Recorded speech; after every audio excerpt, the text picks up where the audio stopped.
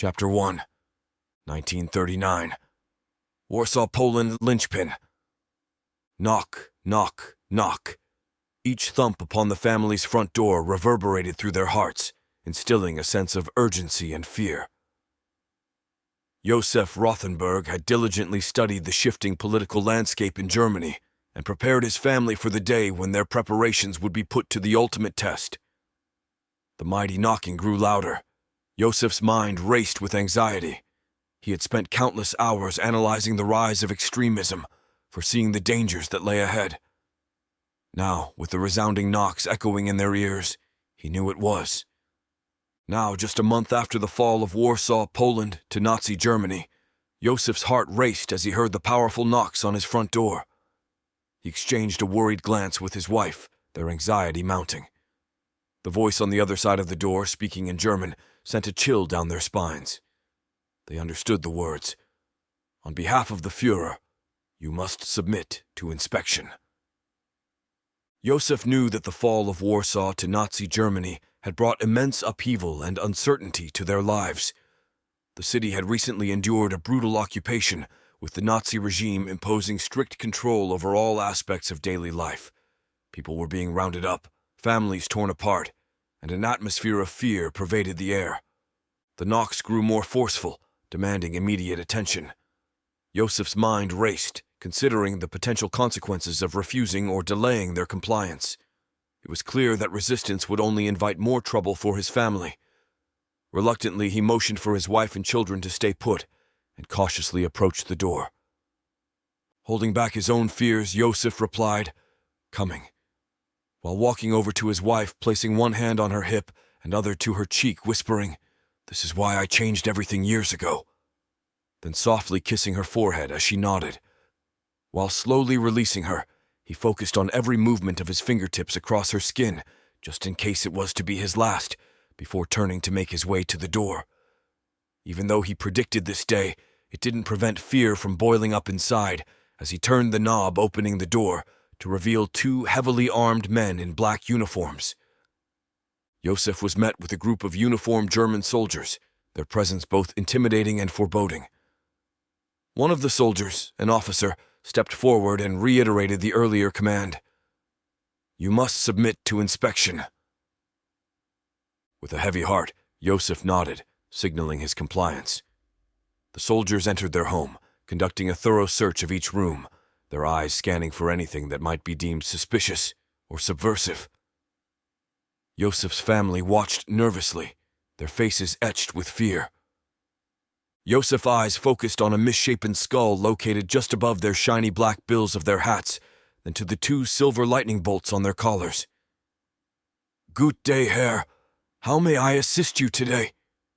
Josef inquired as if he was somehow glad to see them. Without replying, they began entering while Jose did not hesitate to step aside, allowing them unrestricted passage.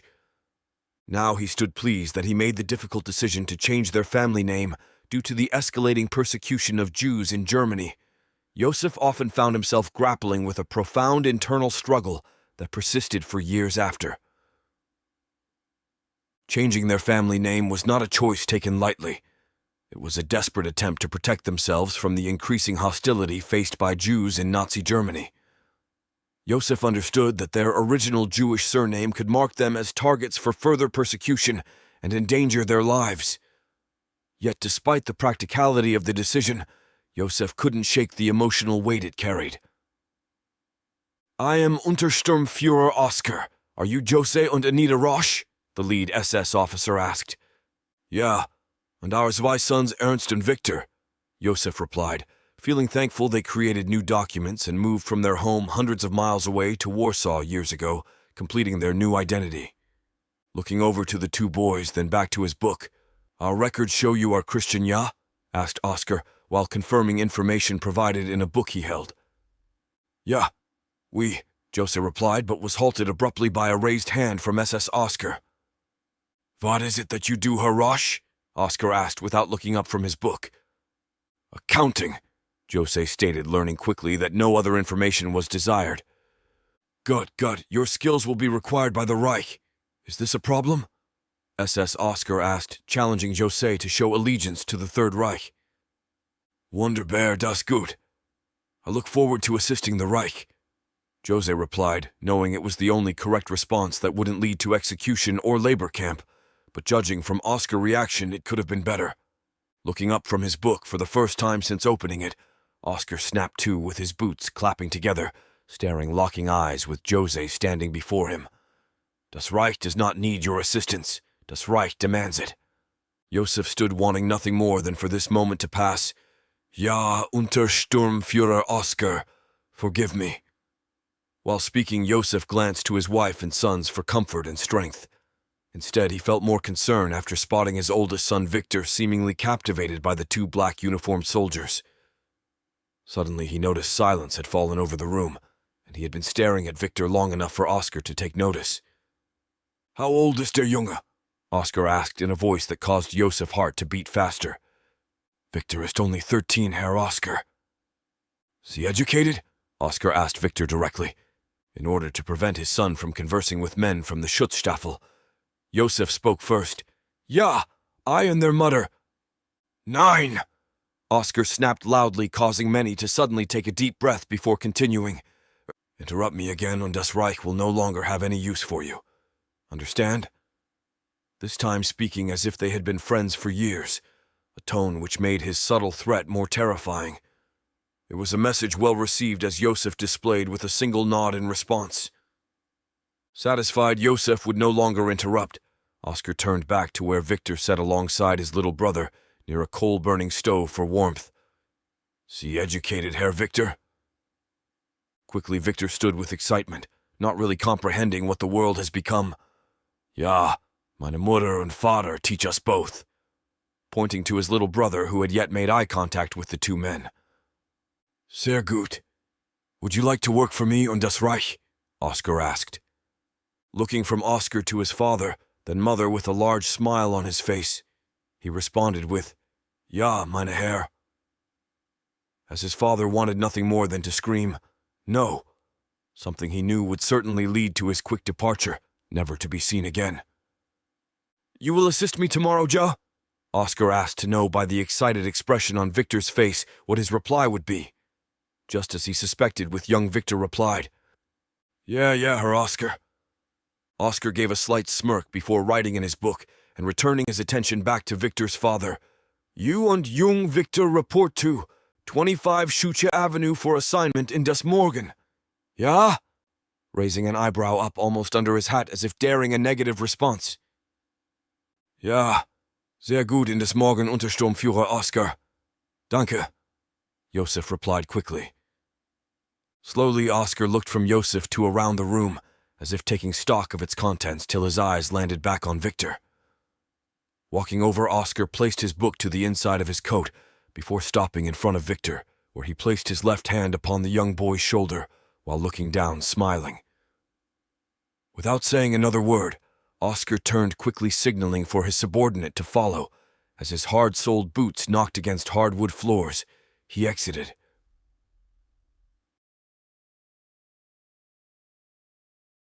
As Josef stirred from his uneasy slumber, the weight of the impending day descended upon him like an oppressive shroud. Despite the apparent triumph of their forged identities, an unforeseen and disconcerting revelation about his son Victor gnawed at him incessantly. Josef had never fathomed that their painstakingly crafted new lives would come to be shadowed by the disheartening reality that Victor had become entangled in the folds of the Reich itself, the very regime they had assumed false identities to evade, the very system that had instilled fear deep within their souls. Josef held little concern that Victor would intentionally unveil their concealed identity. Their sons had been mere children when Josef and Anita had embarked on the arduous journey of altering the course of their family name, rendering their prior life a fragment of memory. Yet Josef's apprehension bore weight in another realm, the responsibilities that might be placed upon Victor and the potential adversaries he could find himself pitted against.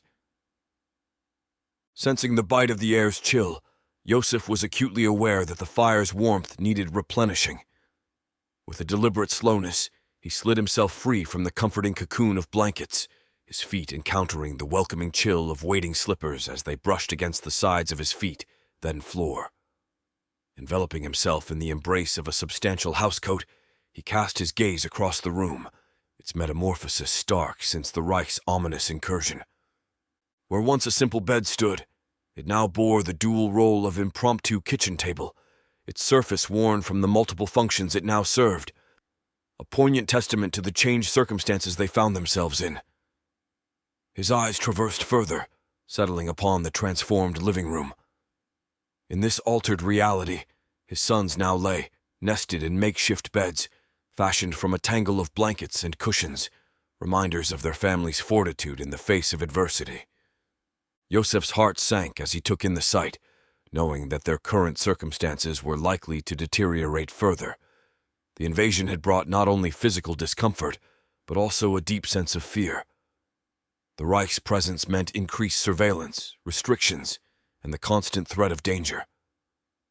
Despite challenges and the uncertain future, Yosef remained resilient. He knew he had to stay strong for his family, offering them whatever comfort and support he could amidst the turmoil. The weight of responsibility rested heavily on his shoulders, but he was determined to protect his loved ones and navigate the treacherous path that lay ahead. Yosef knelt down to tend to the fire. The crackling sound provided a brief moment of warmth and reassurance. It reminded him that even in the darkest of times there was still a glimmer of hope. With a heavy heart but a steadfast spirit, he steeled himself for the challenges they would face, knowing that their strength as a family would be their greatest asset. "Father, is it time to go?" a sleepy Victor asked as his father walked over to stoke the fire. "9. Sleep, mine son." Yosef felt his emotions boiling up at thoughts of his son working for the Nazis while placing coal on the fire.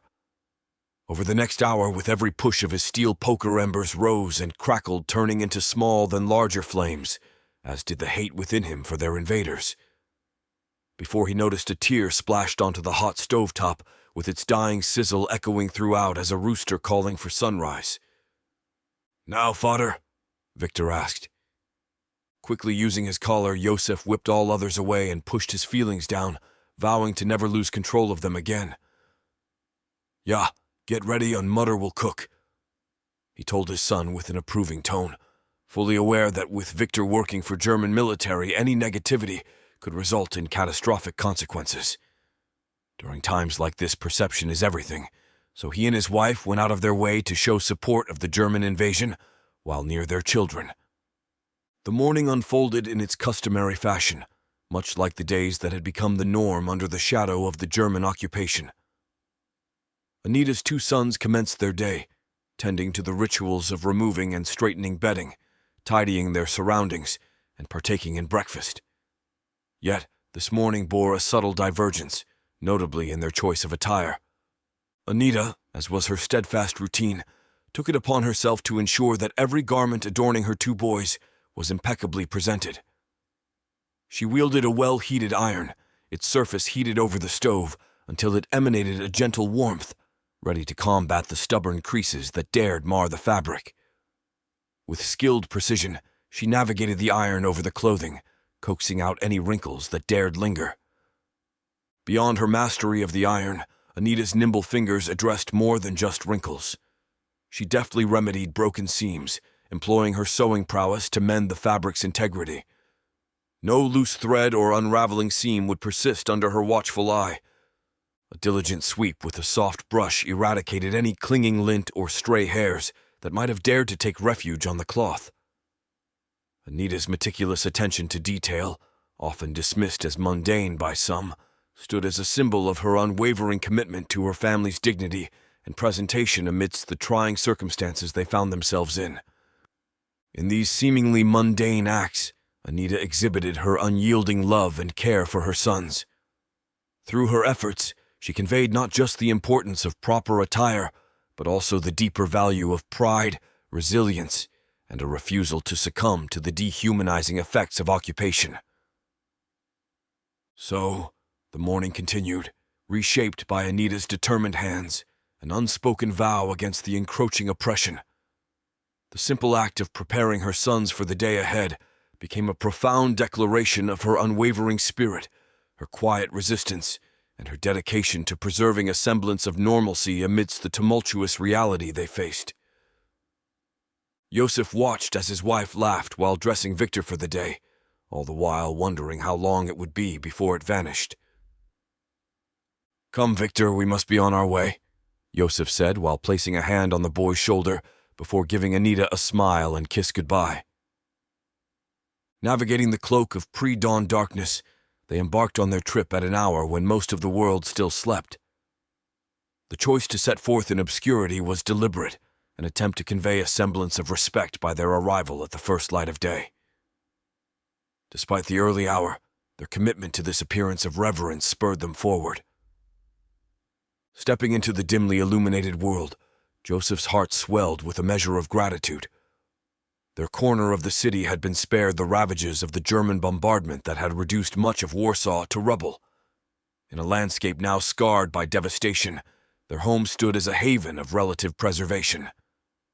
This fortune, however small, was a stark reminder of the relentless brutality faced by others in neighboring districts. With a hand firm yet tender, Joseph clasped Victor's smaller hand. Together, they crossed the threshold of their front door, embracing the unknown expanse of the pre-dawn hours. The feeble glow of a modest light source guided their way, casting just enough radiance to trace a narrow path through their courtyard. This path, well-worn and familiar, led them to the sidewalk that traced their street. The shroud of darkness, their footsteps were a testament to their unwavering determination. They walked with the weight of the times upon them, a shared burden that fortified their steps. Each stride was a gesture of defiance against the occupiers, a proclamation of their resilience and their commitment to each other and their community. The soft glow of their guiding light flickered, casting ethereal shadows that danced around them. In this muted radiance they walked side by side, their connection unbroken even in the obscurity of the hour. As they ventured forth into the dim embrace of dawn, Joseph and Victor's presence stood as a testament to the indomitable spirit that refused to be extinguished, even in the face of overwhelming darkness. Almost jumping with excitement, Victor asked, "Father, how far is it?" Just then the sidewalk in front of their home lit up bright from headlights. As they neared cautiously, he responded, "Probably not long as we planned." Step by step they approached the car, its headlights casting an eerie glow that seemed to intensify with each passing moment. Every footfall Joseph took was accompanied by an escalating heartbeat, the rhythm echoing the frantic pace of his thoughts. Were their true identities exposed? Was this the moment their carefully woven tapestry of secrets would unravel? A deluge of questions cascaded through his mind like a waterfall in a storm. The unknown possibilities thundered around him, threatening to drown out rationality. The unsettling stories of families disappearing into the night clawed at his consciousness. An entire existence, swallowed by darkness, leaving behind only a haunting void. His grip on Victor's hand grown tight, a tangible lifeline in the swirling uncertainty. The raw intensity of his fear was etched onto his face, his eyes reflecting his thoughts of dread. Every ounce of his being was prepared to surge into motion at the slightest hint of trouble, to yank Victor along, their legs churning like piston-driven engines in a desperate escape. Yet, even in their shared effort to evade capture, the bitter truth remained. As much as they ran, as fast as they fled, the odds of survival were painfully slim when attempting to outrun bullets. The stark reality hung over them like a shadowy specter, an unspoken truth that contrasted the hope in Joseph's grip on Victor's hand. The illuminated car represented both an opportunity to escape and a perilous snare. The light that revealed their path also cast the longest shadows, magnifying their vulnerability. In taking those last few steps, the strength of their connection and the weight of their survival instincts coalesced. Each heartbeat was that of defiance, each step a testament to their tenacity. In the face of the unknown, they pressed forward, ready to confront whatever lay ahead, driven by an unyielding desire to continue breathing despite the suffocating grip of fear. "Guten Morgen," one of the dark figures said, opening the car door for them to get inside. Though his tone was kind, Joseph was still ready to run, while slowly entering after his son. Untersturmfuhrer Oscar, we appreciate the ride, but we were ensuring an early arrival by leaving early. Victor and I are extremely excited about being helpful. Joseph said, doing his best to seem very appreciative, even though it created a foul taste in his mouth. Gut, is all Oscar said, not just then, but the entire ride to headquarters. Once the car stopped out front, Oscar exited and walked around, opening Victor's door. You will come with me and Franz will escort you to your duties. Without waiting for acknowledgement, Oscar turned with the Victor and walked to the tall building. It wasn't till they had entered when the driver turned off the vehicle, saying one word, and not in the pleasant tone he had greeted them, Guten Morgen, earlier. No. This time, with a demanding tone, he said one word, Come. Joseph quickly exited and began following Franz to the same door Oscar had taken his son, unable to figure out how come they all didn't go in at the same time.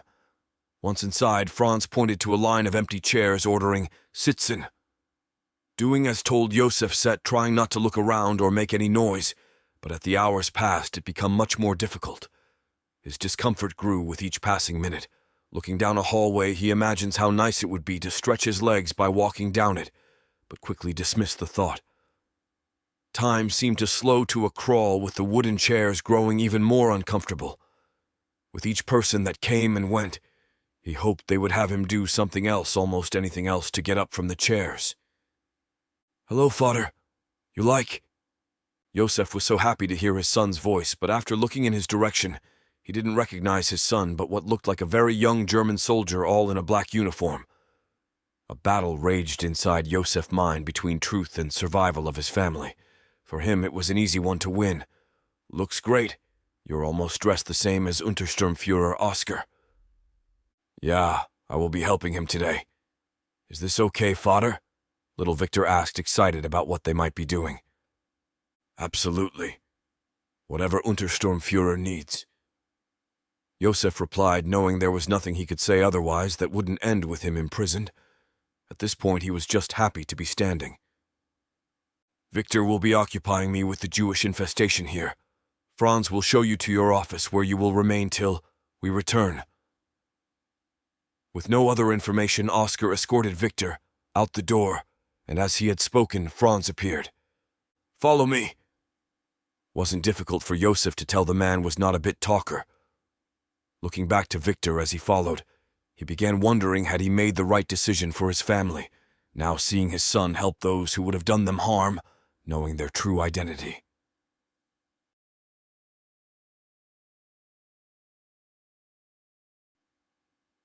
Years passed, and the fortunes of the Roche family underwent a transformation, evolving from the trials of earlier days into a state of comparative abundance.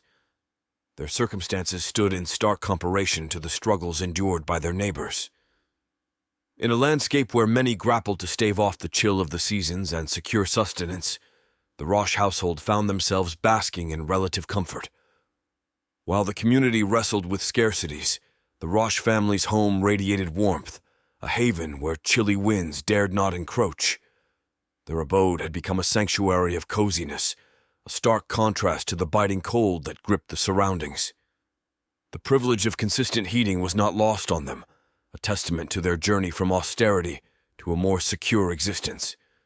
In a time where empty bellies were a painful reality for many, the Roche household boasted the blessing of nourishment. Their table bore the bounty of fresh eggs, a symbol of sustenance that whispered promises of protein-rich meals. Flour, a fundamental component of culinary creation, lay at their fingertips, ready to be transformed into dishes that would delight the palate and soothe the gnawing pangs of hunger. The air delivered fragrant strokes of their culinary creations. Scents of carefully prepared meals wafted through their abode, a fragrant delight that enticed the most famished of stomachs. Smoke gracefully spiraled from their chimney, an ethereal dance that bore witness to the hearth's perpetual glow. Their neighbors, aware of the glaring contrast in their living conditions, knew better than to approach the Roche residence, even as hunger gnawed at their bellies. They had observed the arrival of Untersturmfuhrer Oscar's car each morning, bearing 2 small Nazi flags on each side. The vehicle's distinctive appearance, with the flags positioned before the bright headlights, was impossible to miss, especially when it came to a stop. Victor, having shed his childhood innocence, was always waiting near his father when Untersturmführer Oscar arrived. The purpose of these encounters became evident to the community, as the Roche family seemed to be the recipients of special privileges and resources. The connection between their good fortune and the visits from the Nazi officer became increasingly apparent. The presence of the Nazi flags and the officials' visits highlighted the complexities of their situation. While the Roche family seemingly benefited from their association with the regime, it was a double-edged sword. Their improved living conditions came at the cost of aligning themselves with a system that brought suffering and oppression to their fellow citizens. Yosef's heart weighed heavy with this reality. He understood the sacrifices they were making and the risks they were taking by accepting assistance from a Nazi officer. It was a delicate balance between survival and the moral compromises they were forced to make. They lived with constant fear of being discovered, knowing that their comfort and security could be shattered in an instant. In these challenging times, Yosef sought solace in his family, finding strength and support within their tight-knit unit. They leaned on each other, navigating the complexities of their situation together as they tried to make the best of an impossible circumstance. Yosef noticed changes taking place in his young son almost from the first day after being introduced to his new job working alongside Oscar. First, it was his uniform with black and silver outlines he had been issued, which he also slept in for months. Then slowly Yosef noticed he began pulling away by no longer holding his hand in the morning or playing games with his younger brother. For Yosef, none hurt like not hearing his son say father, but calling him by his name, Yosef. He could see his son had become what he had feared would destroy his family, only instead of them all being sent to concentration camps, they became part of the evil. Victor called out to his father, noticeably irritated by not immediately receiving a response. Looking up from documenting one of many paintings brought in by Oscar and his son, undoubtedly from another Jewish family, disdain for what his son was doing could be felt in his reply, "Yes, Victor." "Oh, Yosef, do you not have stomach for what has to be done anymore?" Victor condescendingly asked his father. The last 5 years had changed Victor into something he had never anticipated when he and his wife had decided to change their names. Yosef could feel he possibly had lost his son for good, but was not prepared to give up on him. Just been a long day cataloging all these artworks for shipping back to Berlin. Good. We have a long day ahead tomorrow. Oscar and I are going to gather up some scientists that are being sent west for safety. It seems from reports many have been targeted or defecting, but we shall make sure it ends. Victor spoke as if he knew more than he was saying. Concerned for what his son had become, Yosef thought of telling his son of their true faith and namesake, only to push it down once again for fear of his other son and wife becoming victims. Instead, Yosef knew his son only came into this area of headquarters where had been assigned when it was time to go home. "I'll put this ledger away and we can leave. Are there any stops on the way home or—" Yosef was cut off by Franz calling out, "Herr Victor! Herr Victor!" Quickly, Victor turned to the open door where Franz appeared. "Yeah, what's the matter?" "We have orders to move tonight. Here, take this, Herr Victor. Untersturmführer Oscar requests you return." Franz informed young Victor while handing him a holster containing a PO-8 Luger 9mm. Victor's eyes lit up at first sight of a pistol he had desired for many years, and just as he placed his hand upon it, they heard thunderous explosions in the distance. "What is that?"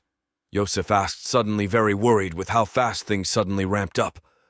He had been used to hearing small booming attacks by the rebellion, but this was much different.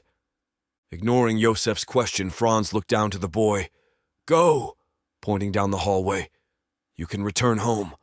The boy will be much later." Victor was still close enough to hear Franz and smiled as he picked up speed while grasping tight to his new Luger pistol. All these years working closely with Oscar hunting down fugitives from the Reich and confiscating riches from Jews had made him feel invincible. Now thoughts of what tonight's mission meant brought visions of one day having SS silver lightning bolts placed upon his collar.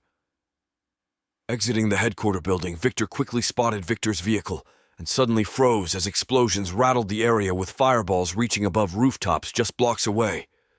"Keep moving!" Franz shouted, grabbing Victor's upper arm as he passed. That alone was enough to snap him to the task at hand, and once again he began taking the lead, outrunning Franz till they both approached Oscar. "Ah, glad you could join us, Victor. Jump in and we have somewhere to be." Oscar half grinned while rubbing his MP-40 machine gun. In less than a minute, they and 3 other trucks raced down city streets while Victor fought to attach his Luger pistol holster on his belt. After many tries, it was finally secure where he wanted it, and when he finally looked up, he marveled at just how fast they were moving. "We are almost there. Stay close to me, Air Victor, and be on guard. There may be intruders," Oscar informed him while checking his own weapon. Yeah. Victor struggled to even respond a little with all excitement boiling up inside him. For most of the trip, he wondered where they were headed but didn't dare to ask. But as they neared the building, he knew as headlights shined upon a small sign. It was a Reich research facility. He assumed their mission that was to take place in the morning to secure local scientists and move them back to Berlin had been moved up due to bombing. Readied himself to follow, Oscar placed his hand on his pistol holder, pressing it to his side to prevent it from flopping, as he ran to keep up with others as they came to a stop. "Move! Everyone off the trucks and surround the building. Nobody leaves. You all have a list of those we are securing. Find them and place them on the truck. Move out!"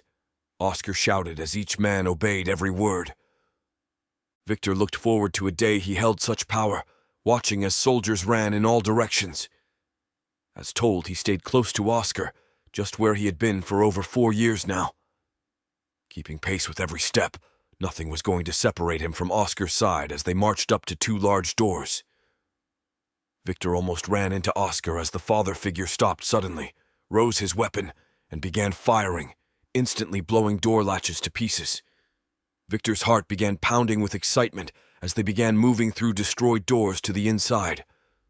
The large open area just inside was dark, except for car lights shining inside and occasional fireball illuminating areas as bombs exploded. Along the far wall, Victor caught a glimpse of movement, but did not think it his place to speak. Suddenly, a figure sprung out of darkness with a pistol in hand, knocking him down and placing it to Oscar's head. Looking up, Victor could make out only a red and white stripped patch attached to the man's uniform, as flashes of light flickered. Suddenly, more men appeared, with some restraining the very scientist they had come to retrieve. Suddenly, it was clear to Victor why this mission had been moved. Slowly, he reached down, raising his holster flap, sliding his hand and grasping the pistol handle, and waited for his chance to prove himself to Oscar. "The building is surrounded. You have nowhere to go." Oscar spoke with a powerful voice, still unafraid, as the man's pistol kissed his temple. From darkness, another man stepped forwarded. "You Nazi bastards think we came here without contingency plans that didn't consist of rotting in one of your prison camps. The war is coming to an end, and if you want to survive, I suggest you drop your weapon." He spoke in flawless German. Slowly, Oscar turned to face Victor lying on the floor, making eye contact with his young protege, before speaking with a pistol still to his head.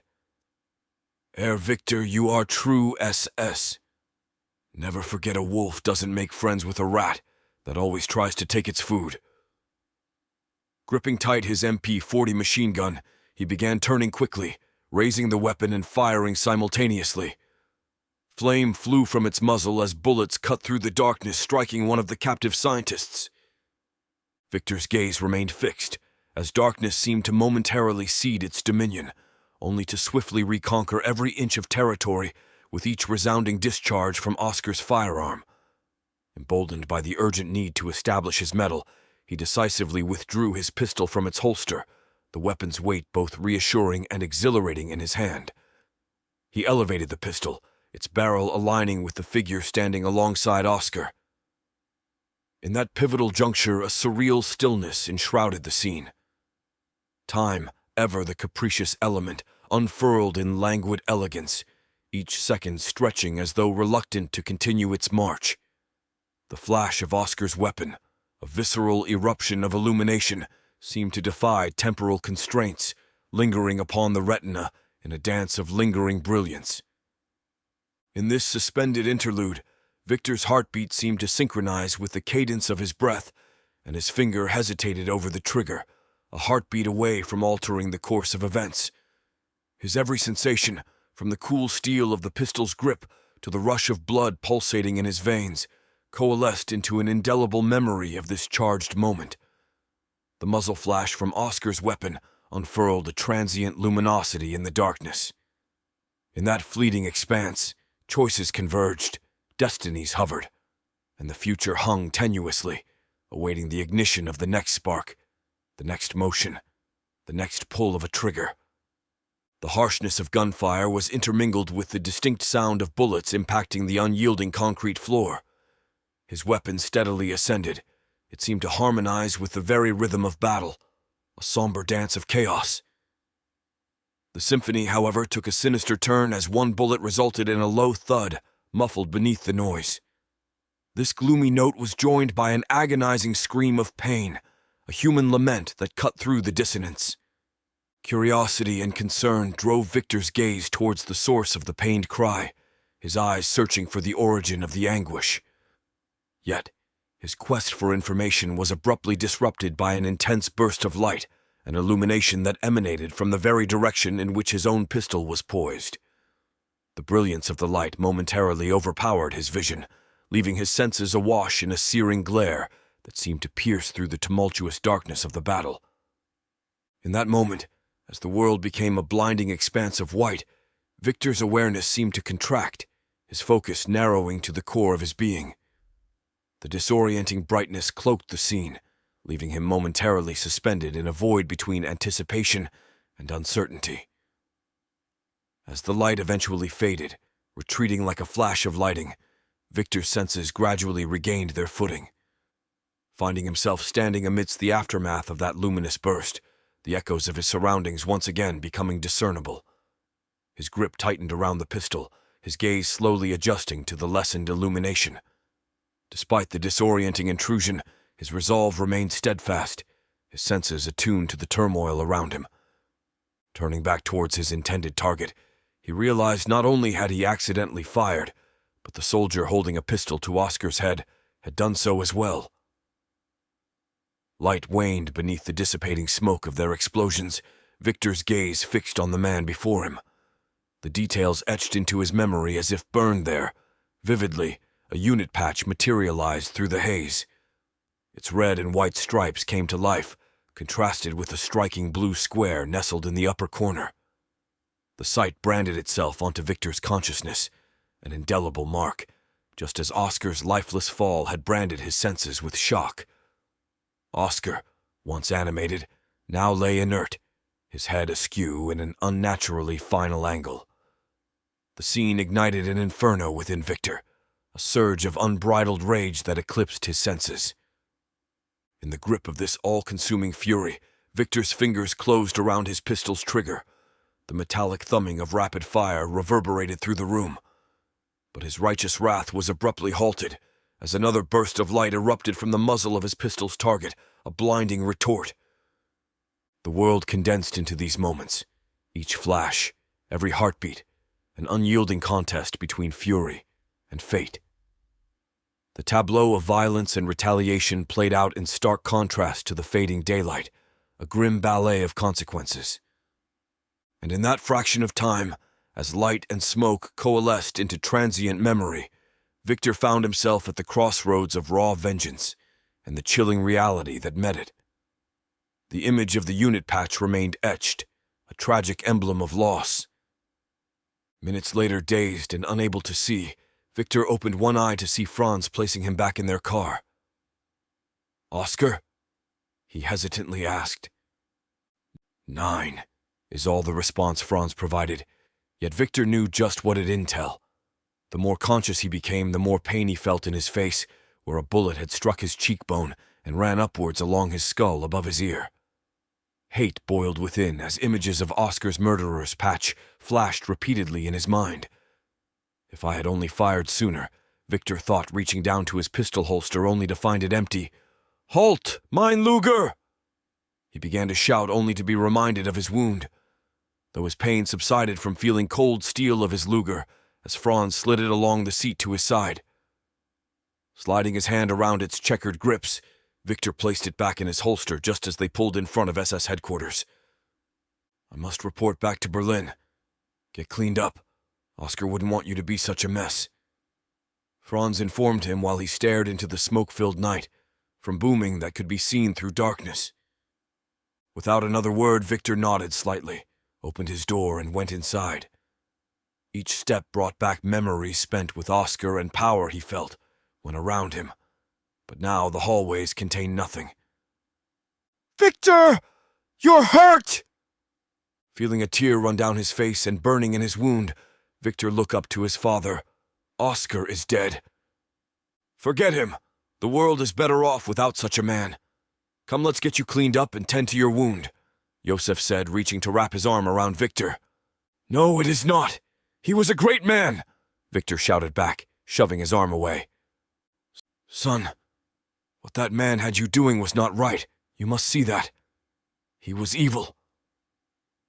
Yosef could see things had been allowed to play out for much too long. With Oscar dead and what was most certainly were Soviets attacking, he felt it time to tell Yosef his true history. Grabbing his son with one hand on each shoulder, Yosef stood facing him, looking directly into his eyes. "Your birth name is not Rosh, it is Rothenberg. We are Jewish, not Christian.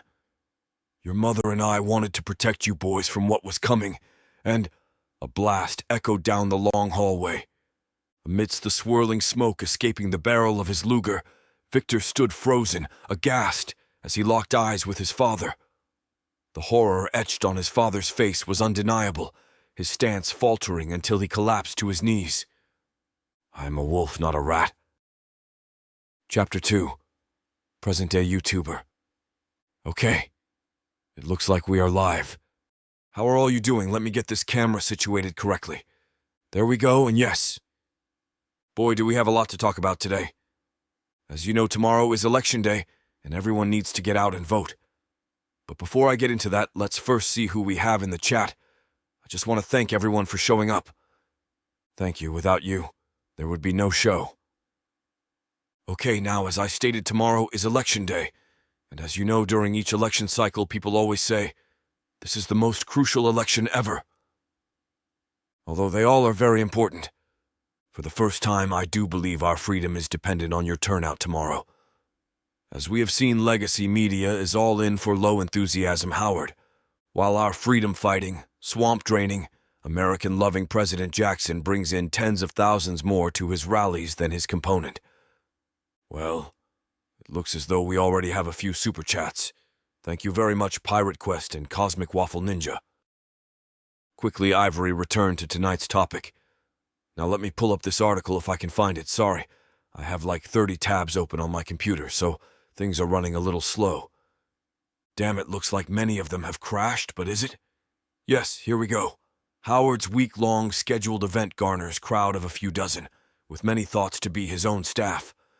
It stands to reason because, let's face it, the only reason anyone would want to go see him is to witness firsthand the kind of bumbling, jumbled-up word mix that typically comes from his mouth.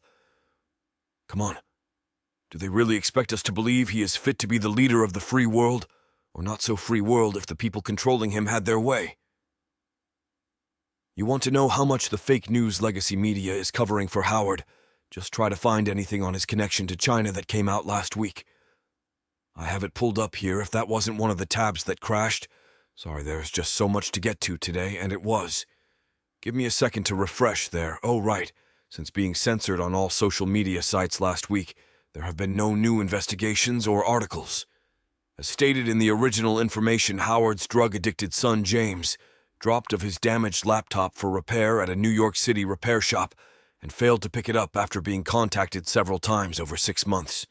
According to New York state law, after 60 days, the computer is considered abandoned, becoming property of the store. Upon review of items contained within the laptop consisting of illegal dealing candidate Howard and his son had with China, ranging from profiting from his previous position as vice president to child pornography.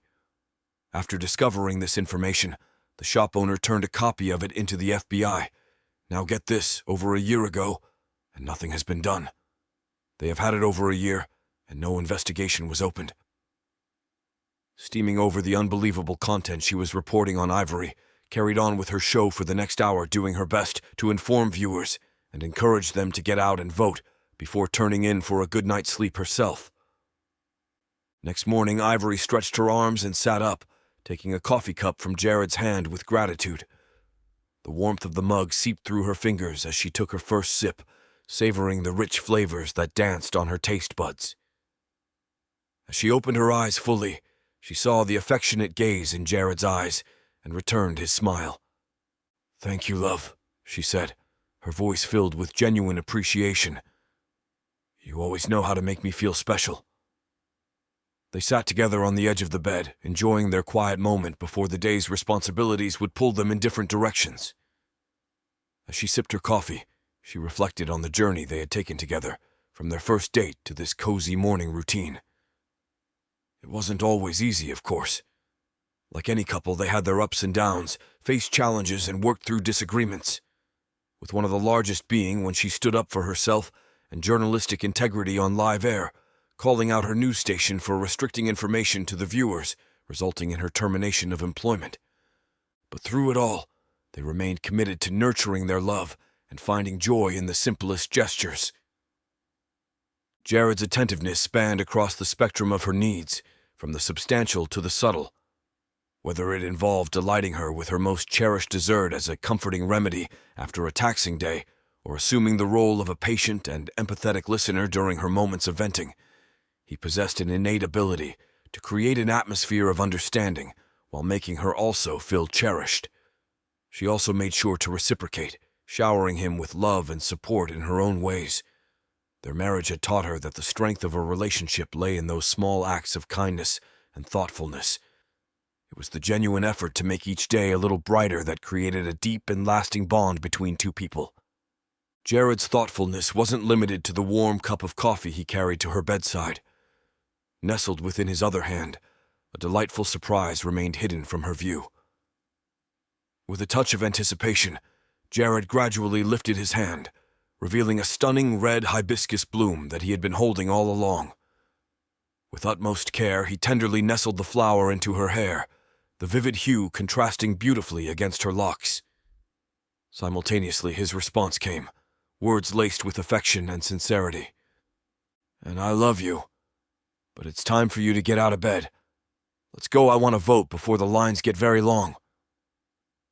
Okay, it's just his way to trick me into getting up and going, but it still counts, Ivory thought as she sipped her coffee, set the cup on the nightstand, adjusted the flower, and pulled their fluffy down comforter back over her head. Though it wasn't long before Jared encouraged her after noticing the coffee and flour had not been effective. "You know, if you were up, we would have time to go by Mama's before the polls." Knowing Mama's was her favorite little mom and pop diner for breakfast, Jared's plan worked, motivating Ivory to wake up with a sense of anticipation as she knew she would be visiting her favorite restaurant, Mama's, later that day. Ever since moving from Connecticut to South Carolina, she had discovered this gem of a place and fallen in love with its southern cooking and genuine hospitality. Infused with a newfound energy, she embraced her morning routine, each step resonating with a subtle, joyful skip. An air of anticipation enveloped her, her heart already savoring the flavors and comfort that awaited her at the restaurant. Amid her preparations for the day, her mind embarked on a journey of reflections, drawn to the tapestry of distinctive encounters she had woven into her life since her move to the South. Coming of age in the embrace of Illinois, Ivory had imbibed a rhythm of life quite distinct from what she encountered in the South. South Carolina, however, had extended an unexpected hand of transformation, providing her with an entirely novel vantage point. Amidst its sprawling landscapes, she had discovered a sense of belonging that had eluded her until now. The very air seemed to carry a different energy, a warmth that mirrored the genuine smiles she encountered on every corner. The community's welcoming embrace formed a stark difference to the bustling pace she had grown accustomed to. She found herself enveloped by friendly faces and kindred spirits, forging connections that reached beyond the mere surface. In this tapestry of Southern life, she unearthed a newfound happiness. The familiarity of Southern cooking, rich with flavors that could dance on the tongue for hours, felt like a warm hug from a long-lost friend. The amalgamation of these elements had woven a tapestry of contentment that draped over her like a cozy blanket. The transformation was not merely external, it was a deep-seated shift in perspective. In South Carolina, Ivory had found not just a place to reside, but a place to thrive, to authentically embrace her passions and find resonance in the vibrant heart of a new cultural cadence. The gun culture, a unique facet of this land, resonated deeply with her, igniting a sense of camaraderie she hadn't known before. Her affection for firearms was yet another facet of her life that had grown more profound since her relocation to South Carolina. Within the folds of this state's culture, she discovered a reverence for the Second Amendment, a sentiment she held close to her heart. The embrace of this freedom within her newfound home resonated deeply within her, igniting a passion that continued to flourish. It allowed her to fully express her passion and connect with others who shared her enthusiasm. With her love for guns and the comfort of Southern cuisine, Ivory saw herself as a true embodiment of the South's unique blend of values and traditions. It was a part of her identity that she celebrated wholeheartedly, cherishing the openness and acceptance she had found in her new community. Having come from a state that notably disregarded the sanctity of the U.S. Constitution, particularly the Second Amendment, the legality of discreetly carrying her concealed pistol continued to strike her as a novel concept. She took a moment to reflect on the divergence, from a place where such an act might raise eyebrows to now, where it was firmly within the boundaries of the law. With practiced efficiency, she secured the firearm within a purpose-built compartment in her purse, a necessary but still unusual preparation for her day. As she positioned the pistol, she was poised to embark on the day's journey. A journey that began with a promise to uphold a cherished tradition. Her destination, Mama's, a place where authenticity and flavors converged in a culinary embrace. With Jared as her witness, she aimed to keep their breakfast pact alive, savoring each bite as an assertion of their autonomy in a world still transitioning from different norms. Their breakfast ritual would set the tone for the day, fortifying them with a sense of unity and purpose as they stepped into a larger civic duty. Soon, they would find themselves amidst a massive, winding line, a testament to the power of democracy. Patiently, they would endure the wait, fueled by the knowledge that their presence in that line was a privilege denied to many across the world. Minutes stretched into an hour. Ivory's resolve remained unswayed. The line symbolized more than just a bureaucratic process. It was a tangible manifestation of the rights and responsibilities woven into the fabric of their nation. A right to shape their future, a responsibility to participate in its evolution. In the end, as the line moved forward and their turn drew near, Ivory's journey from a place that disregarded essential constitutional principles to a realm that celebrated them resonated deeply within her. From the concealed pistol to the breakfast pact, and now in this line, she found herself navigating a complex tapestry of rights, freedoms, and individual choices that defined the essence of their society. Finally reaching the front of the line, Ivory's anticipation peaked. Ready to vote for Jackson, she stepped forward to receive her ballot. Yet, an oddity caught her attention. She was given a Sharpie instead of the usual pencil used by others. While filling out her ballot, Ivory noticed that the lady behind the glass was distributing both pencils and Sharpies to fellow voters. This subtle inconsistency ignited her journalistic curiosity. Amid marking her choice, she recognized the importance of remaining vigilant in protecting the integrity of the electoral process. Dismissing it as a random occurrence, Ivory completed her ballot without dwelling on the situation. As she returned to hand in her vote, she continued to observe closely. The election worker took others' ballots before hers and placed them in the processing box. While everything appeared normal, the memory of being handed a black Sharpie after presenting her voter registration card remained unsettling. Troubled by the incident, Ivory hastened her steps to catch up with the departing individual she had noticed earlier. Without delay, Ivory approached the person, her desire for clarity propelling her forward. She had seen this person receiving a pencil, and while she hadn't confirmed their vote, a Howard sticker on her shirt hinted at a straight Democratic choice. Still outside the polling place, her eyes landed on an older gentleman wearing a Vietnam veteran's hat. Determined to gain a broader perspective, she approached him and respectfully inquired, "Excuse me, sir, would you mind sharing which party you voted for?" With a smile, he replied, "Republican. Jackson, all for freedom." From their car, she then heard Jared call out, "Come on, Roger just called and said they got in a shipment of ammunition, but he can't hold it." Ivory got excited at the thought of finding ammunition. As she turned away from the veteran, she asked one last question. "Did you use a Sharpie or pencil?" With a confused look, he replied, "Sharpie." Perplexed by the unfolding scene at the polling station, Ivory decided it was prudent to research the recommended writing implement for optimal machine processing results. However, before she knew it once again, they were standing in yet another line outside their local gun shop in hopes of obtaining 9mm ammunition. With riots in large cities and Howard's anti-Second Amendment promises, millions of people were now buying firearms. With that came a massive shortage of ammunition, resulting in long lines as gun shops ration out what ammunition shipments did arrive. With luck on her side, salesman behind the counter handed her his last box of 100 rounds. Granted, they now cost double, but nevertheless happy to have them. Ivory felt this was turning out to be one of those days where everything keeps going her way. As hours drifted by, Ivory and Jared wandered hand in hand through their neighborhood park. Gazing into each other's eyes, a shared sentiment danced on their lips, each echoing, almost in unison. "So glad we made the move."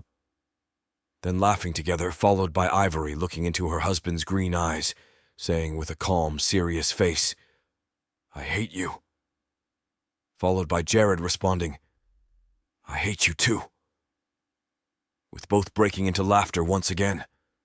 Neither knew how that word game got started, but assumed it was due to feeling all their "I love you" to each other needed to be balanced out. Their stroll approached its conclusion. Ivory became aware of the sun inching toward the horizon. Glancing at her watch, she realized that time had flown by, and some election polls were likely beginning to tally results. The day had been so thoroughly delightful that it had consumed her attention, leaving little opportunity to prepare for tomorrow's show. "Oh no, we still have to get snacks for tonight," Ivory exclaimed. Jared laughed slightly. "We have time. Hell, everyone knows Jackson is going to win. Just look at the massive following he has versus hardly able Howard." He finished by filling the park with laughter. Soon as Ivory arrived home, she settled in with her notepad, snacks, and Jared. They both turned their attention to the election results unfolding on the television screen. Excitement and anticipation filled their living room as they eagerly awaited the outcome of the election. However, as they watched the coverage provided by the mainstream media, Ivory couldn't help but notice what seemed to be a bias in the reporting. The media appeared to be quick to call states in favor of Howard, the opposing candidate, while being cautious in declaring states for President Jackson, the incumbent. This discrepancy in the media's coverage frustrated Ivory, but she wasn't overly worried. She had been following the election closely and had observed that President Jackson held significant leads in the majority of states where the majority of votes had been counted. The biased reporting from the mainstream media did little to sway her confidence in the true state of the race. Annoyed by the media's premature calls, Ivory focused her attention on her notepad, jotting down the actual results she was seeing on the screen. She knew that reliable information was essential, and she wanted to ensure she had an accurate record of the election's progress. Jared, sensing her frustration, placed a comforting arm around her shoulders. "Don't let their biased reporting get to you," he said reassuringly. "We've seen this before. It's important to trust in the democratic process and the power of the people's votes." Ivory nodded, grateful for Jared's support. She knew that staying informed and critical of media narratives was crucial, especially during such important events. She refused to let the media's biased coverage dampen her confidence in the democratic system and the voice of the people. Together, Ivory and Jared continued to watch the election coverage, analyzing the numbers and discussing the potential outcomes. After hours of watching and no new data coming in, Ivory and Jared decided to go to bed, confident that the true will of the people would prevail. As the night progressed, they eagerly awaited the final results, confident when they awakened in the morning the race would be called for President Jackson, who held a very substantial lead in almost all states. Eager to grasp the unfolding results of the presidential election, Ivory awoke early, greeted by the aroma of freshly brewed coffee wafting into their bedroom. With a brisk motion, she swung her legs out of bed, her feet landing softly into the waiting embrace of fluffy slippers. As she stood, her pistol-print pajamas were smoothed with a contented smile playing across her face. Every step she took toward the kitchen, where her husband awaited with the election coverage already engaged, seemed to amplify her anticipation. Spotting Jared sitting on a stool pulled up to their counter, she walked over, giving him a kiss to his cheek before pouring a cup of caramel-flavored coffee. Up till now, she had heard nothing but commercials, but as she turned toward the television, taking a sip from her cup, commercials ended, and she listened closely. Breaking news, we bring it to you first. Frederick Howard is now predicted to win the presidency. What the hell? There's no way that can be. There were only 6 states left, and Jackson had nearly a 1 million vote lead in most of them, with 80+% of votes already counted. She felt as though someone had given her a roundhouse kick to the gut. Outraged, she dove into article and statistics, attempting to find all information she could on how this had happened. Then a thought occurred to her. Sharpie, did that have something to do with it? After a few hours of research, it was time to go on the air with her channel. Hello, everyone. We are live, she said, forcing out a smile. Before we get into what has been a ridiculous series of events, let's see who is here. Looks like we have Chuckle Ninja, Pajama Llama, Pirate Quest, Witty Banana Peel, Giggle Snorter, and many, many others. Okay, first let me start by saying, unlike those in the legacy media, I want to bring you the facts before starting our discussion. Unfortunately, there are no facts other than they are all in for Howard and want nothing more than to see Jackson thrown out of office. The good thing is, media does not call elections, no matter how much they want to. They can call it for Frosty the damn snowman if they want, it doesn't matter, because there are many inconsistencies and evidence of vote tampering already coming out. We will not know for some time. Ivory stayed live on her YouTube channel for the next few hours, going over statics, criminal behavior by Democrats at polling locations, and even her own experience being handed a Sharpie while others were handed pencils. The months rolled on. A tempest of court battles unfolded, centered around allegations of voter fraud, claims of tampered votes, and suspicions of ballot box manipulation. Throughout this tumultuous period, the news media consistently brushed aside each accusation as implausible. Despite the mounting pile of cases presented before courts, each one was swiftly dismissed, evidence never given the chance to see the light of day. With every case that entered the judicial arena, judges exhibited an almost routine efficiency in squashing them, one after another, before the possibility of evidence being weighed. The backdrop of these dismissals painted a picture of skepticism that seemed to permeate the corridors of justice. Ultimately, the legal battlefield extended its reach to the highest echelons of power, the Supreme Court of the United States. However, even here, the door to a fair hearing remained tightly shut. The claims, the evidence, and the collective voices behind them were turned away without a moment's consideration, a stark testament to the overarching tone of skepticism that pervaded the entire process.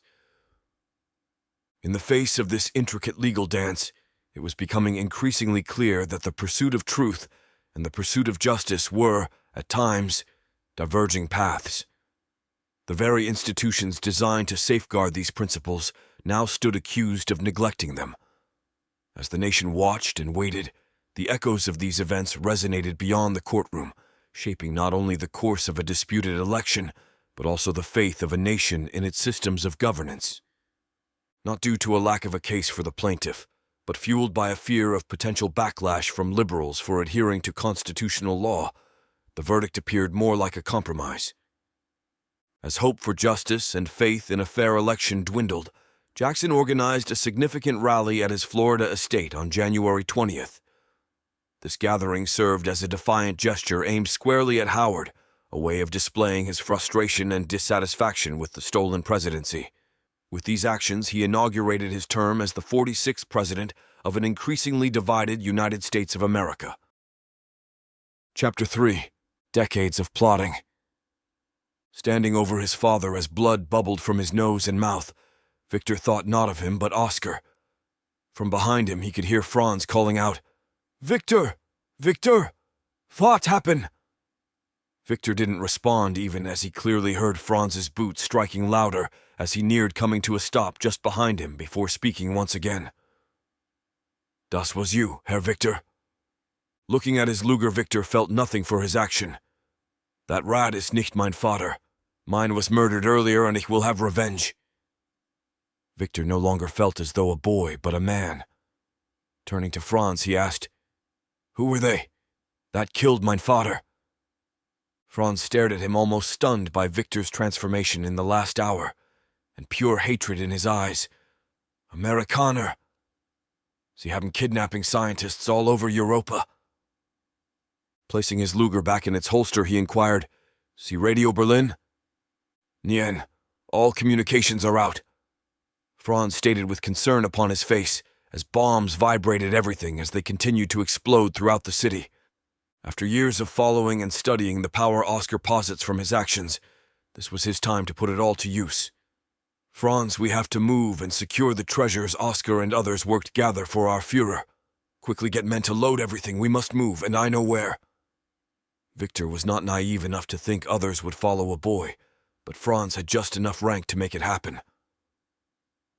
Over the next 3 days, they all worked furiously loading trucks with precious art, gold, silver, jewelry, diamonds, and most of all his favorite time confiscation historical work with Oscar, the Russian Amber Room.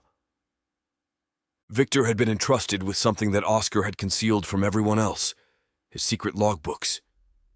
Over the past years, Oscar had quietly obeyed Heinrich Himmler's instructions, clandestinely funneling vast sums, hundreds of millions, into Swiss banks and various other accounts. As news of the encroaching Russian front circulated, Victor took charge. He gathered the logbooks before he, along with Franz, took control of a commandeered truck. Loading his mother, brother, and others on board, they began a journey westward, making their way toward Berlin. Regret weighed heavily on Victor's heart as he glanced back at the smoldering city they were leaving behind. The ruins stood as a stark reminder of the power the Reich had once wielded, now lost in the face of the approaching storm. Days later, with their truck long out of fuel, Victor could see in the eyes of many soldiers around them the Reich was suffering. With every mile of their journey, more soldiers from regular army units joined them, with many reporting to Franz as the highest rank and member of the SS. Victor could see with each soldier that had approached Franz, he was not yet willing to give up the fight. Raising his hand, Franz stopped there by effectively bringing most of their group to a halt. "We must fight." With that announcement, he reached into his pocket and pulled out a diamond-shaped patch and looked at it closely before handing it out toward Victor. "Oscar wanted you to have this." After years void of emotion, a solitary tear escaped Victor's eye, tracing a path down his grimy face. The tear's origin was Oscar's lapel, adorned with an SS patch, a sight that struck a chord deep within him. The lump in his throat stifled words of gratitude as Franz swiftly rallied hundreds of disoriented soldiers, steering them back from whence they'd strayed. Night descended and their remaining group set up a temporary camp by the Varda River. The echoes of distant battle filled the air. Amid the ominous sounds of war, Victor grappled with an unsettling fear. Everything he now held dear seemed to teeter on the precipice of loss. Late in the night, with nothing more than the bright moonlight to guide him, Victor removed clothing from a bag he had gathered from others that had died along the way. Quietly, he changed from the black uniform he had worn for the last 5 years, placing it into the leather bag along with Oscar's bank books and patch. With everything secured safely, he gathered a few more leather bags from those sleeping, with one just larger than the next to stuff one inside the next. When finished, he looked down, spotting a slight glint of moonlight upon his Luger with fear of losing it. Also, he knew it would have to be hidden. Having seen another family in their group cooking with lard earlier, sought it out and layered it all over his pistol's metal, then the leather bags after placing everything inside. Over the next few hours, he walked along Varda River looking for an ideal spot to hide the greasy bags where they would not only be protected from the weather, but also easy to locate. Just as daylight began shining over the horizon, he spotted what was needed. Just below a bluff in a sharp bend of the river that had not changed in thousands of years was a small cave. Quickly, he stuffed the bag inside and began using rocks from around him, creating the appearance it never had been there. Sir. Even though he rarely was caught off guard while reflecting on years past, Victor never exhibited such weaknesses. Once again, he ran his fingers gingerly down the black-barreled Luger setting, proudly displayed front and center of his desk, before responding, "Yes, Eckehard." "Sir, it is time for your treatment in the chamber," Eckehard replied. "Very well. Let us get this started. Any word on when that foul Howard is signing the United Nations Small Arms Treaty? It has been 2 weeks since his inauguration, and I expect results." Victor had become very accustomed to getting what he wanted, and felt his life's quest for revenge nearing. Bringing his phone closer to his eyes, a device he habitually held in his hand or securely tucked in his pocket, Eckehard scrolled through one screen and then another. "It doesn't seem that way, sir," he confirmed. "Send him a little reminder. Have the media release images of his son. Nothing too extreme for now, but enough to get his attention. Then I think one of our men should have a word with him, ensure his speedy signature." Victor instructed from behind his desk. Before Victor could even complete his sentence, Eckehard was already typing away on his phone. "Would you prefer the message to originate from an unexpected source within your employ, or from a familiar figure such as Secret Service, FBI, or CIA? Limit the information sharing to individuals the foul is already acquainted with. Avoid disclosing additional identities unless it's absolutely imperative. What's the most recent update from North Korea? Have there been any advancements? Once the actions with the UN are underway, it's crucial that we proceed with the next 2 phases of this operation. Any delay could jeopardize its success." Victor's tone quickly became more aggressive and demanding. Once again referring back to his phone, Eckehard checked for any updates before responding. "Sir, it does appear your personnel were able to embed an agent for this mission. His name is Adam Rayner, not counted among your personnel, yet rest assured the mission's completion is guaranteed." Regarding the Chinese contingent, their enthusiasm knows no bounds. "Gut. Well, let's get to it. I'm not getting any older." With a chuckle, Victor rose from his seat behind the desk, his gaze sweeping across the expanse of his most cherished room in all his estates. Set high in the majestic San Juan Mountains of Colorado, a place untouched by visible roads, stood Victor's meticulously recreated haven, inspired by none other than Adolf Hitler's beloved Eagle's Nest. In this exclusive realm, Victor savored the fruits of his life's endeavors, enveloped by the descendants of SS officers. Each of them was meticulously groomed and educated from their earliest years, a continuation of the disciplined ethos embodied by the Hitler Youth. This chamber not only held the echoes of his distant past, but safeguarded the key to a prolonged existence. At its heart lay a hyperbaric chamber, a hub of vitality where he underwent 90-minute sessions of enriched oxygen treatments daily, a routine maintained for 30 days each year. Victor perceived these moments as an investment in his well-spent existence, reclining there and gazing through modest windows, framing walls adorned in resplendent Russian amber. The amber-hued walls stood adorned with mirrors adorned in gold leaf, meticulously positioned precisely as they had been prior to Oscar's order for their removal. They had been secured and transported from the Catherine Palace of Tsarskoye Selo near St. Petersburg, preserving a connection to times that had, until now, been veiled from view. Amidst these walls shimmered artworks once believed lost during the era of Nazi occupation in Poland, evoking the strongest of sentiments within him. Among them were 2 he held in highest regard: Raphael's poignant, Portrait of a Young Man, and Canaletto's masterful depiction of King Stanislaus Augustus, looks at Warsaw Castle after the fire in 1765. But above all these treasures, what Victor treasured most was a relic of his history, the uniform he had once worn, its fabric still tainted with Oscar's blood, a painful reminder of the moment he faced execution by American soldiers. Within this space, an array of his life's memories was put on display, a narrative of lives that had seldom breathed beyond these walls, but had found solace in their final resting places, akin to leaves fluttering down mountainsides. Glancing toward Eckhard, who was immersed in taking notes and monitoring screens while undergoing life extension treatments, Victor's mind never ceased to churn with ideas on how to shape him into the person he aspired him to be. Yesterday, I assigned you a task to engineer a diversion from our primary objectives, a focal point to capture people's attention. What's your plan? Victor inquired, redirecting his focus from Eckhard to the prominently displayed black uniform from his youth, now adorned with Oscar's SS patch carefully affixed to its lapel. Retrieving his personal device from its secure pocket, Eckhard meticulously checked a series of screens before offering his response, his commitment to accuracy evident. Sir, yesterday I employed our personal contact within the Bureau of Land Management to initiate a land reclamation operation along the Red River Valley in Texas. Ranchers leasing the land were given a strict directive to vacate the premises within 24 hours. Utilizing government land seizures as effective diversionary tactics is a well-established approach, and in this instance, the maneuver surpassed our expectations. There was a discernible note of satisfaction in Eckhard's voice as he shared the outcome. Victor lay within the hyperbaric chamber, absorbing the weight of the information he had just received. What were the repercussions? He inquired thoughtfully.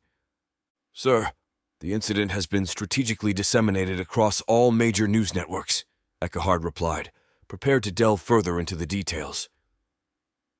No, Victor interjected, his tone gruff and decisive. You mentioned a better outcome than anticipated. That implies unforeseen events. What were they? His words carried a commanding tone, revealing his expectation for complete transparency. Eckhard swiftly embarked on his explanation, his conviction driving him to provide the clearest account. The operation was intended for our agents to execute the cattle removal covertly, under the cover of darkness and, by dawn, to evict all ranchers. However, according to reports, a single family detected the activities and, mistakenly believing they were intercepting a cattle rustling operation, opened fire on our agents. Our personnel retaliated, resulting in substantial casualties. Victor's response was unyielding, a reflection of his experience and expectations. In the process of planning operations, one must account for every conceivable scenario. This is what emerges when haste overrides caution. Tell me those ranchers have been addressed, for at present they represent an unquantifiable variable, and such variables can escalate into profound problems. Comprehending the gravity of the situation, Eckhard addressed his mentor with a composed assurance. Absolutely, sir. A Texas Ranger is en route to Squire's Ranch as we speak. Operational teams have been deployed to neutralize these ranchers, thus preempting the possibility of their narratives gaining traction. The situation will be rectified within a matter of hours, providing us with a media diversion of considerable efficacy in just under an hour. Very well, see to it, Victor decreed, his voice laced with an understanding born of experience. Remember, comprehensive planning demands time. The grander the objective, the more meticulous the preparation. In 1962, I was tantalizingly close to vengeance, but unforeseen variables thwarted my efforts. Each minute during that year, I sensed the impending moment when both the USSR and the United States would immerse one another in nuclear confrontation. Eckhard, conscious of his role, interjected respectfully, acknowledging the physical impact of the conversation. Sir, please pardon the interruption, but your physiological indicators are escalating beyond the acceptable range for this procedure. Kindly take a series of deep breaths. Responding to the console, Victor complied, inhaling deeply and then releasing his breath slowly. Only after a composed moment did he continue, His voice weighted with contemplation. The most unforeseen element? The media, without a doubt. Goebbels had once stated, "He who governs the media governs the mind. He who governs the mind governs the world." Even his profound insights could not foresee the degree of veracity that adage would assume. Eckhard was eager to glean all possible insights.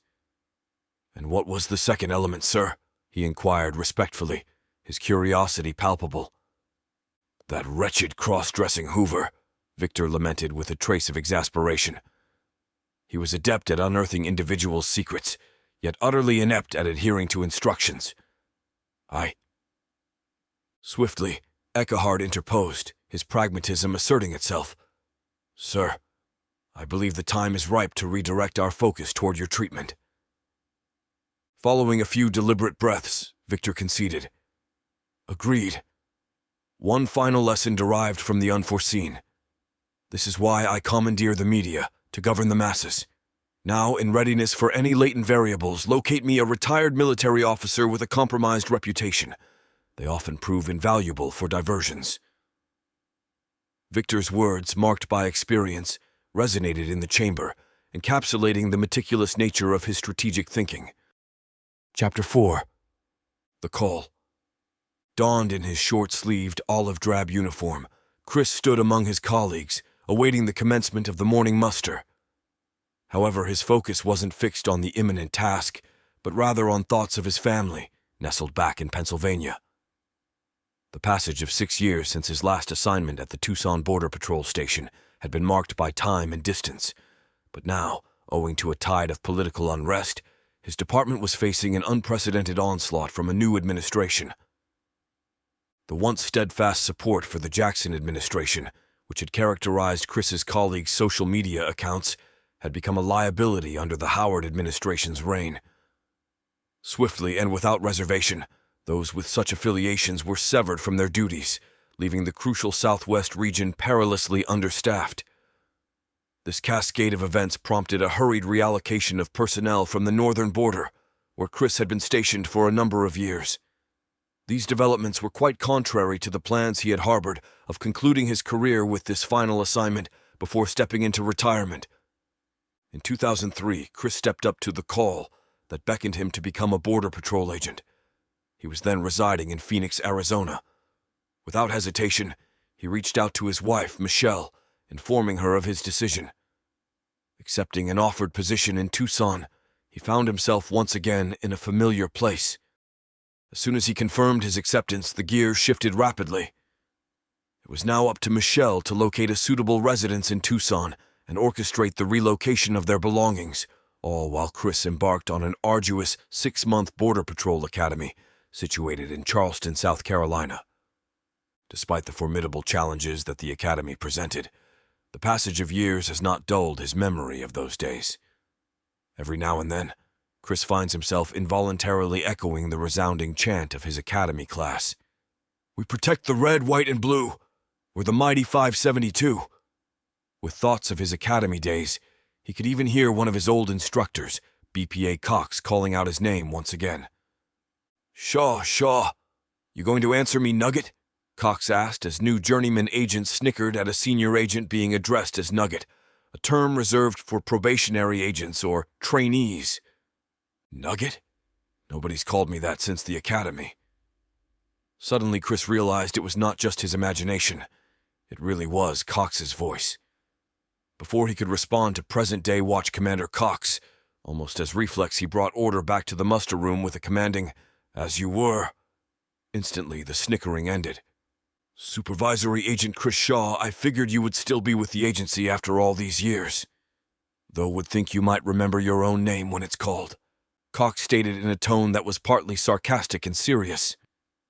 "Here, sir," Chris called out, realizing that morning roll call was taking place, and that his old academy instructor was now a watch commander at Tucson Station. Normally, such a distraction during morning muster would have never happened, but these were not normal times. It was his first day back at Tucson Station, and homesickness had already taken hold as his desire to be with Michelle and their 2 sons grew by the minute. "I should have posted more shit about Howard online," Chris mumbled lightly. Say that again? Cox asked, stopping everything, causing everyone to focus on Chris. Deflecting, Chris asked, "Is this everyone, sir? We barely have half the regular staff."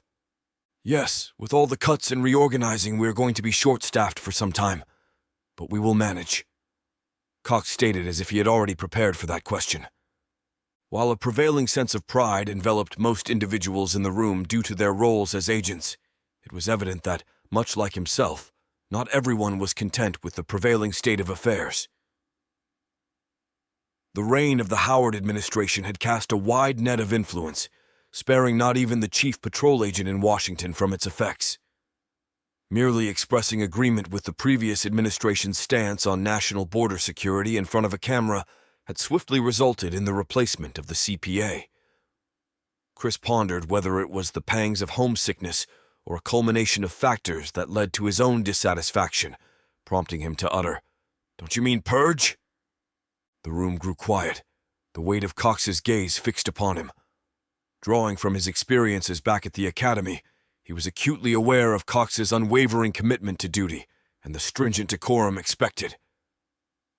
The words he had spoken hung in the air, irreversible now, and he felt no inclination to retract them, even if he could. Chris maintained his steady gaze, prepared for the inevitable verbal reprimand that he sensed was about to follow from Cox. "That is a fair assessment, Shaw," Cox replied, holding Chris's gaze for a few seconds longer than normal, as if in deep thought. Near the front rows where the few new Border Patrol trainees were assigned to sit, they did so with perfectly pressed uniforms and posture seemingly straightened up, even more sensing unease in the room. Chris maintained a relaxed posture in his seat at the back of the room, surrounded by other agents whom also possessed years of seniority. Anticipating a stern reprimand, he had mentally braced himself for a verbal dressing down. To his astonishment, the expected rebuke never came, prompting a subtle yet noticeable nod from Chris as he processed the unexpected turn of events.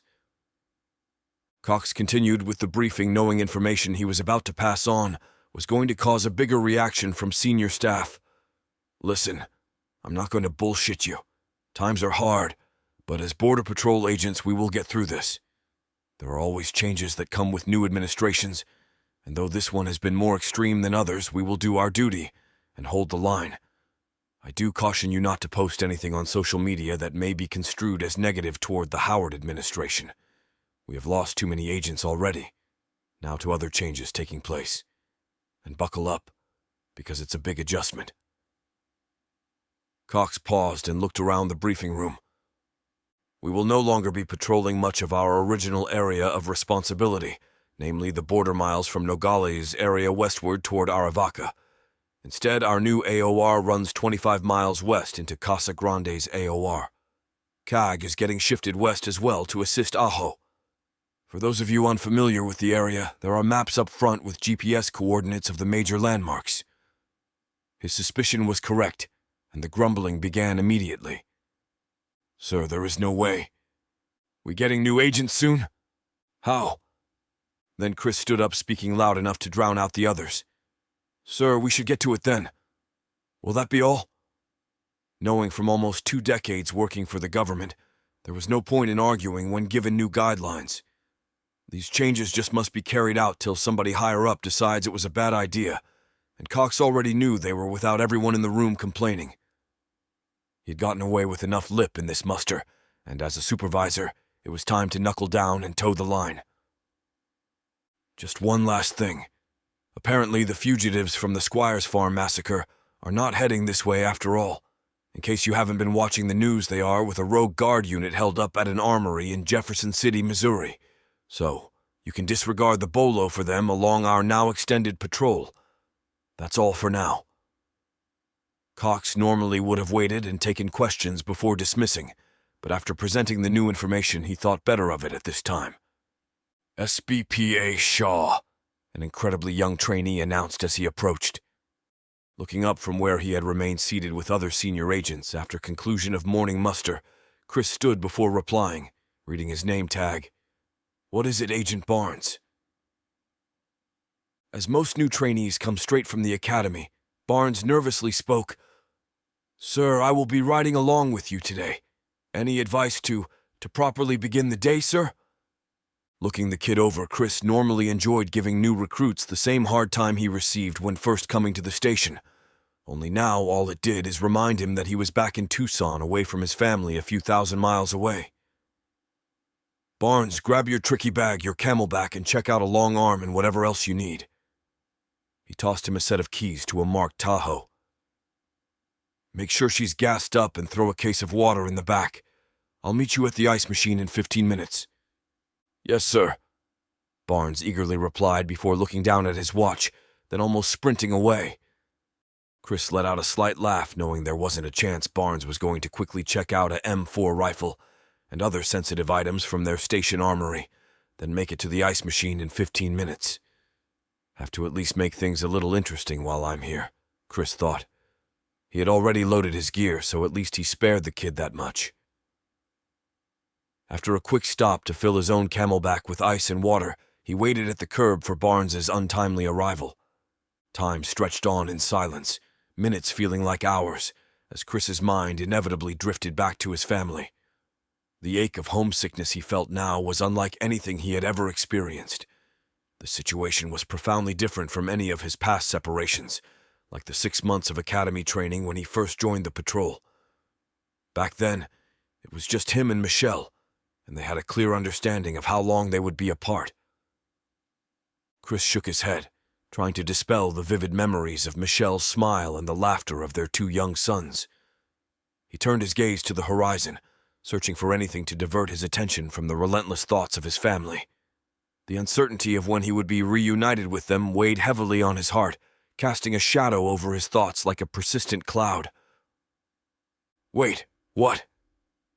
Looking down at his watch, 8 minutes had passed since giving Barnes instructions, yet there was his Tahoe pulling smartly to the curb. Quickly, Chris pulled his phone from a cargo pocket, clicked on Contact Michelle, and typed, "Love and miss you," pressing send button just as Barnes opened the car door. That took some doing, but made it with a minute to spare. Pop the back, sir? Barnes asked, setting his tricky bag on the passenger side floor, where it could be easily obtained, then walking to the rear with jugs of water and a large bag of gear. Clicking a button for their vehicle's back hatch, Chris quickly realized with less than half regular staff, Barnes had little trouble. Once everything was loaded, Chris took control of the vehicle and began their long drive. "Is this your first day, Barnes?" Chris asked, not only curious about his new partner, but seeking anything to redirect his thoughts, as his pocket vibrated, alerting him of a text message that he knew would be Michelle. "No, I've been on the job for about a month. How long have you been with Border Patrol?" Barnes inquired as they pulled out from the station parking garage. "Just over 16 years. Most of it at this station before transferring to Erie Station and moving my family to Pennsylvania." "Who was your journeyman before I arrived?" Chris asked while looking around at how much things had changed in Tucson since last on duty here. "Matthias. Where have we been assigned today? With the added miles of border, it sounds like a great deal of road time." Barnes stated, then asked his own question. Drawing on years of experience in reading people, Chris detected a subtle flicker of discomfort in Barnes the moment the question left his lips. It was a fleeting expression, but one that didn't escape Chris's keen observation. Moreover, Chris couldn't help but notice how swiftly Barnes deflected, smoothly transitioning the conversation to an entirely different topic. "Matthias. Didn't see that name on the duty roster this morning. He out sick?" "No, they didn't really say, but he was let go. Not sure why." This time, as Barnes responded, a distinct aroma of something fishy seemed to waft through the air, catching Chris's attention. Yet he was cautious not to push the issue too hard, aware that appearances could sometimes be deceiving. Suppressing his instincts that whispered that things might not be as straightforward as they appeared, Chris offered an answer, allowing the conversation to flow. "My old route with a few extra miles added. We're patrolling area between Sasabe and Aravaca. I'm assuming there still isn't much local law enforcement presence, so we're going to check up on some ranchers I used to know there." "Ranchers? Those people aren't going to talk to you about anything. They're too scared of drug smugglers and pretty much just scream at any agent that sets foot on their land," Barnes stated. Chris contemplated the words of his new partner, letting their significance sink in. As he did, memories flooded back of the last time he had patrolled that area, years stretching between then and now. When I was here last, those outside of town liked border patrol, long as you didn't destroy their fences or disrupt their ranching. What's changed? Well, Howard felt, and his administration are working towards saving endangered species, such as Mexican gray wolf, jaguar, and ocelot, that are barely hanging on. Many of these ranchers have had their fencing removed to prevent harm to these animals, and in some cases federal land leases revoked. It should improve the habitat for these animals and many more. Barnes joyfully stated, "What the hell has been happening here? Does this guy think it is a good thing lives are being destroyed?" Chris thought, but chose to stay away from the politics behind those decisions he didn't agree with. Instead asked, "El taco pollo loco está quieto en la ciudad?" Confused by what was said, Barnes replied, "I caught taco out of that. Sorry, my Spanish is very limited." Alarms started to go off all over in Chris's mind as he quickly found a place to pull over to the side of the road miles outside of the city. "I asked you, is the Polo Loco taco stand is still outside of town?" An easy question. "So what's going on with your Espanol? It's part of your job, and I've seen guys fired swiftly after failing to learn and speak Spanish. And while we're at it, what's the real story on Matias?" Obviously, in some state of panic, Barnes stared out the windshield for a few seconds before replying, "Matias was deemed to be a threat to our current administration." "A threat? How? Did he post a meme they didn't like?" Chris retorted with a wry grin, an attempt to break the tension that had settled like a fog. However, Barnes's demeanor turned serious, his eyes narrowing in a profound sincerity. He turned toward Chris, a stern expression etched across his face, ready to share a reality that went beyond any sarcastic remark. "No. After my evolution and extensive conversations with Matias during our patrols," Barnes stated, his voice carrying an almost weary depth. "And furthermore, I have no need to speak Spanish, Mr. Shaw, because my job is to evaluate personnel within the government to ensure they do not pose a threat and their values mirror that of our administration." The gravity of his words was palpable, like a revelation that left an echo in the air. Chris's mind raced to make sense of it all, a maelstrom of thoughts swirling through his consciousness. The notion Barnes was suggesting seemed to resonate eerily with some distant historical echoes, images of party observers that communist China had infiltrated throughout their government came to mind. Taken aback by the enormity of what he had just heard, Chris felt his grip on the wheel tighten. The echoes of Barnes's words seemed to reverberate with a sense of systemic control that chilled his thoughts. And then, in a fraction of a second, something shifted. A barely perceptible grin appeared on Barnes's face. It was the faintest curve of his lips, but Chris caught it, and its implications weren't lost on them. In that charged moment, Chris knew he needed to take action. With a decisive movement, Chris shifted the vehicle into drive and pressed hard on the accelerator. The tires screeched slightly, and they were on their way, the road leading back to Tucson Station. The journey ahead was veiled in uncertainty, the implications of Barnes's words mingling with the sense of urgency that now hung over them. Chapter 5. Deleted. "We are live, Ivory here. Hello, everyone. I'm afraid we don't have time for our traditional opening. We need to get right to the message. As I've been reporting, while propaganda legacy media remains silent, for a few weeks now on a United Nations job board they have been hiring weapons enforcement collectors.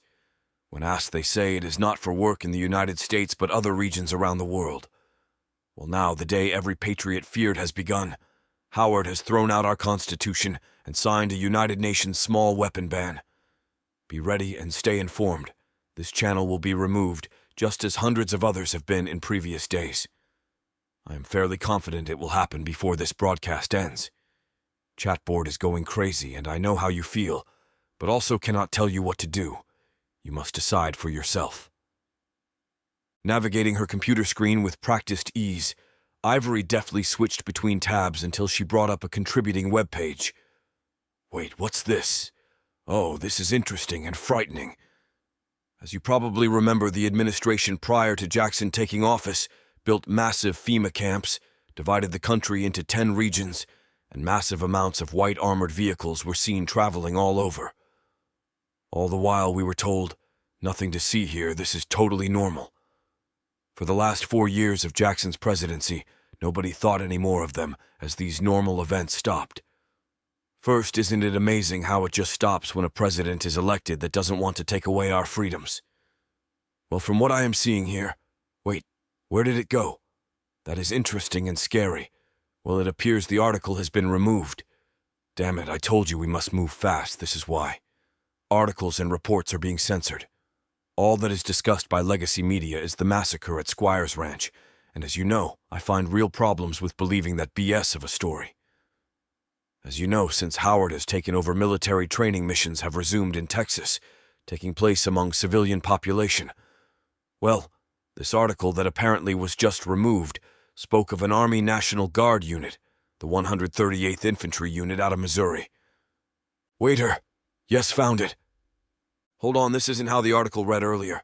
It appears this entire unit was arrested by a General Womack for conspiracy to overthrow Howard's presidency. Somehow these men got loose and massacred civilians celebrating their arrest in downtown Forest Park, St. Louis. Folks, the article that was just scrubbed said something quite different. It read... In a sudden twist, her screen faded into emptiness, her once popular channel disappearing as if it had never existed. What remained was a gnawing unease in the pit of her stomach. Despite the predictability of the event, considering the removal of similar channels, it did little to alleviate the gut-wrenching sensation. The years poured into nurturing her channel had been erased within moments, leaving behind an emptiness that cut deep. Unwilling to simply give up, Ivory inputted her information under a new email address, only to discover no new accounts were allowed on the platform. So not only are they deleting accounts, but they're ensuring none return. Isn't that just sketchy? Talking to herself, she mused, her fingers moving swiftly across the keyboard. She navigated through various YouTube channels similar to hers, hoping to uncover more comprehensive information about the ongoing events. With each click on a channel from her list, an eerie sense of déjà vu settled in as the screen remained frustratingly blank, displaying only the enigmatic message, "No user." There has to be someone still on here with information, she thought while typing in the search box, Missouri 138th, hoping to find some information on the last subject she spoke of before losing her channel. Scrolling through video after video, nothing close to relevant appeared. Slightly discouraged, she began trying other keywords in the search, till finally she spotted a cell phone video titled Forest Park Protest. The video lasted only 60 seconds, a fleeting span of time that held immense significance. Prior to even hitting the play button, she recognized the urgency of preserving it. Swiftly, her finger clicked the download option, securing the clip onto her computer's storage, a preemptive move driven by the fear that it might vanish, lost to the vagaries of online tides. Once the download completed, anticipation gnawing at her, she pressed the play icon. Every pixel held a story, every fleeting motion etched a detail. With rapt attention, she absorbed every frame, every nuance, as if decoding secrets hidden within.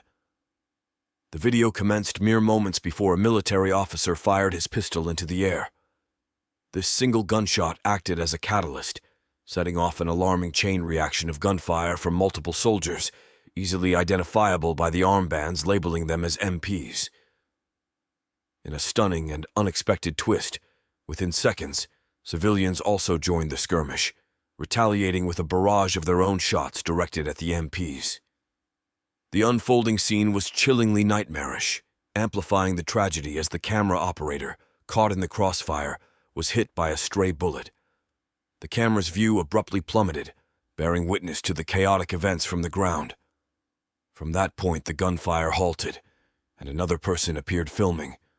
I am Kate, one of those who took action against and out of control military and government. These actions cannot stand. The men and women of the 138th did not cause this. Your government did. Don't let them lie about what happened here. Get the truth out. While Ivory absorbed the words of the women in the video, her gaze remained fixed on Kate's camera work, capturing the grim tableau of the wounded and lifeless, tended to by men who were previously meant to be detained. Confusion gnawed at her as she grappled with the unfolding scenario. What in the world was happening? After meticulously replaying the video multiple times, Ivory concluded that, given the magnitude of what had transpired, her best course of action at this late hour was to seek respite in sleep. Over the following days, Ivory made a conscious effort to divert her thoughts from the unsettling deletion of her channel. Instead, she channeled her energy into enacting a contingency plan she had fervently wished would never come to fruition, utilizing email communication. With unwavering resilience, she dedicated nearly 24 consecutive hours to tirelessly updating her website's content. She diligently posted videos and disseminated an abundance of information, leaving no stone unturned. And then, with everything in place, she initiated the distribution of email notifications, ensuring her audience remained informed and engaged. Satisfied with her dedicated efforts on the Forest Park video, she confidently pressed the button, initiating the distribution of tens of thousands of notifications to past viewers. As she leaned back in her office chair, a sense of gratification washed over her. The relief that accompanies knowing she was providing essential information to others settled deep within her. With her eyes gently shut and her arms resting on the chair's armrests, Ivory centered her attention on her breath. This technique, one she frequently was recommended by soldiers with PTSD she had interviewed as a journalist, now proved remarkably efficacious as she utilized the IT herself. She was just seconds away from achieving genuine relaxation when the abrupt sound of a sizable vehicle coming to a halt outside pierced her consciousness, interrupting her tranquility. Still relaxed, Ivory sat up slowly before turning her head slightly to look out her office window. "Jared!" Ivory's frantic cry pierced the once serene atmosphere, shattering it into oblivion. The tranquility that had embraced them dissipated in an instant, leaving no trace of its fleeting presence. A colossal white vehicle, adorned with stark blue letters spelling out UN, materialized directly in front of their home. The phrase, "Weapons Enforcement," was emblazoned on its front fender, casting a foreboding shadow over the scene. In a blur of urgency, Jared thundered into the room, his presence a reassurance in the midst of turmoil.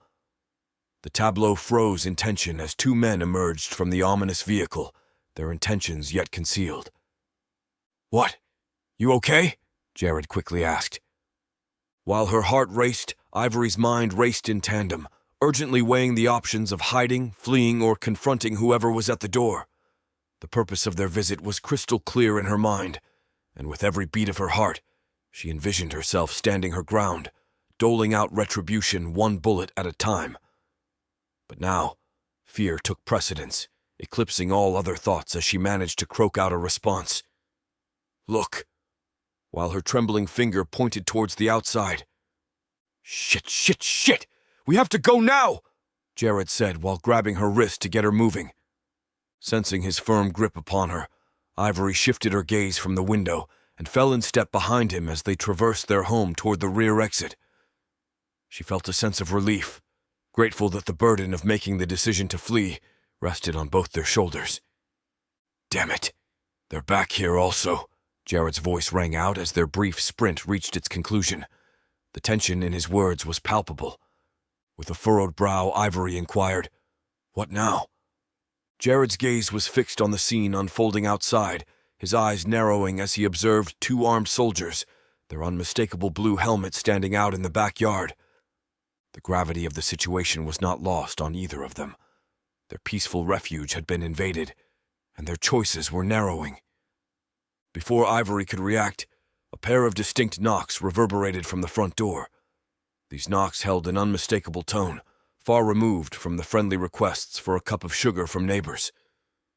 "Well, I am guessing we either answer the door or wait till they break it down," Ivory remarked, her voice a mixture of dry humor and genuine concern. She looked to Jared, secretly hoping he might offer a more creative solution. But as he drew near, their bodies instinctively seeking comfort in each other's embrace, She could feel the weight of their impending decision.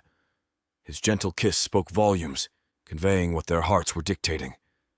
They reluctantly disentangled, the urgency of the situation underscored by the increasingly forceful knocks that reverberated through their home. Each knock seemed to punctuate the limited options before them. "I'm coming, wait a damn minute," Jared called out as he neared the door. Stopping just inside their living room, watching her husband about to open the door, she thought, "Should I get my gun?" However, by that point, it had become an irreversible situation. Jared cautiously cracked the door open, but before he could react, it was violently shoved ajar, and 3 soldiers surged into the room, their presence overwhelming. "Up against the wall," they demanded with strong European accents. Before either could say a word, 2 of the men had zip ties around their hands, asking, "We apologize for restraints, but we have become much cautious since starting mission. Now where are firearms?" Almost instinctively, Ivory and her husband both looked to the other with a smirk as to say silently, "I'm not telling."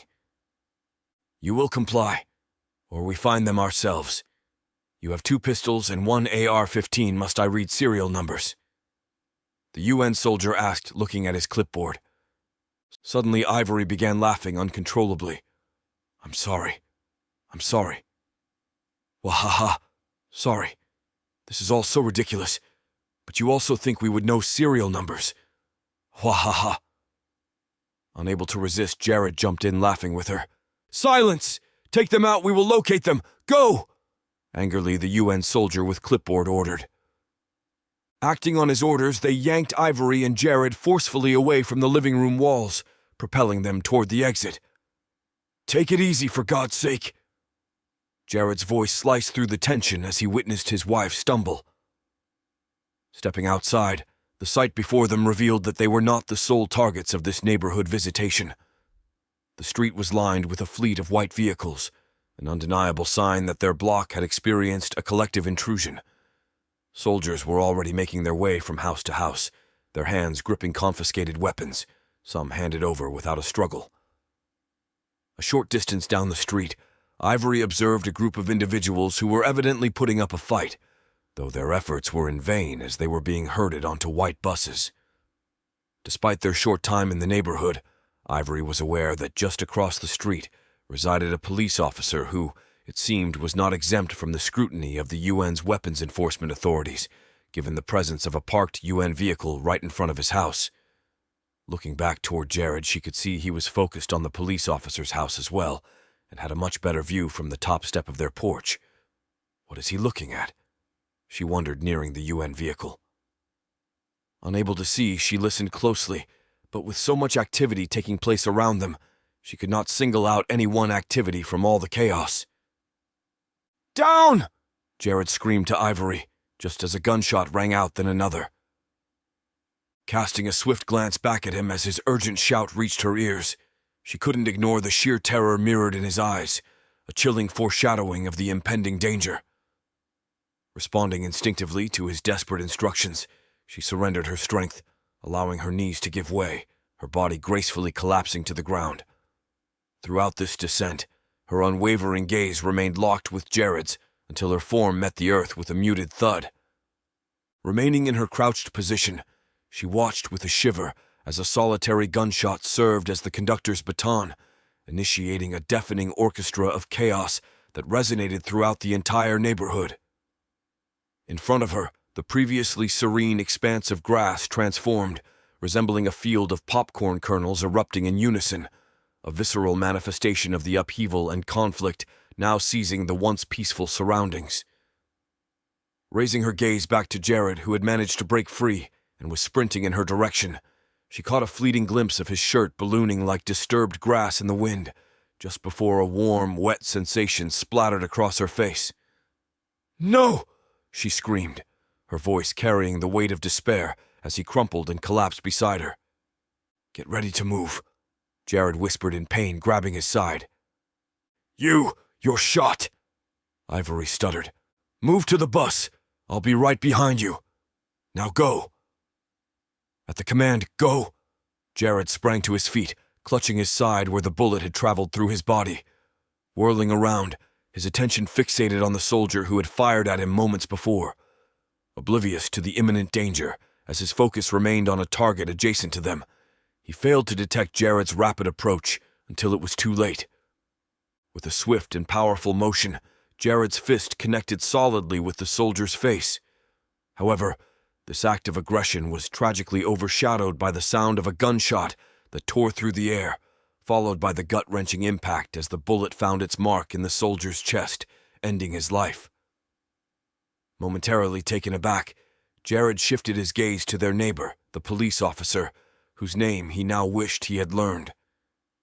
The shared circumstance had formed an unspoken bond, and in that critical moment, the officer's identity seemed more important than ever before. "Let's get to the bus.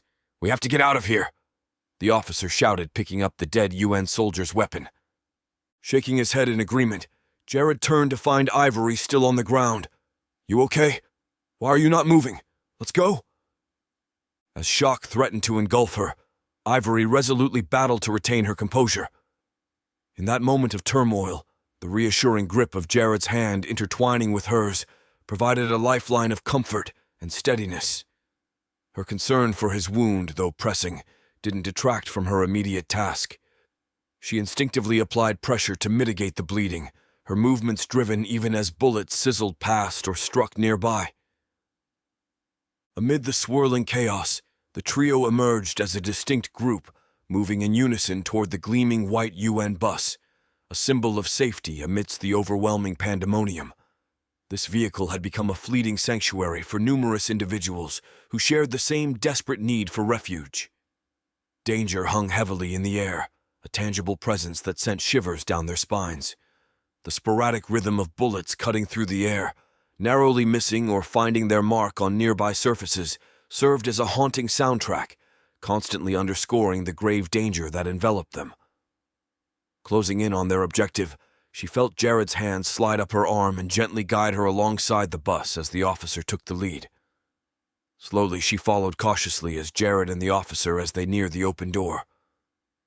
Without stopping, the officer jumped into the open door only to be blown back by a shotgun blast from the driver. Frozen in place, Ivory watched as Jared moved in even closer as she wanted to scream, "No!" A shotgun barrel appeared from the doorway. Not certain about the best course of action, she steeled herself for movement as Jared sprang into swift action.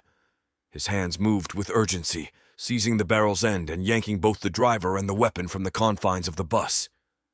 With a tenacious grip on the barrel, Jared engaged in a tense tug-of-war against the driver, who was fervently struggling to retain his hold on the weapon.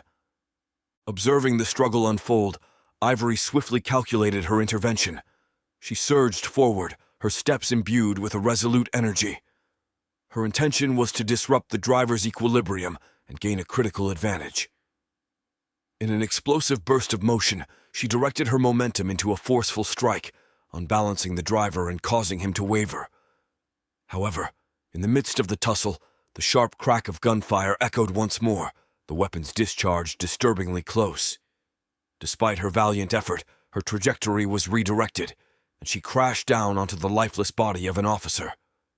Regaining her bearings swiftly, Ivory's focus snapped back to Jared. The initial plan may have faltered, but it hadn't been in vain.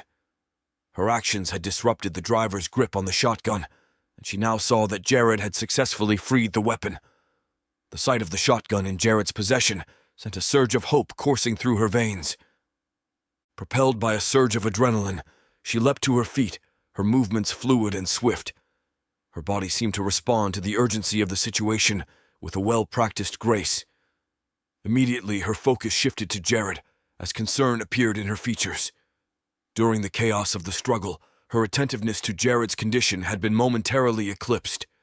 Now, as the dust settled, her eyes honed in on him, scanning his form intently. She was searching for any telltale signs of injury, her gaze thorough and unwavering. Her eyes swept over every inch of his body, her concern deepening with each passing second. But as her meticulous search continued, a flicker of relief slowly replaced the tension that had gripped her. Her sharp eyes detected no fresh wounds, no sign that he had been harmed any farther during the confrontation. The breath that had been unwittingly held prisoner in her chest was released in a soft, unsteady exhale. The weight of worry that had momentarily burdened her was lifted. In the wake of the struggle, her focus remained steadfastly on Jared, her expression of relief. She knew that despite the turmoil they had just faced, they were in this together, their bond unyielding even in the face of danger. "You okay?" she inquired, her voice an amalgamation of concern and relief after this volatile situation. Racking another shell into the chamber, Jared pointed it at the driver and began pulling its trigger. "I'm fine, but this son of a bitch isn't going to be." "Wait," Ivory demanded, not wanting to see any more killing. Jared's finger struggled to release its advance on the trigger, but hearing Ivory's lovely voice calmed him enough to do so. "Get on the bus and let's get out of here," he said, keeping his aim on the man's head. Not having to be told twice, she moved around her husband and boarded the bus containing nearly a dozen other people. "We're leaving. Anyone want to stay?" she asked, taking the seat directly behind the driver's seat. "No, let's go. Get us out of here," she heard as all detainees answered her question. A fleeting half-smile graced her lips as she observed Jared's cautious steps, retreating onto the bus with the shotgun unwaveringly aimed at the now disarmed driver. With a sense of restored control, he maneuvered back to the driver's seat, easing himself onto it. The realization that the bus's engine was already humming added to the urgency of the moment. He propped the shotgun against the dashboard, deftly managed the clutch, and shifted into first gear, initiating their escape. The bus rumbled as Jared pressed down on the accelerator and began to move. An overwhelming wave of elation washed over Ivory. Witnessing the initial hint of progress filled her with relief and joy. Involuntarily, she released a breath she hadn't even been aware she'd been holding since the very first gunshot resonated in the air. Yet the newfound tranquility was abruptly shattered. The tranquility she had savored for a fleeting moment was shattered by the sharp cracks of gunfire erupting just beyond the bus door. Her eyes widened, and time seemed to dilate as she comprehended the scene unfolding before her. There, on the ground, the driver lay with a pistol erupting with violent flashes of fire, firing off rounds, aiming at them as they distanced themselves.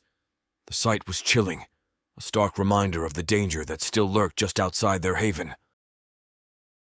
Chapter 6. Lifetime of Hate. Years after the conclusion of World War II, when Victor had matured enough to journey independently, he embarked on a quest to trace the threads of Oscar's family and unearth the fate that had befallen Franz. The post-war European landscape remained fraught with peril, yet undeterred he pursued his mission. In an era where danger still lurked in every corner, Europe's shadows held their secrets close. It was a twist of fate that guided Victor down a narrow, grimy alleyway in West Berlin. And there, amidst the juxtaposition of hope and uncertainty, the puzzle pieces of his search seemed to converge, offering a glimmer of clarity. Stretching across a row of trash bins, sprawled a half-clothed figure of a man dispossessed of both shelter and nationality. Victor's recognition wasn't born from the man's destitution, but from a pair of indelible letters tattooed onto his left upper bicep. A.B. These initials held a significance that transcended the present circumstances, a reminder of the past.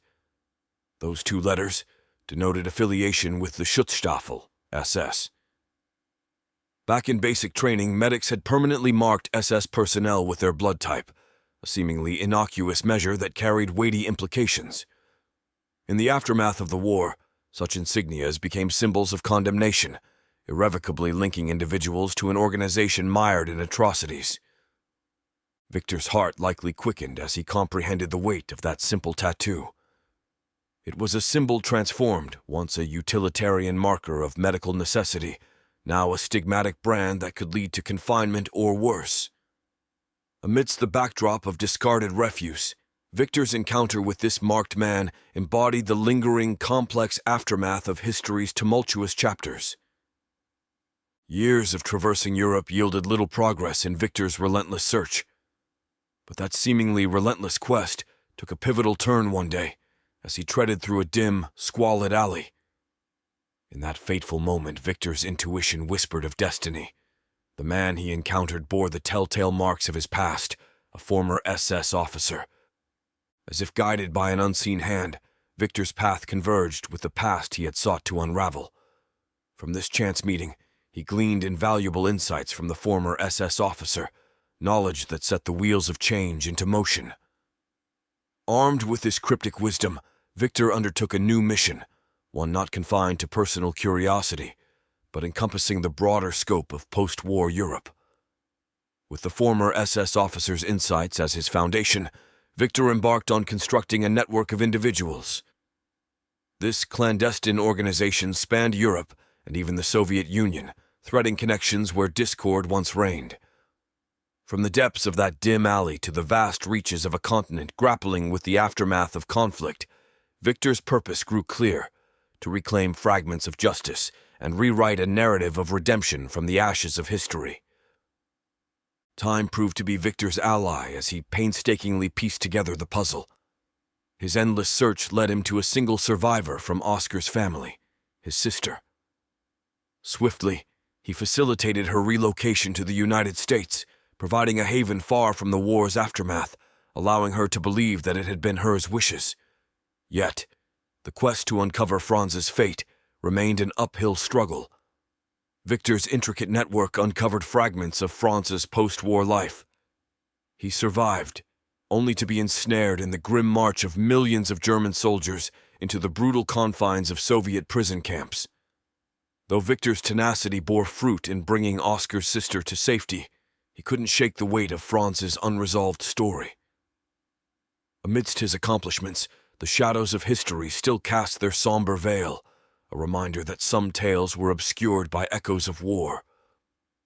The revelation that Soviets executed individuals bearing blood group tattoos sent waves of despair through Victor. It was a heart-wrenching blow that threatened to extinguish his flicker of hope. Yet, a glimmer of resilience emerged from the darkness when he received news about his friend Franz. Franz's existence had become a brutal ordeal within a Siberian camp, where survival meant stacking the lifeless forms of yesterday's victims. Amidst the inhumane conditions, months of tireless negotiations and strategic payments to influential figures finally culminated in a hard-won victory: Franz's release. The reunion with his old friend was a moment that tempered the harsh edges of war's cruelty. But the stark truth of Franz's condition struck Victor like a painful echo. The arm that once bore the tattoo was now absent, severed from elbow to hand, the upper part scarred and charred, a testament to the fires of suffering he had endured. As Victor approached Franz, the weight of their shared history hung heavy in the air. The vacant expression etched on Franz's face spoke of a spirit fractured by torment. It was clear that Franz's ability to offer aid or companionship had been ravaged by his trials. Yet for Victor, this was inconsequential.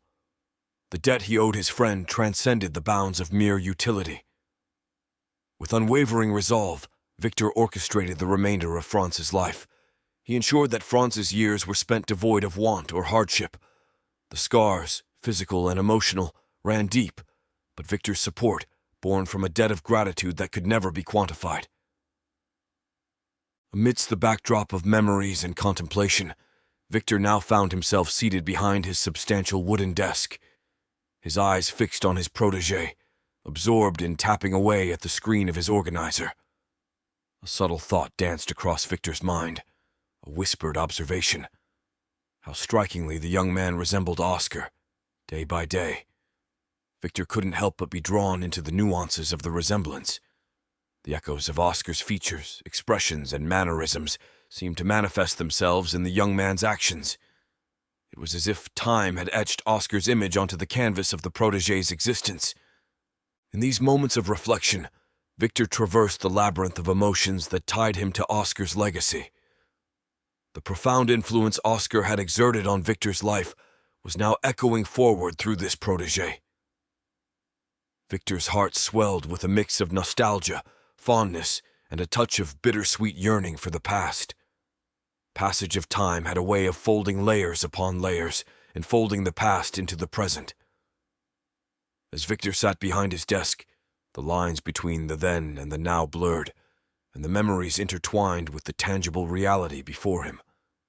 It was a testament to the enduring power of relationships, to the way those who shaped our lives continue to weave through our stories, even as years separate us from shared moments. Having raised him as his own, Victor faced a curious truth. Official records declared him as his father, a guise that hid the reality about Eckehard. Not even William, his biological son, was privy to this concealed fact, a secret carefully guarded by Victor, ensuring it remained buried forever. "William," Victor mused silently, his expression contorting as if he had tasted something unpleasant. Releasing a protracted exhale, he recognized the weight of responsibility resting on his shoulders. The blame, he acknowledged, rested squarely on him for having afforded William a life of undue ease, where every desire was met since birth. These actions, he realized, had inadvertently shaped William into someone who appeared aimless and lacking direction. Victor's thoughts shifted quickly back to Eckehard. Even from his earliest moments, Victor sensed greatness within him. The trajectory of Eckehard's life seemed destined for significance, a stark divergence from William's seemingly unfulfilled potential. Victor had channeled considerable resources into advancing the genetic theories propagated by German scientists, all in the pursuit of engineering the epitome of a super soldier. Yet even in today's technologically advanced era, the enigma of human genetics persists, with countless aspects remaining shrouded in uncertainty. Amidst this scientific intrigue, a unique opportunity materialized for Victor, an opportunity akin to resurrection. This resurrection, however, wasn't meant for himself, to be reborn anew. Rather, it was a chance extended to Oscar, who Victor now referred to as Eckehard, his beloved son and protege.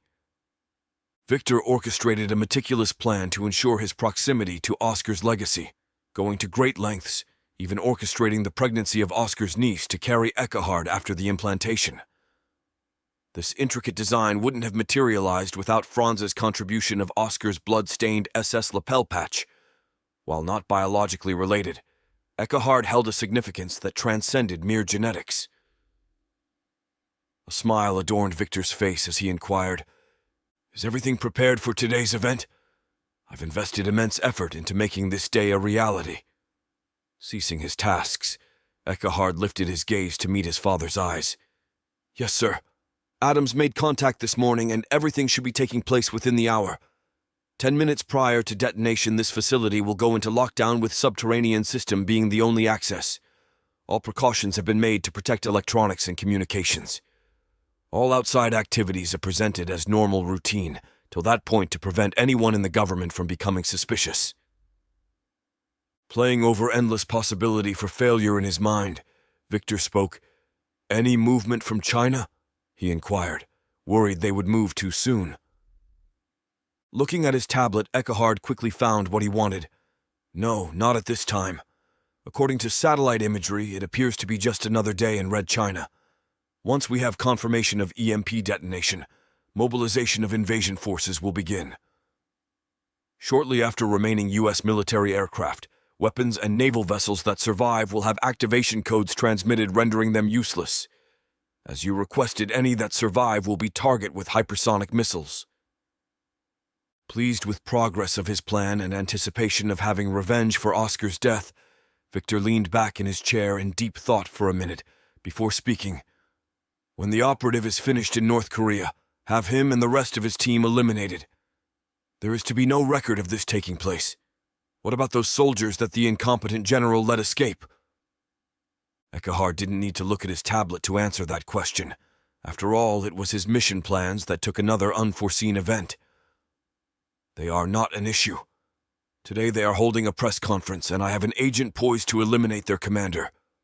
Unsure if it will be before or after the EMP. Either way, they have no impact on our overall goal to take down this country. Everything is in place and progressing as planned, sir. Mind if I ask, how did you know Howard was the right person to get this accomplished?" Victor started laughing lightly before saying one word: "Greed." Though Eckehard understood greed was a powerful motivator, he thought there had to be more. "Sir, that can't be all. It is easy to find a person motivated by greed, however, not to select one that can achieve desired outcomes. You are correct. That my son is a lesson I learned from my mentor. To win a race, you must control as many runners as possible. When it comes to politicians, that almost always means wealth. But it doesn't have to come from you, but connections and influences you may have. I created a worldwide network, one spanning nearly every country except for those I chose to demonize or destroy, like the Soviet Union. With such influence, leaders fear me, and little is outside of my control. These American politicians are simple to control. Only a few are in office to serve, those you limit, but most are there for money and power. Nodding his head, already knowing everything Victor had said after already having witnessed it all his life, he still didn't believe that answered his question. But how did you know Howard would be the one to become president? Stepping into more of his role as an educator than father, Victor's mode and facial expressions became serious. You must not have understood the original lesson.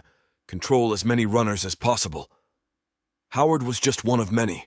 He just showed willingness to achieve wealth and power over everything and everyone else. How do you think we were able to get those Chinese-made microchips used in U.S. military systems?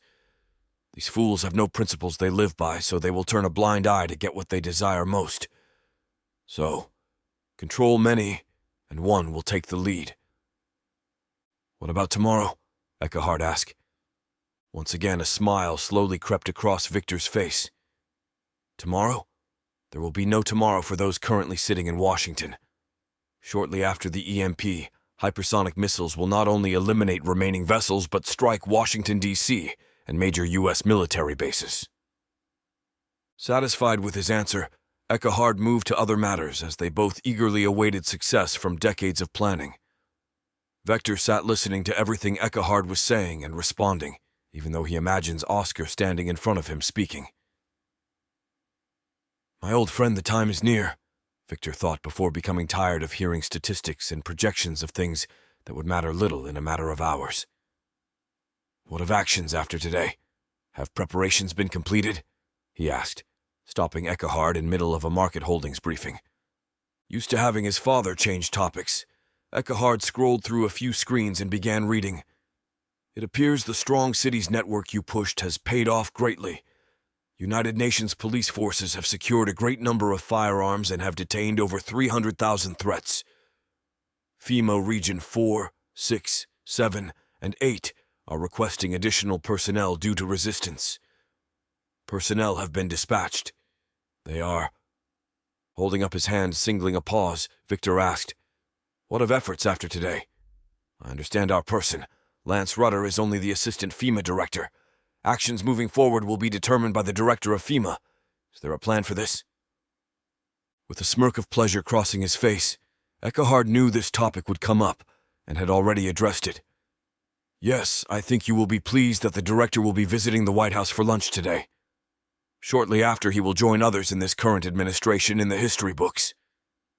Goot, Victor replied with little emotion, even though pleased Eckhart had solved this problem.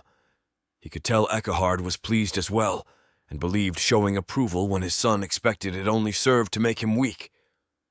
Slightly disappointed at such a neutral response, Eckhart decided to continue. All main facilities and secondary facilities are up and running. As you know, not all vehicles were EMP protected. However, our current information has them and communications equipment at 70%. Satisfactory for carrying out operations after today's activities. My son, Victor began, his voice carrying a tone of both excitement and satisfaction. Today marks the culmination of our efforts as we dismantle the most formidable empire in the archives of human history. Laughter erupted from him, a torrent that echoed with a newfound depth, surpassing any delight he had ever experienced. In those moments, Victor's elation was profound, a manifestation of the pride that surged within him. The success of this venture wasn't merely the undoing of a reigning power. It was a testament to the prowess of his genetically engineered son, Eckhart. This achievement stood as a radiant counterpoint to his biological son, William, whom Victor regarded with diminishing regard. Chapter 7. Price of Liberty. Stunned by her own actions, Ivory found herself replaying the sequence of events in a loop within her mind. The bus had been in motion, the sense of security reinforced by the movement. Yet amidst this perceived safety, a jolt of alarm surged through her as a fleeting image materialized. The glimpse of a pistol barrel, ominously directed at them from the driver outside the door. While flames belched from the barrel, an odd absence of noise struck Ivory's consciousness, a discordant note in the chaotic symphony of the moment. Her mind raced, attempting to decipher the anomaly, but before the thought could fully crystallize, instinct took over. In one fluid motion, her hand lunged toward the dashboard, seeking the reassuring solidity of Jared's shotgun. The familiarity of the weapon grounded her, despite the turmoil that surrounded them. With practiced efficiency, she steadied the shotgun, her gaze narrowing on the guard sprawled outside the bus's door. Yet, as the bus continued its slow movement, the space where the guard once lay became a void. In the span of a breath, the landscape shifted, and the target eluded her sights. The abrupt transition between action and motion left her grappling with a twinge of frustration, a testament to the ephemeral nature of chaos and the split-second decisions it demanded. Then she spotted it once more, the barrel of his pistol appearing and then disappearing. She knew the former bus driver was running alongside the slow-moving bus to jump on, and that was something she was not about to allow. Ivory was keenly aware of the primal instincts that surged in moments of crisis. Having previously experienced the instinct of flight, she now found herself operating in a different mode. Fight. Her thoughts aligned, her focus sharpened, and the shotgun became an extension of her intent. Ivory positioned the shotgun's barrel where she anticipated the former driver's reappearance. Her breath slowed, the cadence of each inhale and exhale a rhythm of concentration. The maelstrom of chaos around her seemed to diminish, eclipsed by her clear intent to protect. Time seemed to stretch as she held her ground, her senses honed, and her instincts poised. And then, as if scripted by fate, the former driver and United Nations soldier swung into view, clambering through the doorway by the loading handle. In the fraction of an instant, Ivory's finger found the trigger, and with profound precision, she fired. The unfolding scene possessed an eerie beauty, as if time itself slowed to accommodate the gravity of the moment. The former driver, poised for another shot, was met with a brutal end. The gunshot erupted, and his head, once resolute, shattered into fragments that painted the air in a gruesome dance of destruction. Now she stared at the most gruesome sight of her life standing in the doorway, frozen in place. He stood with only his bottom jaw remaining. Grabbing hold of the loading pole in front of her, she kicked out, sending the grisly sight from the bus. That is when another of her basic instincts took over: fright. She remained there, gripping the pole with shotgun in hand, unsure how to process what had just happened or what to do next. Ivory didn't even notice she had been screaming, "Leave us alone!" repeatedly after kicking. Miss, hey lady!" The urgency in the voices pierced through the aftermath, coming from within the caged confines of the bus. In the wake of her action, a sense of shock and disbelief enveloped Ivory. She stood, grappling with the reality of what she had just done, the weight of taking another human life. The cacophony of voices within the bus, growing louder by the moment, served as a jarring reminder of the immediate needs at hand. The stark dichotomy between the life she had just extinguished and the lives clamoring for help within the vehicle pulled her out of her reverie.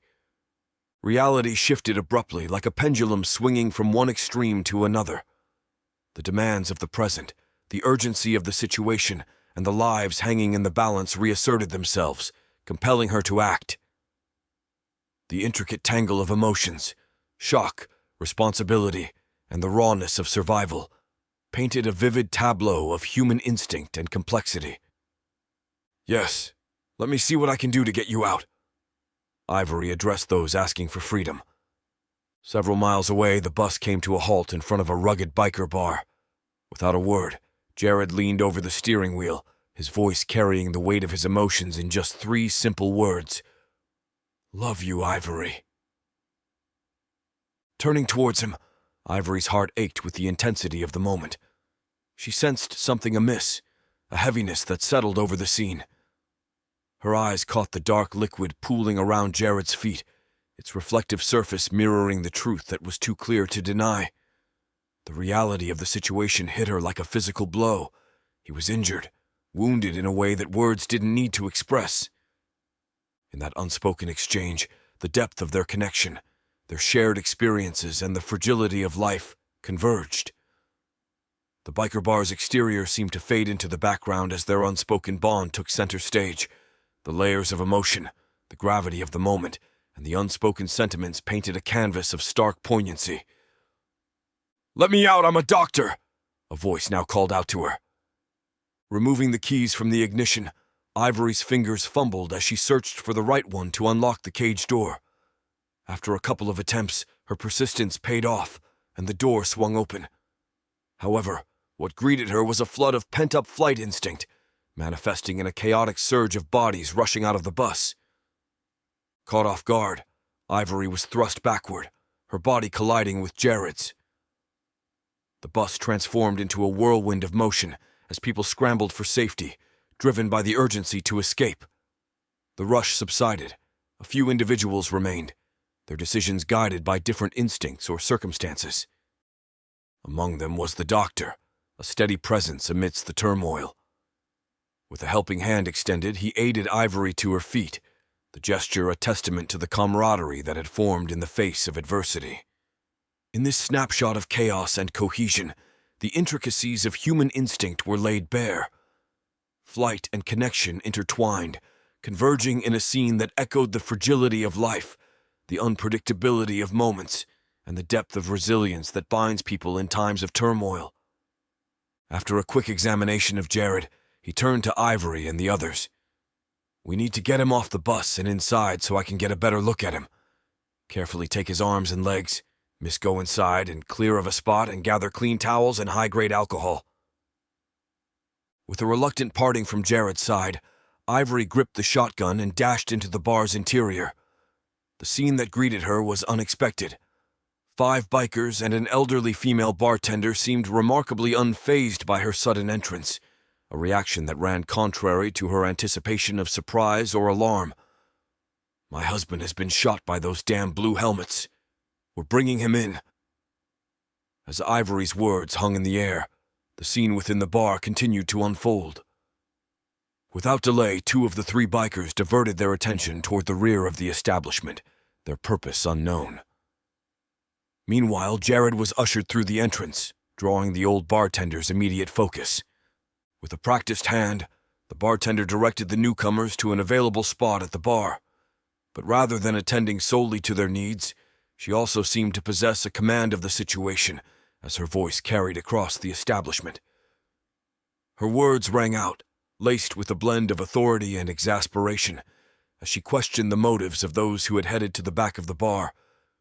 "You bringing them supplies or taking a goddamn nap?" Her tone filled with sarcasm and impatience, underscoring her no-nonsense attitude. Just then, Ivory saw the men appear with boxes of medical supplies, even an IV pole with a bag already attached. Amazed, Ivory looked toward the lady behind the bar. "Not our first time. We don't really get to visit the ER when shit goes wrong in our life. So we like to be prepared. Anyone who resists those damn blue helmets are good company to us. I'm Lydia. What's yours, darling?" "Ivory, thanks for your help, Lydia." As Ivory turned to where Jared had been placed on the bar's countertop, a surge of fear gripped her.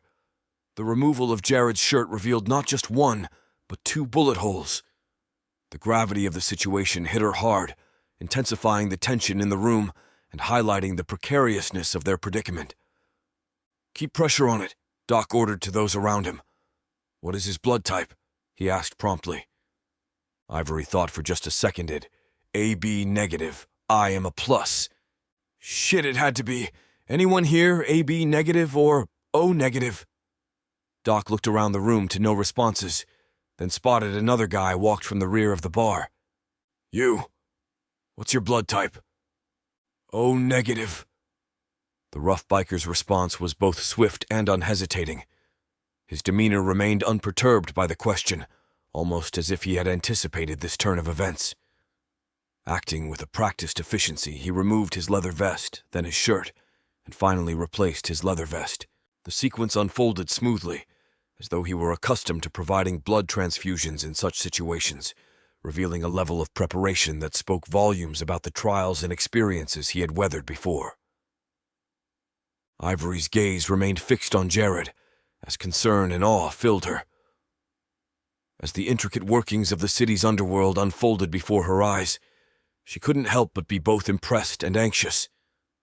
Her attention snapped back to her husband as a faint moan escaped his lips, propelling her into action. Rushing to his side, she took his hand in hers, her grip firm with worry. A rush of emotion surged through her as she felt his skin, cold, clammy, and pallid against her touch. The urgency of the situation enveloped her, an awareness that time was slipping through their fingers. The stark reality of his condition loomed large, and she knew that decisive action was imperative if they were to have any chance of saving him. "We have to get him to a hospital now," she shouted in vain as those around her, including the doctor working on Jared, continued with what they were doing, dismissing her outburst. "Come on, call an ambulance," Ivory demanded. "Honey, drink this, you need it." Lydia held out a 2-shot glass of bourbon she had just poured. "I don't want a drink, I want an ambulance," Ivory stated abrasively. Looking up from working on Jared, Doc looked to Ivory. "Take it doctor's orders." Frustrated, Ivory took the glass and knocked it back just for the sake of shutting down the topic. Seconds after she felt the calmest she had been in hours. "I am not a drinker. What was that? It really burned." Lydia laughed. "Everclear, baby. Strongest stuff we carry." She still persisted in her plea for an ambulance, her voice now carrying a more composed and authoritative tone. "We are good people, never hurt anyone before today. Why will you not call us an ambulance and let us take our chances?" Lydia pointed up to the TVs that have been playing in the background this entire event. "Darlin', have you not been listening to what is going on outside? It is all going to shit out there. They're looking for you and many others that have resisted confiscation of their weapons. Hospitals are overrunning and ambulances are all down or out on calls. The best chance your man there has is here. Just be lucky you have a real doctor." Amid the chaos, the blaring TV broadcasts finally reached Ivory's ears. The scenes depicted cars exploding in an attempt to breach a military post in Missouri, and locals engaging in clashes against soldiers in blue helmets. These surreal images seemed to mirror the turbulence that had gripped the country. In a rhetorical sigh, Ivory questioned the sanity of it all. Her attention, however, quickly snapped back to Jared, a stark reminder of the personal battles playing out amidst the larger turmoil. The dissonance between the national chaos and the immediate concern for her husband highlighted the complex interplay between the broader world and the intimately personal moments that defined their reality. "Has the world gone mad?" she asked, returning her attention back to Jared. "Ivory? Ivory, the YouTuber, right?" the man asked excitedly, as a tube transported blood from his arm down to her husband's. "Yes, that's me. At least it was till the crackdown," Ivory said softly as she stroked Jared's cold white arm, while Doc worked at extracting the last bullet and slowing blood loss. "Awesome, I love your show. I'm Tank, happy to be helping." Looking up to the man donating his blood to keep her husband alive, Ivory replied, "Tank, I am also very happy to have met you." Just then she heard a groan come from Jared. "You safe, my love?"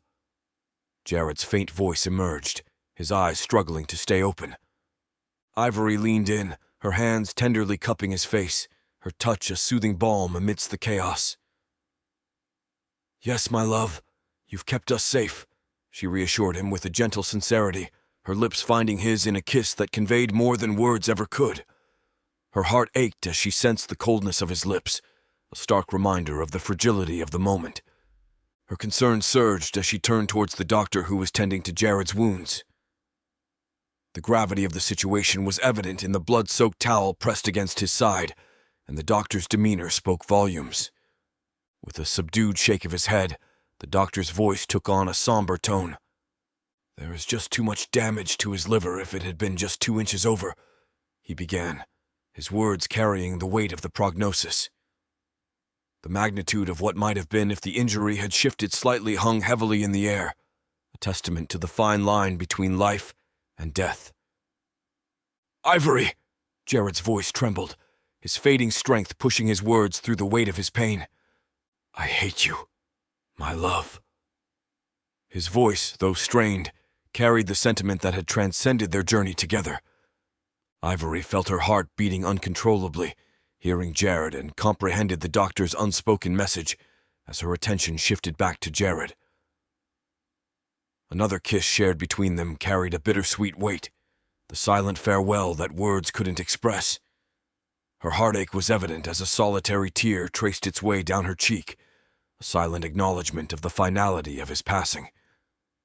Refusing to let the image of his lifeless state be the lasting memory, Ivory pressed her lips to his once more, a gesture of love and parting. Her gaze averted, unable to bear the sight, she directed her request for a drink towards Lydia. "Give me another drink, Lydia," she requested, her voice tinged with grief. As the doctor and Ivory gently covered Jared's form with a sheet, the complexity of emotions in the room painted a poignant picture of loss, resilience, and the myriad ways in which people navigate the chaotic currents of life. Having dealt with family members who had grappled with prolonged grief from the loss of loved ones, Ivory was well aware that confronting such emotions directly was crucial. However, this awareness did little to alleviate the overwhelming pain that now gripped her. Accepting the drink from Lydia, she settled beside her deceased husband at the bar, her eyes welling with tears. Time seemed to stretch, each second dragging like a heavy burden as she sat in silence, the glass clutched in her hand. The liquid within became a refuge, something to hold on to amidst the tempest of emotions that raged within her. Suddenly, amidst the somber stillness, something on the TV seized her attention. The outside world intruded upon her grief, momentarily diverting her focus. It was a reminder that life continued, that the world outside this bar was still turning, regardless of the anguish that consumed her. Along the bottom of the screen scrolled, "News Report, Commander Captain Sawyer of the once 138th Missouri Infantry Unit, now calling themselves the United Constitutional Militia, speaks of the day's events. We have fought long and hard to be here today, and we will fight long and hard tomorrow. We, the men and women of the United Constitutional Militia, will never stop living up to the oath we have taken. We ask that all those who have taken the same oath to defend the Constitution of these United States against all enemies, foreign and domestic, stand with us as we do so. To those who have not taken such an oath, I ask that you decide how important your country is, and what you will do when they come for you or your family. There is nothing we as Americans cannot accomplish as long as we stay." Amidst the quiet of the bar, the television shattered the stillness with the sound of 2 gunshots. The camera's unyielding gaze remained fixed on the speaker who had been shot, capturing the raw intensity of the moment. In the wake of the shots, the scene unfolded in all its harrowing detail. The collective eyes of those in the bar were drawn to the screen, witnessing the unthinkable. A woman, her voice a desperate scream, rushed to the fallen figure, the anguish etched on her face. Covered in his blood, the stark reality of the violence that had erupted outside seemed to seep into the very walls of the bar, a chilling reminder of the turmoil that had engulfed the world beyond those doors yet, once more. As the tragic scene unfolded on the screen, a blonde reporter appeared, her own struggle to maintain composure evident in her demeanor. The camera shifted to capture her presence, the weight of her words adding to the gravity of the unfolding events. In this poignant moment, the emotions rippling through the bar found an echo in the expressions of those watching the broadcast. The reporter's efforts to convey the unfolding tragedy mirrored the anguish that seemed to pervade the air, connecting the realm of the bar to the larger world outside. "I am Sandra Wheeler, and what you have just witnessed is the assassination of a great man by those your government invited into the United States. Captain Sawyer served his country with the highest honor and was assassinated by the United Nations. Those here in the States, here to take your constitutional rights by order of our own government, because they knew our own soldiers would not. These brave men have sacrificed even—" "What the hell happened? Get it back!" The agitation in the bar escalated, a rumbling of discontent spreading among the bikers. However, Lydia's attempt to regain control by aiming the remote at the TVs was cut short by an abrupt power outage. Darkness swallowed the bar, leaving them all in the dim light that filtered through the windows. As the uncertain ambience held them all, Ivory rose from her seat. Her words, though decisive, carried a sense of urgency. "We need to move quickly and get rid of that UN personnel bus from out front of this place. Any suggestions?" she declared. The gravity of their situation was profound, the need to take action pressing upon them. Ivory's question hung in the air, a call for suggestions that would guide their next moves amidst the shadowy uncertainty that now surrounded them. "Bring it around back. We have a garage large enough to hold it. Tank will show you." Lydia's suggestion cut through the uncertainty, offering a plan of action. The resolve in her voice was a rallying point in the midst of the darkness that had descended. Without hesitation, Tank stepped up, taking the lead. Ivory followed, the weight of her grief accompanied by the numbing reality of the task at hand. As she passed Jared's covered body, her touch lingered, a silent farewell that refused to admit the truth of his passing. Climbing up into the bus, Ivory overheard Tank's muttered words, "Damn, your man was a fighter," a testament to the impact of the scene before them. The presence of so much blood and the evidence of the struggle that had taken place were stark reminders of the brutality of the situation. "Yes, he was. Here," she said, handing him a towel to wipe Jared's pooled blood from the seat. "Thanks, Ev." "I prefer Ivory, Tank," she corrected him instantly. "Got it," he replied, firing up the bus. As he began to take off from where they were parked in front of the bar, they noticed no other cars were moving, and some had even crashed into others.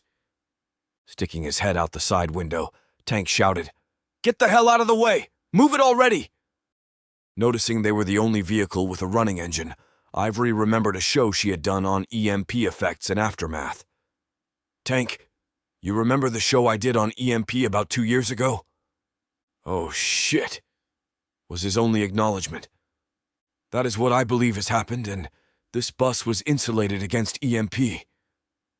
Her words held a weightier sense of concern, reflecting the growing unease that had settled over the situation.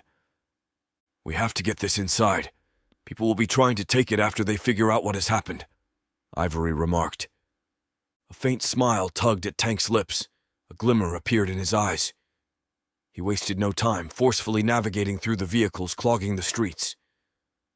There was an unmistakable urgency to his actions, a sense that time was of the essence. The streets, luckily less crowded at this time of day due to the ongoing government activities, offered a degree of cooperation in this unexpected mission. Sparing little concern for the collateral damage that his path left behind, the urgency of their mission seemed to override any hesitation. Their progress remained relatively swift, considering the circumstances, and soon they rounded a corner, the narrow alleyway leading them closer to their destination. With crunching of mirrors against obstacles creating a minor setback, a reminder of the risks they were taking. As the garage door swung open, revealing the haven within, their newly formed comrades were already in motion. Motorcycles and cars were being shifted out of the way, a collaborative effort to ensure that the UN personnel bus could find a secure shelter. In this orchestrated chaos, the collective will to protect their refuge. "Shit, everything in the garage is dead. Even my bike. Damn commie bastards," Tank said, knowing his bike was most likely scrap metal. Stepping off the bus after pulling into the garage, Ivory ran over to help close the large roll-down doors. With the bus secured, she turned to the others. "Are all the bikes and cars in here dead?" "Son of a bitch," she heard one of the others scream out after attempting to kickstart his bike. "It's fried." "I'll take that as yes." "Do you have shovels?" Ivory asked next. "Yes, but what for?" "Oh yeah," one of the other bikers asked, then remembered her husband laying dead on their bar. "Yes, I can't leave him there. I must bury him. Just show me the shovel in a nice spot." Ivory requested, knowing they had already done a great deal for her and Jared. Looking around to each other, Tank nodded to each before saying, "We've got you, sister." Time passed quickly as they worked in unison, driven by both necessity. An hour later, a final resting place had been prepared alongside the foundation of the bar. With a heavy heart, Ivory stood by, ready to bid her husband a final farewell. Gently, they lowered Jared's body into the grave. Ivory's voice carried soft, loving words, an intimate gesture amidst the somber moment. As the earth was carefully returned to its place, covering his body, the reality of his absence became all too real. With the last shovel of dirt landing on the grave, the weight of the moment settled over her. The contrast between the promise of the morning and the tragedy of the day's end hung heavy in the air, a reminder of the unforgiving reach of a tyrannical government. The world, once full of hope and possibility, had turned dark and uncertain, leaving Ivory to navigate a future shrouded in both grief and resistance. Chapter 8. Survival. Amidst the chaotic atmosphere, the sound of Barnes's complaints and authoritative orders reverberated, underscored by veiled threats. Chris, however, remained resolute behind the wheel, his grip on the steering wheel a reflection of the simmering rage within him. His patriotism, a core aspect of his identity, had been called into question, fueling his inner fire. The distance separating him from his family, stretching across thousands of miles, was already a heavy burden. But the weight of the situation deepened when he considered that he was enduring this separation, this sacrifice, only to be judged by those whom he had sworn to protect. The irony wasn't lost on him, and it added a layer of bitterness to his anger. The roar of the engine and tension within the vehicle, Chris's internal turmoil mirrored the larger conflict playing out in the country.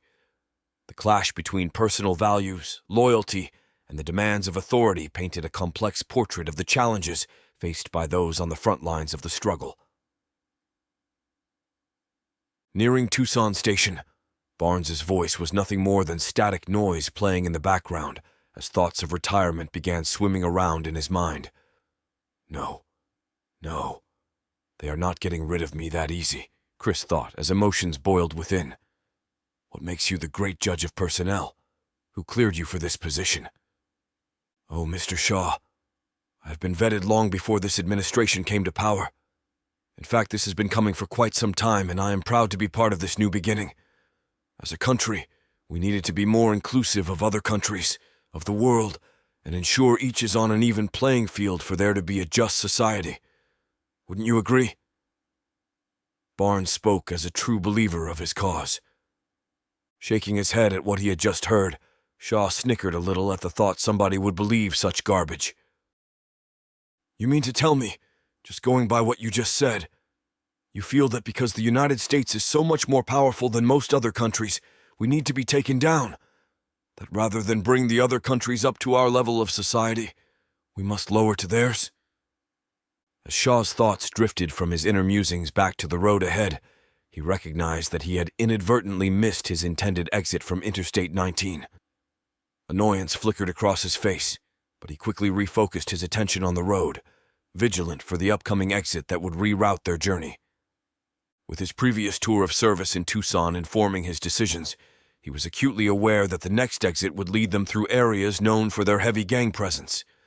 The choice before him was clear: a detour around these dangerous neighborhoods, albeit a longer one or a potentially quicker route that carried its own risks. The balance between expediency and safety became a tangible decision in that moment, emblematic of the choices that often define the delicate dance between personal safety and mission objectives. Barnes thought for a second, then replied, "Only at first, then all can be brought up as one with no other being better or stronger than their counterparts. This administration understands that for there to be true peace in the world and wars to end, each country must be placed on equal footing. How naive are you to believe that all countries of Earth can be placed equally with none wanting dominance over others? You want to end wars? Stop creating them. The Jackson administration was the first to go a full term without starting a new conflict in memory. Hell, Jackson even ended wars. You want me to believe?" Just then Shaw felt their car lose all power and begin slowing down as dash lights flashed rapidly before going dark. "What the hell happened?" Barnes asked as he pushed buttons on the computer mounted between them for signs of life. Shaw's hand instinctively turned the ignition key, the usual growl of the engine conspicuously absent. His brow furrowed in confusion as he glanced around, only to realize that none of the other cars on the interstate were in motion either. The eerie stillness of the scene seemed to settle over him like a shroud. As if on cue, the tableau of immobile vehicles began to shift. People emerged from their cars, their actions almost synchronized. Some raised their hoods, while others stood in small groups, exchanging uncertain glances and murmured conversations. The sense of a collective halt had transformed the bustling highway into a peculiar and surreal scene of suspended motion. Amidst this puzzling situation, Shaw's mind raced to piece together the puzzle. The previously straightforward journey had taken an unexpected turn, leading him into a scenario that was both bewildering and unsettling. "Well, shit, it looks like everyone here has been made equal. What do you think, comrade?" Puzzled Barnes looked around and exited the vehicle. "What is happening?" "Shaw, what's that?" Following Barnes's pointing finger, Shaw's gaze landed on a sight that sent shockwaves through him. The scene before him was nothing short of nightmarish. Multiple planes were descending, their approach far from any conventional landing strip. What made the scene even more surreal was the absence of landing gear, a stark indicator that something was deeply amiss. The truth struck him with a gut-wrenching realization. As the pieces fell into place, his expression turned to horror. "Oh, shit," he muttered, a blend of fear and understanding in his voice. The words that followed painted a grim picture of the situation.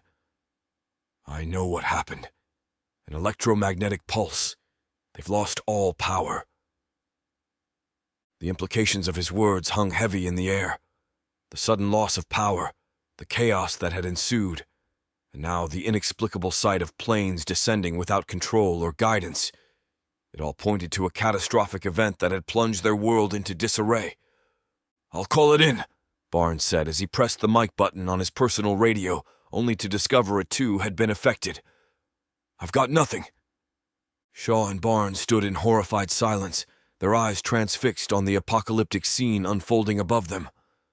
The once orderly sky was now a chaotic theater of disaster. Planes, once symbols of human progress and freedom, now plummeted from the heavens, leaving trails of destruction in their wake. Flames erupted as some aircraft crashed into buildings or the ground, reducing any semblance of order to a surreal landscape of chaos. A sense of helplessness gripped Shaw, his heart heavy with the weight of witnessing the tragic loss of thousands of lives in mere moments. Through the devastation, he grasped at a fragile thread of hope, focusing on the smaller planes that somehow managed to land safely, finding solace in these isolated moments of survival. With his attention consumed by the unfolding tragedy above, Shaw remained oblivious to the growing crowd that had gathered around their vehicle. "What's happened?" cried out on lone former traveler. "You gonna do Sopton?" another stranded motorist called out. "Nothing is working. What do we do?" another yelled. As the crowd around them grew, the urgency and anxiety in the air became very noticeable. Shaw's realization struck with a sense of responsibility.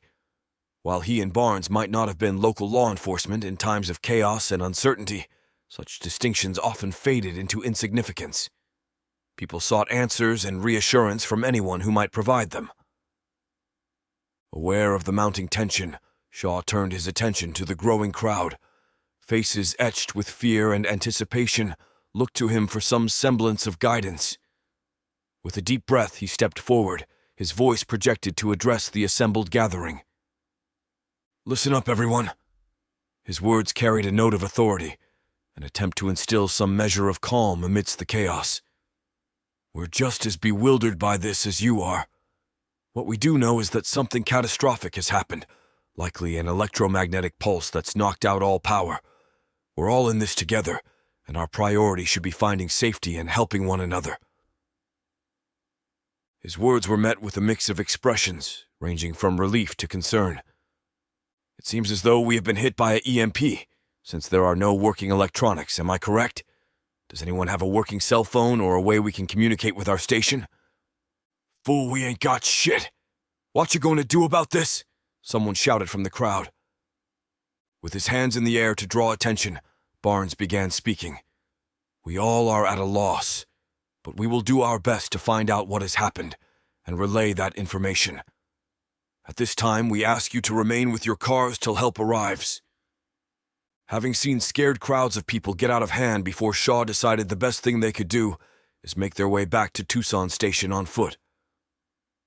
We are walking back to headquarters. I suggest everyone get somewhere they feel safe.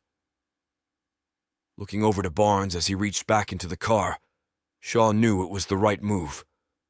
Sticking his head back in the car, Barnes felt they were making the wrong call, lowering his voice so others couldn't hear. He disagreed. We have to stay here with these people till help comes. We can't take off walking and leave them. Looking Barnes directly in his eyes, Shaw began to speak with certainty. You apparently haven't seen what happens when a scared group becomes violent.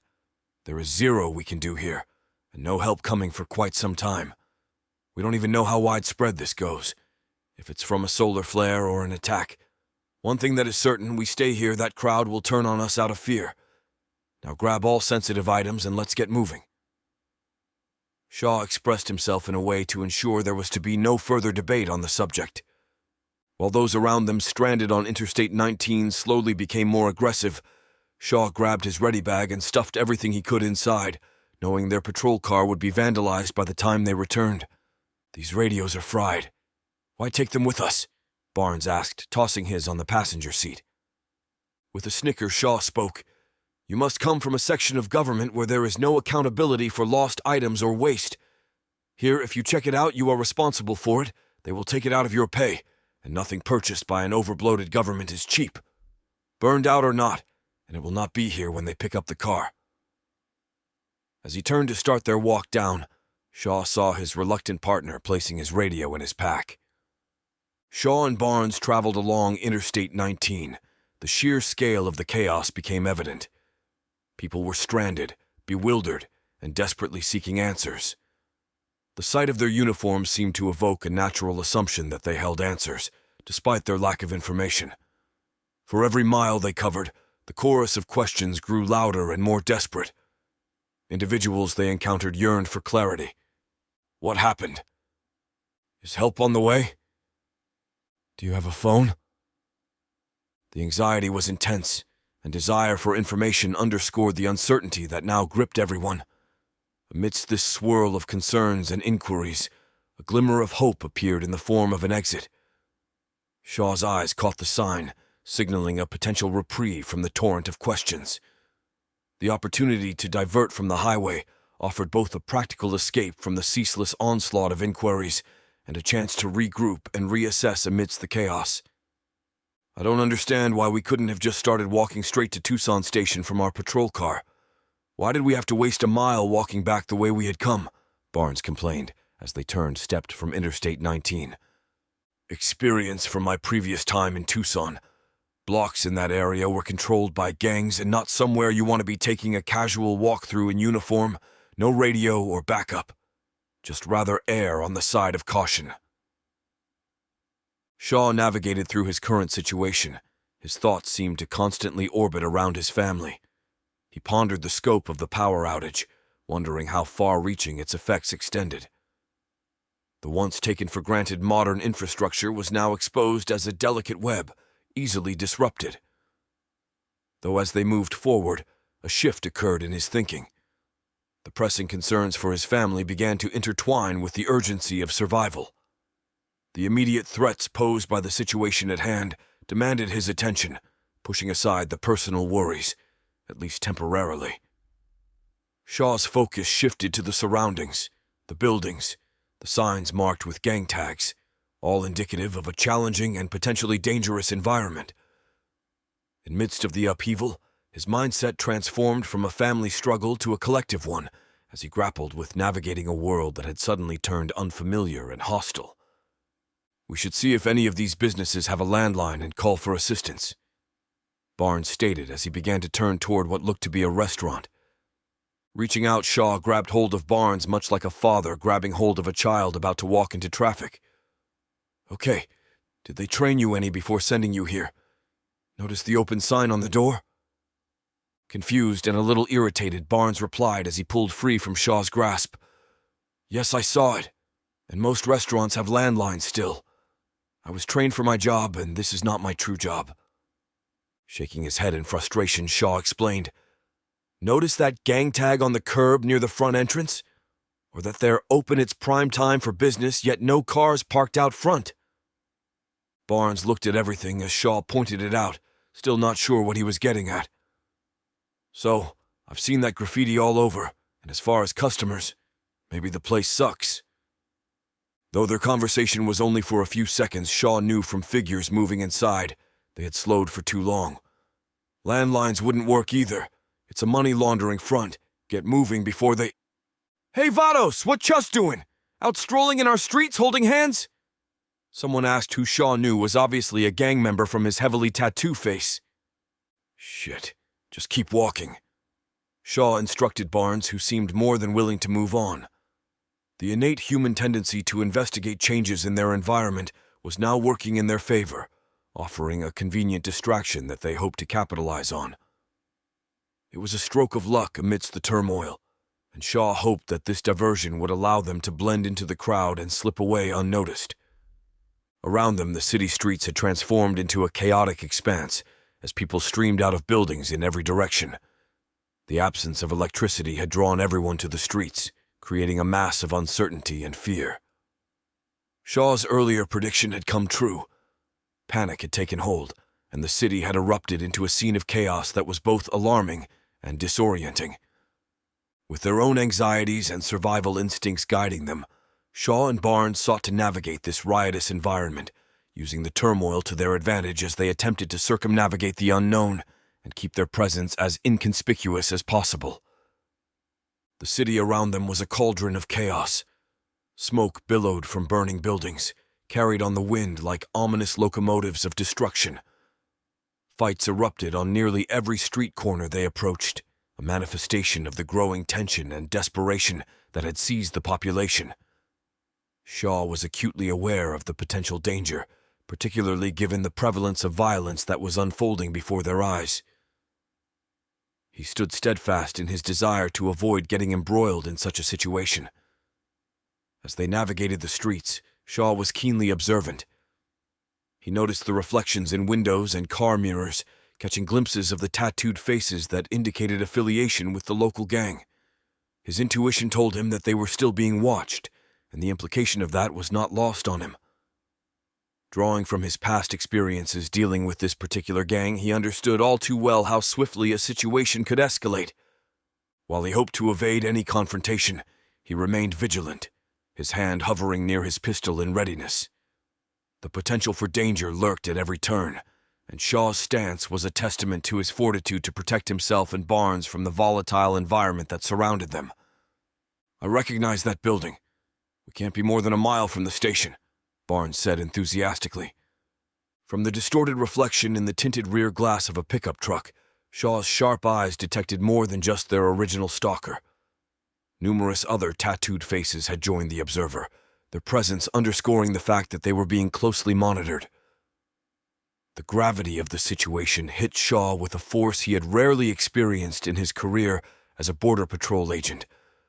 The realization that his life, and potentially Barnes's as well, was hanging by a thread was sobering. The constant awareness of danger had always been a part of Shaw's profession, but this moment felt different. The thoughts of not making it home to his family, which had occasionally crossed his mind before, now consumed him with a newfound intensity. The stakes were elevated to a level he had never encountered before. Shaw's voice quivering with a sense of urgency, he looked around for an avenue to lose their pursuers. "It might as well be 100 if we don't pick up speed and lose these guys," he exclaimed, the urgency in his tone evident. Time was of the essence, and the need to evade their persistent followers took precedence over anything else. As he glanced at his partner, sent from Washington, and not yet fully informed about the situation, Shaw's mind raced with the weight of responsibility to ensure their safety in this brewing storm. "Lose who?" Barnes asked as he began to turn around only to be stopped by Shaw. "Don't turn around. Damn, I can't believe they let you out in the field with little to no training. We have to make a run for it or fight it out, and we are really outnumbered. Hell, I don't even know if you were trained to use that pistol." Shaw snapped. There was nothing Barnes had to say at this time that Shaw wanted to hear. Cutting him off, he began giving instruction. "We need to lighten our load to prepare to run. Don't do it all at once, but start ditching everything besides weapons and ammo. We don't want them to know what we're doing." "But you said to bring this gear because it's expensive and they would take it from our pay," Barnes argued. Wanting to hang his head down and shake it to show his disgust, he didn't but continued to seek out another reflective surface for surveillance on their tail, while thinking, how could anyone in government send somebody such as this into a high-risk environment to weed out non-supporters? What he said was, they don't take it from your pay if you're killed. As Barnes' face turned pale, he understood just what he was being told. "I'm in good shape. I go running every morning. We could drop everything and easily outrun these guys." The panic in Barnes's voice struck a chord with Shaw, a clear indication that his partner was on the brink of making a rash decision. Shaw's instincts heightened as he anticipated Barnes's impulsive move, a sinking feeling settling in his gut.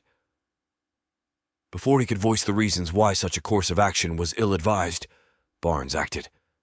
In an instant, Barnes abandoned caution and dropped everything, his sudden sprint cutting through the tense air. "Wait!" Shaw's desperate plea went unanswered, swallowed by the urgency of the situation. Barnes was already committed to his course of action, driven by his own impulse. Shaw's heart raced as he recognized the inevitability of the situation. He was now compelled to respond, the weight of responsibility pressing heavily on his shoulders. The decision was no longer about strategy. It was about responding to Barnes's actions and moderating the potential consequences that could unfold in the chaotic environment around them. Now standing alone, Shaw dropped quickly to lay alongside a shotgun Barnes had dropped, with no hesitation in racking a shell in the chamber. He pulled the trigger almost as it locked into battery. Having seen positions of gang members prior to turning and dropping, he was confident the foot that vanished from his shot would soon be replaced by a screaming tattooed face. Before he had finished racking in another shell, his hypothesis was confirmed. Split second later, that man's face also vanished. Now that his closest threat was eliminated, he hoped his buddies had retreated, but he knew that wasn't how they operated. Staying low, Shaw grabbed a handful of shells from Barnes's bag, stuffing them into his pocket except for 3. Instinctively, after firing, he had racked another shell in, and with 3 in his hand, he slid them into the magazine well, while looking for a safe path in the direction Barnes ran and their station. Rising for a quick pick, he saw few people remained, with exception of headless friends who were currently firing in his direction. At this point, he knew it didn't matter where he went, but there was no remaining still. Shaw's world had transformed into a volatile battleground. He sprinted from car to car, seeking refuge behind the thin shields they offered, his focus solely on locating Barnes amidst the pandemonium. The notion of gunfights being exciting, a fleeting thought in the past, was now replaced with an overwhelming sense of urgency and fear. His focused his attention towards the closest threat. Shaw's instincts took over. He aimed his weapon with precision, his fingers tightening around the trigger. The eruption of gunfire released 12 lead projectiles hurtling towards his target, the concussive force of each shot reverberating through him. He didn't allow himself the luxury of watching the outcome. Instead, he swiftly hunkered down, his movements a mix of speed and caution, as he sought to maintain his low profile while constantly scanning for any sign of Barnes or the encroaching danger that pursued them. Breathless, with high amounts of adrenaline coursing through his veins, Shaw was now closing in on the last turn before the Tucson station would come into view, just a short distance away. Every fiber of his being was on high alert, his senses honed to detect even the slightest of movements, no matter how distant. Each flicker of movement was processed instantaneously, and his mind calculated potential threats with a level of precision honed by dire circumstances. The chaos was omnipresent, and it seemed that gunfire erupted from every direction within the city. The constant barrage of shots had turned Tucson into a war zone. Among this pandemonium, the direction from which gunfire was originating was relatively easier for Shaw to pinpoint. He recognized the telltale sounds of shots coming from behind him, a distinction that helped him navigate the treacherous environment. Approaching the corner, Shaw positioned himself just off the brick wall of a building that stood at the corner, providing cover and a vantage point. With a deep breath, he cautiously peeked around the corner, his gaze intent on the Tucson station just beyond. In this perilous moment, Shaw's actions were guided by his survival instincts to reach the safety that the station could potentially offer. What he saw was worse than he had feared. Barnes was bound with zip ties, secured to a chain-link fence that encircled the facility. The scene unfolding before Shaw was a nightmare. 4 gang members were viciously assaulting Barnes, their punches a flurry of violence punctuated by their demands. Turn them loose, or he dies. The gravity of the situation hit Shaw like a ton of bricks. The urgency to save his partner surged through him, overriding any fear or hesitation. His heart raced, but his focus remained unwavering. Every ounce of his training and experience kicked in as he assessed the situation, calculating the best course of action to rescue Barnes from the clutches of his assailants. Time was of the essence, and Shaw knew that he had to act swiftly and decisively to save his partner's life. Amid the chaos, the gang members saw their chance, exploiting the prevailing disorder to demand the release of their detained comrades. A sense of urgency and dread washed over Shaw as he comprehended the dire situation at hand. Shit. He couldn't help but exclaim, the weight of the circumstances bearing down on him. Grimly, he looked over his shoulder, recognizing that his pursuers were closing in, their gunfire sending brick fragments scattering above his head. In that tense moment, an unexpected clarity seemed to pierce through the fear that had gripped him. His course of action materialized before him and left no room for hesitation. Before he could fully process his decision, Shaw was in motion. He moved with a determined purpose, a fast-paced walk that led him back towards the very danger he had been striving to avoid. His steps were marked with an unwavering resolve as he confronted the adversaries that had been hunting him. Each confrontation was met with a barrage of gunfire, the recoil of his weapon reverberating through him. One by one, his assailants fell, their threats silenced by the strength that now coursed through Shaw's veins.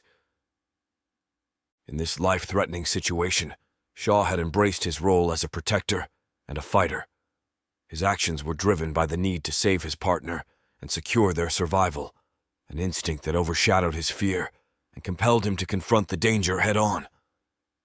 Shaw seized every opportunity to seek cover and reload his shotgun, his non-trigger hand moving with practiced efficiency as it slid shells into the weapon's chamber. With each life he had taken, the gravity of the situation weighed heavily on him, but he knew that he had no choice but to fight to protect both himself and Barnes. As he dropped at least 3 of their attackers, Shaw observed a shift in the tide of the battle. The remaining gang members who could still move were retreating, the threat they posed momentarily receding. With a keen awareness of the supplies at his disposal, he swiftly calculated his next move. Shaw turned back to his objective, saving Barnes, who he hoped was still alive and fighting for his own survival. Moving through an alleyway to minimize the risk of being spotted, Shaw's mind worked in overdrive. Countless scenarios played out in his head, each ending in the same grim outcome, the loss of either Barnes or both of them. Despite the bleak odds and no matter the cost, he was unwilling to stand by and allow these ruthless individuals to claim another life.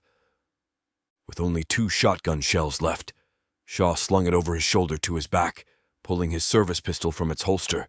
He knew there were 17 rounds in the magazine and 2 full magazines in his belt. Racking a round in the chamber, Shaw then ejected its magazine and replaced it with a full magazine, giving him 18 shot before having to reload. Placing the partial magazine in his ammo pouch, he held his other full mag at the ready. Looking from relative concealment, he calculated at least 100 yards between him and those brutalizing Barnes. Shaw's mind churned through countless scenarios, all of them fraught with peril. He emerged from his mental calculations with a singular purpose. Exiting his contemplations, he found himself standing with his pistol aimed at the nearest target. His footsteps were measured and steady, each one propelling him closer to his intended objective. In the midst of this focused approach, his finger curled around the trigger, tension growing with each advancing step. Shaw's concentration was so intense that he was barely aware of anything beyond the immediate threat in his sights. However, reality suddenly snapped back with a jolt as voices shattered his tunnel vision. Shouts from one side intruded upon his intense focus, the word Holmes cutting through the chaos. Gunfire erupted, the sharp cracks of bullets reverberating through the air. Shaw leapt for cover, the ground providing refuge from the incoming fire. In this heart-pounding moment, the plans and scenarios that had occupied Shaw's mind only moments before gave way to the immediate need for survival. Shaw's heart pounded within his chest. In a split second, his finger squeezed the trigger, releasing the firing pin and sending a bullet hurtling into his intended target's lower back. The impact reverberated through the man's body, and Shaw wasted no time in redirecting his aim, firing methodically at each threat that stood near Barnes. The thunderous sound of gunfire was interspersed by the lookout's retaliatory shots, their bullets narrowly missing their mark. Shaw's focus was unwavering as he prioritized preventing the remaining assailants from using Barnes as a shield. His actions were swift, but the sequence of events was a blur of movement and gunfire as he relentlessly engaged the threat. His proficiency with his weapons was evident as he seamlessly transitioned from one threat to another, keeping the pressure on the enemy. The slide of his pistol locked open after expelling the last rounds, prompting Shaw to swiftly drop the spent magazine and reload. The rhythm of the battle continued as he methodically took down each of the 4 men who had posed a direct threat to Barnes. As the last foe fell, Shaw's attention shifted to the remaining gang members who continued to fire from a distance. Holstering his pistol with practiced ease, Shaw's hands moved with fluid precision to swing the shotgun into his grip. He took aim, ready to face down the distant adversaries. Shaw fired both remaining shells, knowing that at such distance each would cover a large area as they spread, leaving those in the way nowhere to run. With 2 of 24 balls striking with one in his leg and another upper chest, the men screamed in pain as they rolled around on the ground. Returning the empty shotgun to his back, Shaw drew his pistol once more and reloaded it with his remaining magazine. Hearing the receiver drop as it placed a round in ready to fire, his thoughts were to walk over and shoot the screaming gang member in his head. But even during times like this, he felt his training as law enforcement scream at him how unjust it would be. Watching those bleeding out near Barnes for movement, he was assured by multiple bullet holes they were no longer a threat. Still, he held his pistol in one hand, while taking out a knife to cut Barnes free. Through a split fat lip with blood covering his face, and not all of it his, Barnes began to speak. "Thank you. Thank you. I knew they were going to kill me." A few personnel from inside their station exited, making their way over to aid them, as Shaw wrapped Barnes' arm around his neck to help him walk. "We'll talk about it later. For now, let's get you inside." "No, I ran and left you. You still saved me, Shaw," Barnes said, almost crying. "Call me Chris. Nobody uses last names around here long," Shaw stated in an attempt to console his beaten companion. "Well, thank you, Chris. I am very—" The sounds of gunfire enveloped Shaw, drowning out any words that Barnes might have been trying to convey. In a matter of moments, the agents from inside the station had responded, their bullets finding their target and ending the threat of the wounded gang member. The sudden eruption of gunfire was as swift as its end, leaving behind an eerie silence in its wake. Shaw's attention returned to Barnes, the weight in his arms growing heavier. In the dim light, the grim truth revealed itself, a hole in Barnes' chest where a bullet had exited, the consequence of Shaw's choice to spare the tattooed face gang member. Setting Barnes down gently, the weight of his own actions or inaction pressed upon Shaw's shoulders. Regret and frustration surged through him, mingling with the raw emotions of the chaotic situation. The iron grip of hindsight twisted at his gut as he realized that if he had followed his instincts and eliminated the wounded man, Barnes might still be alive. Frustration and anger swelled within Shaw, manifesting in a scream of agony and resentment as he lashed out at the chain-link fence. In this moment of intense emotion, the boundary between the personal and duty blurred. Chapter 9. Confiscating the Ranch. Riker Kane stood waiting alongside behind his main cameraman Henry, his enthusiasm high as he prepared to shoot another video for his channel. Even with the hot Texas sun beat down on the shooting range, the camera crew moved around, setting up equipment and getting everything ready for the upcoming firearm testing. With countless video shoots over the years, everyone seemed to work in unison. It was almost as if Riker's easygoing smile and energetic demeanor were infectious, and his camera crew laughed as he cracked jokes and made funny faces at the camera. "Hey, here is one for you. Why did the gun instructor go to therapy?" Each of his crew thought about it till they just conceded, unable to come up with the correct answer. "Because he had too many triggers," Riker reveled, then quickly signaled he was ready to begin today's video. Quickly they all pulled together, and within seconds the cameras were recording as Riker walked toward Henry Will saying, "All right, folks, welcome back to Vanguard Ballistics. Today we've got something special for you," Riker announced to the camera, his excitement evident. "We've got a brand new shotgun that just hit the market and found its way to our bunker, and we're going to put it through its paces. But first, remember to subscribe, and hit that notification bell so you never miss out on our explosive content." With the camera began rolling, Riker launched into his signature style, showcasing the firearm, explaining its features, and engaging his audience with his charismatic commentary. His camera crew captured every angle, ensuring that viewers would be able to see every detail of the gun. Raising the shotgun up to his shoulder, Riker paused. "What's wrong?"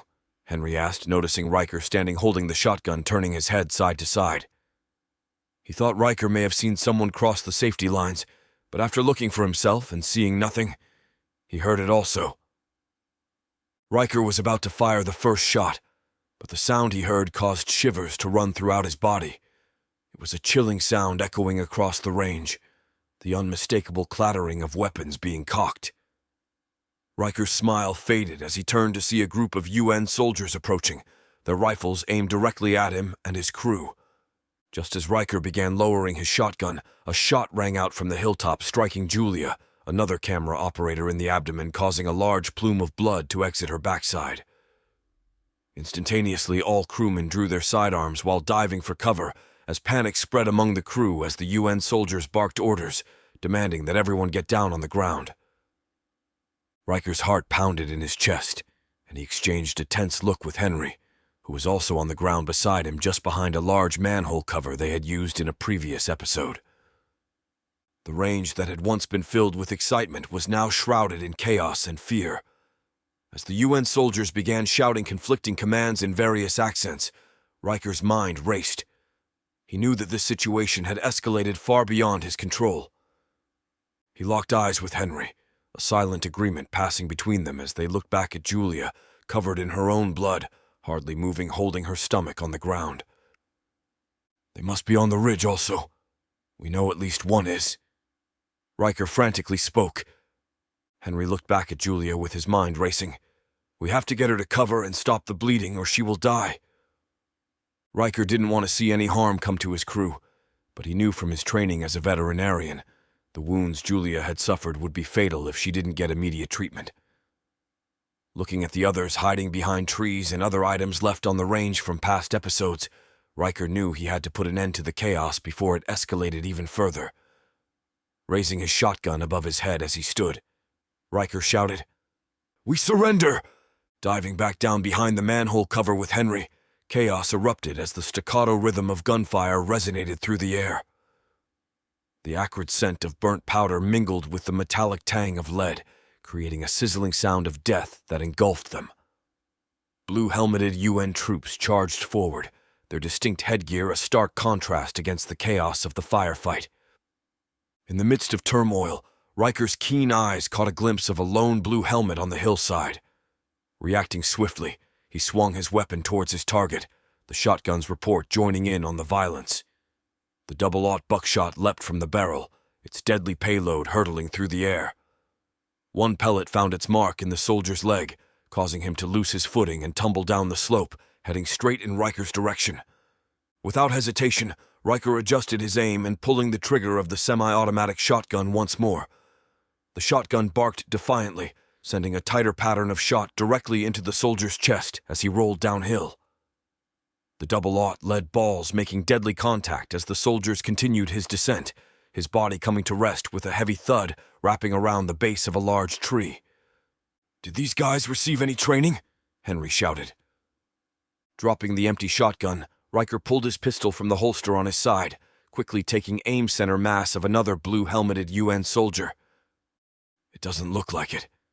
They should have at least learned what cover is." Riker pulled the trigger, sending a 9mm round through the soldier's neck. The firefight's intensity seemed to stretch time, each moment drawn out as if in a surreal dreamscape. The cracks of gunfire echoed, mingling with the shouts and screams that filled the air. Trapped within the storm of battle, every second felt like an eternity, yet the reality was that the conflict had raged for only a matter of minutes. While the smoke began to clear and chaos subsided, Riker and Henry emerged from their cover, wariness etched onto their faces. Amidst the aftermath of the firefight, a scene of destruction unfolded before them.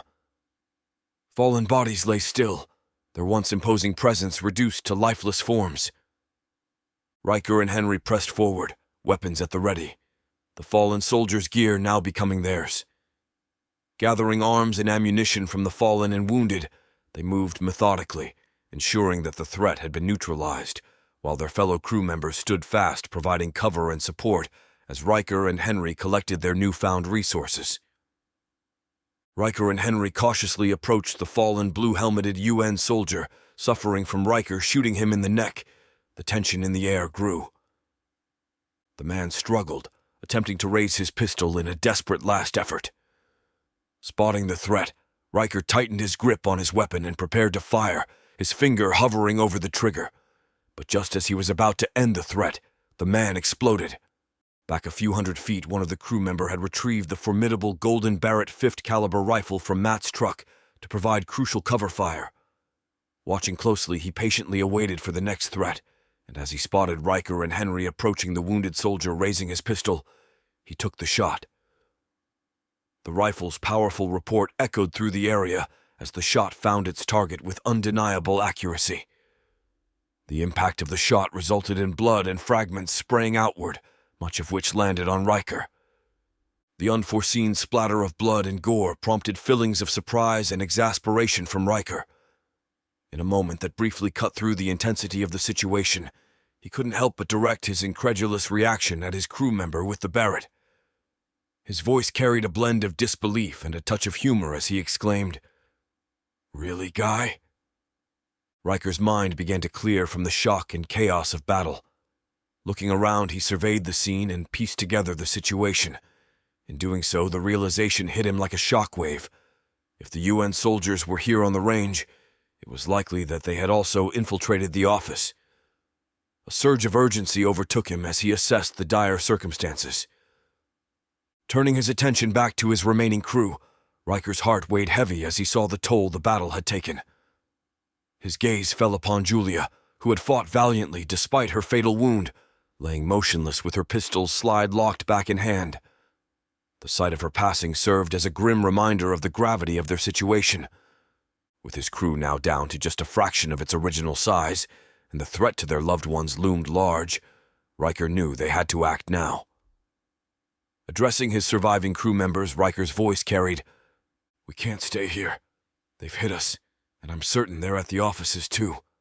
Our families are in danger. Henry and I are heading to the offices. Take whatever you need and gather your families. We'll regroup at the bunker. Move, move." Amongst the somber scene, everyone grappled with the heavy task of leaving behind fallen crew members and friends. The fallen lay where they had fought valiantly, a painful reminder of the cost of their resistance. Yet a shared understanding prevailed. There was no time for mourning.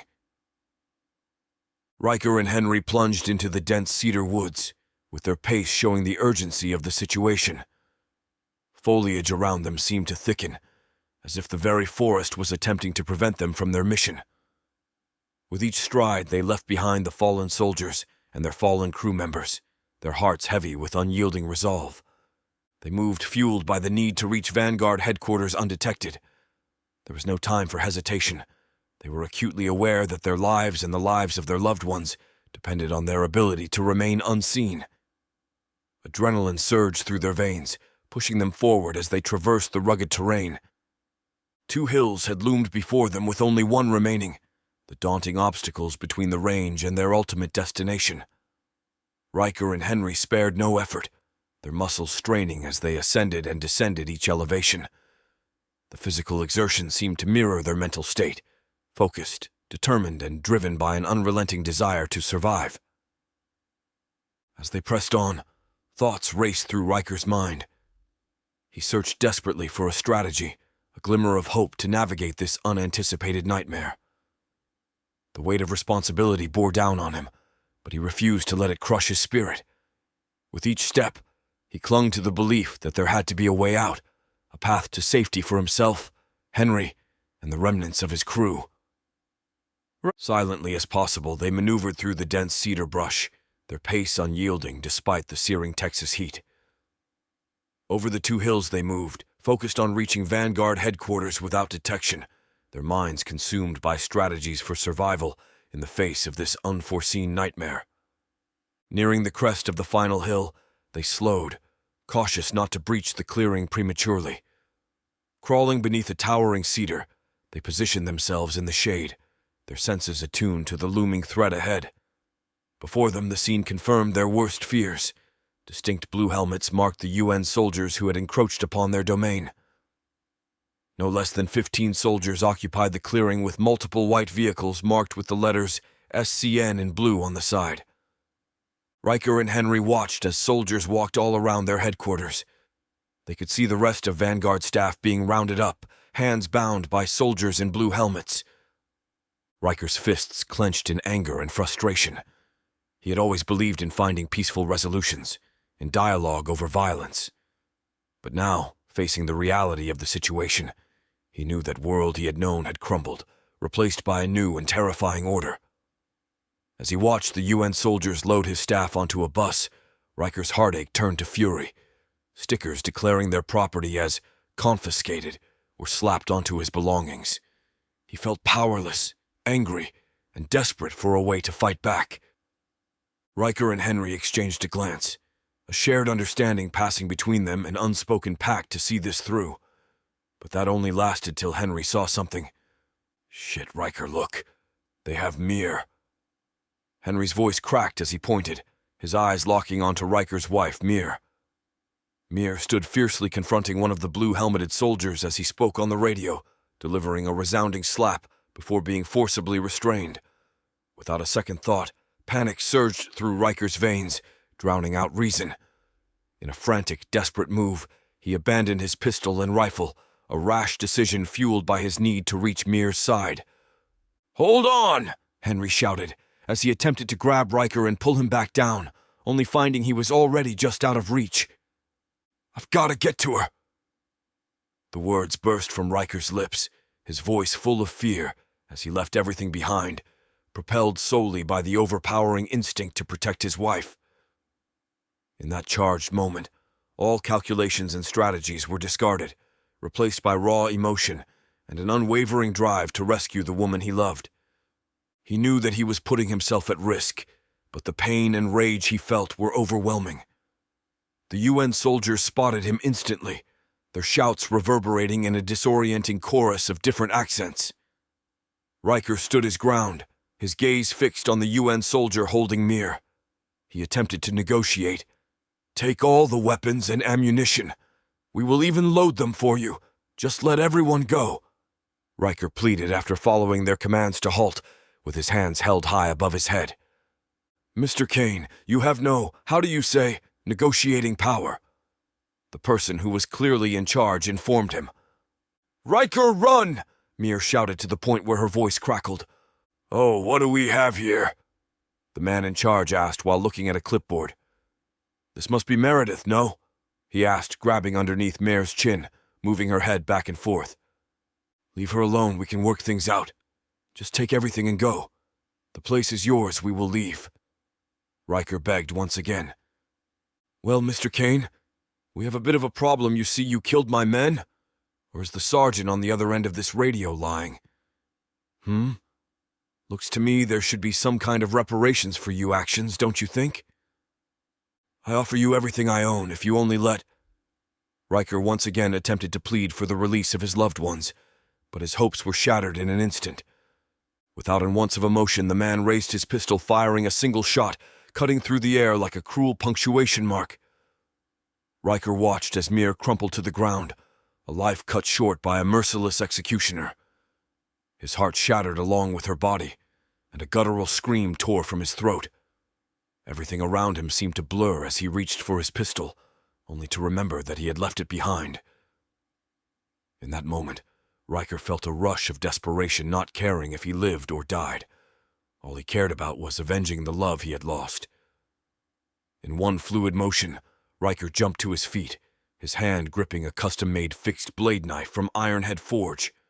Henry's voice echoed behind him, pleading for him to stop, knowing the futility of his actions.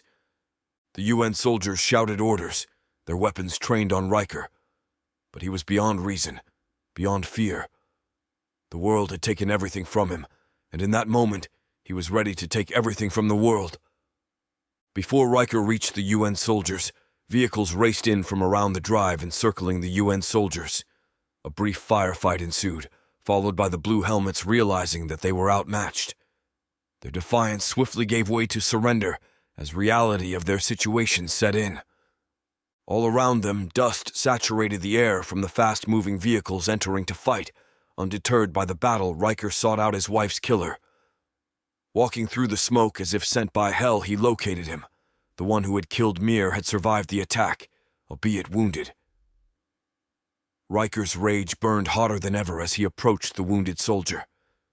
His fingers clenched around the Damascus blade, and with a swift, brutal motion, he slashed the soldier's throat as his mouth opened to plead for his life. As he gagged on his own blood, Riker stared into his eyes as he drove the blade through his ear canal. He turned towards his wife, his heart shattering into a million pieces as he sank to his knees. Tears streamed down his face, mingling with the dirt and sweat that clung to his skin. Gently, as if holding on to a fragile dream, he lifted her lifeless form, cradling her against his chest, his hands trembling with disbelief. The weight of her absence pressed down on him, a crushing reality he couldn't escape.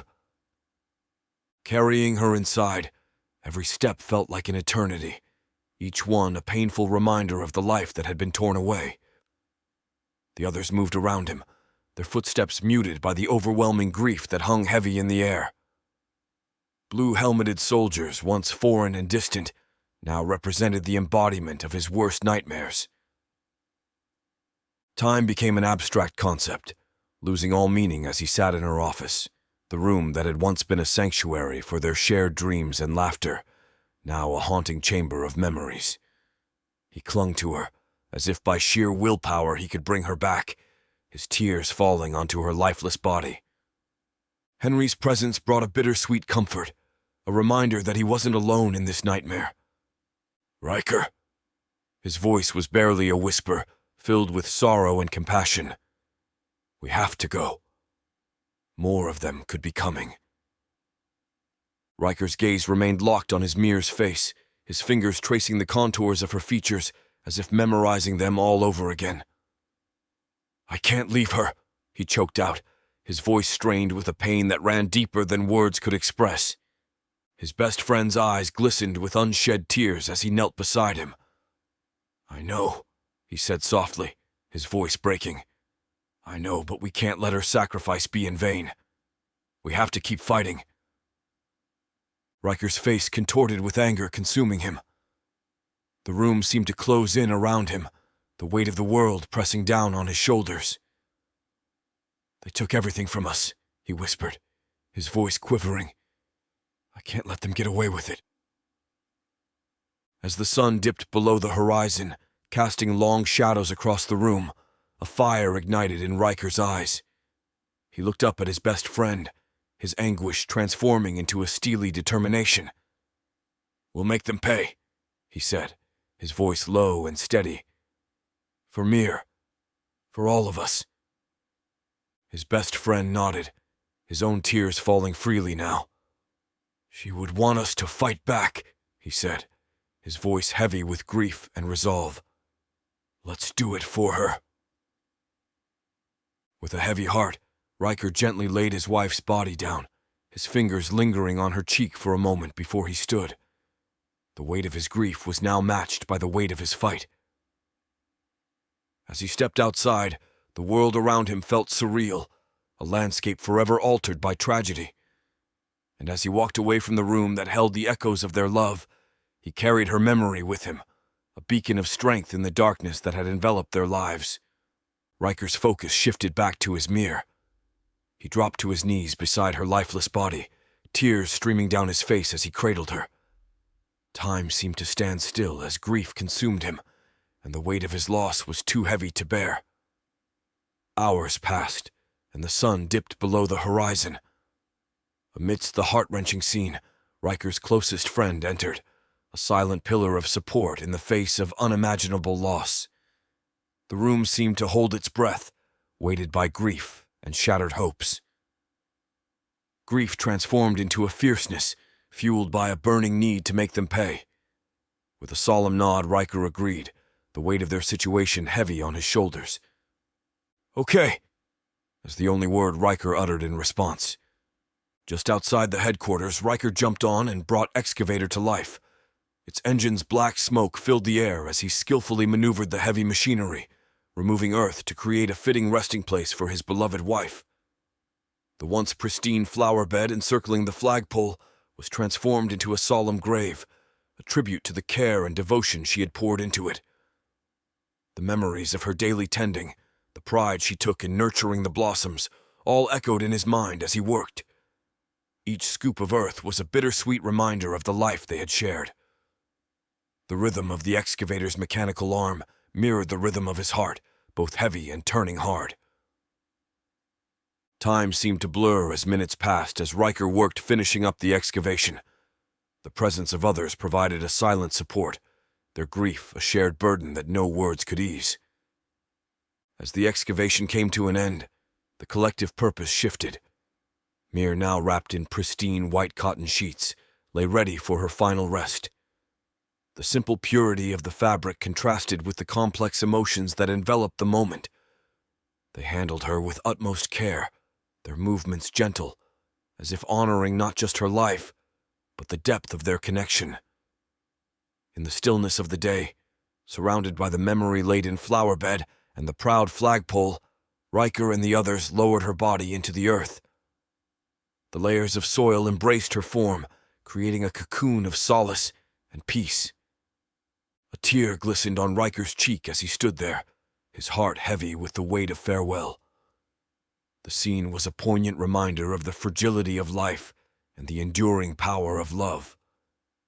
They stood together in the blazing heat, laying Mir to rest in the earth she had cherished greatly. The U.S. flag fluttered overhead, a silent promise of strength and unity, while their movements were that of sorrow. Close to finishing, a cool breeze swept through the flower bed.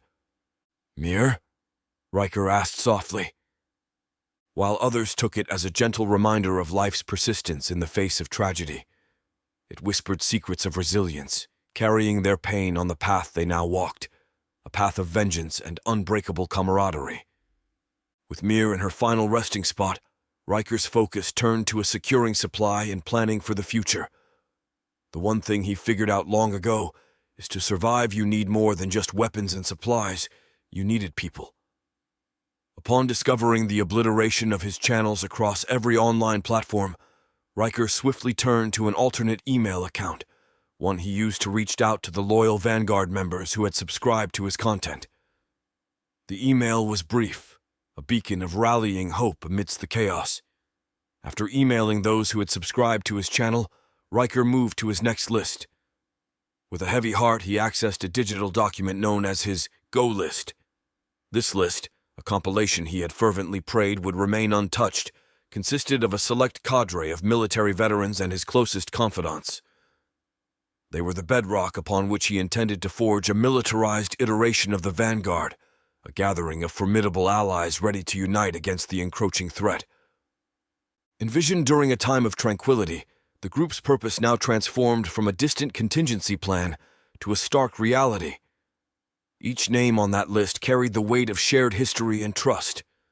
Their designated rendezvous point was a hidden bunker, a sanctuary nestled far from civilization, stocked with essential supplies.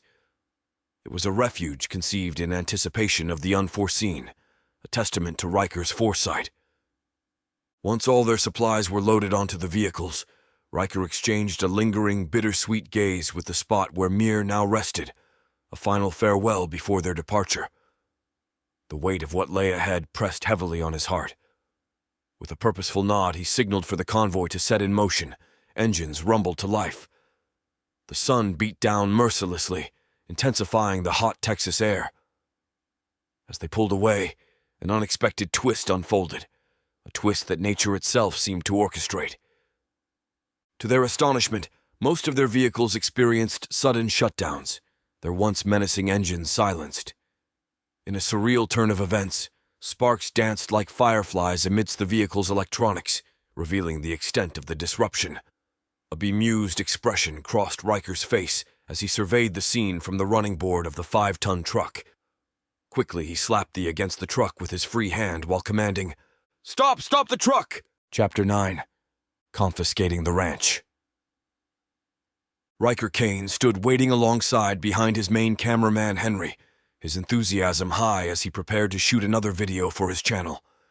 Even with the hot Texas sun beat down on the shooting range, the camera crew moved around, setting up equipment and getting everything ready for the upcoming firearm testing. With countless video shoots over the years, everyone seemed to work in unison. It was almost as if Riker's easygoing smile and energetic demeanor were infectious, and his camera crew laughed as he cracked jokes and made funny faces at the camera. "Hey, here is one for you.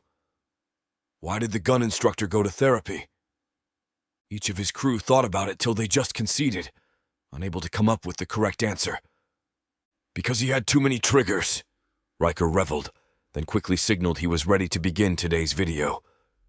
Quickly, they all pulled together, and within seconds the cameras were recording as Riker walked toward Henry Will, saying, "All right, folks, welcome back to Vanguard Ballistics.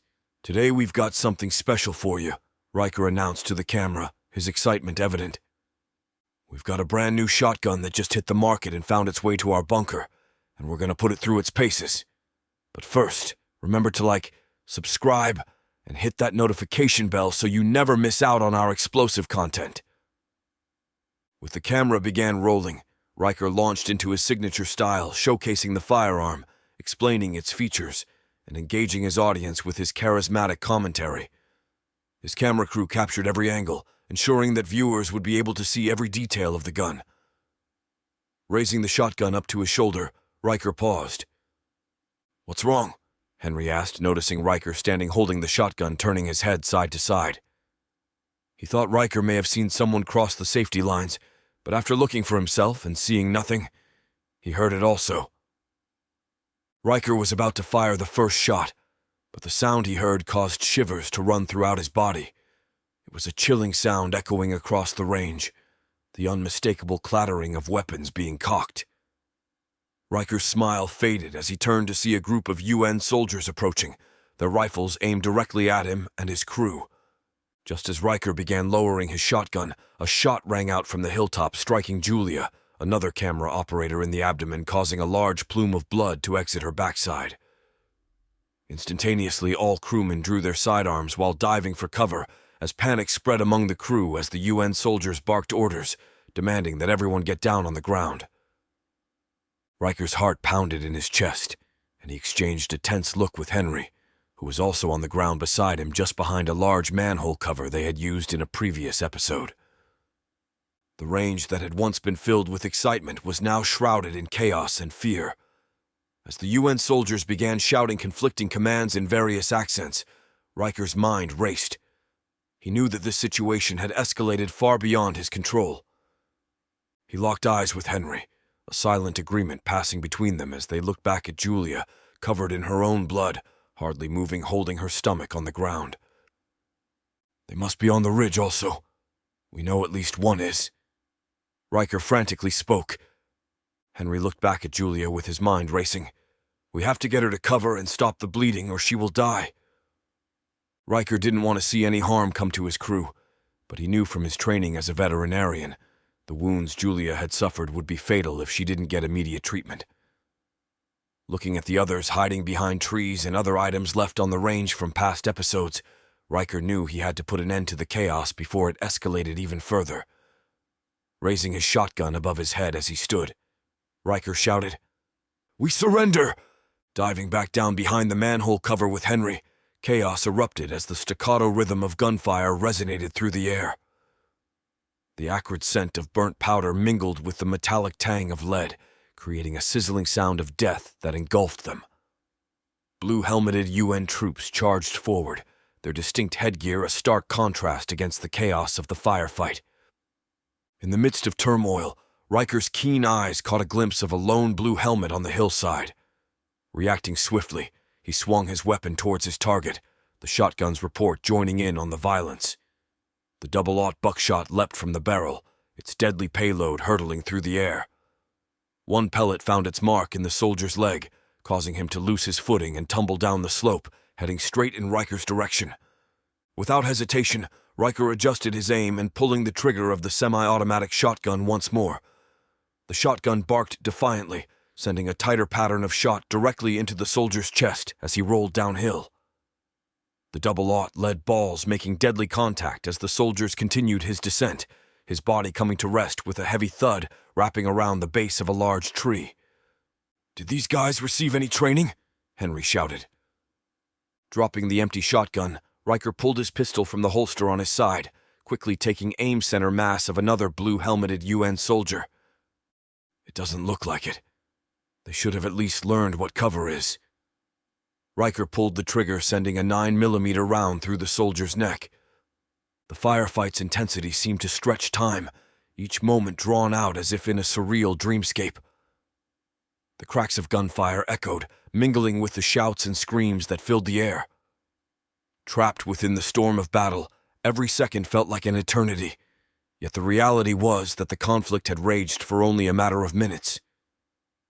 While the smoke began to clear and chaos subsided, Riker and Henry emerged from their cover, wariness etched onto their faces.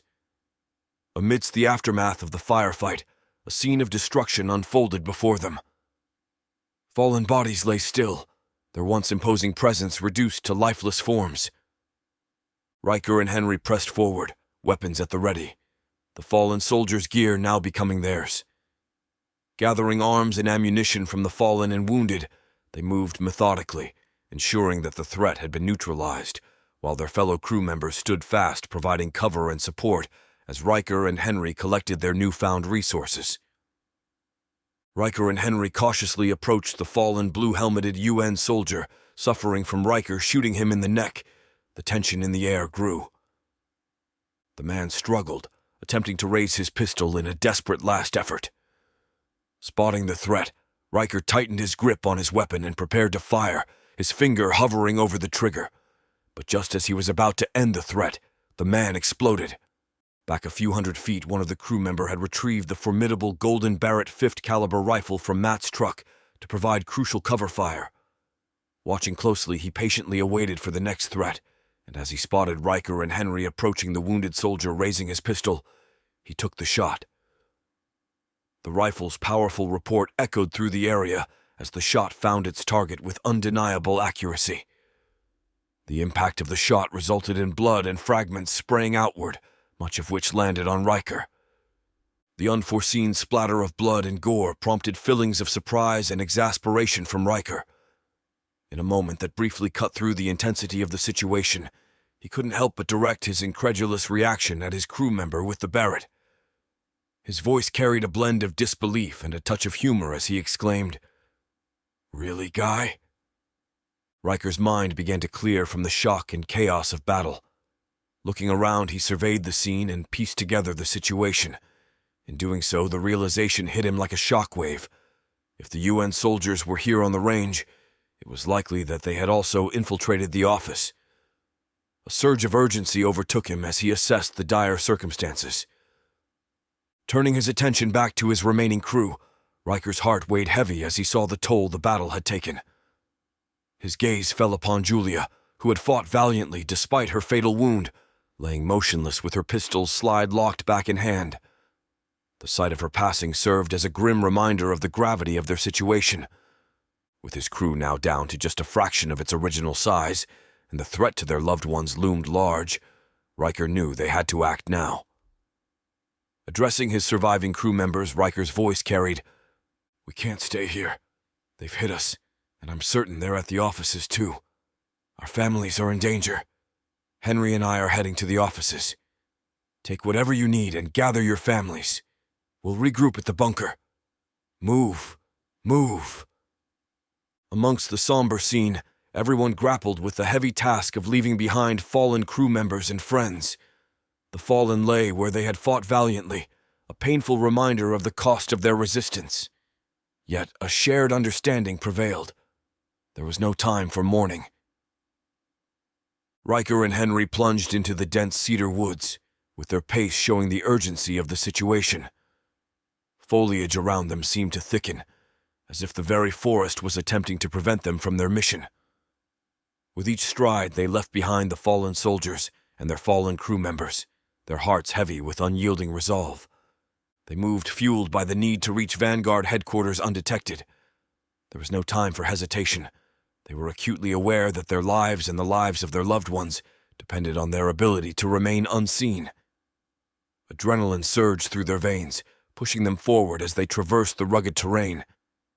2 hills had loomed before them with only one remaining, the daunting obstacles between the range and their ultimate destination. Riker and Henry spared no effort, their muscles straining as they ascended and descended each elevation. The physical exertion seemed to mirror their mental state, focused, determined, and driven by an unrelenting desire to survive. As they pressed on, thoughts raced through Riker's mind. He searched desperately for a strategy, a glimmer of hope to navigate this unanticipated nightmare. The weight of responsibility bore down on him, but he refused to let it crush his spirit. With each step, he clung to the belief that there had to be a way out, a path to safety for himself, Henry, and the remnants of his crew. Silently as possible, they maneuvered through the dense cedar brush, their pace unyielding despite the searing Texas heat. Over the 2 hills they moved, focused on reaching Vanguard headquarters without detection, their minds consumed by strategies for survival in the face of this unforeseen nightmare. Nearing the crest of the final hill, they slowed, cautious not to breach the clearing prematurely. Crawling beneath a towering cedar, they positioned themselves in the shade, their senses attuned to the looming threat ahead. Before them, the scene confirmed their worst fears. Distinct blue helmets marked the UN soldiers who had encroached upon their domain. No less than 15 soldiers occupied the clearing with multiple white vehicles marked with the letters SCN in blue on the side. Riker and Henry watched as soldiers walked all around their headquarters. They could see the rest of Vanguard staff being rounded up, hands bound by soldiers in blue helmets. Riker's fists clenched in anger and frustration. He had always believed in finding peaceful resolutions, in dialogue over violence. But now, facing the reality of the situation, he knew that world he had known had crumbled, replaced by a new and terrifying order. As he watched the UN soldiers load his staff onto a bus, Riker's heartache turned to fury. Stickers declaring their property as confiscated were slapped onto his belongings. He felt powerless, angry, and desperate for a way to fight back. Riker and Henry exchanged a glance, a shared understanding passing between them, an unspoken pact to see this through. But that only lasted till Henry saw something. "Shit, Riker, look. They have Mir." Henry's voice cracked as he pointed, his eyes locking onto Riker's wife, Mir. Mir stood fiercely confronting one of the blue-helmeted soldiers as he spoke on the radio, delivering a resounding slap before being forcibly restrained. Without a second thought, Panic surged through Riker's veins, drowning out reason.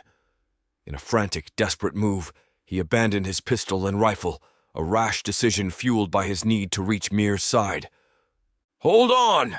Henry shouted, as he attempted to grab Riker and pull him back down, only finding he was already just out of reach. "I've got to get to her." The words burst from Riker's lips, his voice full of fear as he left everything behind, propelled solely by the overpowering instinct to protect his wife. In that charged moment, all calculations and strategies were discarded, replaced by raw emotion and an unwavering drive to rescue the woman he loved. He knew that he was putting himself at risk, but the pain and rage he felt were overwhelming. The UN soldiers spotted him instantly, their shouts reverberating in a disorienting chorus of different accents. Riker stood his ground, his gaze fixed on the UN soldier holding Mir. He attempted to negotiate. "Take all the weapons and ammunition. We will even load them for you.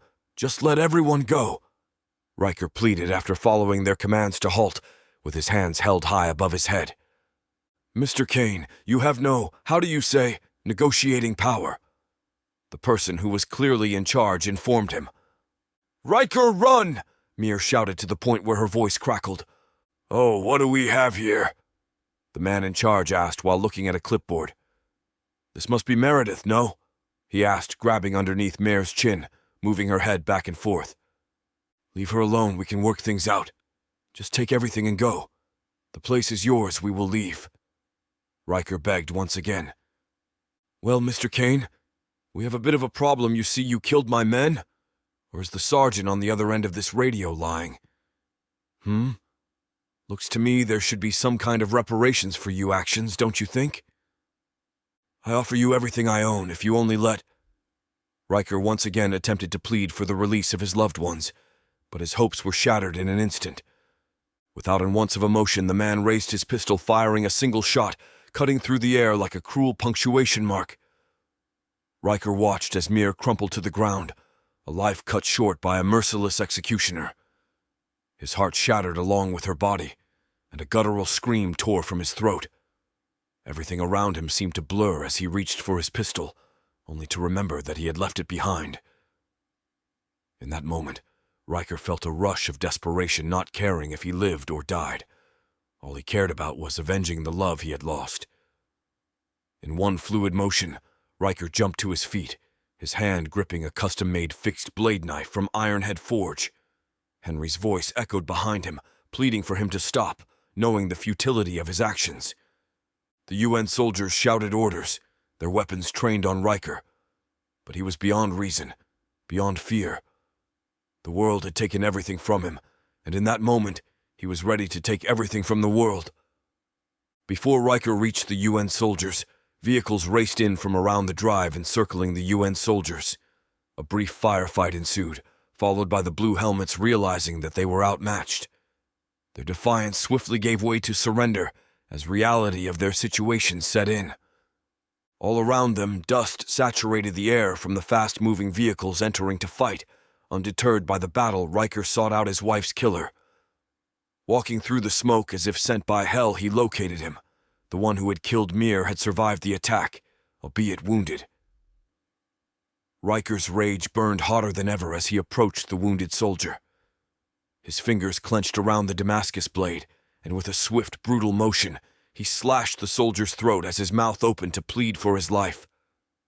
As he gagged on his own blood, Riker stared into his eyes as he drove the blade through his ear canal. He turned towards his wife, his heart shattering into a million pieces as he sank to his knees. Tears streamed down his face, mingling with the dirt and sweat that clung to his skin. Gently, as if holding on to a fragile dream, he lifted her lifeless form, cradling her against his chest, his hands trembling with disbelief. The weight of her absence pressed down on him, a crushing reality he couldn't escape. Carrying her inside, every step felt like an eternity, each one a painful reminder of the life that had been torn away. The others moved around him, their footsteps muted by the overwhelming grief that hung heavy in the air. Blue-helmeted soldiers, once foreign and distant, now represented the embodiment of his worst nightmares. Time became an abstract concept, losing all meaning as he sat in her office, the room that had once been a sanctuary for their shared dreams and laughter, now a haunting chamber of memories. He clung to her, as if by sheer willpower he could bring her back, his tears falling onto her lifeless body. Henry's presence brought a bittersweet comfort, a reminder that he wasn't alone in this nightmare. "Riker." His voice was barely a whisper, filled with sorrow and compassion. "We have to go. More of them could be coming." Riker's gaze remained locked on his mirror's face, his fingers tracing the contours of her features as if memorizing them all over again. "I can't leave her," he choked out, his voice strained with a pain that ran deeper than words could express. His best friend's eyes glistened with unshed tears as he knelt beside him. "I know," he said softly, his voice breaking. "I know, but we can't let her sacrifice be in vain. We have to keep fighting." Riker's face contorted with anger consuming him. The room seemed to close in around him, the weight of the world pressing down on his shoulders. "They took everything from us," he whispered, his voice quivering. "I can't let them get away with it." As the sun dipped below the horizon, casting long shadows across the room, a fire ignited in Riker's eyes. He looked up at his best friend, his anguish transforming into a steely determination. "We'll make them pay," he said, his voice low and steady. "For Mir. For all of us." His best friend nodded, his own tears falling freely now. "She would want us to fight back," he said, his voice heavy with grief and resolve. "Let's do it for her." With a heavy heart, Riker gently laid his wife's body down, his fingers lingering on her cheek for a moment before he stood. The weight of his grief was now matched by the weight of his fight. As he stepped outside, the world around him felt surreal, a landscape forever altered by tragedy. And as he walked away from the room that held the echoes of their love, he carried her memory with him, a beacon of strength in the darkness that had enveloped their lives. Riker's focus shifted back to his mirror. He dropped to his knees beside her lifeless body, tears streaming down his face as he cradled her. Time seemed to stand still as grief consumed him, and the weight of his loss was too heavy to bear. Hours passed, and the sun dipped below the horizon. Amidst the heart-wrenching scene, Riker's closest friend entered, a silent pillar of support in the face of unimaginable loss. The room seemed to hold its breath, weighted by grief and shattered hopes. Grief transformed into a fierceness, fueled by a burning need to make them pay. With a solemn nod, Riker agreed, the weight of their situation heavy on his shoulders. "Okay," was the only word Riker uttered in response. Just outside the headquarters, Riker jumped on and brought Excavator to life. Its engine's black smoke filled the air as he skillfully maneuvered the heavy machinery, removing earth to create a fitting resting place for his beloved wife. The once pristine flower bed encircling the flagpole was transformed into a solemn grave, a tribute to the care and devotion she had poured into it. The memories of her daily tending, the pride she took in nurturing the blossoms, all echoed in his mind as he worked. Each scoop of earth was a bittersweet reminder of the life they had shared. The rhythm of the excavator's mechanical arm mirrored the rhythm of his heart, both heavy and turning hard. Time seemed to blur as minutes passed as Riker worked finishing up the excavation. The presence of others provided a silent support, their grief a shared burden that no words could ease. As the excavation came to an end, the collective purpose shifted. Mir, now wrapped in pristine white cotton sheets, lay ready for her final rest. The simple purity of the fabric contrasted with the complex emotions that enveloped the moment. They handled her with utmost care, their movements gentle, as if honoring not just her life, but the depth of their connection.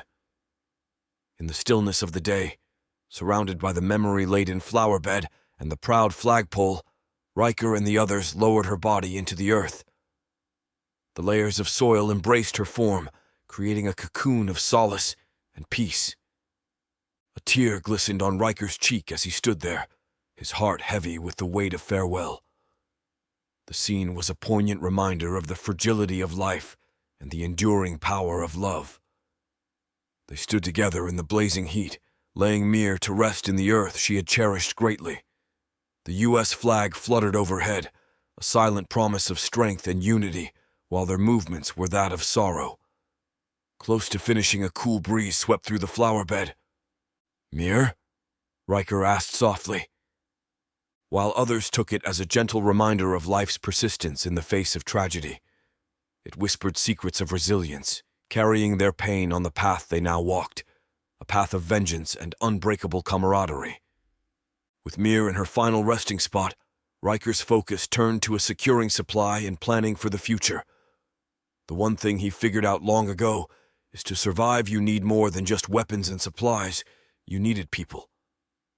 Upon discovering the obliteration of his channels across every online platform, Riker swiftly turned to an alternate email account, one he used to reach out to the loyal Vanguard members who had subscribed to his content.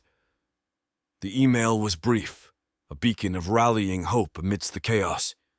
After emailing those who had subscribed to his channel, Riker moved to his next list. With a heavy heart, he accessed a digital document known as his Go List. This list, a compilation he had fervently prayed would remain untouched, consisted of a select cadre of military veterans and his closest confidants. They were the bedrock upon which he intended to forge a militarized iteration of the Vanguard, a gathering of formidable allies ready to unite against the encroaching threat. Envisioned during a time of tranquility, the group's purpose now transformed from a distant contingency plan to a stark reality. Each name on that list carried the weight of shared history and trust. Their designated rendezvous point was a hidden bunker, a sanctuary nestled far from civilization, stocked with essential supplies. It was a refuge conceived in anticipation of the unforeseen, a testament to Riker's foresight. Once all their supplies were loaded onto the vehicles, Riker exchanged a lingering, bittersweet gaze with the spot where Mir now rested, a final farewell before their departure. The weight of what lay ahead pressed heavily on his heart. With a purposeful nod, he signaled for the convoy to set in motion. Engines rumbled to life. The sun beat down mercilessly, intensifying the hot Texas air. As they pulled away, an unexpected twist unfolded, a twist that nature itself seemed to orchestrate. To their astonishment, most of their vehicles experienced sudden shutdowns, their once menacing engines silenced. In a surreal turn of events, sparks danced like fireflies amidst the vehicle's electronics, revealing the extent of the disruption. A bemused expression crossed Riker's face as he surveyed the scene from the running board of the 5-ton truck. Quickly, he slapped against the truck with his free hand while commanding, "Stop! Stop the truck!" Chapter 10. The New World. Amongst a haze of confusion and disorientation, she struggled to shift her body, but it was as if an invisible force pinned her down. Gritty dirt invaded her eyes, while the persistent ringing in her ears shifted in pitch, with each iteration louder than the last. With every abrupt movement and twist, she sensed a gradual release from the invisible restraints that had immobilized her. However, the circumstances that had led to her current predicament remained shrouded in a haze of forgotten memories. Where am I? Why can't I move? Who am I? Each thought and twist of her body felt much like a hammer striking the inside of her skull as her heartbeat increased. Unwilling to give up her struggle for freedom, she stood for the first time, not knowing anything more than she was back down on the ground just as fast. Pain inside her head increased along with dizziness. She wanted to scream out for help, but a feeling down deep told her it would only create more danger. Little did she know, she was already doing it. "Help! Somebody! Help! Help! Time slipped by unnoticed as faint voices penetrated her consciousness, their meaning eluding her grasp. The words seemed to dance around her like an enigmatic code, familiar yet indecipherable. "Camp take chines her. They might soon be back to the..." The fragments of speech swirled in her mind, a puzzle with missing pieces. Desperation pushed her to unravel the cryptic language, her heart quickening its pace as if syncing with her racing thoughts. The pain within her head intensified, an agonizing crescendo that drowned out all attempts at comprehension, until, once again, darkness enveloped her consciousness. Coming back to awareness, a jolt of surprise coursed through her as a wet sensation met her lips. Instinctively, her hand sluggishly rose, attempting to swat away the unfamiliar stimulus. Her sluggish motion fell short, a feeble slap that seemed to linger in the air. The haze of confusion clung to her senses, blurring the lines between comprehension and disorientation. "It's okay, don't struggle. It will most likely hurt your head even more. You have a pretty severe concussion. Do you remember how you got it?" Struggling to orient herself, she cast her gaze around in an attempt to bring the blurry surroundings into focus. The world before her seemed like an abstract painting, a mosaic of indistinct shapes and colors that refused to form a coherent picture. Her vision wavered as if struggling to break free from a foggy veil, leaving her trapped in a surreal and uncertain reality. "Where am I? Who are you?" "Sorry, I'm Dina. I'm a nurse, and where you are is nowhere good, but for the time being you are safe. You have been here for just over a day. I would normally assess your condition by asking if you know what day it is or what month, but who the hell would know that now? So, how about we start out with something easy? What's your name?"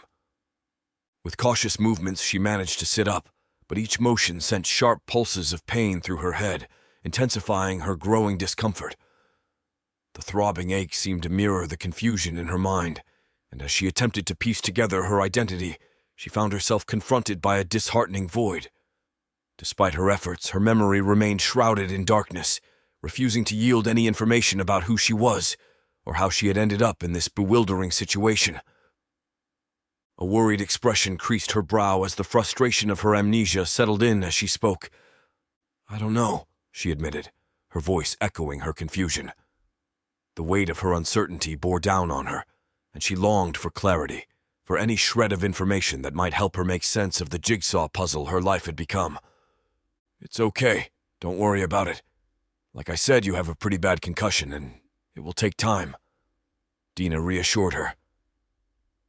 Slowly, she brought her hands up to her temples and gently rubbing them as she spoke. "I feel drowsy and very thirsty." "Yeah, you're probably going to have a headache for a few days. Unfortunately, all I have to offer is this one aspirin and glass of water. Not going to help much, but it's something," Dina informed her. As Dina extended the cup of water to her patient, a sense of urgency crept over her. The distinct sound of chains rattling reached her ears, a grim reminder that their captors were on the verge of returning. Instinctively, she recognized the impending danger and the need to hide any evidence of her patient's awareness. She knew that discovery could lead to grave consequences. "Quick, lay down and don't make a sound. No matter what you hear, don't move. Quick," Dina whispered urgently, her eyes locking onto the uncertain gaze of her patient. "Lay down and don't make a sound. No matter what you hear, don't move." The weight of her words carried the gravity of the situation, like an anchor pulling them both into the depths of danger. Dina emphasized the necessity of absolute stillness.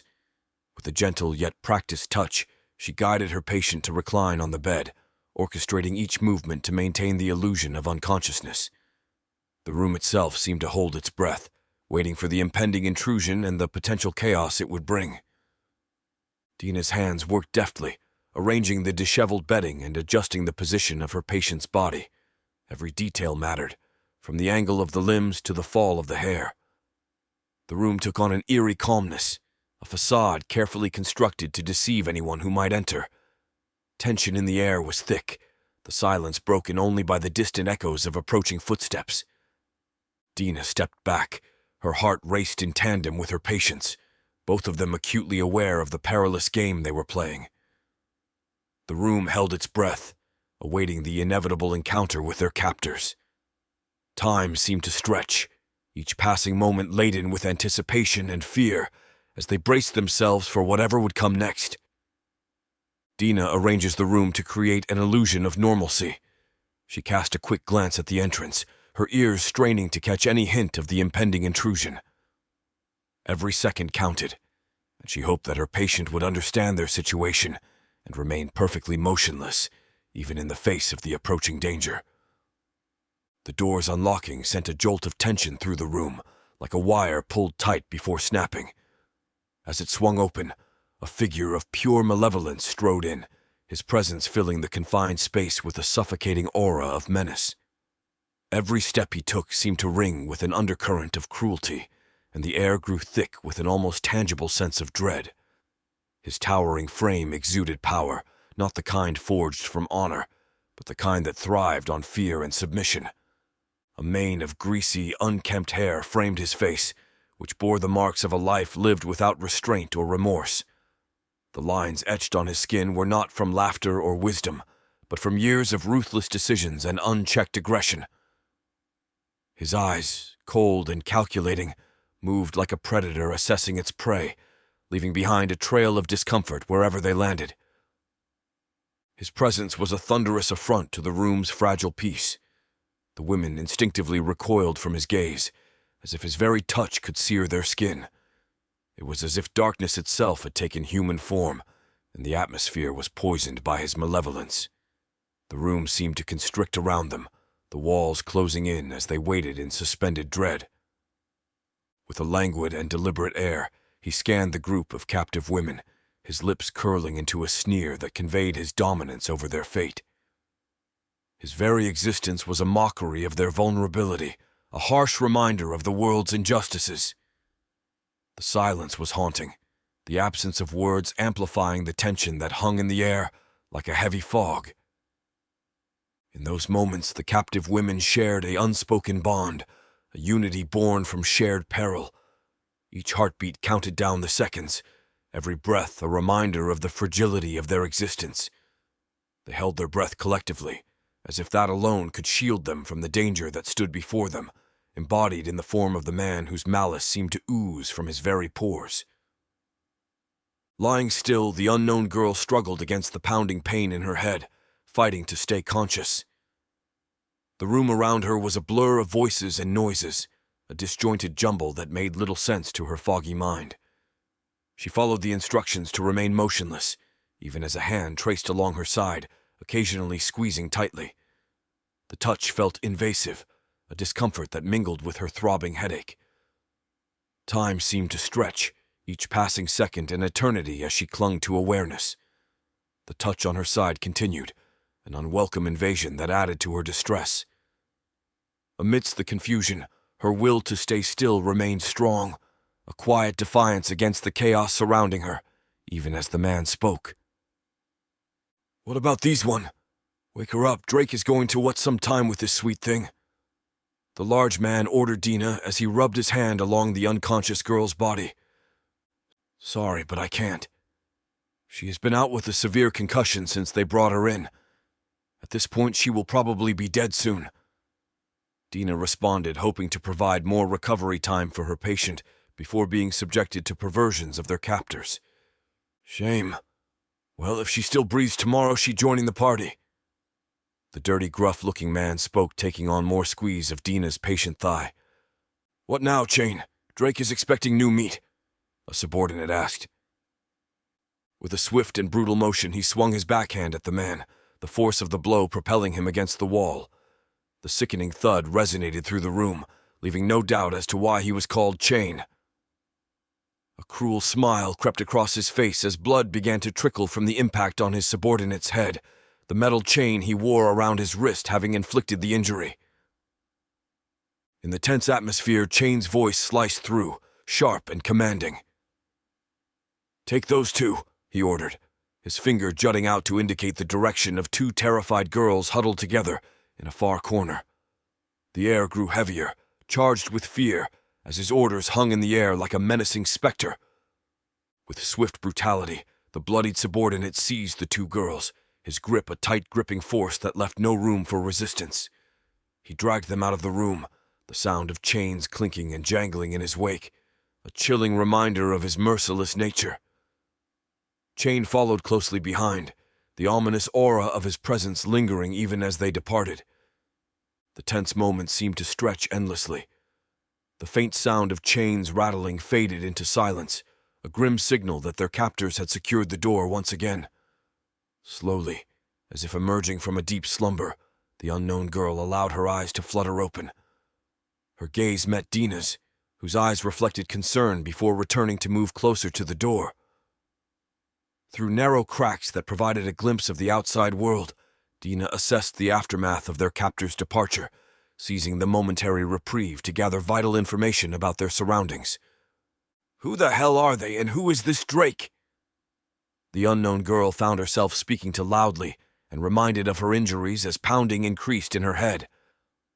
"Drake is the lowlife that runs this place since the last guy was killed with a few others out on the road. That fat man was bad, but Drake, oh, he is the devil. For now, don't worry about that. Drink all the water you can handle. Hydration is the only thing that can help you now," Dina said in her best upbeat voice. That is exactly what her drowsy patient did when conscious throughout the night. The following day, as the sun cast its warm rays across the room, Dina's mysterious patient stirred from her slumber. Emerging from the depths of unconsciousness, she found herself more attuned to her surroundings, greeted by a gentle relief that the pounding headache that had previously incapacitated her had subsided to a mere shadow of its former intensity. "How are you today?" "Was getting a little worried with how long you were sleeping. Thought maybe your concussion was going to win," Dina inquired, having kept close eye on her patient's vitals. Rubbing her head and setting up, the first thing her patient asked was, "Where am I?" Shaking her head, Dina quickly replied, "I was afraid of that. Your short-term memory has been affected, but should return without issue. All you need is rest. Here, drink this." "I asked where I am?" Dina's patient asked, agitated, slapping the cup from her hand. "Oh, so sorry. I'm a nurse, and spotting your dry, cracking lips in the light as you spoke distracted me to focus on your medical needs. Please forgive me.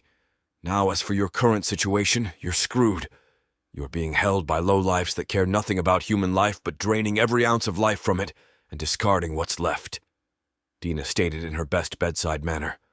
Surprised by what she had just been told and the polite way such dreadful news was presented, Dina's patient smirked as she responded, "Well, you could have sugar-coated that a little more." "Yeah, but what's the point these days? What is your name? I get tired of calling people patient," Dina inquired.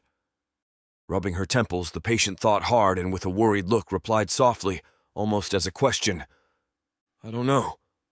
Don't worry. That is quite common with a severe concussion, such as what you suffered. Can you remember anything?" Dina asked, still assessing her condition. Hearing the door chains rattling, Dina swiftly motioned for her patient to lay back down. "They're coming.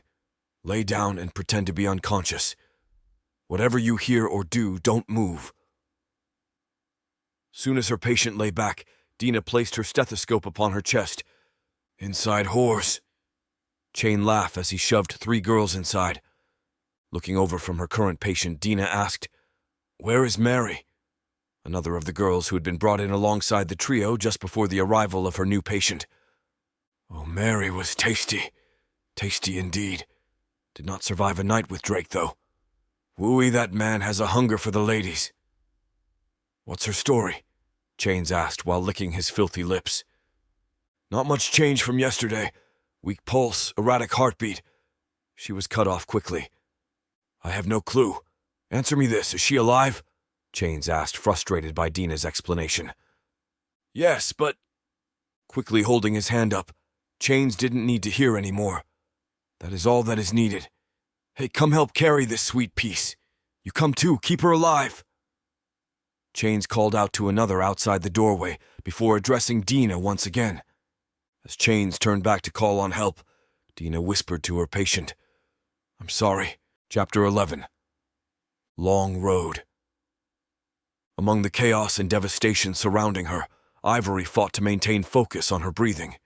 With closed eyes, she attempted to shut out the shattered world around her, desperately trying to conjure up Jared's face in her mind. Months of constant movement, battling for survival day after day, had taken its toll on her memories of him. Despite her relentless efforts to hold on to those images, they slipped through her grasp. Without any photographs to anchor her memories, her struggle felt increasingly futile.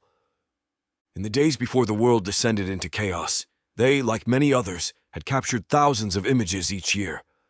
Sadly, almost all of them were in digital format, wiped out in an instant by the indiscriminate EMP. The precious few hard copy prints they had managed to preserve were cruelly snatched away by looters and consumed by fires not long after. Ivory delved into her understanding of the human psyche, desperately searching for a way to resurrect Jared's image from the depths of her memory. Yet, even as she fought to hold on to it, she couldn't ignore the grim reality that one day, the cherished image would be lost to her forever. Most memory recall techniques thrived in serene, quiet environments, luxuries that had vanished months ago. Whenever she attempted to close her eyes and summon Jared's image, the harsh reality of her current surroundings mercilessly intruded. Her senses were constantly attuned to potential threats, making it nearly impossible to immerse herself in the tranquility needed for recollection.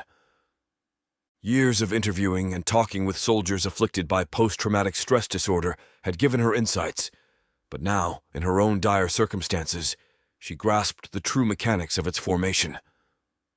As she clenched her eyes shut even harder, her mind fixated on the jarring sounds of clanging steel and hushed voices permeating the air within their bus. Instead of conjuring the cherished images she sought, her thoughts were besieged by the very things she desperately wished to avoid. Nuzzled within the clamoring and confinement of the fortified bus, Ivory reluctantly abandoned her quest for tranquility. She shifted her focus to the view beyond the small gaps in the steel that once held windows. Rather than fruitlessly conjuring Jared's face, her thoughts turned to the remarkable instances when small towns managed to unite and maintain an uneasy peace by supporting each other's daily necessities. Unfortunately, in densely populated areas, such harmonious cooperation was a rarity. The grim reality of life after societal collapse weighed heavily on Ivory's mind. Streets strewn with lifeless bodies had become an all-too-familiar sight, a haunting reminder of the chaos that engulfed their world. Among those bodies, a common thread emerged, the power struggle that ensued in the vacuum of authority. Whether it was a local gang leader or a ruthless individual seeking dominance, the thirst for power seemed insatiable. As she gazed out through the makeshift openings in the steel-reinforced bus, Ivory's thoughts were drawn to the towns that managed to maintain some semblance of order. These small pockets of cooperation and support were a rarity in a world where survival often came at the expense of others. The contrast between these enclaves and the larger, lawless areas was stark. Surrounded by the bus's rattling and the ceaseless hum of conversations, Ivory's attempt to seek solace in her surroundings felt like trying to catch smoke with her bare hands. Nevertheless, she pontificated on current society and how the world around her seemed entangled in a web of harsh realities, a complex tapestry of uncertainties that refused to unravel. In this new era, the very concept of leadership had undergone a chilling metamorphosis. Gone were the days of elected officials and organized governance. The post-apocalyptic landscape had given birth to a different breed of leaders, driven by motives like power, dominance, and survival at any cost. The thirst for control manifested in brutal power struggles that unfolded on the gritty streets and dimly lit alleyways, leaving devastation in their wake. No longer were leaders chosen through democratic processes or based on merit. Instead, they rose from obscurity, seizing control through a potent blend of force, manipulation, and the specter of fear. In a world where resources were as scarce as trust, the very essence of leadership had warped into something unrecognizable. The once respected figure of a leader had been supplanted by individuals who ruled with an unyielding grip, exploiting the vulnerabilities of the desperate. The cycle of violence and the relentless pursuit of power wove through every facet of their existence, like a dark undercurrent, refusing to be ignored. As Ivory continued to peer through the gaps in the bus's battered windows, she found herself unable to escape the heavy burden of these grim truths. The world she had once known had crumbled, replaced by a distorted version where leadership had shed its noble aura, becoming instead a weapon of manipulation and oppression. It was a reality she couldn't evade, no matter how fervently she sought a glimmer of hope amid the chaos. Opening her eyes slowly, as she had done countless times before, Ivory was met with the same haunting question that lingered within her. Were they running to escape death, or were they racing headlong into its waiting grasp? Living in the chaos and devastation of the city where they had started, Ivory began to document the events around them.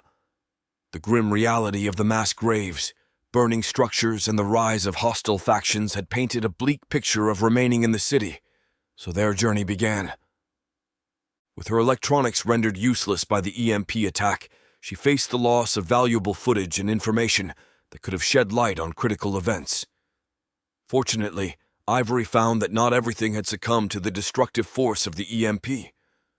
Through persistent searching, they managed to salvage 2 laptops, 4 functional cameras, and a collection of operational memory cards. Their stroke of luck came from the realization that certain structures had acted as impromptu Faraday cages, shielding these crucial devices from the electromagnetic havoc. "Ivy, we're closing in on our destination," Tank's voice boomed from the driver's seat. Tank, a former military communications specialist, had become an essential part of Ivory's team. Their shared mission also consisted of establishing a network of communications utilizing radio towers, an endeavor that had faced numerous setbacks until their fortuitous visit to the remnants of Fort Benning. In the rubble, they scoured the remnants of what was once a bustling base, salvaging whatever remained in the wake of devastating attack and countless other scavengers.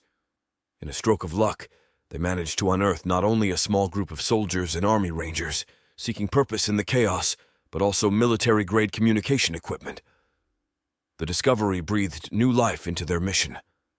Reinforcing their bus with salvaged plating and restoring a handful of vehicles to working order, they embarked on the next leg of their journey.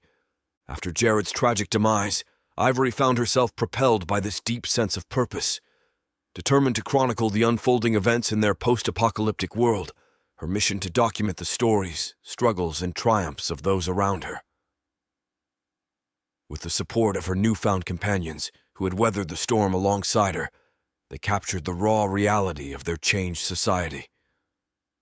Her main objective was the 138th Infantry Unit, a piece of the puzzle that seemed to be missing from her current narrative. She understood that the soldiers of the 138th couldn't have possibly triggered the EMP attack, but the inexplicable convergence of events couldn't be dismissed as mere coincidence. The UN's gun confiscation, the arrest of the 138th Infantry, military drills in Texas, land confiscation by BLM, and the contentious election. They had to be part of a larger, intricate plan, didn't they? Ivory thought. Ivory sought to uncover the truth and interview the members of the 138th Infantry Unit. If anyone had insight into the web of events that had led to this crisis, it was likely to be them. She knew that uncovering the truth would be a dangerous undertaking, as powerful forces were at play. But Ivory was driven by her commitment to uncovering the hidden agendas that had brought society to its knees. Ivory was acutely aware that she was treading on treacherous ground. The journey ahead would test her courage and her ability to navigate a world shattered by chaos. Every day of their mission presented them with the arduous challenge of sourcing sustenance, procuring vital supplies, re-establishing communication networks, and securing fuel. The routine often entailed prolonged stays in different locations, ranging from days to even a few weeks, during which they collaborated with small towns eager to regain connections with neighboring communities. The unpredictability of their journey was a constant companion. Some regions posed fewer obstacles than others, leaving them uncertain about the duration of their stay in any given place. This uncertainty was a crucial variable in calculating the time frame required to traverse the vast expanse of 900 miles from South Carolina to central Missouri, now a wasteland that had overtaken the once great nation. Navigating her way to the forefront of the bus, Ivory's eyes settled on the object of their current quest, a radio tower perched at the highest elevation, 80 miles away from St. Louis. "Are you certain about this?" she inquired, her voice reflecting concern. We haven't found many supplies since Memphis. Resources are limited. We have just a handful of remaining relay towers, and as for power, we're down to a single solar charging system. Analyzing one of the numerous topographical maps they had collected during their journey, Tank directed Ivory's attention to his findings. According to this map, he began, we're roughly 100 miles away from the nearest relay tower we last encountered. Pausing for a moment, he continued, the good news is that the terrain to the south appears to be relatively flat, minimizing any significant obstruction due to the Earth's curvature. Assuming we can install a tower a few hundred feet high, our calculations suggest that we should have favorable signal coverage. Tank's expression turned thoughtful as he gestured to the map. However, there's a gap in our map collection between here and the suspected location of the UCM, the former 138th unit. Yet even if they've managed to set up just 1 or 2 towers and are monitoring other frequencies, along with the possibility of atmospheric bounce, that could be our gateway. He concluded with a shrug, his tone reflecting calculation. All it will take? Okay, let's get it up. I'm going to prepare to broadcast. We're going to be ready by 3, or do we need to wait till 9 o'clock broadcast? In order to save power, Ivory transmitted each day possible at 9s and 3s. This gave batteries adequate time to charge, and for hundreds of others on shortwave radios, specific time to tune in. 3 should be good. These guys have done this enough that climbing the tower will take longer than setting it all up. Speaking with confidence rooted in the training he had imparted to the group, Tank continued to explain their plan. Catching sight of the warm smile that spread across Ivory's face in response to his news, he couldn't help but feel a sense of pride and satisfaction. A towering and robust man, Tank typically exuded a rugged exterior, suddenly felt a rush of vulnerability akin to that of a young boy. The weight of her upcoming transmission settled in. Ivory reviewed notes she had prepared since her last communication. Jotting down new points she wanted to cover, she couldn't ignore the creeping anxiety that came with the ticking clock. In her previous role as a YouTuber, she had always found comfort in front of her cameras and computer screens, surrounded by a wealth of information at her fingertips. However, now, stripped of these familiar resources and relying solely on her own knowledge and insights, she couldn't help but feel the pressure of the situation amplifying her anxiety. Now the computer in front of her only provided information previously stored, or that which she inputted. There was no longer scores of information at her fingertips, while being nice and safe in her office. Information that others relied on her to provide, because they enjoyed hearing it from her, rather than looking it up themselves. No, now what she provided was information that was desperately needed, and that may or may not save a life sometime in the future. But now, information gathered as she and her group pushed forward to join with UCM. Engrossed in her notes, Ivory was jolted back to reality when Tank tapped on the window of the bus that served as her makeshift broadcast studio. All set, he announced. We'll be flipping the switch in 2 minutes. Acknowledging Tank with a thumbs up, Ivory radiated a sense of readiness, even though she always felt like she could use more time. Just as she was putting the finishing touches on her final notes, she noticed the green light flicker on and heard the static buzz come to life in the headset beside her. Taking a series of deep, steadying breaths, she donned the headset and leaned into the microphone, mentally bracing herself for the broadcast ahead. All her anxiety vanished soon as she spoke her first word into the microphone. Hello, my fellow patriots and survivors of medieval times, Part 2. We are back on the air, providing you with what you need to know as we discover it. First, who are we able to reach today? Anyone out there? Within seconds, static from a mic queuing up sounded, followed by a voice. Hello, Ivory. First-time caller, long-time listener. Love the show. The voice spoke, followed by laughter. Great to hear. You know we work hard in providing quality broadcasting since, well, the world went to shit. Name and location, listener? Don't be too specific. Never know what unsavory creatures are listening in. After years of making videos, Ivory still imagined a camera focused on her as she spoke, thus providing entertainment to those watching and listening nearby. With the squelch of static, the voice replied, I hear that, Ivory. This is Pirate Quest sounding out to you from near Elizabethtown, Kentucky. Ivory froze, staring off into small audience outside. After a few seconds, she strained to ask, Pirate Quest, Pirate Quest, Pirate Quest. Coming to you beyond your magnetically fried screen. She battles unknown horrors to provide you with current events and life-saving tips. Here's Ivory. Pirate Quest responded, communicating his yes in the manner he had mastered over years of crafting show openings for her channel. After countless months having passed since her channel had been deleted and world falling apart, Ivory smiled at what she heard coming through her headphones so big it hurt as tears of joy escaped her eyes. Well, there you have it, our first genuine Pirate Quest show opener. Thanks, Pirate Quest. Ivory took a brief moment to compose herself, her joy palpable as she realized she had made contact with a former subscriber to her Ivory channel. Her companions watched, sharing in her happiness over this unexpected yet heartening connection. Now all fired up and ready, Ivory began. Good afternoon to everyone tuning in, she began, her voice steady despite the underlying current of emotion. This is Ivory Hecker, and we've got a lot to cover today. Time is of the essence, and information is our most valuable currency. So let's dive right in. She glanced at her notes, her gaze momentarily distant as she recalled the events of their journey.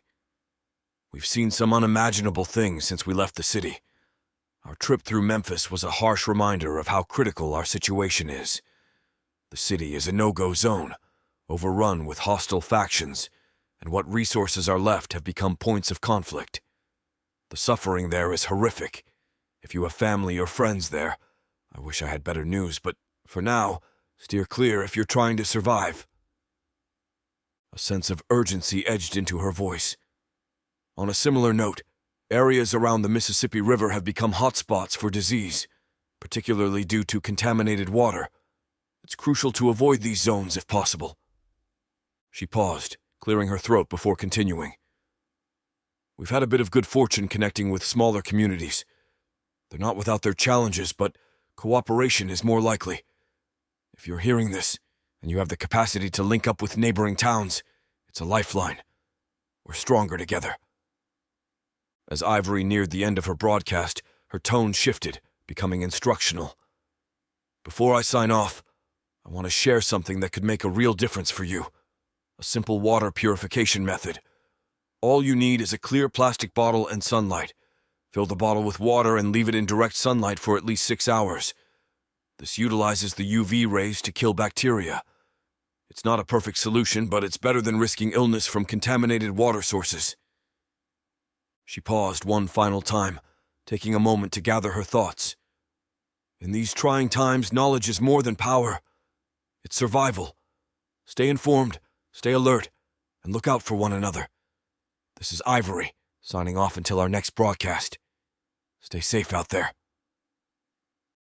Then flipping the mic switch off to end the transmission, Ivory let out a quiet sigh, her eyes meeting those of her companions. While Ivory was standing up from her broadcast area on the bus, for Tank to squeeze in to properly shut everything down, they heard voices coming over the headset. Tank flipped a few switches, moving it over to the bus speakers. What language is that? Ivory asked. Tank thought for a minute, recognizing a few words. It's Mandarin. We must be getting some great atmospheric bounce. Not convinced, Ivory asked, You sure? Doesn't everything have to be perfect for that to happen? Wouldn't there be some static? Tank looked thoughtful for a moment. You're right. Ideal conditions are usually required for atmospheric bounce, and even then it's not guaranteed. But given that the signal is so clear, it might not be a matter of atmospheric conditions alone.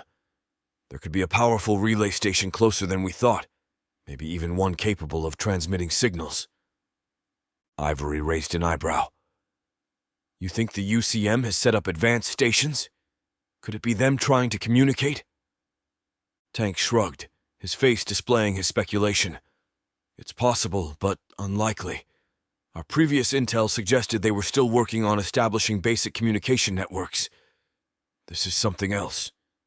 One of the Army Rangers they had picked up from the remains of Fort Benning Staff Sergeant Kinnison, who had been eavesdropping while tinkering with some wires, chimed in. You know, if it's a strong enough signal and in Mandarin, there's a chance it could be coming from an international source. Could be a satellite relay at play. Ivory nodded, intrigued and equally concerned. Either way, we need to keep an eye, or ear, out for any signals, regardless of the language. Information is a resource, and we can't afford to overlook any of it. Tank agreed.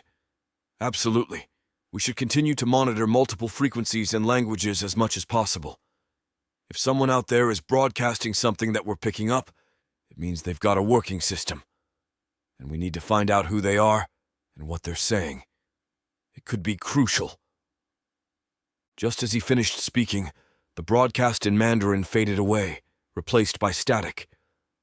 All three looked at each other, aware that the world they were navigating was far more complex and uncertain than any map could show. And for Ivory, the next broadcast felt even more pressing. Sharing verifiable information had never been more crucial. She just had one more thing to say. If it doesn't cost us much energy, 3 things. First, the UCM may be broadcasting at different times. Second, just in case the Chinese start chattering again. And how hard is it to find a Mandarin-speaking person in the middle of nowhere during an apocalypse? Chapter 12. Recovery. Who am I? Pondered Dina's patient, maintaining the facade of unconsciousness as she was borne aloft by the shoulders of 2 odorous thugs. Her feet barely grazed the ground, and in the distance, she could hear Dina, her dedicated nurse, urgently negotiating with her captors. Please, all this moving around could kill her. I don't yet know the extent of her injuries, and... She was silenced with a hand from another putrid man behind her. After slapping the back of Dina's head, he demanded, Shut up! I think the doc here should join the party tonight. With a quick retort, Dina corrected him. Strike me again and see what happens the next time you get sick or the clap. Leave her alone. You know she is not to be harmed. Much for the reason she said. But this one... Well, she is going to be fun awake or not. Just keep her breathing, Doc. Chain said, licking his lips while looking over the unconscious girl's body before dragging her along. As she listened to their conversation, the patient's mind, far from unconscious, kicked into overdrive. Shit. What the hell am I going to do? I'm not going to be able to keep this act up. Her thoughts ground against each other like rusty gears in desperate need of lubrication, struggling to formulate a plan. As she racked her brain, her heartbeat accelerated, and with each pulse, the metaphorical gears in her mind began to turn more smoothly. Memories began to come back, but slowly starting with what Dina had said about this Drake she was being taken to entertain. The thought of what that meant caused adrenaline to course throughout her body, and she wanted to strike out but could hear a man's voice seemingly far off in the distance say, Not yet. Wait for your moment. Though she could not put a name to the voice, she felt trust and love in each word. Concentrating on her breath to maintain her feigned unconsciousness, she sharpened her thoughts. She sensed they were nearing their destination, discernible by the disturbing cacophony surrounding her. A band seemed to be playing something that only loosely resembled music. More chilling were the screams, agonized wails born from pain and suffering, that punctuated the air. What kind of hell are they taking me to? She dared not open her eyes, even for a surreptitious glance. Her feigned unconsciousness was her only element of surprise, and she couldn't risk losing that advantage. We brought you a fresh one, she heard the man known as Chains announce. A hand encircled by a loop of chain gave her a demeaning squeeze on the buttock. Bring her to me, Drake commanded, his eyes lingering appreciatively on her form. Without hesitation, they hauled her toward him, presenting her as if she were an offering to a king. Circling around her, Drake scrutinized her curves and said, Ah, yes, she'll fit in nicely. Is she not awake yet? No matter, I can work with that. Tonight, darling, we're going to celebrate into the wee hours. His words culminated in a gravelly laugh that sent shivers down her spine. Realizing she could wait no longer, she knew she had to take action soon. but not without gathering some vital information first. Cautiously, she cracked her eyes open, careful not to lift her limp-hanging head. She knew her field of vision would be limited to whatever lay near the ground. Gradually, light filtered into her eyes, allowing her to discern shapes. Just a bit more, she told herself, yearning for that crucial piece of information that could tilt the scales in her favor. As her eyes adjusted enough to absorb her surroundings, she tuned out Drake's menacing conversation with Chains, focusing instead on collecting any useful details. Although Drake spelled out his sinister plans for her, she was determined not to be a part of that narrative. Ignoring his words, she zeroed in on the man to her right, noting a knife handle peeking out from the top of his boot, a potential tool for escape. But when her left eye opened just a fraction wider, she felt a triumphant smile threatening to form on her lips. Mustering all her willpower, she fought to keep her expression neutral. Her observations had yielded something promising, a piece of information that could be her key to freedom. Momentarily distracted from the knife, her attention shifted entirely to the man on her left. Nestled against his hip was a six-shooter, its barrel gleaming, encased in an exquisitely crafted leather holster. It was an opportunity beginning to be seized, yet she hesitated, grappling with the timing of her move. Just then, the man shifted slightly, revealing a metallic round object dangling from his belt. Her eyes widened ever so slightly. Memories flooded back, invigorating her with a jolt of adrenaline. The object triggered a recognition. Carlos.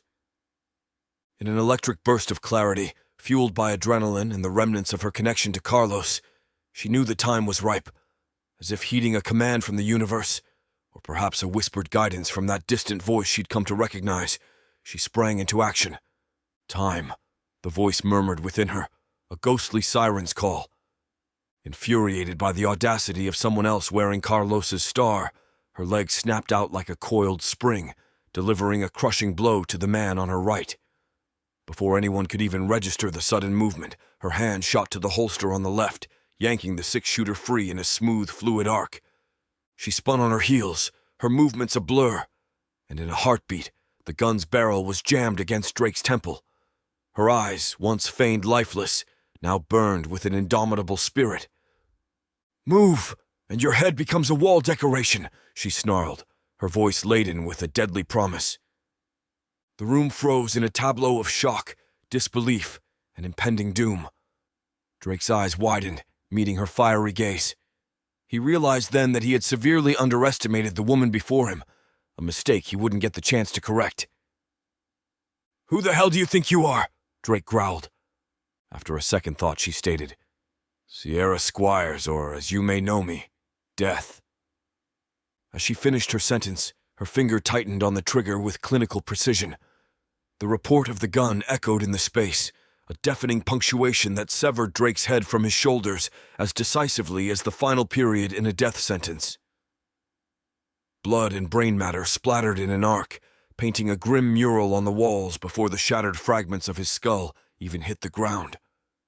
Without missing a beat, she swung the pistol towards Chains, who had barely had time to process the nightmarish turn of events.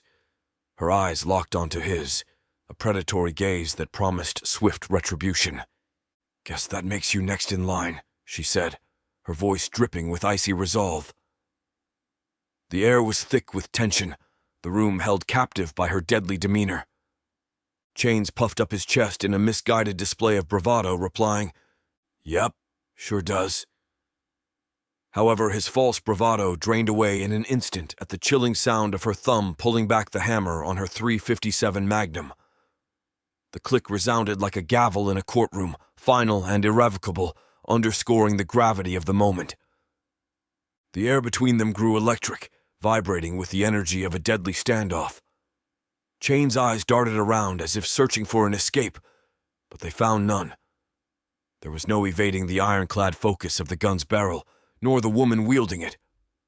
"Tell the guy next to you to remove my holster from your waist and give it to Dina," Sierra commanded, her voice unwavering despite the pounding in her head. The tension was unmistakable, and the weight of her ultimatum hung heavy in the air, leaving no room for negotiation.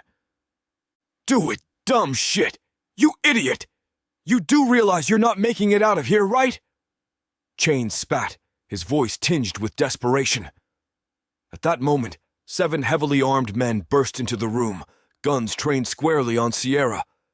Without needing to look, Sierra's senses told her exactly how many new players had entered the game and their approximate positions. Though her eyes never left Chains, she'd already identified an alternative exit to her and Dina's left. Her heart sank as armed reinforcements appeared from that direction as well. In this high-stakes standoff, Sierra weighed her options swiftly.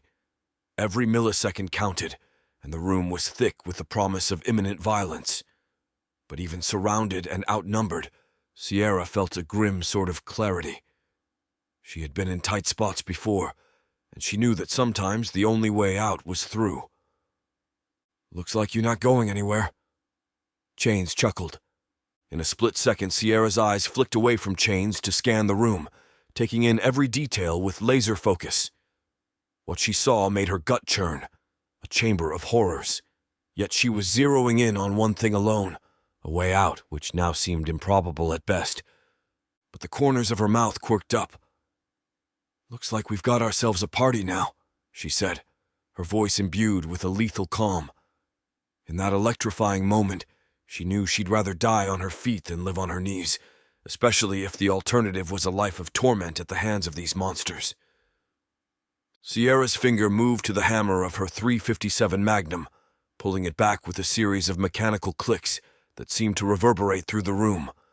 Chains, who had begun to lean down toward his boot knife, paused mid-motion, suddenly re-evaluating his life choices. With the hammer fully cocked, Sierra mentally marked her targets. Chains would be the first to go, and she'd mapped out the next 4 shots in the span of a heartbeat. Time seemed to slow as adrenaline flooded her system, each tick of the clock stretched into an eternity. In this surreal tableau, Chains' face twisted in a blend of rage and fear, finally understanding the gravity of his mistake. Acknowledging he wouldn't make it to his knife before she turned him into another headless core alongside Drake, Chains stood up straight. "You are not getting out of here. How about's with your skill you join us? No one's will harm you. What you say to that?" Sierra remained still, appearing to ponder his proposition even though she had dismissed it long before he had mustered the words. This man, Chains, was destined to die, along with 4 others she'd already mentally marked. No, what appeared to be her considering his proposal were memories flickering through her mind. Her brother Robert pushing her on a swing at age 10 before joining the army, their final moments together before she struck out on her own to find other FEMA camps. And then there was Carlos, the man who had sacrificed everything to save them from certain death on their farm. Energized by these recollections, her finger tightened on the trigger. "See you soon, Carlos," she whispered. Baffled, Chains muttered, "Who in the hell is Carlos? And what's that whistling sound?" He shot a glance toward one of his men near the entrance, gesturing for him to check it out. Unable to recall much about how she ended up in this wretched place, Sierra instantly recognized the source of the mysterious whistling sound. Swiftly lowering her pistol, she gripped Dina's wrist tightly and pulled her down to the floor. "What are you doing?" Dina questioned, her voice tinged with confusion. "Cover your ears and eyes," Sierra advised, ignoring the question as she braced for impact. A smirk stretched across Chain's face as he began to speak. "Looks like she's ready to." His words were abruptly cut off by a thunderous explosion that ripped through the air, emanating from the main entrance. The force of the blast sent chunks of flesh, meat, and bone from the guards flying in all directions, killing several of his men instantly. The amount of devastation was punctuated by 3 more successive explosions nearby, each as jarring as the last. Despite recognizing the sound and taking every precaution to protect herself, Sierra felt as if her skull had been split open by an axe. Amid the chaotic scatter of body parts and splattered blood, she couldn't be certain if she'd been hit by flying debris or not. Lying there disoriented and in pain, one thing remained crystal clear. Her grip on her pistol was unyielding. Just then, she felt a strong tug on her free hand and heard a voice piercing through her foggy senses shouting, "Get up!" It was Dina, desperately trying to pull her away from the gruesome pile of human remains. "Damn, you're heavier than you look! Stand up!" Dina ordered, struggling with all her might. Regaining her footing, Sierra shook herself vigorously, as if to shed not just the gore but the nightmarish experience that clung to her. Before they dart out through a gaping hole where a wall once stood, she noticed Dina was missing her pistol belt. "Where is it? Where is it?" Sierra's voice laced with panic, repeating the question as if it were a lifeline. "Where's what? We have to go now!" Dina responded, her eyes wide and filled with a yearning to escape the horrors they'd just witnessed. Casting her eyes around frantically, Sierra caught a glint amid the chaos. The holster, bathed in a macabre sheen as blood continued to pool around it. "My holster," she breathed, her voice tinged with relief. Bending down to retrieve it, she used what she believed to be Chains' lifeless back to wipe the blood off the leather. Securing the holster around her waist, she felt as if she'd strapped on a layer of invincibility. For a moment, Sierra stood amidst the unspeakable carnage, every ounce of her being radiating a newfound confidence that both bewildered and terrified Dina. With measured movements, she ejected the spent cartridge from her revolver and replaced it with a fresh round. The click of the cylinder locking back into place was like a period at the end of a grim sentence. Holstering her .357 Magnum, Sierra was ready for whatever came next. "What are you doing? We have to go?" Dina said, nearing a frantic state, while wondering how Sierra could remain so calm. Sierra slowly raised a hand toward Dina. "The shelling has stopped, and we can't just run out there unprepared." "Prepared for what? What are you looking for now?" Dina inquired. Sierra's eyes narrowed, zeroing in on the specific object that had caught her attention. With a triumphant, "Ah, there it is!" she moved aside a severed leg and a chunk of wall debris to reveal a Glock 17. Swiftly, she bent down and retrieved Chain's boot knife, using it to sever the belt laden with magazine pouches that would complement her newly acquired weapon. Sliding the magazines into her own belt, she met Dina's eyes and declared, "All right, now we're ready to go," her smile as chilling as it was empowering. "Oh, so you're done shopping now?" Dina asked, before reaching down grabbing a rifle and ammo, quickly realizing just what Sierra meant by preparing. "There's always time for shopping," Sierra said, her voice tinged with a calculated calm as she stepped cautiously onto the chaotic street. Smoke billowed in the air, and frantic figures darted in and out of sight. Her eyes locked onto a familiar oppressor, dragging a young girl through the debris-strewn remains of their compound. Without hesitation, she raised her Glock 17 and fired. The man crumpled to the ground, releasing his hold on the girl. "That'll be enough of that," Sierra declared, her voice icy and resolute. "We have to free them," Dina said before taking off in a run with Sierra, following close behind.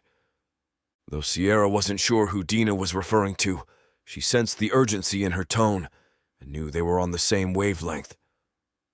They dashed through the smoky haze that filled the air, skirting the edges of the compound, close to where Sierra presumed she'd been confined.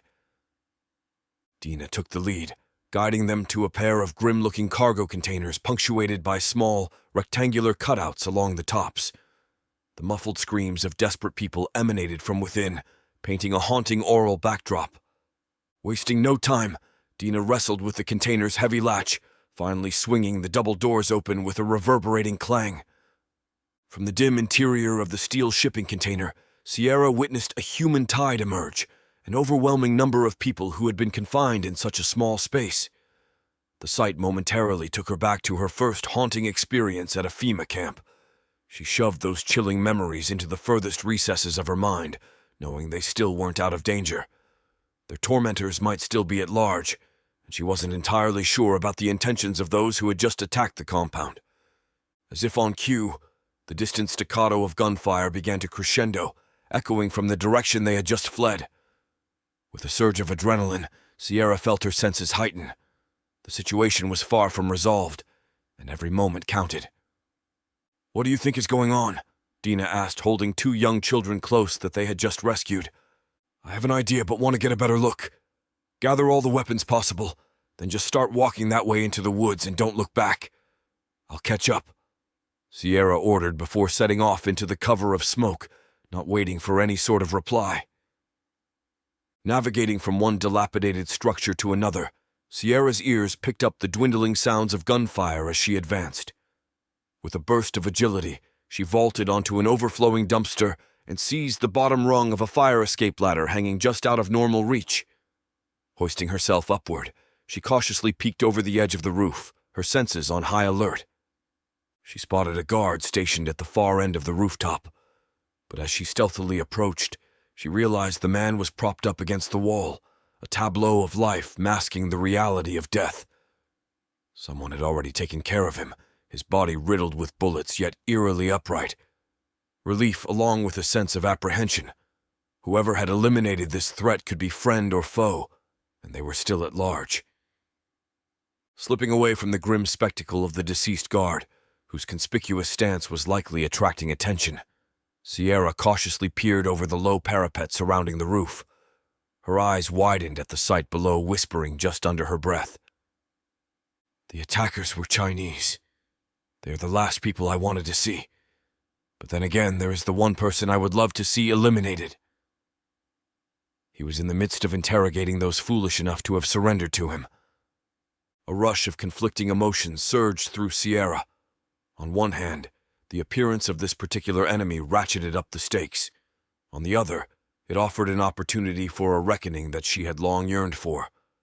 With every fiber of her being, she knew that she had to make her next move count. From her elevated vantage point, Sierra observed as the black-haired leader paced deliberately in front of the 8 captive figures, their knees pressed into the unforgiving ground. The leader's movements were coldly methodical, calculated to instill a sense of impending doom. Finally, she moved to stand behind the row of prisoners. As she passed the first captive, Sierra heard her voice pierce the tense silence. The words, muffled and incomprehensible from this distance, were nevertheless laced with authority. Though she couldn't discern the specifics, Sierra could intuitively sense the grim gravity of the conversation. A tense knot tightened in her stomach. Every instinct screamed that this was the moment, the decisive instant when she had to act or forfeit not just her own chance at retribution, but possibly the lives of those below. "I am Commander Guan Yin. It means Goddess of Mercy." She laughed before stopping to place her pistol against the back of a man's head, sending a bullet through him without hesitation.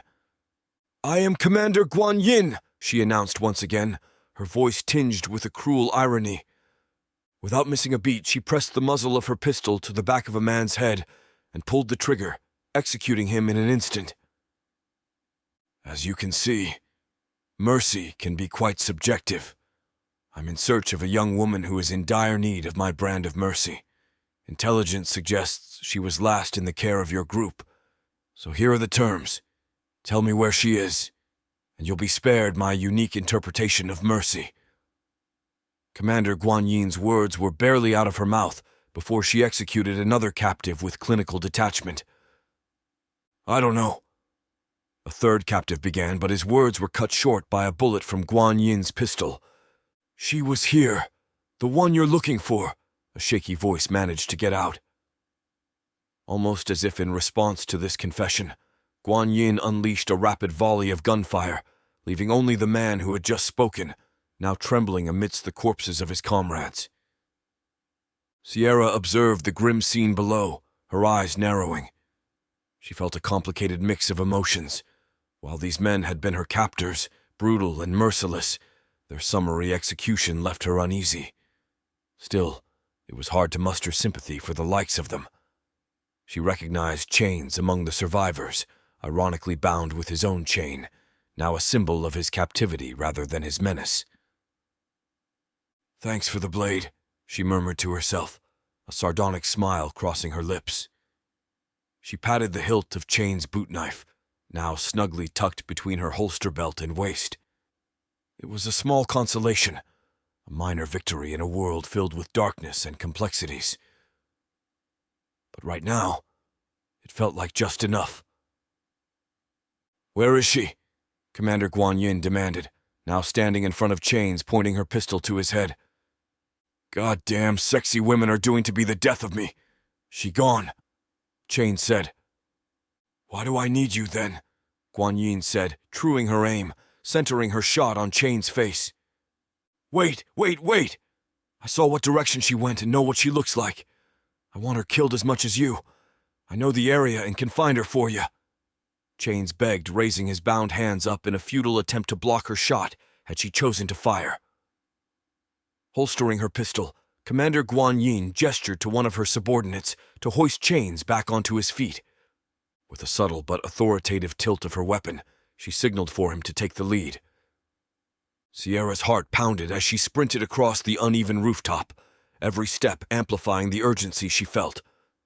Leaping onto the rusted metal of the fire escape, she descended as fast as she could, her hands nearly blistering from the rapid glide down the ladder. Hitting the ground, she darted through narrow alleyways, her mind focused solely on reaching Diana before Guan Yin and Chains could. As she wove through abandoned cars and rubble, Sierra couldn't shake the feeling that she had missed an opportunity. "Should have taken Chains out when I had the chance," she muttered under her breath, clutching Chain's boot knife in her belt as if to remind herself of the mistake. Chapter 13. Roads Less Traveled. Standing in the skeletal remains of the border patrol station, Shaw felt the gravity of the apocalypse pressing in on him from all sides. Emergency bulletins, now just white noise, still crackled sporadically from a battery-powered radio that had been protected inside a steel cage. Maps detailing sectors and routes hung on the walls like relics of a forgotten age. His colleagues had already deserted, gone to protect their own families or died defending a place that hadn't any more purpose. Duty had held Shaw fast, but even duty had its limits in a world gone mad. Torn between the oath he'd sworn to his country and the promise he'd made to his family, he felt like a man on the edge of a crumbling precipice. But the emptiness of the station, the silence that swallowed his hesitations, made his decision painfully clear. With a heavy sigh, he locked the forsaken place, its insignia a symbol of an order that no longer existed.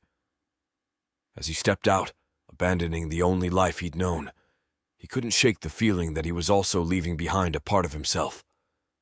But there was no time to grieve. Pennsylvania was a long journey away in a world now filled with dangers unimaginable. With one of only a few working vehicles due to the year and where it was located during the EMP, Shaw shifted his weight uncomfortably in the seat, his eyes narrowed at the sun setting in the distance. The empty highway was a mere shadow of its former self, now only scattered with the burnt-out husks of cars and the occasional remnants of lives interrupted. In this post-apocalyptic nightmare, one had a desire to remain low-key, a task made difficult when driving a candy apple 1969 Camaro Z28. He thought about Tucson and the hell he'd narrowly escaped, his mind drifting to the day when the EMP hit and fried everything. Communications, vehicles, order, all gone in an instant. Since then, his mission was simple but far from easy. Get back to his family in Pennsylvania. Being a Border Patrol agent had given him some survival skills, but little had prepared him for the bandits. Emotionally drained, Shaw drove cautiously on the debris-laden highways, his eyes scanning for any signs of life or danger. Then he saw her, a woman seemingly in distress, standing next to a rundown car on the side of the road. His instincts kicked in. He couldn't ignore someone in need. But as he pulled over and approached her, he sensed something was off. Before he could react, men emerged from the bushes, weapons drawn. "Oh, hold on. What do we have here? Nice car," the leader sneered, wrenching the keys from Shaw's hand. Cornered and outnumbered, Shaw had little choice but to let them take his vehicle. But his training hadn't left him entirely vulnerable. As they drove away, he noted landmarks and memorized features, storing away information that might later prove vital. Standing alone on the apocalyptic road, he felt the sharp sting of betrayal. It was a brutal lesson in the new lawlessness, a vivid reminder that the world he once knew had irrevocably changed. Stripped of his car but not his resolve, Shaw continued his journey on foot, hardened by the experience, but still propelled by the same urgent need to get back to his family. The road ahead was uncertain, filled with untold dangers, but he'd faced them all. Pennsylvania, and the hope of finding his family there, kept calling him home. They had taken everything, leaving him to limp away with just a pocket knife and the clothes on his back. From that point on, he decided to walk, avoiding the main roads as much as possible. The road east to Oklahoma City was a grueling testament to human endurance. Shaw found himself in an unforgiving landscape, battling scorching temperatures during the day and bitter cold at night. The soles of his boots wore thin, each step sending jolts of pain up his legs. He rationed his meager supplies, a few tins of beans, some water purification tablets, and a half-empty bottle of sunscreen. With every passing mile, he realized how perilous his situation was. It wasn't just the elements he had to contend with, but also the unsettling absence of law and order. Shaw encountered troubling signs of chaos along the way. Overturned cars stripped for parts, graffiti-laden billboards announcing the territories of different gangs, and even the occasional makeshift graveyard. Multiple times he hid from roving bands of looters, taking cover in the brush or derelict buildings, his heart pounding as he peered out at the hostile faces and weapons that passed by. His trusty sidearm had been reduced to nothing more than a baseball bat, even that he prayed he wouldn't have to use it. Hunger gnawed at him as his food ran out. He foraged for berries and edible plants, thankful for the survival training he had received in his earlier years as a Border Patrol agent. Yet each night, he went to sleep with his stomach aching and his muscles cramping from malnutrition and exhaustion. He wondered about his family. If he was struggling this much, what were they going through? Loneliness began to creep into his thoughts as days and weeks dragged on. He tried to maintain a semblance of routine, talking to himself to keep his spirits up, but the solitude wore on him. In the nights, he would pull out an old family photo, letting memories flood back as he looked at the smiling faces of his wife and children, pushing him to keep going despite the odds. By the time he reached the outskirts of Oklahoma City, Shaw was a shell of his former self, bearded, sunburned, and gaunt, but unbroken. As he entered the city, he could see that it had become a hub of anarchy, controlled by local warlords and filled with desperate souls. Little did he know that his hardships were far from over, that he would be captured and forced to labor in unimaginable conditions. But for now, as he took his first steps into the city, he felt a twisted sense of accomplishment. Despite everything, he had survived thus far, and he would continue to survive, whatever it took, to get back to his family. Oklahoma City had looked like a hellhole on the surface, but it was much worse once in the clutches of the man they called King George, a local warlord who ruled by fear with a city full of subordinates. The city had become one of the most difficult struggles of his life, once captured by King George's subordinates, and who put him to work in the worst way imaginable, cleaning out human waste from building bathrooms. Shaw shuddered at the memory. Escape had been risky, but staying was nothing but a slower kind of death. Like most warlords, King George began to think himself invincible, till the next want-to-be warlord put a bullet in him. Within the chaos of the new takeover, Shaw slipped away, gathering supplies and new boots on his way out of the city. Walking through the rolling hills of Missouri with caution, Shaw felt a sudden, unexpected crackle in his radio. It took a moment for him to realize what it was. A voice, distant but discernible, cutting through the static. The speaker talked about Ivory, resistance, and a group named the UCM. His pulse quickened as he fumbled with the dials on the solar-powered radio he'd found discarded along his journey, finally managing to tune in clearly. For the first time in weeks, the heavy curtain of despair lifted ever so slightly. Here was evidence that he wasn't alone, that there were organized groups fighting to restore order, to reclaim the America he'd once known. He listened intently as the voice, female, confident, outlined plans and coordinates.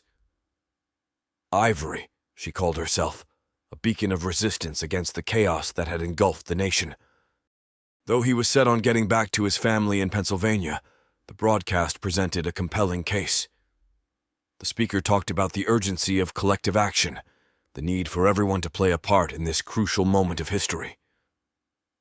As Shaw weighed the gravity of the message against the pull of his own personal mission, he was torn. But he knew, deep down, that the only way to ensure his family's future safety was to confront the terrors of the present. The next day, as Shaw knew he had to be nearing the Mississippi River, he clutched the solar-powered radio to his side like a lifeline. Gauging time was a rough art now, determined by the angle of the sun's shadows on the earth, and he found himself growing anxious. He'd been listening to static for about an hour, straining his ears for the momentary crackle that would signal the start of Ivory's broadcast. An hour had passed since he estimated it was about time for Ivory's broadcast, and still, only static greeted him.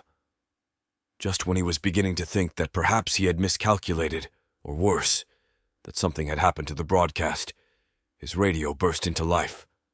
Beyond your magnetically fried screen, she battles unknown horrors to provide you with current events and life-saving tips. Here's Ivory. Shaw stopped in his tracks, a smile breaking across his face as relief washed over him. He found a log to sit on and focused intently on the radio, eager to soak in every word. Listening to Ivory, Shaw felt less isolated, knowing that resourceful, strong people were fighting a good fight. Though the broadcast was short, it provided a rejuvenation of his soul to carry on. Deep down, he hoped her words would create this coalition, to provide structure and strength to resist the invaders and reclaim their land. And it strengthened his resolve to continue, to find a way to communicate with this resistance and give them the information he had obtained while captive in Oklahoma City, information that many were not aware of, nor heard Ivory speak in regards. The broadcast came to an end, but not before Ivory assured her listeners that she would return the next day, either at 9 a.m. or 3 p.m., to offer more updates and tales of resilience. The past 15 minutes, hearing Ivory's soothing voice, had a calming effect on Shaw that he hadn't experienced in months. It momentarily lifted the heavy burden of his arduous journey and the stark realities of the new world they were all navigating. Feeling an unexpected peace, he found a rotten log that seemed as good a place as any to rest. He curled up beside it, his radio silent but still clutched in his hand like a talisman of hope. As he closed his eyes, Ivory's words echoed in his mind, reinforcing the idea that hope was not lost, that there were still beacons of light in the darkness. And with that comforting thought, he allowed himself to drift into a deep, restorative sleep, undisturbed until the rays of the next morning's sun gently woke him. Feeling better than he had since embarking on his quest to reunite with his wife Michelle and their sons, Shaw set his sights on possibly crossing the Mississippi River by day's end. As he moved through the forest and up a significant hill, he unexpectedly came upon a group of people camped near the ridge. Torn between the need for caution and the urgency to move on, Shaw wrestled with his options. He didn't want to draw attention to himself, but he was also keenly aware that it was nearing 9 a.m., the time when Ivory would be broadcasting. The anticipation of hearing her voice again had an almost addictive quality. It made him feel like a drug addict with the next fix just within reach. Choosing to prioritize his safety while still hoping to catch the broadcast, Shaw decided to give the camp a wide berth, moving as quietly as possible while quickening his pace. He was pulled forward not just by the promise of progress on his journey, but also by the magnetic pull of Ivory's upcoming message, a message that had already proven its power to uplift his spirits in this grim, uncertain world. Ignoring his better judgment, Shaw started to hastily make his way along the hillside, hoping to circumvent the camp. But midway through his impromptu detour, he was suddenly intercepted and detained by men in military uniforms. "Listen, I'm a Border Patrol agent," Shaw pleaded in a voice raspy from dehydration and fatigue. "I'm just trying to get back to my family. Please, let me go." His captors remained silent, their faces impassive.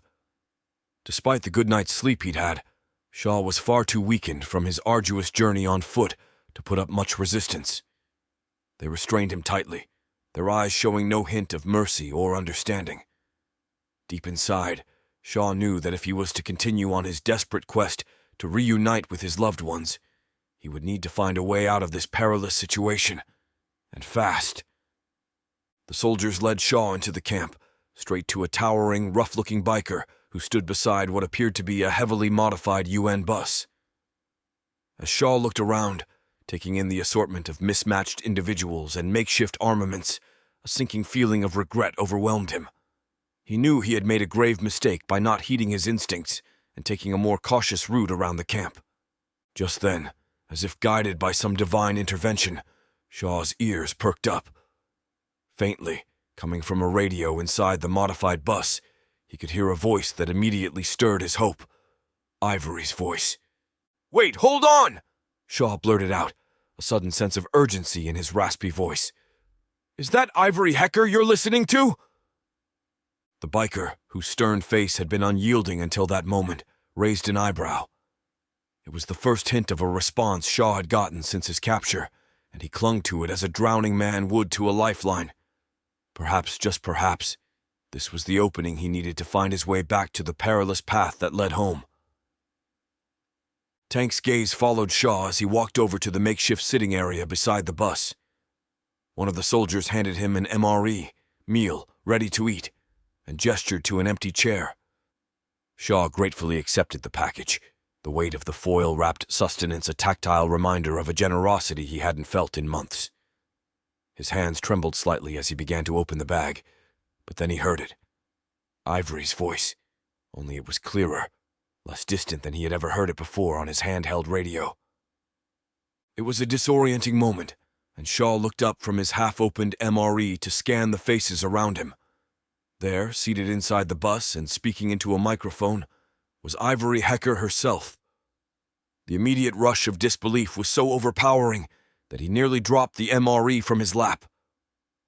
From a sense of urgency, Shaw's voice cut through the air, abruptly pulling attention away from Ivory Hecker's broadcast. Even she briefly paused, turning her gaze towards him with a look of intrigued curiosity. Tank stood up and walked over, his eyes narrowing but also curious. "Whoa there, hold on! What's so important that it can't wait?" Tank demanded, the authoritative timbre of his voice betraying more than a hint of concern. Shaw took a deep breath, his eyes meeting Ivory's, and then Tank's. "You need to let everyone know. Thousands of armed civilians are forming a convoy. They're on their way to Jefferson City, Missouri, to join the UCM, to join the fight. I learned about it when I was held captive in Oklahoma City." Ivory's eyes widened with hope and caution in her gaze. She turned off the microphone, signaling a pause in the broadcast. "Are you certain of this?" she asked, the weight of the question resonating in the small space around them. "As certain as I can be," Shaw replied. "I met a man in Oklahoma City who translated a broadcast for me. The Chinese have invaded key areas in the United States following the EMP attack and destroyed most military bases. These people are rallying to fight back, and they need to know that there's a centralized force coordinating the resistance. That you're here." The gravity of Shaw's words settled over everyone present. Tank exchanged a glance with Ivory, who then nodded. Ivory's face tightened, her eyes reflecting the gravity of Shaw's words. "If what you're saying is accurate, it's vital information that people need to hear." She sighed deeply, making a split-second decision. "We'll do everything we can to verify it, but in the meantime, we need to alert our listeners. They need to know what they're up against, where the front lines might be forming." While Ivory continued to speak, Shaw felt a renewed sense of purpose swell within him. He had faced trials he could never have imagined, being carjacked by bandits, the forced labor in Oklahoma City, the perilous journey on foot, and all while wrestling with the agony of not knowing the fate of his family. But now, in this makeshift camp on top of a hill in Missouri, he felt like he had made a tangible difference. It wasn't enough to erase the hardships he had endured, but it did bring him a step closer to the man he needed to be, both for himself and for his family. Chapter 14. Bunker. Riker sighed, feeling the weight of their collective concerns. "We've always said we were about more than just survival," he began, locking eyes with each person around the table. "We've trained, we've prepped, and we've stood together as neighbors and friends. Now we face a choice that will define who we are and what we stand for." He let his gaze drift down to the maps again, zeroing in on the locations identified as Chinese-controlled. "We're sitting on a powder keg, and it's only a matter of time before it blows. So do we go north to help others, or do we protect our own backyard first, which also helps those to the north?" Silence hung heavy in the air as each person considered the gravity of the decision before them. Then Joanne, a middle-aged woman with a steely demeanor, spoke up. "I say we stay and protect our land. If we leave, who's to say what we'll come back to? Or if we'll even have a home to return to?" "True, but there's also strength in numbers," countered David, a young man who had joined them after being displaced from his own community. "If everyone is going north, shouldn't we be part of that fight?" Riker nodded, absorbing their points. Both valid arguments. But consider this. We had a platform, an audience who knew and trusted us. If we, the Vanguard, call out for help defending Texas, people will listen. We could organize our own front right here and stop the enemy from advancing further into American soil. Silent nods greeted Riker's words. "Settled then. We'll call upon our network, spread the word about what's happening south of here, and prepare to defend our land. We'll use every resource we have, every connection we've made to make a stand. We don't know how many we can gather, but by God, we'll give them a fight they'll never forget." The room erupted into cheers of agreement, and for the first time in a long time, Riker felt a sense of unity among them. They quickly moved into action, detailing plans, organizing supply runs, and sending out encrypted messages through their newly acquired military SINGARS radios. Unfortunately, even with retrans towers, their reach was no more than 80 miles. As Riker looked at the faces around him, each alight with newfound purpose, he knew they were forging a new chapter in their story. They were no longer just survivors of an apocalypse. They were warriors in a battle for Texas and their country. First mission assignment was to get in contact with the UCM in Jefferson City, Missouri. He shook his head as he listened to the latest intercepted Chinese radio transmissions and the messages coming in from convoys moving towards Jefferson City. The Vanguard had amassed a respectable arsenal and stockpiles of supplies, but even that felt inadequate when pitted against a well-organized foreign invasion. "This is it. Prepare me a message to send out to these groups. We have to get them and their supplies to us for the push south. We need runners on dirt bikes to locate groups after we make contact with them. We can't afford to give away our position or theirs over the radio," Riker suggested, and with minutes people were working diligently to make it happen. Luckily, they were already tracking a group of a few hundred people 50 miles away, moving north, a perfect opportunity for reaching out. "Mayday, mayday, mayday. This is an emergency call out to all Vanguard in the area. I am Riker Kane, and the time has come to fight. Looking to speak with groups moving north. Over." Riker waited for contact. After repeating his message 2 more times, he began to give up hope that their radio was on, or that they knew who he was. Then he heard a mic key up. Hey, brother, how's it going? Is this really Riker from Vanguard Ballistics? Over." A voice came in response to his message. Cheers erupted throughout the radio room of the Vanguard bunker, but were quickly suppressed as Riker began speaking. For the next 5 minutes, conversation went back and forth with Riker, attempting to convince the group they needed to join them, as they reluctantly thought about it. Finally, Riker stopped speaking to them as a star of a popular YouTube channel, but as a warrior and leader. "Listen, I get it. North is where the immediate fight is, but that is most likely because they don't know about the Chinese invasion from the south. But if these reports are true, and I wouldn't be speaking to you if we were not confident, we have a critical situation brewing right in our backyard. And the longer we wait, the worse it'll get. We hit them before they expect it, and before they can dig in any further. This would be much more beneficial for those to the north than traveling all the way there, surrendering all the land between here and there, just to have to fight and regain it later. The Chinese contingent in St. Louis is small. Hell, the Ozark hillbillies will probably eliminate them. They're only a distraction for the main well-armed and supplied force coming our way from the south. Over." After a weighted silence, nods and murmurs spread through the group around him. They waited for a response. Everyone held their breath as they heard the click of static signaling someone was about to speak. "Roger that. You make a compelling argument, Riker. Though I haven't heard of you plenty here have and want to become part of the Vanguard." "Over." Riker sighed in relief. "All right," Riker said, clearing his throat as he began refocusing the group's attention. "Our first action step is to establish secure lines of communication with other like-minded groups. We can't afford any leaks or misunderstandings.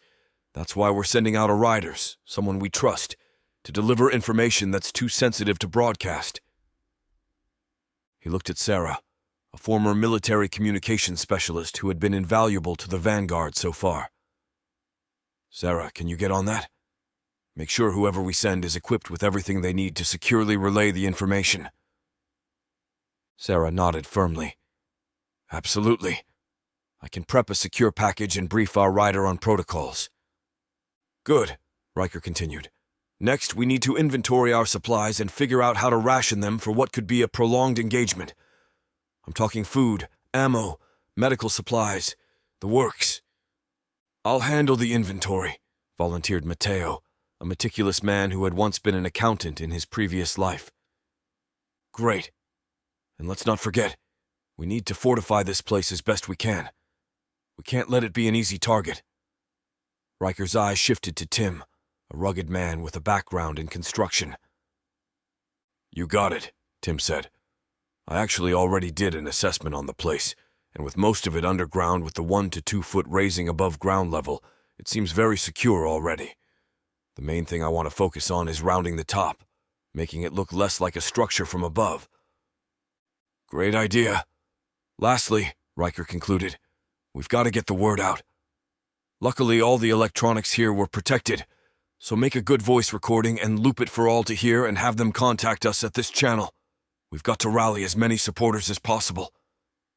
The room seemed to breathe a collective sigh of relief. A plan was in place. There were still many unknowns, but they had a course of action, and that in itself was empowering. As the meeting dispersed, people moved off to begin their tasks, as riders prepared to leave, entered the room. Riker handed them a small, secure case, its contents known only to a select few, a case with a radio frequency for the Singars and shortwave if they find a new one. Most importantly, there was a meeting location where Riker can evaluate those who arrive and ensure they are no threat to the Vanguard.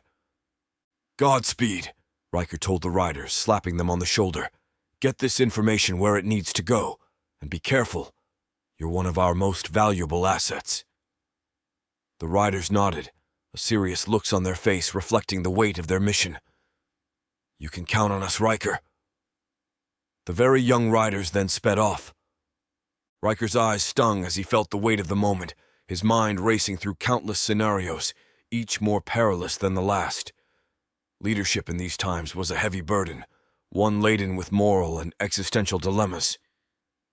The room seemed to close in on him as he pondered the possible loss of life due to his decisions. "Can I live with that?" Riker thought. It was in these moments that he missed Mir the most, her wisdom, her strength, her ability to make even the most unbearable situations seem manageable. She had been his sounding board, his confidant, his rock. And now she was gone, her absence a gaping wound that refused to heal. For a moment he let himself feel it, all the sorrow, the fear, the overwhelming responsibility. Then, taking a deep, steadying breath, he pulled himself back to the present. His eyes hardened. "Mir, give me the strength to make the right choices," he whispered to the darkness, as if his departed wife could hear him. "Help me bear the weight of these lives, the weight of this war." He knew the path ahead would be fraught with peril, but they had no other option. The cost of inaction was too high. They had to fight. They had to resist, even if that meant unimaginable sacrifices. Riker understood that now, more than ever, he couldn't afford to be paralyzed by his fears and doubts. With a final glance toward the heavens as if seeking some invisible confirmation, Riker returned to the planning table. It was time to focus, time to prepare. For they were now not just fighting for survival, but for the very essence of their humanity, their freedom, and the future of their children. And in that fight, failure was not an option. The next few weeks were a flurry of activity. Riker and the Vanguard coordinated with other groups who had been planning to move north, convincing many of them to join their southern campaign instead. The outreach was surprisingly effective. It seemed the news of the Chinese invasion had galvanized people in a way that mere survival never could. "Riker! Riker! We got your grandfather's old shortwave radio working, but that isn't the best news," Sarah shouted, running down the long corridor to where Riker was seemingly always located, planning their southern advance alongside former military personnel with the necessary skill. Hearing her clearly due to the sound traveling down the corridor, Riker looked up from his work. "What is it that has you in such a ruckus?" Now entering his workspace with a huge grin on her face, Sarah began speaking. "We made contact with someone in Missouri. She calls herself Ivory Hecker, and she wants to speak with you." "Wow, Ivory Hecker, huh?" Riker said, looking at Sarah with a sense of anticipation as they navigated the narrow hallways to the communications room. "If she's on the air, that means there are others out there, fighting," Sarah stated with excitement. "Exactly," Riker replied. "And it's time we get back in touch with the world. It might boost everyone's spirits to know they're not alone." As they entered the room, several members of their group were already huddled around the antique shortwave radio, eyes wide and full of hope. The room was filled with the sounds of static and distant voices, a lifeline to the world beyond their underground haven. Riker felt a surge of pride as he looked at the shortwave radio, old, dust-covered, but miraculously functional. Sarah had tinkered with it for days, cleaning it, testing its components, and finally, against all odds, bringing it to life. It was a testament to her ingenuity and the resilience of old technology.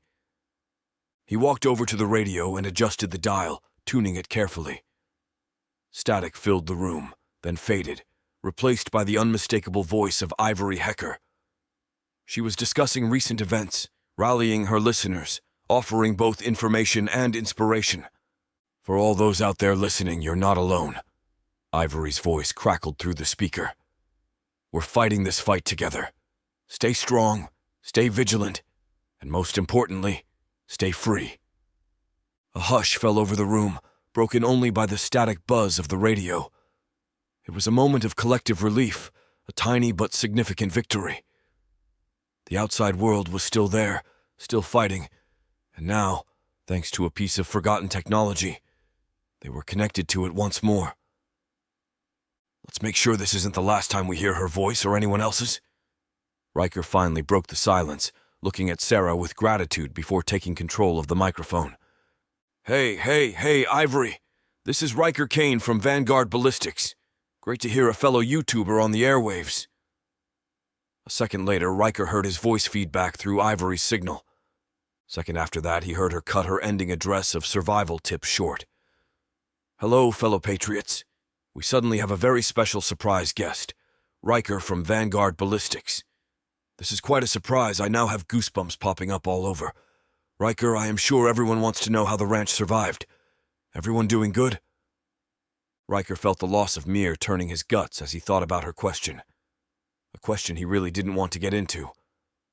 "Well, Ivory, like many others, we were hit hard by those damn blue helmets, and we smashed as many as we could. Everyone has a loss, and that has been the way for months, and will be the same for months, if not years to come. Ivory." Riker paused to take a breath and compose himself. Feeling the loss in his tone, Ivory quickly moved forward. "Riker, we just recently received information from a Border Patrol agent that Chinese were invading the Texas border. Can you confirm?" Ivory asked, seeing it as a perfect opportunity for confirmation. "Your information is accurate. Nothing is there to stop them. We have reports that they are using ports to move in equipment and personnel. Probably been doing it since the EMP. We need your people to join us in stopping them. We know people are hearing the call from UCM and are responding, but few understand the circumstances taking place here. Come to Texas and fight.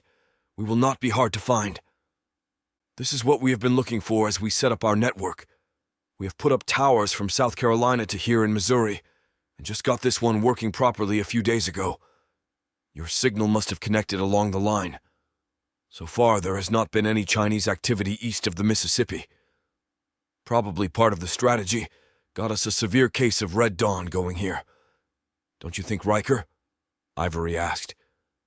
Absolutely, Ivory. I need to stress all able-bodied fighters head south. Those Chinese soldiers are no match for Ozark people.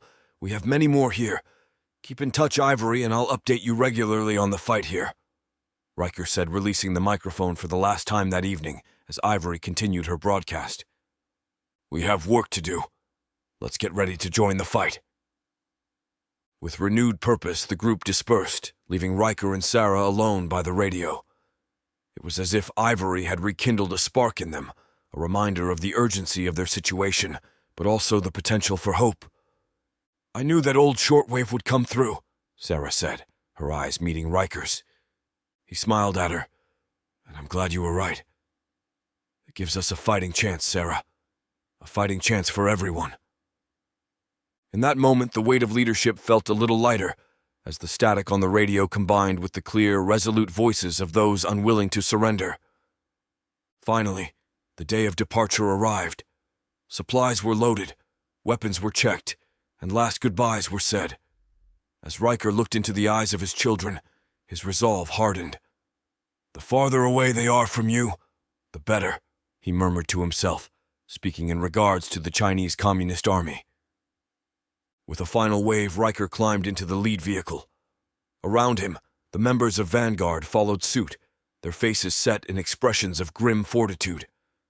Engines roared to life, and the convoy rolled out, leaving behind a cloud of dust and a bunker full of loved ones praying for their safe return. Chapter 15. Out of place. Breathing hard with her nerves on edge, Sierra dashed through the maze of makeshift barricades and deserted streets. The small town that had transformed into a nightmarish compound seemed to grow more hostile with every passing second. Her thoughts raced just as quickly as her feet, each step a desperate attempt to distance herself from Commander Guan Yin and her style of mercy. The forest loomed ahead, a dark silhouette against the graying sky. It was their agreed-upon rendezvous, a sanctuary where Dina and the others were waiting. Sierra knew she had to get to them before Chains could reveal their location to Commander Guan Yin, a merciless leader who'd kill them as casually as one swats a fly. Sierra's instinct screamed at her to keep running, but something about the site near where the executions took happen froze her in place. Sierra crouched lower behind the charred remains of the car, her eyes narrowing as she observed the scene unfolding before her. It was jarring to see a man emerge from a limo in such stark contrast to the grim surroundings. His fine suit and slick appearance seemed to belong to a different world entirely. A world untouched by the apocalypse, where Commander Guan Yin wasn't a harbinger of death. As he spoke with Commander Guan Yin, Sierra's mind raced with questions. Who was this man? What could he possibly have to do with the military operation spearheaded by the commander? Whatever their conversation was about, she had a sinking feeling it wouldn't bode well for her and her group. For a brief moment, their eyes met. Even through the tinted glass of her sunglasses, Sierra could feel the piercing gaze of Commander Guan Yin. It was as if the commander had sensed her presence, and a shiver crawled down Sierra's spine.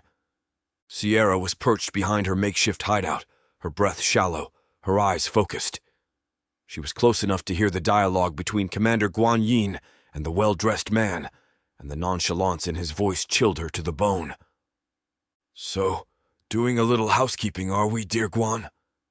The man quipped, his words tinged with a morbid sense of humor that contrasted sharply with the gravity of the situation. What shocked Sierra even more was what happened next. The man effortlessly slid a sleek phone from a pocket of his finely tailored suit, as if the apocalypse had left his world untouched. He dialed a number and began speaking. Sierra's eyes widened in disbelief, and a sense of foreboding gripped her. After the EMP attack, electronic communications were thought to be crippled. Even military comms had been severely affected. Yet here he was, casually making a phone call, indicating a level of technological safeguarding that seemed impossible given current circumstances. She couldn't make out the voice on the other end, but the ease with which this enigmatic figure was navigating the post-apocalyptic world unnerved her as she thought of even more questions she wanted answered. What kind of influence and power did he, and by extension, Commander Guan Yin, wield? The mere act of making a phone call seemed to defy the constraints of their current reality, suggesting that they were part of a network or organization that had prepared for this level of catastrophe, or worse, might have had a role in causing it. A fresh wave of dread washed over Sierra. Understanding the gravity of the new information, she knew she had to get back to Dina and the others. Every fiber of her being screamed at her to leave, to run and relay this information, but her instincts told her to wait a little longer. Who knows what else she might hear that could prove crucial for their survival? Sierra's heart pounded as she eavesdropped on the enigmatic, well-dressed man's conversation. The words, "cleared the area of vermin," and "entrance cleared and secure," caught her attention immediately. What was this entrance he spoke of, and why was its security so important? The mention of Adams was another puzzle. She wondered who this person could be, and what role he played in this unfolding saga. Why was Adams in what remained of South Korea, and why was it significant that he had eluded capture? The man's casual farewell, "Auf Wiedersehen, tschüss," unnerved her. He was evidently multilingual, and the use of German suggested an international scope to whatever operation they were a part of.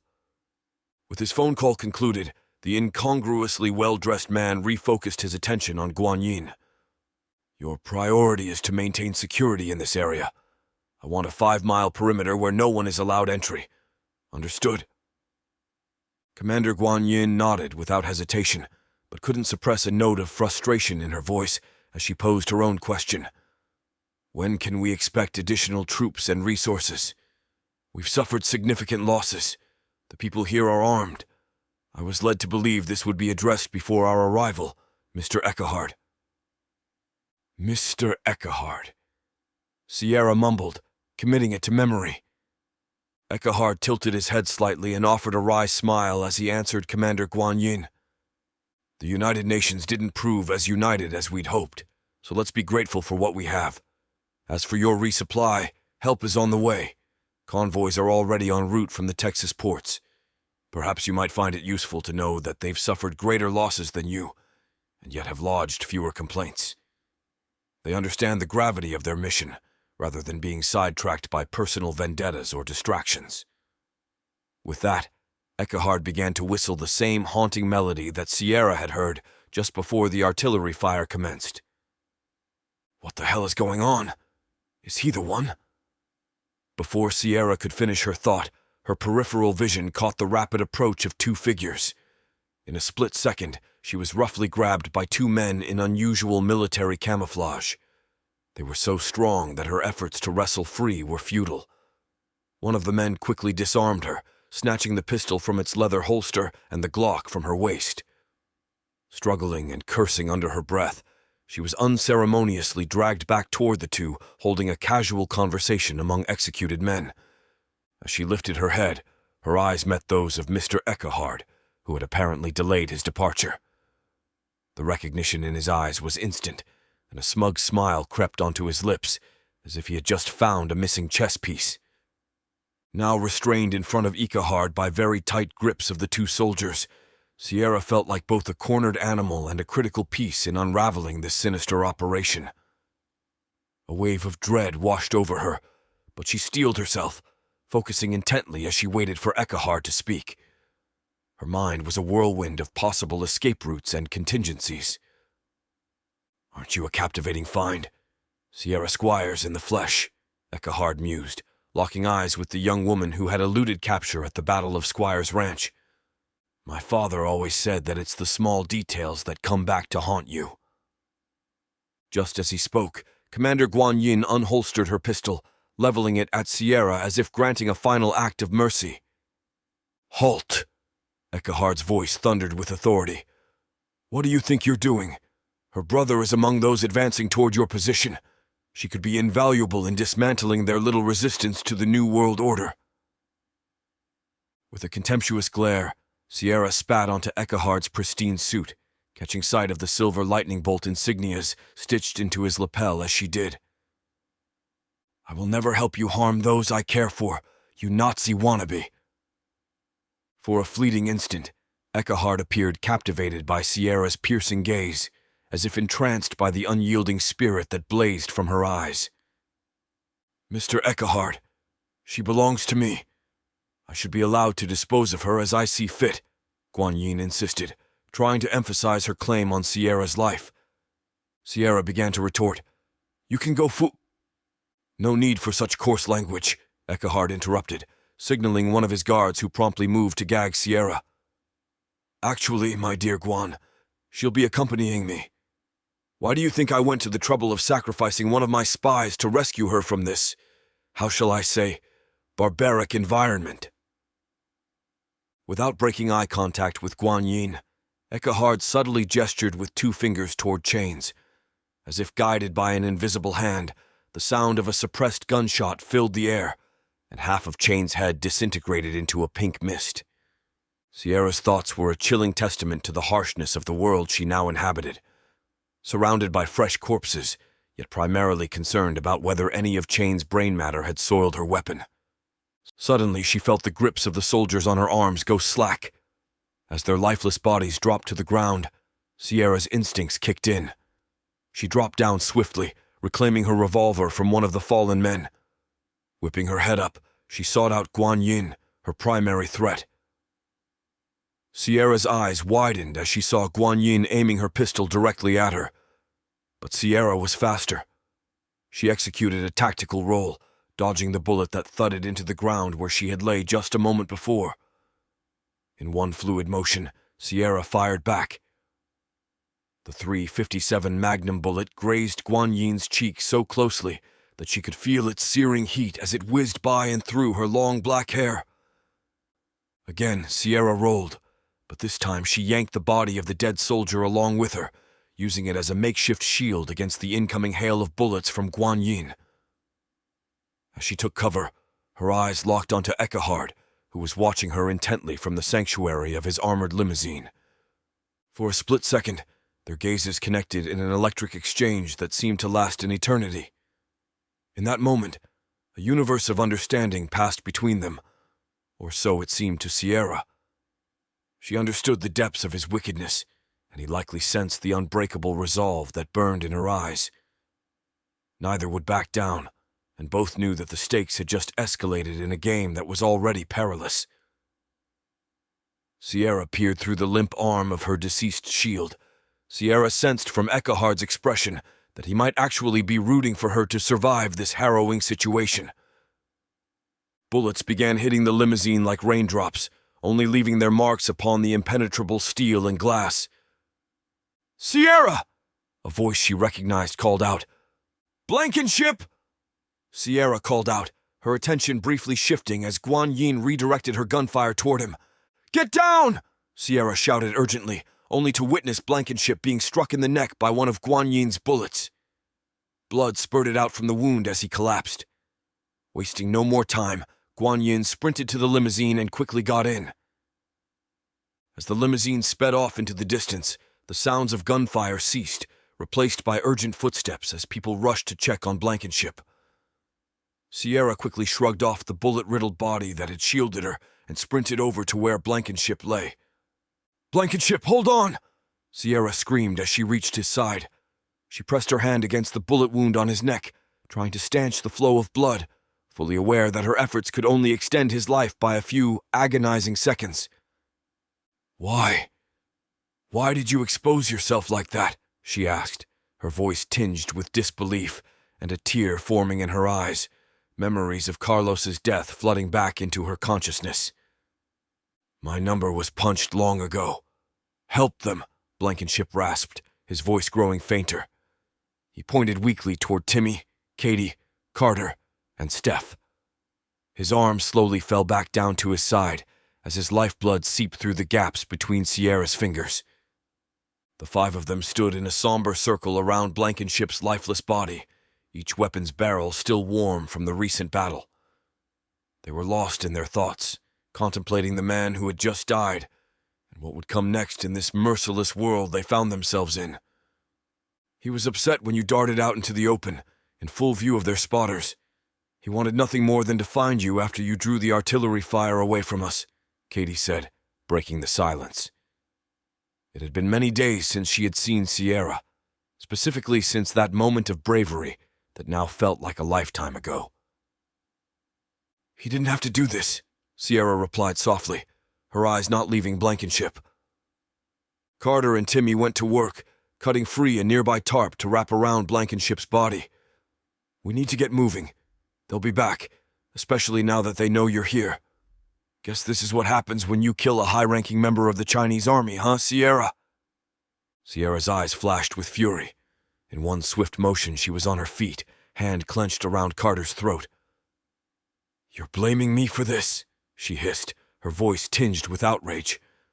No, that's not what I was saying or suggesting at all. I wouldn't, Sierra. We all know the stakes. We all know the risks, Carter stammered, his eyes wide with surprise and a little fear. Sierra's grip loosened and she took a step back, immediately regretting her burst of anger toward Carter. He's right. We have to move. They're going to start killing everyone within a 5-mile radius of here, and I need to find Diana and the others, she said, her voice steady but tinged with urgency. Steph, who had been silent until now, finally spoke. Who's Dina? Chapter 16. Day of Discovery. Turning back to her microphone, she relayed the dire news to her widespread audience, her voice steady despite the weight of the information she was disseminating. Folks, we've just received some verified crucial information about Chinese occupation in key U.S. cities. We're working to confirm the details, but as it stands, it's essential for everyone to be on high alert. It has been a long broadcast with information received yesterday from Border Patrol Agent Shaw, and now today with an astonishing and urgent message from no other than Riker Kane from Texas. Our network is growing, and we need verified information. I'm being told our time here is at an end, even though I would love to hear from you, but the bill for power is due, and electric is in short supply. So till next time, keep your water clean and your head on a swivel. This is Ivory Hecker, signing out. As the hum of the communication booth faded away, Shaw felt an unfamiliar warmth seep into his chest. He watched Ivory and Tank shut down the system, their faces glowing in the dim light of the bus, and suddenly, he was struck by a sense of accomplishment that he hadn't felt in a long time. In this world of desolation, chaos, and ceaseless fighting, he'd managed to contribute something vital, to the lives of countless unseen others. It wasn't just about reaching his family now. He'd expanded the circle of people he was fighting for. In doing so, Shaw felt he had brought himself a step closer to the very thing he was fighting to restore: home. For that brief, precious moment, the weight of the battles ahead seemed just a little bit lighter, as though buoyed by this glimmer of hope, this flicker of communal spirit. Amidst all the ruin, Shaw felt like he had found a fragment of the home he so desperately missed, a sliver of the world he was fighting to reclaim. And for now, that was enough to keep him going. As Shaw sat on the makeshift log bench, lost in his contemplation, a sudden searing sensation erupted in his chest. His hand moved instinctively to the spot, and as his fingers met the warm wetness seeping through his shirt, reality seemed to unfurl around him in slow motion. His gaze lifted to a surreal scene, people running frantically, gunshots echoing, their sounds strangely muted, as if he were submerged underwater. Amidst the chaos, he saw what seemed impossible. Michelle, standing there with their 2 sons beside her, arms open, beckoning him to join them. A smile broke out on his face, as if all the pain and uncertainty of the past days had evaporated in that one miraculous moment. He tried to stand, to step into the family tableau that seemed so tantalizingly close. But as he moved, his world began to tilt on its axis, a vertiginous sensation overtaking him. Before he could take another step, his vision blurred, and he felt himself collapsing. The last thing he saw before everything faded to black was the earth rushing up to meet him, and a pair of lifeless eyes staring back, as if reflecting the very moment his own light went out. "Attack! Attack! Make them pay!" Ivory's voice roared with a ferocity that surprised even her.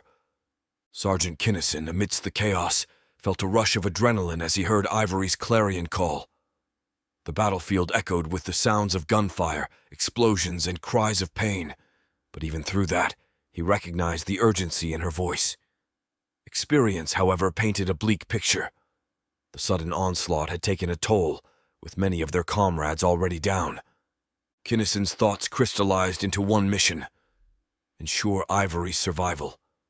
She was the voice, the symbol of hope. It was essential that she continued spreading the message, rallying forces and keeping the spirit of resistance alive. Tank, with gritted teeth and sweat streaming down his face, was battling valiantly beside Ivory.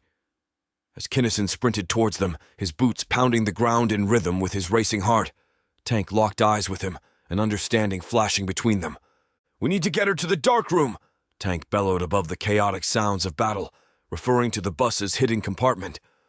Built discreetly into the floor of the bus, the dark room was their ace in the hole, a haven capable of sheltering one or two people.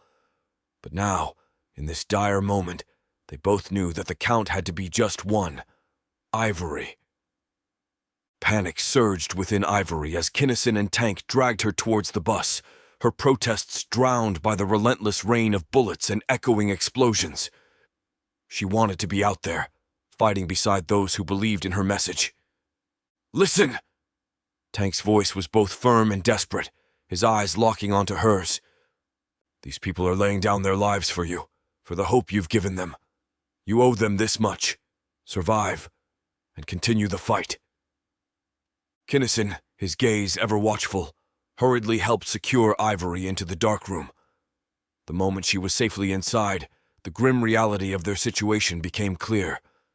From her vantage point, a minuscule air hole in the bus, she watched the swift capture of her comrades by the Chinese soldiers. Lined up, bound and defenseless, were the last of their valiant group. 3 men, 4 women. Tank and Kinnison stood defiantly amongst them. A tall, stern-looking Chinese officer walked in front of the captives. "Which one of you is the Ivory Hecker?" Kinnison's heart raced, realization hitting him like a ton of bricks. They'd been located because of their broadcast. The one thing an invading force fears most is the power of communication, the binding spirit of rebellion and unity. "I will not ask again." The officer's voice grew cold, menacing. "Where is Ivory Hecker?" He brandished a pistol, pressing it against the temple of the man next to Tank. Through the fear and chaos, Tank's eyes sought out that tiny air hole, locking onto Ivory's hidden gaze. With a subtle, determined shake of his head, he mouthed silently, "It's okay. Stay hidden. Survive." In a deafening moment of finality, the gunshot rang out. The man beside Tank crumpled to the ground, lifeless. The resolve of the remaining captives remained unbroken, their will unwavering. Even as death stared them in the face, they held on to the hope and spirit that Ivory Hecker embodied. The air was so dense it felt as if one could cut through it with a knife. The cold, hard ground beneath the captives vibrated with their collective anxiety, their breaths shallow and quick. "Now, who will answer me? Are you, perhaps, Ivory Hecker?" The Chinese officer's voice dripped with hatred as he slowly approached a young woman, kneeling amongst the captured. The cold steel of his pistol pressed upwards under her chin, forcing her face upwards until their eyes locked in a deadly stare. The moment stretched, the world narrowing down to just the two of them. The whispering wind and the distant crackle of fire seemed muted, distant. Time hung in the balance, waiting for her response. With defiance gleaming in her eyes, she gathered a mouthful of saliva and spat it straight onto his face. "Go to hell, you commie scum!" His eyes widened momentarily, taken aback by her audacity. The brief silence that followed was almost suffocating, the onlookers tensely awaiting the officer's next move. Without a word, his finger squeezed the trigger, the shot echoing with finality.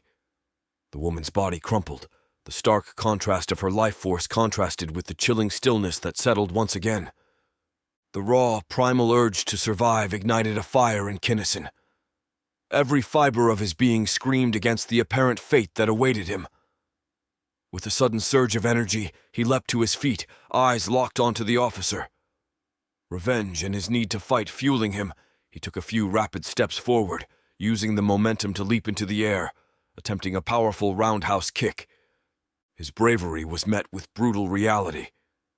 From his peripheral vision, another soldier moved swiftly with cold precision, raising his AK-47 to halt Kinnison's charge.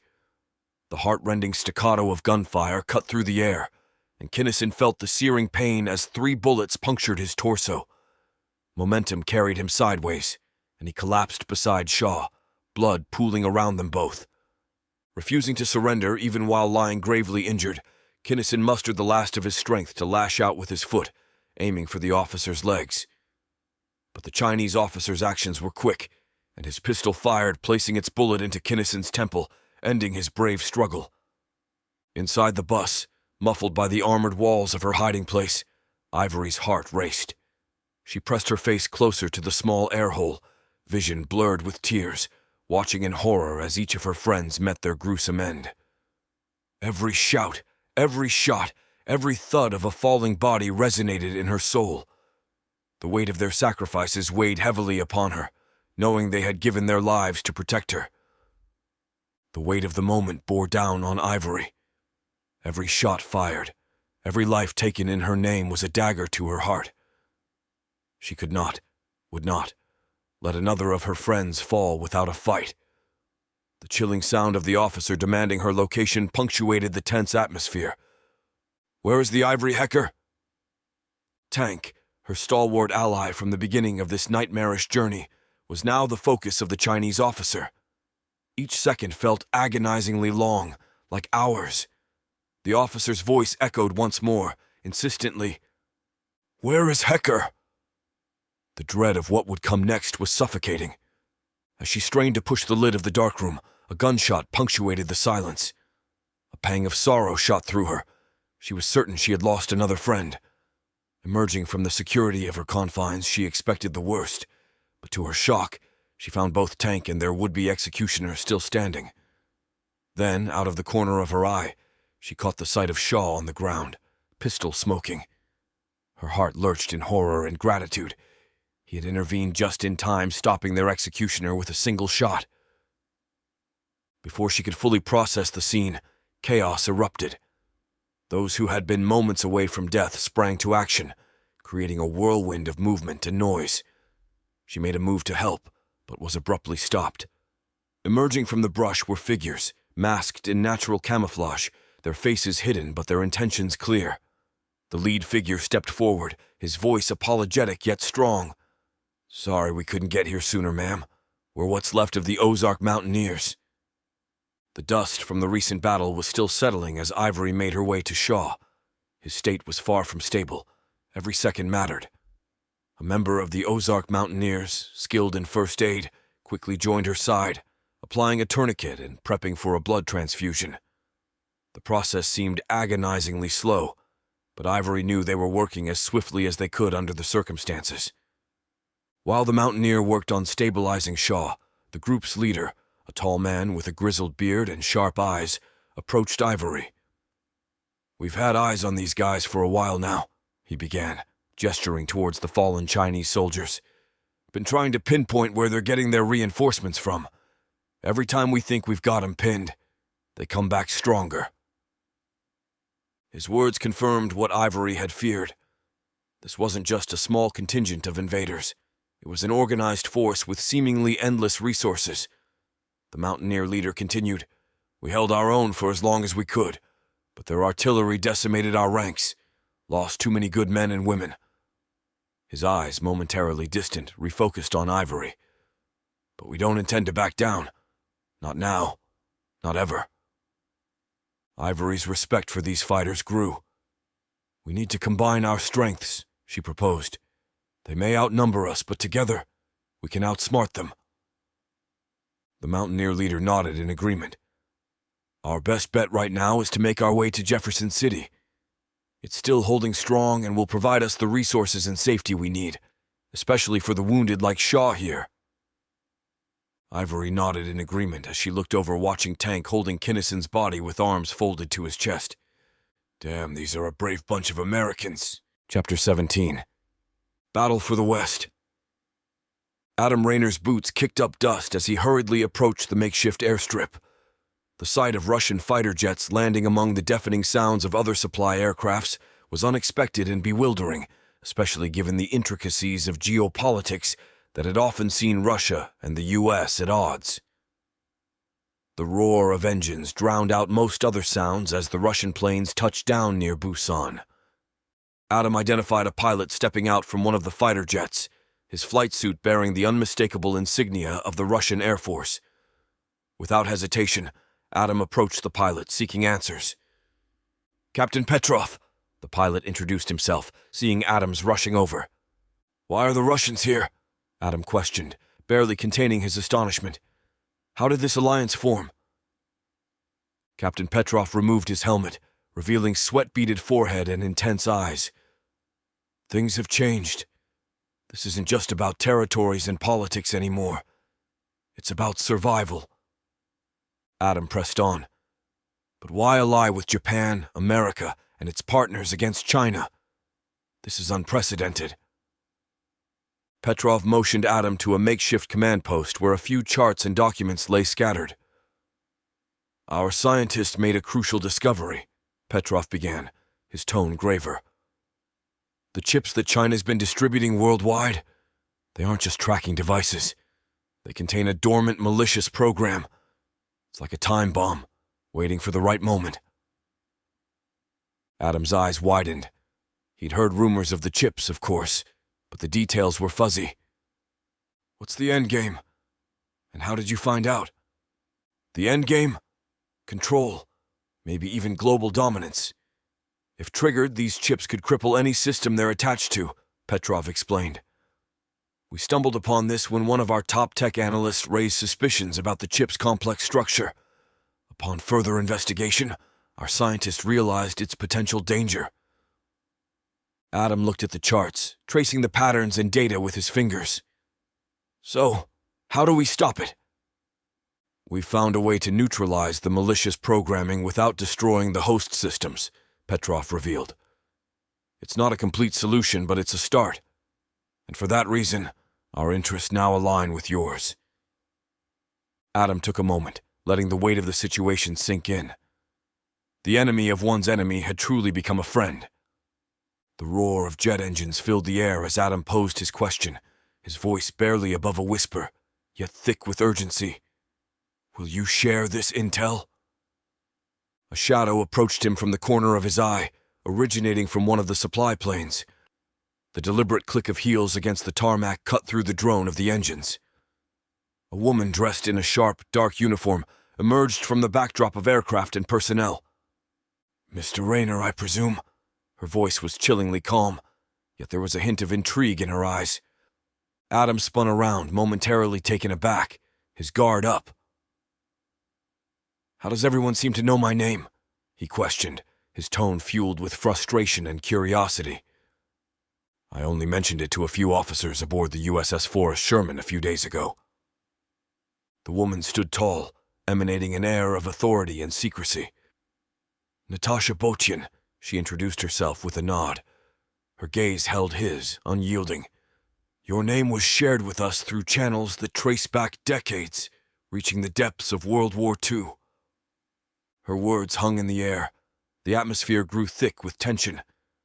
The distant hum of jet engines faded into the background, leaving an almost eerie quiet between them. "Why the hell would I be tied to anything from World War II? I don't even know of anyone still alive from that era. And who exactly are you to know about it?" Adam demanded, his voice edged with suspicion. She stepped closer, the setting sun casting an elongated shadow of her figure on the tarmac. Her piercing gaze locked onto Adam's. "I am Natasha Botyan," she declared with a heavy accent, pride evident in her voice. "Daughter of Mateo A. Botyan." Recognition dawned on Adam's face, but confusion quickly followed. "Wait a minute," he murmured, trying to piece together fragments of historical knowledge. "Isn't Mateusz Botian the famed operative who saved parts of Poland during World War II? How do our paths cross?" A slow, knowing smile crept onto Natasha's lips. "My father didn't just fade away after the war, Mr. Rayner. He continued in the shadows, collecting secrets, uncovering truths. He had a particular interest in German prisoners of war, especially those from the SS." Stunned by the revelation, Adam replied, "My family came to the United States from Spain just before the war began. They weren't even involved in the conflict. I can't fathom any link to wartime activities." Natasha's lips curled into a faint, enigmatic smile. "I didn't suggest your family had fought in the war. My father was on a quest, tracing the path of treasures plundered by the Third Reich. He came across a German prisoner of war, distinguishable by his missing arm. But what caught my father's attention was the remnants of a tattoo where the arm had been sewn shut, a blood-type marking, typical of the SS." Adam's gaze was intense, absorbing every word. Natasha continued, "The man's identity would have been his death sentence in the post-war Russia, as Mai found out. While my father's interrogation methods were unrelenting, the fate awaiting this man if found by others would be far grimmer." Adam, his patience thinning, pressed on. "All this is intriguing, but how does it connect to me? Why do you know my name?" Natasha raised an eyebrow, a hint of mischief in her eyes. "Ever heard of Victor Roche?" "The tycoon?" Adam responded, taken aback, nodding her head yes. "You see, after my father discovered that Victor Roche had funded a very expensive release of the man my father had sought to remain nameless, my father dug deeper into his past. One thing about the Nazis were that they kept paperwork on everything, and my father found where a young Victor assisted in the confiscation of wealth from Jewish families in Warsaw, Poland. My father believed he gained his wealth through the suffering of others. He has used that money to found a worldwide network that we did not understand till now." Realization dawned on Adam, like a puzzle suddenly coming into focus. My last mission. It was orchestrated from the start. "Yes, Mr. Rayner. From what we have been able to gather, Victor Roche has been plotting to take down Russia and US for quite some time, manipulating those in government to do his bidding, leading the two countries to war, for what end or reason we do not know. This was discovered by my father many years ago, and since anything having to do with Victor Roche's and his business has been banned from Russia." "Okay, now that we are to modern day, I ask again, how do you know my name?" Adam asked.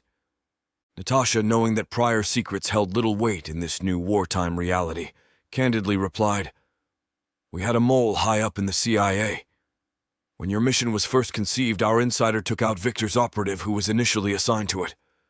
By the time he could intervene with you, it was already too late. No one wishes for a world consumed by war, but this conflict, Mr. Rayner, is colossal. Russia bore the brunt of China's hypersonic missile attacks, and we retaliated in kind. Within mere hours, millions were robbed of their lives." She paused, with sorrow and disbelief shadowing her face. Adam's voice grew more urgent. "Good God. And Europe? What's their status?" Natasha exhaled sharply, her eyes clouded with disdain. "They've opted for neutrality. Their military infrastructure has been eroding for decades due to neglect and over-reliance on the United States for defense.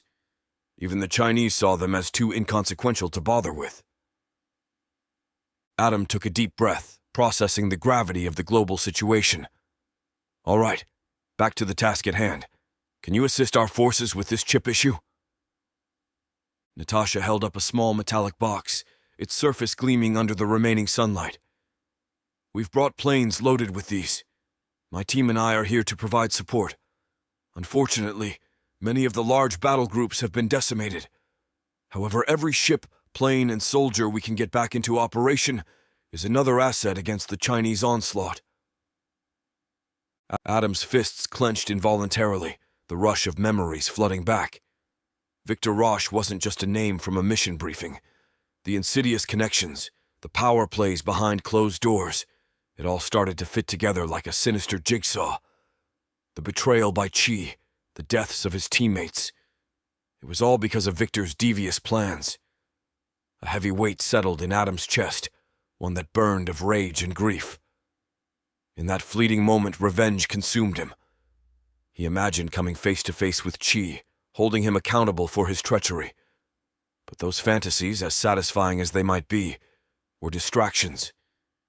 There was a larger war at hand, and personal vendettas would have to wait. Turning his attention back to the object Natasha presented, Adam observed closely, trying to grasp every detail.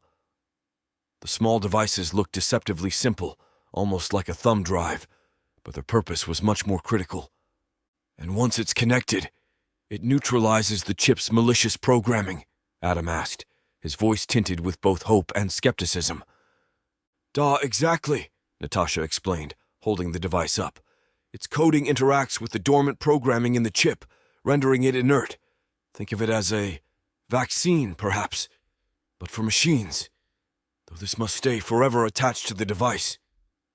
She then went on to demonstrate its application on a nearby piece of equipment, inserting it into the USB slot. Lights blinked for a moment, and then it settled.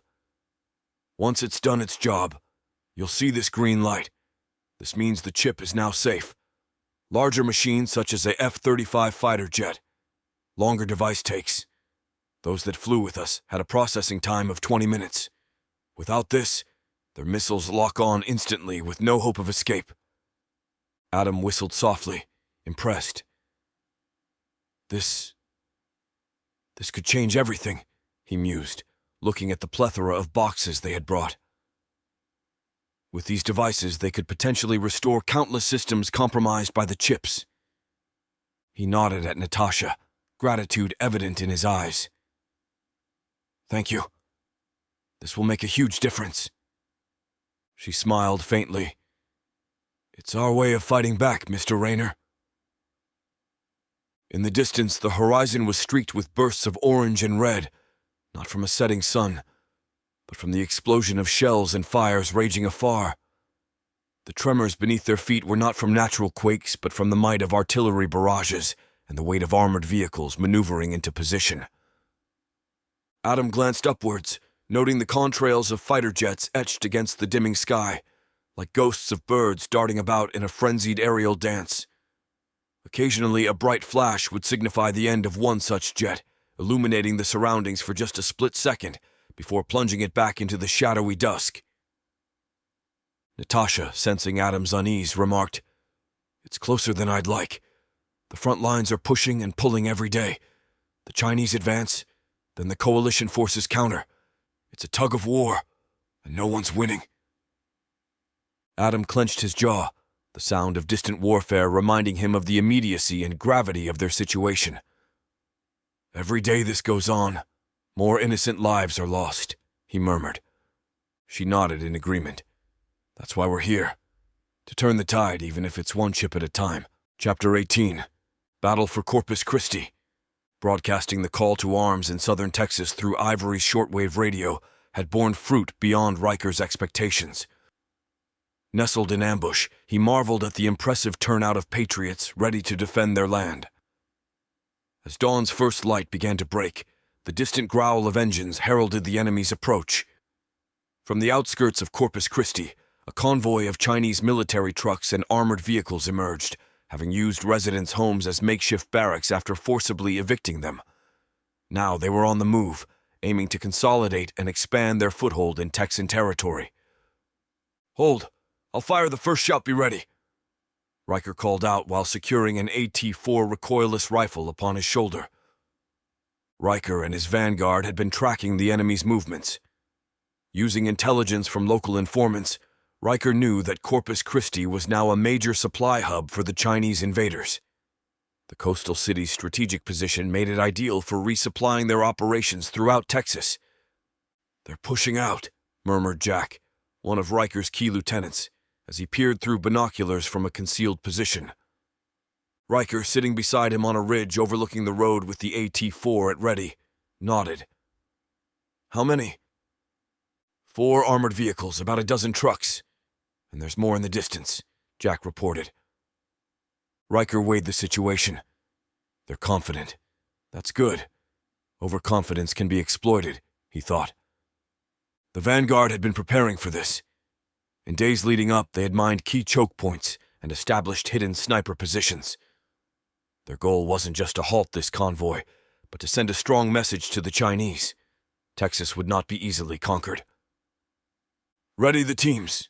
Wait for my signal. Remember, hit hard and vanish. We cannot afford a prolonged engagement, Riker commanded. Riker's fingers clenched around the AT-4, his breathing steady but heart pounding. As the lead vehicle entered his line of sight, he mentally prepared for the precise moment to strike. Time seemed to slow as the vehicle moved into the kill zone. And then, as adrenaline surged through his veins, he unleashed the weapon's fury. Previously, due to their limited number of AT-4s, he had only practiced dry firing it, replicating the process without actually launching the projectile. But this time, the fiery backblast warmed his face, and he felt its raw, devastating power. The ambush began with a massive explosion. As the convoy approached a narrow pass, the lead armored vehicle erupted from the power of Riker's AT-4, blocking the road. Instant chaos ensued. Chinese soldiers scrambled, trying to ascertain the threat. Hidden snipers began picking off targets. Each shot was precise, maximizing damage. Explosions followed as rocket-propelled grenades, hidden in the nearby foliage, targeted the convoy's rear, cutting off any chance of a retreat. Chinese troops, accustomed to structured combat scenarios, were caught off guard by the sporadic and unpredictable strike. Their immediate instinct was to call for aerial reinforcements, but every attempt was thwarted by static interference. Unknown to them, Vanguard's tech team had infiltrated their frequencies, rendering them mute and isolated. Seizing the advantage, Riker signaled for a specialized squad to move.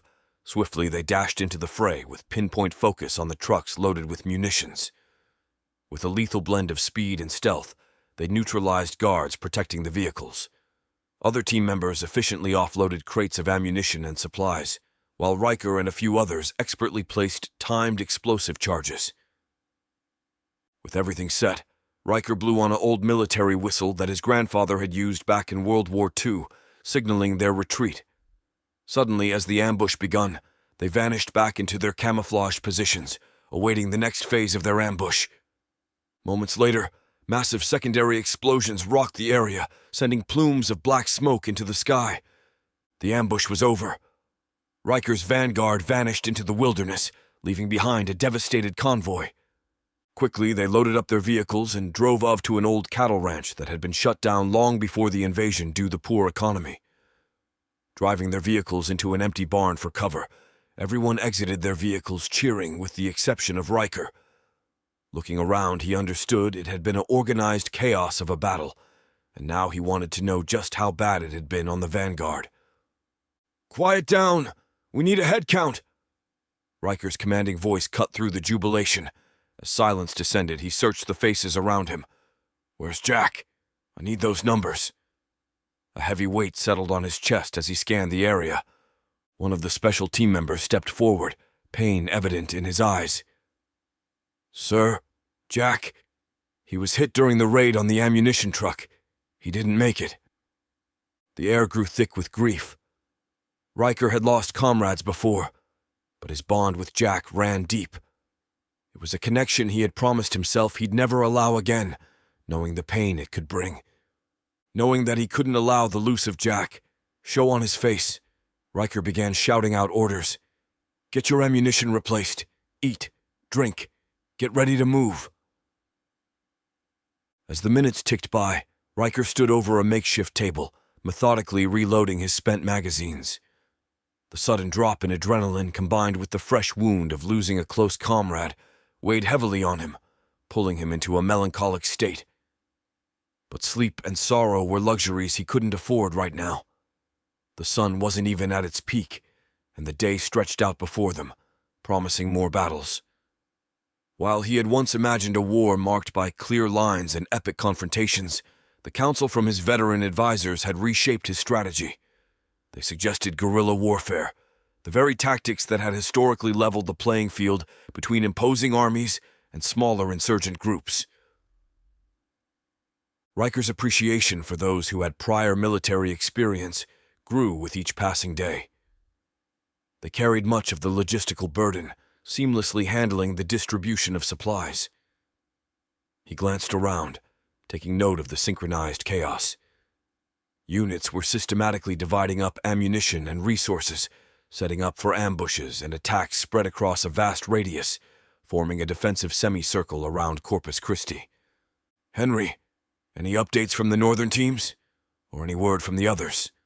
Riker inquired, silently grateful for his decision to keep Henry stationed safely at a distance, armed with a radio and camera. The thought of losing his longtime confidant was unbearable. "Almost every group has checked in, except one," Henry began, the concern evident in his voice. "It seems they were detected by a patrolling helicopter and came under fire. There's still no word from Ivory since our last communication. On the bright side, we're getting indications that the electronics in our vicinity are operational. This suggests we're within the southern boundary of the EMP's impact zone." Henry briefed Riker on the evolving situation, presenting good news and potentially another heavy loss. Riker called his military advisors into an urgent meeting, eager to discuss the rescue of the lost group. But as soon as he tabled the idea, they were quick to shoot it down. "Riker, this is precisely why we've employed these guerrilla tactics," Major Scott began, with a concerned look in his eye. "If one group gets spotted and pinned down, we can't risk the entire operation. Sending in a rescue party? That's exactly what the enemy would expect. It's a textbook trap, and it'll put more of our people right in their crosshairs." Riker, still struggling with the loss of Jack, and him not being part of this gathering, but he knew they had to move on. "I get it, Scott. It's just difficult to let it be and see what happens." "Trust me, I understand. Command choices are not easy, but sending another group out with no intel is asking for others to vanish," Scott replied. "We do have some information coming in that the Chinese military are showing up in Dallas, sir." Lieutenant Alvarez informed the group of military advisors after speaking to a man brought to him. "How the hell are they doing that?" Scott questioned, confusion etched on his face. Riker pondered the news.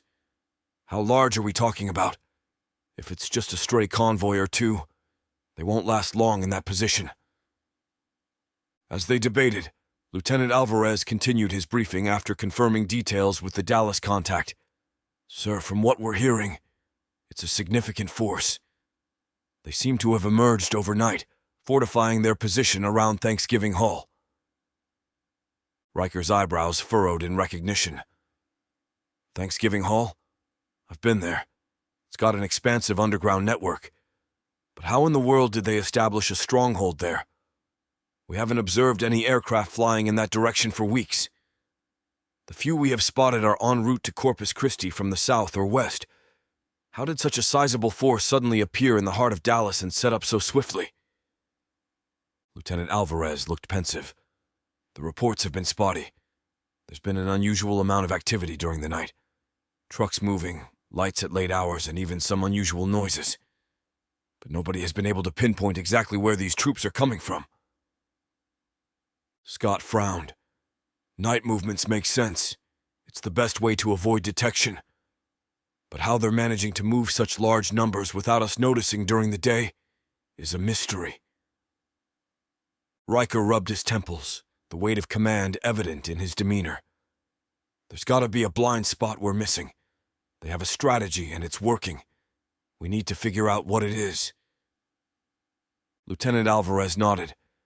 "We have scouts out, trying to piece together their movements, but so far, nothing concrete." Scott leaned back, exasperated. "So they're ghosts now? Appearing and disappearing at will?" Riker's gaze was steely. "Not ghosts, just strategic. And if they have found a way to move without detection, we need to adapt and fast. We'll reconvene once we have more information. For now, let's focus on fortifying what we have and gathering intel." Chapter 19. Journey through the Ozarks. The Ozarks, once a haven of natural beauty with its rolling hills, serpentine roads, and lush forests, now stood as a haunting testament to the ravages of war.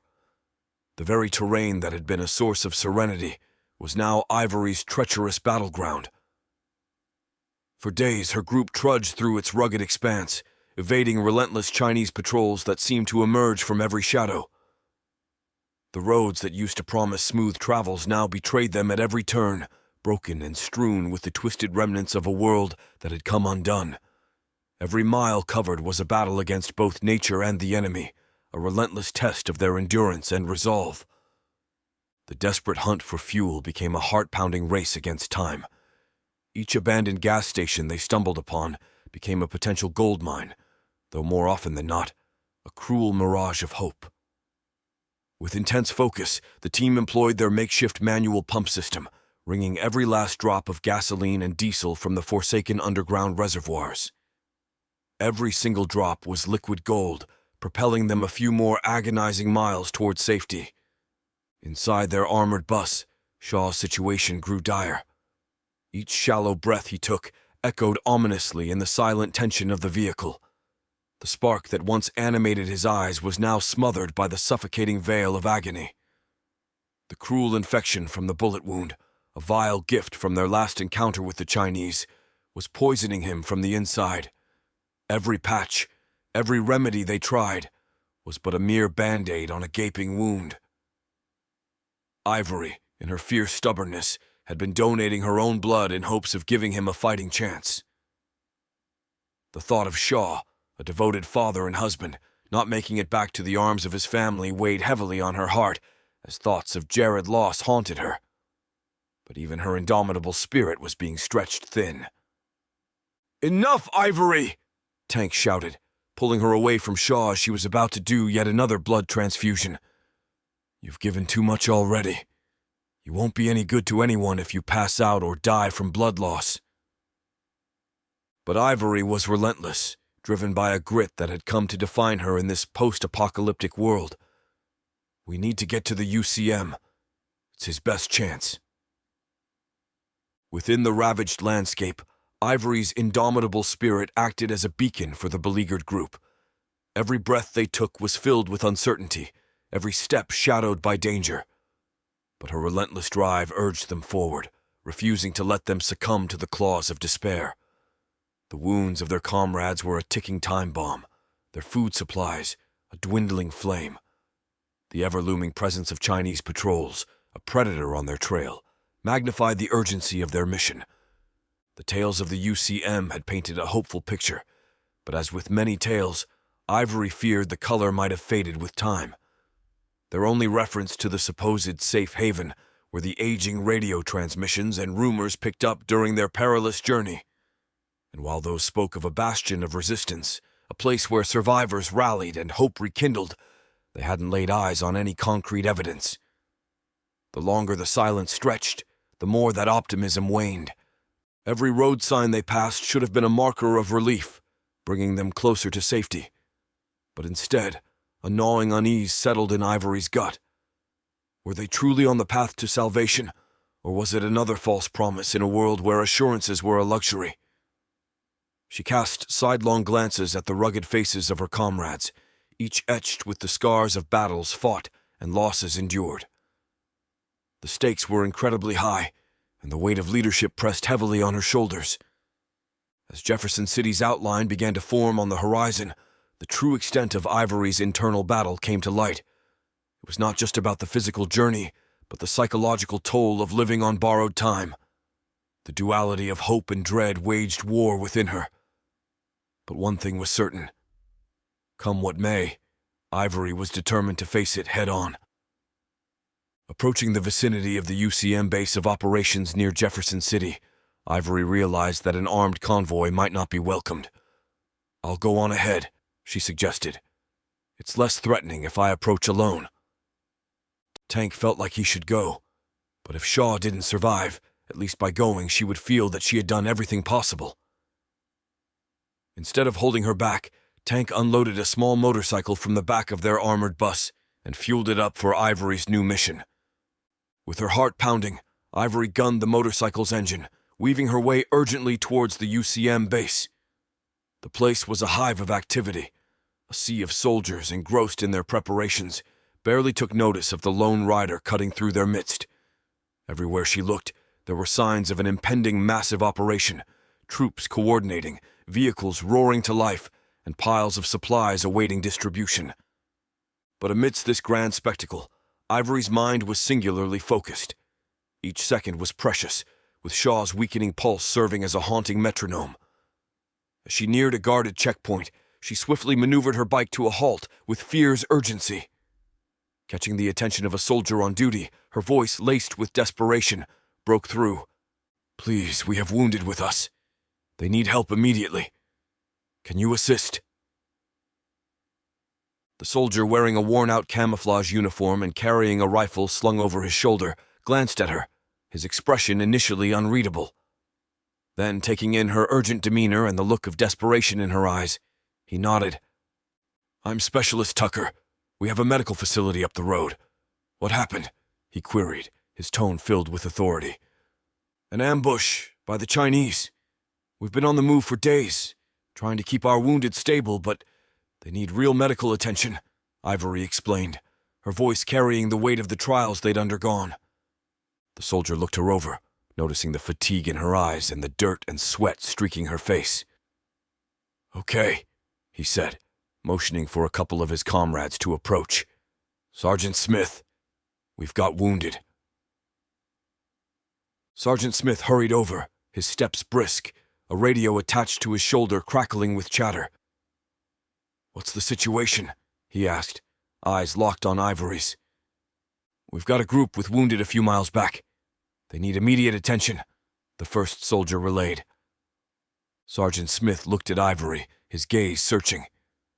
"Lead the way," he said. Ivory, heart pounding with a blend of hope and anxiety, mounted her motorcycle, guiding the soldiers back to where her group awaited. As they approached, she saw her companions, their expressions of apprehension and relief. Without wasting time, Sergeant Smith and his team swiftly coordinated with the group, organizing a makeshift convoy to transport the injured to the base's medical facility.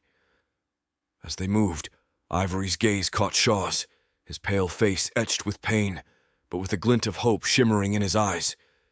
It was a silent acknowledgement, a wordless gratitude for the lifeline she had found. As the medics rushed Shaw into the makeshift surgical bay, the grim atmosphere was intense. Ivory's breaths came in ragged gasps, the weight of her friend's condition weighing heavily on her. She was quickly approached by Dr. Jensen, the head of the medical team. "Miss Ivory," Dr. Jensen began, a look of concern etched on his face. "Shaw's condition is serious. The wound has been left untreated for too long, and the infection has spread. We can attempt surgery, but you need to understand the chances are slim." Ivory's gaze met his, her determination evident. "Doctor, Shaw has fought against all odds. He's a survivor, a fighter. He's survived everything this world has thrown at him. He needs this surgery. I demand you do everything you can to save him." Dr. Jensen sighed, pausing for a moment before nodding. "We will do our best, but I need you to be prepared for any outcome. War, it brings such tragedies." Ivory nodded, fighting back tears. "Just save him, Doctor. Please." She found a quiet corner outside the surgical room, her mind racing with worry. To distract herself, she looked around, taking in the sprawling operations of the UCM. Everywhere she turned, there was a flurry of activity, a stark contrast to the world outside this camp. Troops were getting briefed, vehicles getting loaded, plans being finalized. It was clear that a major operation was in the works. The bustling scene around her served as a grim reminder that while personal battles were being fought inside that surgical room, there was a larger war outside. The UCM was gearing up to face a formidable enemy, and Ivory knew she had a role to play. But for now, all she could do was hope and pray for Shaw's recovery.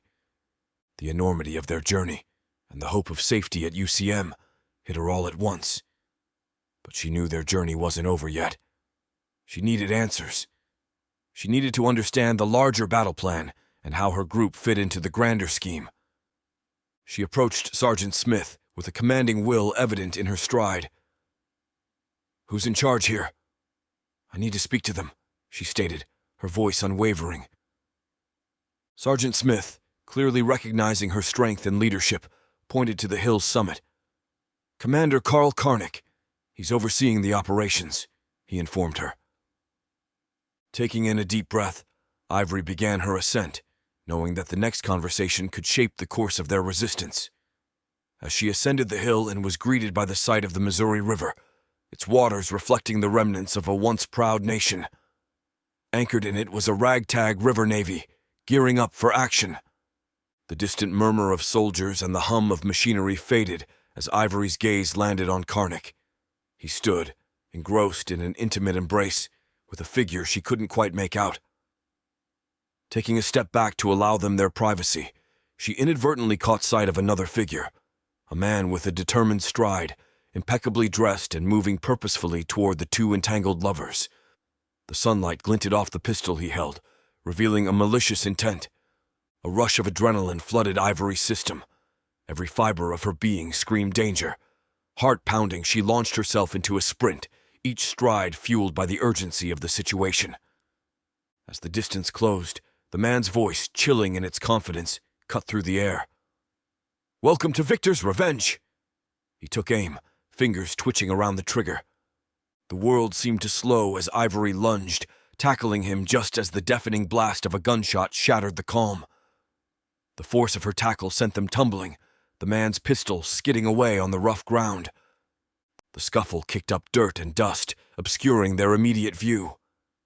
The murmurs and shouts grew in intensity as soldiers began rushing toward the scene, where Ivory struggled to restrain the would-be assassin, though she was greatly outmatched.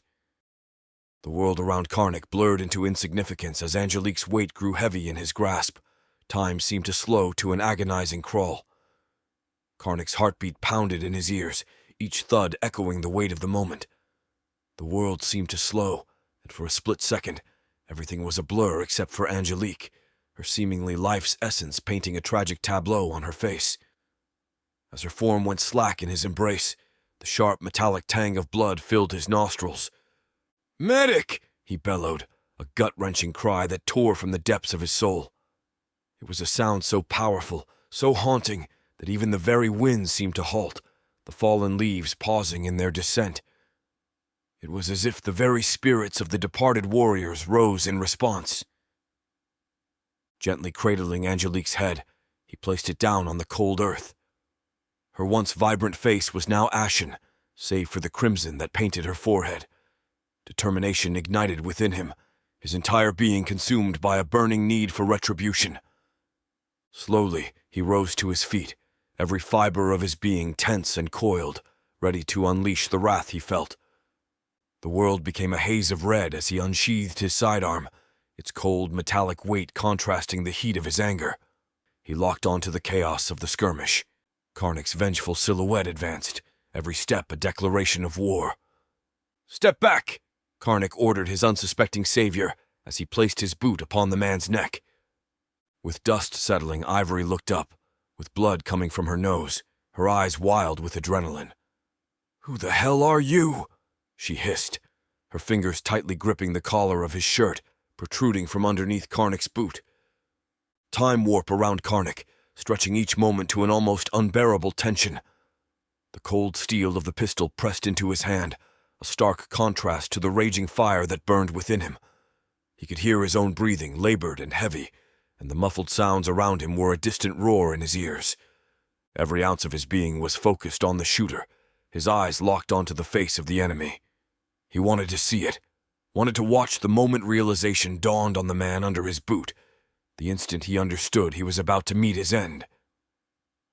The pistol's hammer slowly began its ascent as Karnik applied pressure, every incremental movement charged with purpose, with the weight of revenge. He could feel the inevitable. The culmination of all his anger, his grief, his loss, was about to be unleashed. Then, piercing through the haze of his vengeance, came a voice he would recognize anywhere, even amidst the chaos of his rage. "Angelique. Wait." The single word was like a bucket of ice water, jolting him back to reality. Karnik's fingers froze, the hammer caught in limbo, mid-action. He turned, his vision clearing to see medics frantically working, seating a battered but very much alive Angelique upright. Relief surged through him, intertwining with the remnants of his rage, making his head swim. How could this be? The weight of the pistol in his hand now felt like the weight of the world, and the man in his sight seemed to fade into irrelevance as Angelique's voice echoed in his ears. The man smirked, his breath labored from the scuffle. "A message," he spat out, "from those who aren't fond of your traitorous family." A circle of UCM soldiers had formed around them, weapons drawn and focused on the intruder. The air was thick with tension. Karnik, his voice dripping with fury, commanded, "Secure him. We need answers." From the fringes of the circle, soldiers could be heard relaying orders, ensuring the camp remained on high alert. While the immediate threat had been neutralized, the realization was sinking in that there were traitors amongst them, and new dangers that they hadn't yet considered. Ivory, standing beside the would-be assassin looking down, took a moment to really look at him. She had been so focused on the pistol that she hadn't paid much attention to the rest of his appearance. As she looked down, her eyes caught the glint of a silver emblem sewn onto the man's lapel. Twin lightning bolts, the unmistakable insignia of the Nazi SS. A collective gasp went through the crowd of soldiers, and the atmosphere became even more charged. Whispers flew fast and thick, the very symbol sparking memories of a dark past. "What's an SS insignia doing on you?" Karnik demanded, his voice betraying his anger. The man lying in front of Ivory with a boot upon his throat grinned, the sharp contrast of white teeth against dirt-smeared skin. "Old world, new order. The ideologies of the past still have followers," he sneered. Karnik's face darkened. "The ideologies of hate, racism, and genocide. Those are the lessons you took from history?" A few of the older soldiers shook their heads, their faces ashen. They had grown up hearing stories of World War II, the horrors and atrocities of the Nazi regime. To think that such an ideology could find followers in this age was deeply unsettling. Ivory's mind spun. "What do you want?" she demanded. His smile faded a little. "Not what I want. What we want. A world that understands order, discipline, purity of body, and will remove anyone who stands in our way. We do not care of race. We care of superiority regardless of race." Karnik thought of what the man shouted before he attempted to assassinate him. "Welcome to Victor's revenge." "Who is this Victor? And what does he want revenge for?" Karnik asked as his men pulled him up from the ground, quickly zip-tying his hands. "Your namesake betrayed the Reich, turning against their own." The man venomously spoke. "Who the hell is Victor?" Karnik asked, receiving no response. Karnik signaled for the soldiers to take the man away. As they dragged him off, he called out, "This isn't the last you'll see of us." Karnik turned to Ivory, gratitude evident in his eyes. "Thank you," he began. "That insignia, it's a reminder that old evils can resurface if we're not vigilant." Ivory nodded, her mind racing with the implications. She realized that the battle against the Chinese might just be one front in a larger war. The world they were fighting to reclaim was even more fractured and perilous than they had imagined. Chapter 20. Intrigue. Victor strolled through the grand halls of his Colorado fortress, his footsteps echoing off the high-vaulted ceilings, pausing occasionally to admire the opulent displays of wealth and power. Chandeliers hung heavily, their crystals shimmering in the soft, ambient light, and lavish tapestries adorned the walls alongside his other lifelong collection. Every artifact and every piece of art was a testament to the empire he'd built over the years. His chamber was equally impressive, a blend of modern technology and timeless luxury. As he settled into his plush chair, a screen came to life in front of him. The reports, freshly delivered by his Chinese allies, awaited his review. He began to sift through them, his smile growing wider with each video clip of the once powerful American cities, now in ruins. Their majestic skyscrapers crumbling, streets littered with debris, and the haunting echo of silence where there once was life. The might of the American military, both on land and sea, reduced to smoldering ashes and floating wreckage. Each clip was a ballet for his eyes, music to his ears. Victor leaned back, the weight of his memories pressing heavily on him. He recalled that fateful day when Oscar, his beloved father figure, had been taken from him. The image of American soldiers, their guns raised, their faces smeared with victory, and Oscar's lifeless body on the ground. The searing pain as one of their bullets struck his face. Each time he looked into the mirror, that very scar added fuel to his burning rage. It was that very rage that drove him, that very memory that kept his dream alive. The dream of a world where the Reich reigned supreme, and America, the behemoth that had once stood in its way, lay in ruins. Then there were traitors of the Reich, scientists that fled, and soldiers that gave up the fight, such as General Karl E. Karnik. Victor sat recalling the day Franz spoke of how he lost his arm. They sat in the dim light of his office as it painted long shadows over the furniture, and the two men sat opposite each other. Franz, a large man even in his later years, shifted uncomfortably in the high-backed leather chair, the empty sleeve of his suit pinned up where his right arm used to be. Victor, ever the composed patriarch, leaned back, a cigar in his hand, its tip glowing a fiery orange. Franz, once a powerful figure, now bore the signs of wear and tear from the battlefronts. Victor, with his deep-set eyes, lit another cigar, the ember briefly illuminating the room. Victor exhaled, the smoke swirling around them. Franz, I know you've seen some tough times. Franz glanced downwards, his memories casting a shadow over his face.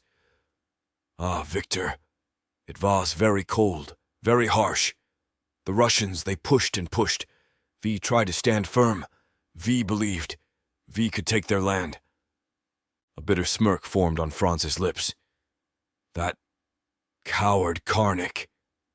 V were ready to hold the line against the Russians.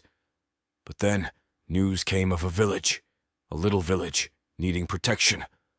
General Karl E. Karnik, he decided his men would go there. Franz's voice grew colder. He claimed he was, protecting the innocents. But we knew, he was running from the fight. Victor leaned in, intrigued. He left you alone against them? Franz nodded, frustration evident. Without his men, they were exposed. It was a massacre. At dawn they came, so many of them. Their shouts, their cries. It chilled my very soul. He paused, collecting himself. I saw a grenade close to our lines. Instinct. It took over. I tried to throw it back, but it went off too soon. Franz gestured to his missing arm, his voice filled with anguish. And what of Karnik? Victor inquired. Franz's eyes flashed with anger. He ran, left the village, left those people to suffer. And for what? Nothing. He left us, and he left them. Victor rose, pacing thoughtfully. Franz, Sie have always been a good friend and soldier. It's men like Karnik who tarnish our reputation. Franz met Victor's gaze, a hint of tears in his eyes. I wanted to serve, to protect, but him, he cared only for himself. Victor approached, placing a comforting hand on Franz's shoulder. What's done is done. Now, we look to the future. Franz exhaled deeply. Danke, Victor. Your words, they mean much. Victor nodded with a faint smile. We must ensure that men like Karnik are remembered for what they truly are.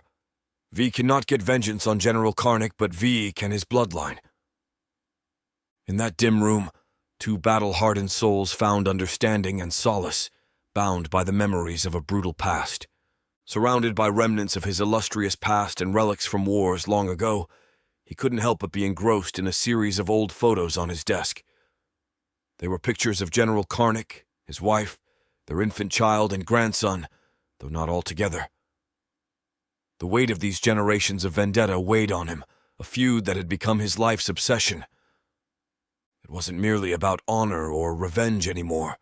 It had evolved into a testament to Victor's influence and power. With every passing year and every attempt on a Karnik's life, Victor's determination grew. The Karnik line seemed cursed, always ending up in situations that tested the limits of human endurance and resilience. Yet, they persevered. Victor remembered that fateful conversation with Franz. The pain and bitterness in Franz's voice as he recounted the betrayal of General Karnik and the incident where he lost his arm. A pledge was made that day, binding Victor in an oath of vengeance that had lasted decades.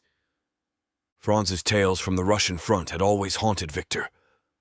But what nagged him most was how General Karnik, in his cowardice, had indirectly caused Franz's amputation. Victor had always believed in the might and solidarity of the German army, and betrayal from within was something he couldn't fathom. Shuffling through the photos, he saw an image of Karl Karnik Jr., the son of the general, in his U.S. Army uniform posing in Vietnam.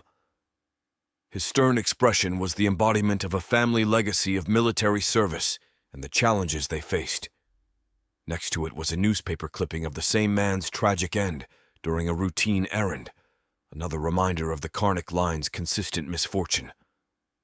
Victor's connections ran deep into the heart of global intelligence and defense agencies.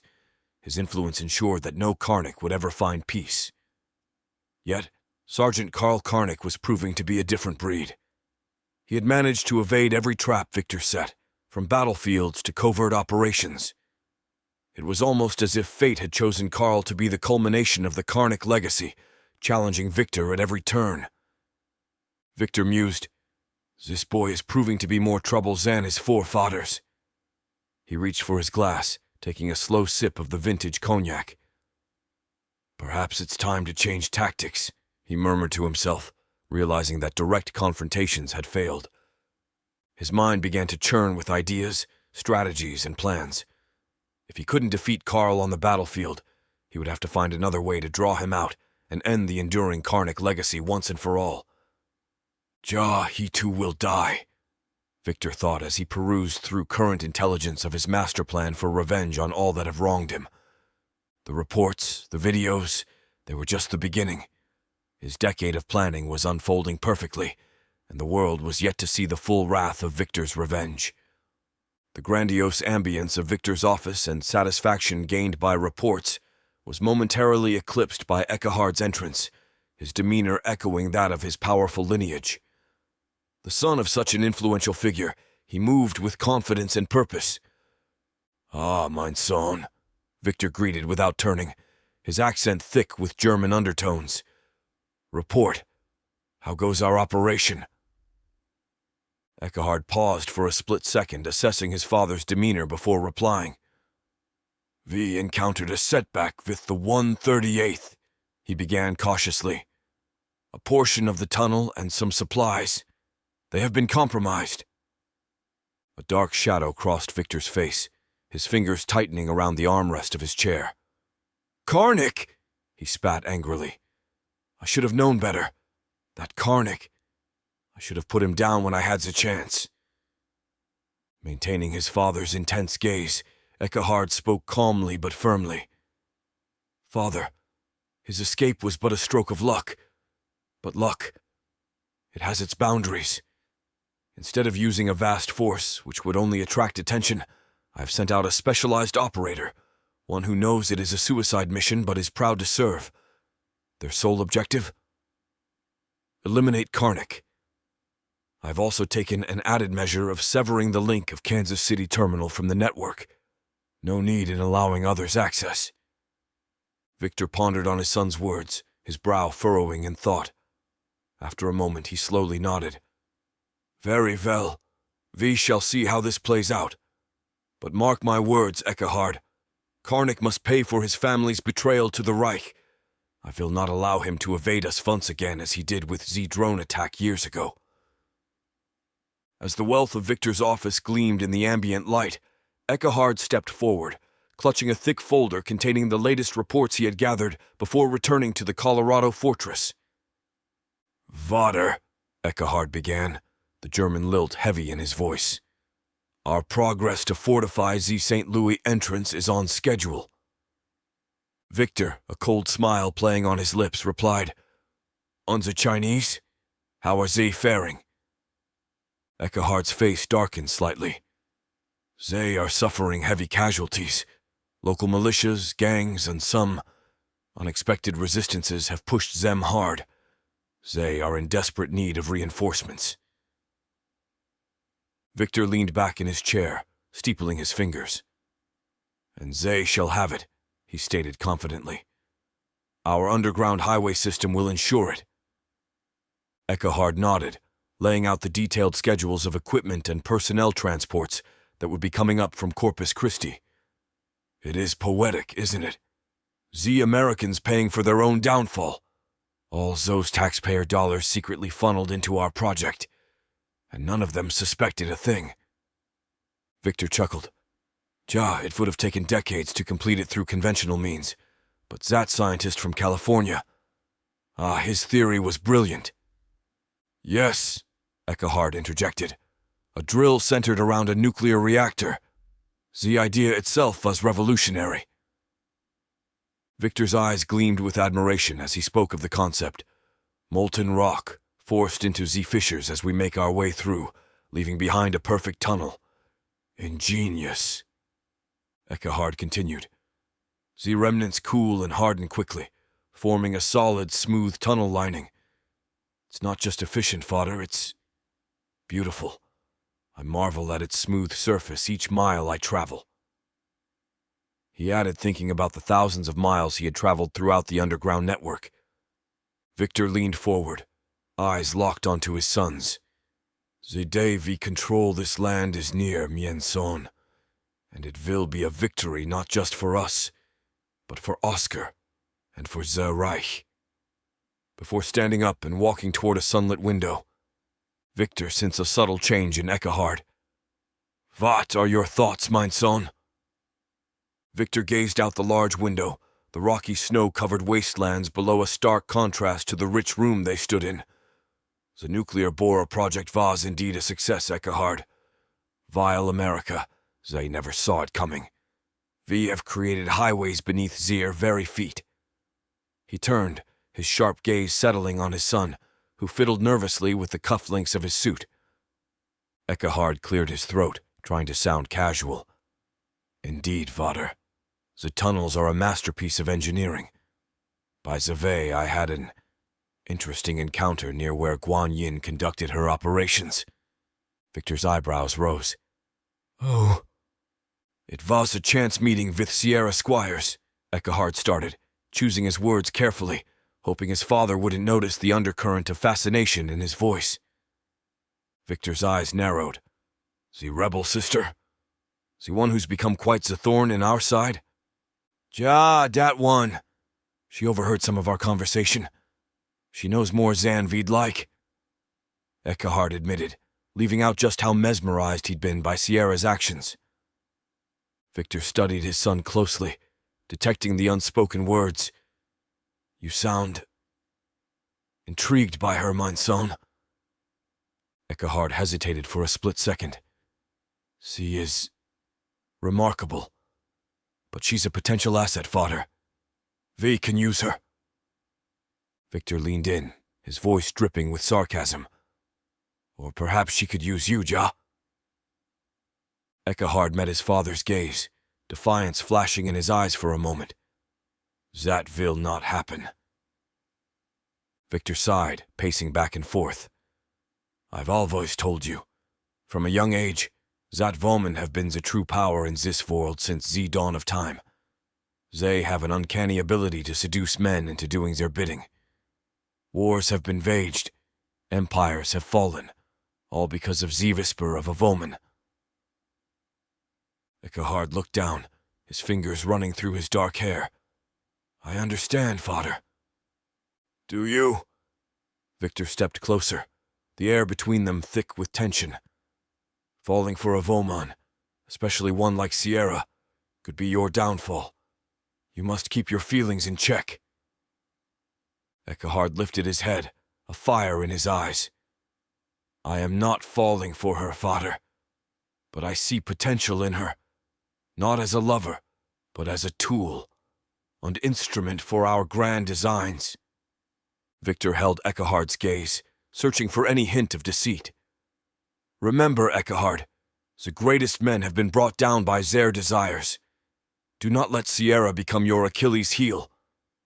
With a final nod of understanding, Eckehard murmured, She won't. Victor placed a hand on his son's shoulder, his voice softening. Gut. They have a world to reshape. Let's not get sidetracked. Eckehard, eager to divert attention from himself, glanced towards the other end of the room. There sat his younger brother, William, engrossed in a video game, blissfully oblivious to the world around him. Eckehard had never harbored any affection for William. He believed the boy was unworthy of sharing the same blood, much less the same SS bolts that adorned their uniforms.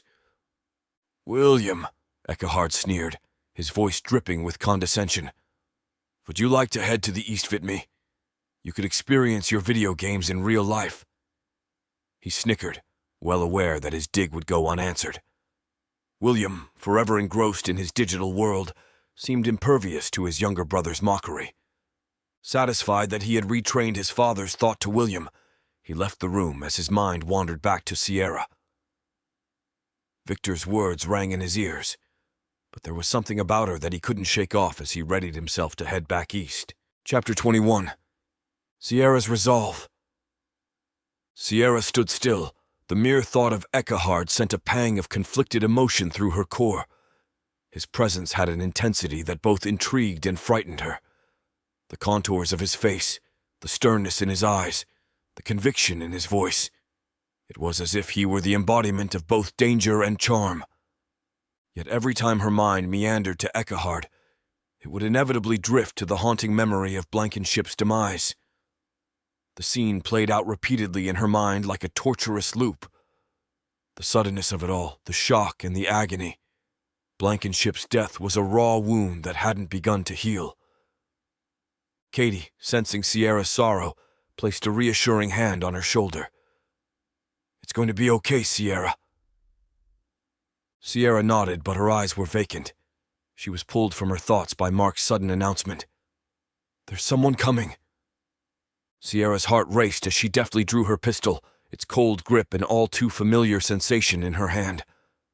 A rifle, heavy with the promise of protection, hung snugly across her back.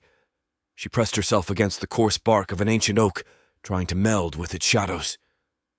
Nearby, her team mirrored her actions, every one of them tensed and ready, their breaths held, eyes alert, ears straining for any hint of what approached. The woods had been their refuge and prison for the past 2 days, an endless maze of trees and underbrush. They were in pursuit of Dina and the other girls, young souls that Sierra had once snatched from the jaws of torment, freeing them from the chilling grasp of captivity. Every rustle, every distant footstep, had them wondering if they were moments away from a confrontation with Commander Guan Yin's dreaded troops. With every passing day, Sierra's dread grew. The thought of those girls, their innocent faces etched in fear, falling back into cruel clutches of captivity, was unbearable. She prayed, not for her own safety, but for the safety of those young lives she'd had freed. The woods around them fell eerily silent. All that could be heard was the quiet rustling of leaves and the distant call of a bird. The approaching footsteps were getting closer, the weight behind each step revealing more than one person. Sierra tightened her grip on her pistol, ready for whatever was about to emerge from the thick veil of trees. The fate of the girls and their own lives hung precariously in the balance. The tense atmosphere grew thicker, the weight of anticipation nearly unbearable. Shadows danced in the distance, growing larger and more defined with each passing second. The dim light filtered through the thick foliage, casting an eerie glow on the approaching figures. One by one, figures emerged from the trees. At first, all Sierra saw were shapes, then the clear silhouette of young girls, their faces etched with weariness and fear. And then behind them, a figure Sierra had hoped, yet feared, she wouldn't see again. Diana. Dina's once bright eyes now looked tired, but a fiery spirit still burned within them. She had been Sierra's lifeline once, tending to her wounds and nursing her back to health after a near-fatal encounter. Their bond was unbreakable, forged in the crucible of captivity. Sierra's team lowered their weapons slowly, relief evident in their postures. Dina rushed forward, her steps hesitant yet eager. The two women locked eyes, and for a moment the world around them faded. They shared a tight embrace, tears of relief spilling from both their eyes. I didn't know where to go, where to hide. We just kept walking, moving in the woods. Dina broke down, squeezing Sierra even tighter. But the reunion was short-lived. Dina whispered urgently into Sierra's ear, her words heavy with urgency. They're not far behind us. We have to move. Now. Sierra nodded. Ending their welcomed embrace, Sierra signaled to Katie, Mark, Timothy, Steph, ensuring each saw her. Quickly they gathered around the girls as they moved out. The shadows of the trees provided some solace, but every rustle in the underbrush, every bird that took flight made the group jump.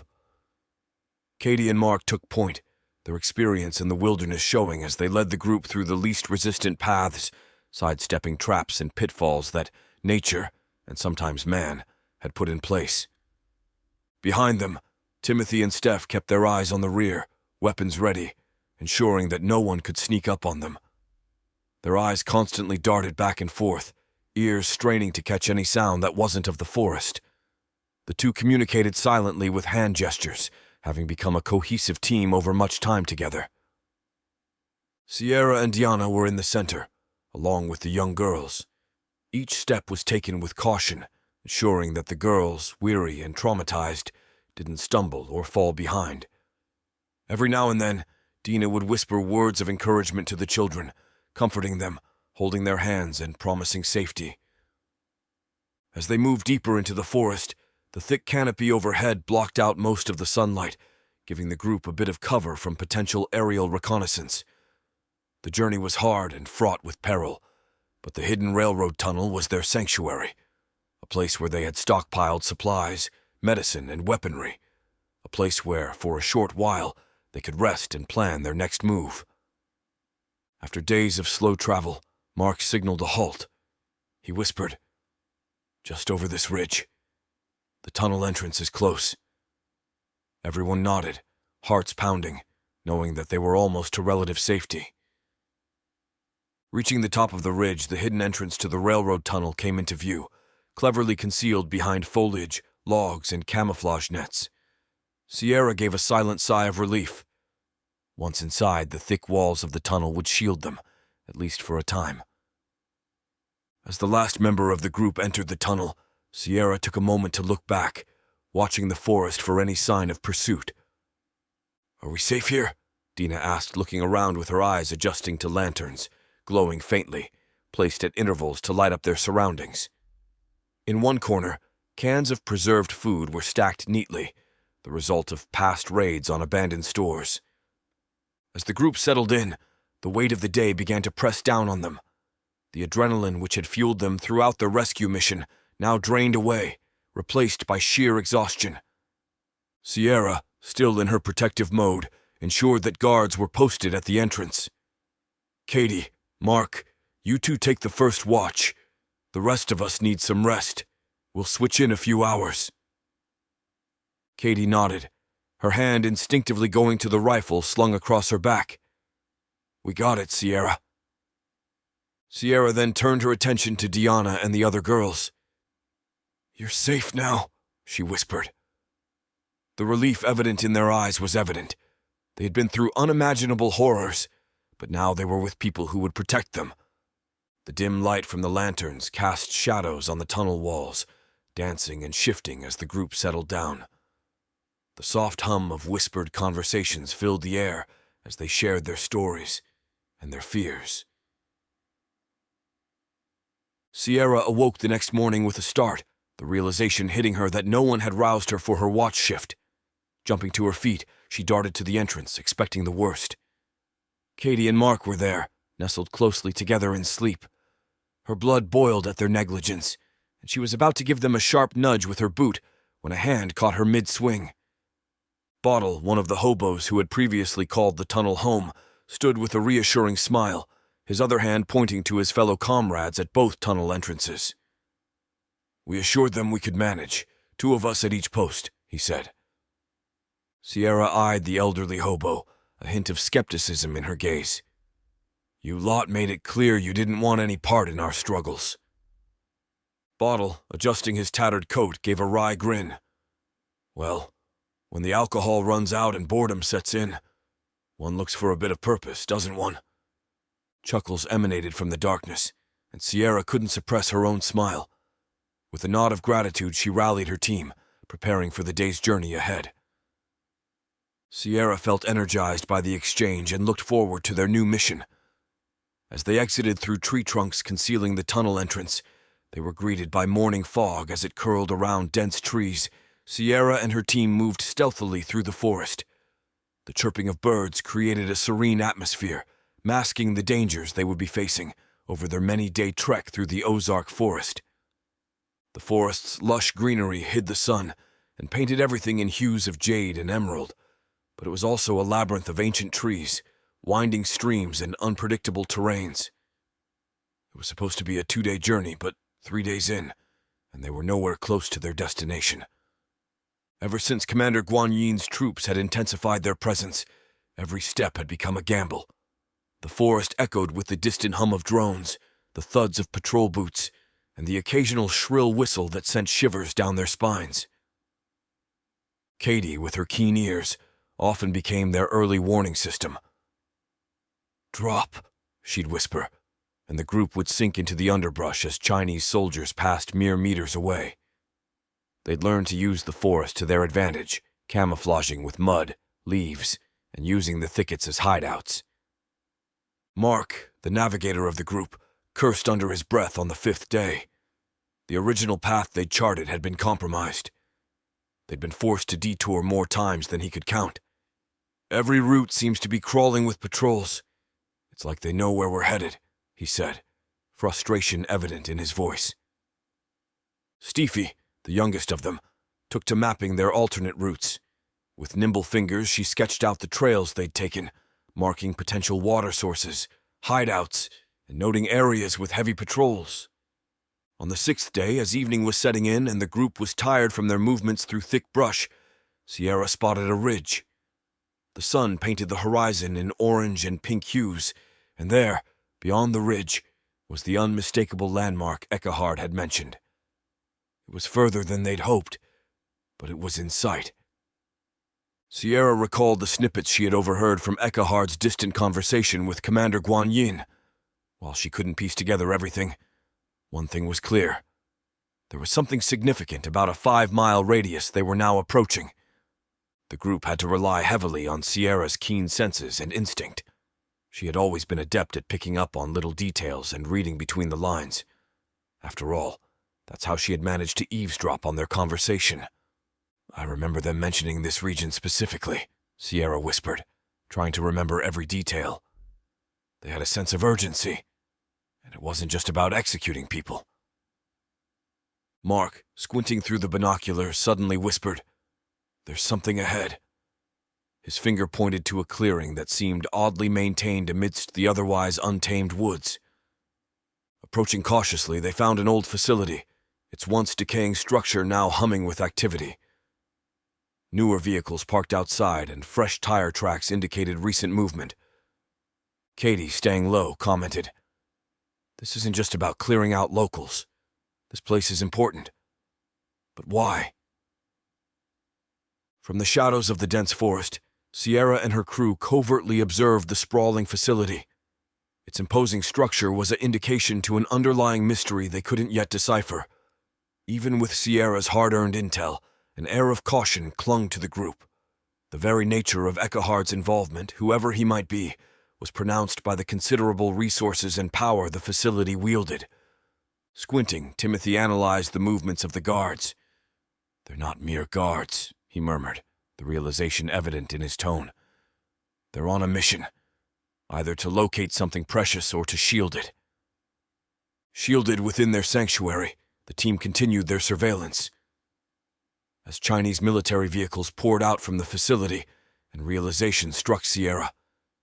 It's part of the underground labyrinth. Katie's breath caught, memories flooding back.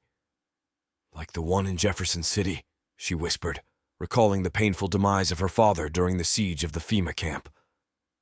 Mark, eyes never straying from the scene, questioned, "How extensive is this network?" Timothy, with a hint of dark humor, quipped, "Judging by all this, might as well stretch to China." Steph interjected, skepticism evident. "That's ridiculous, isn't it?"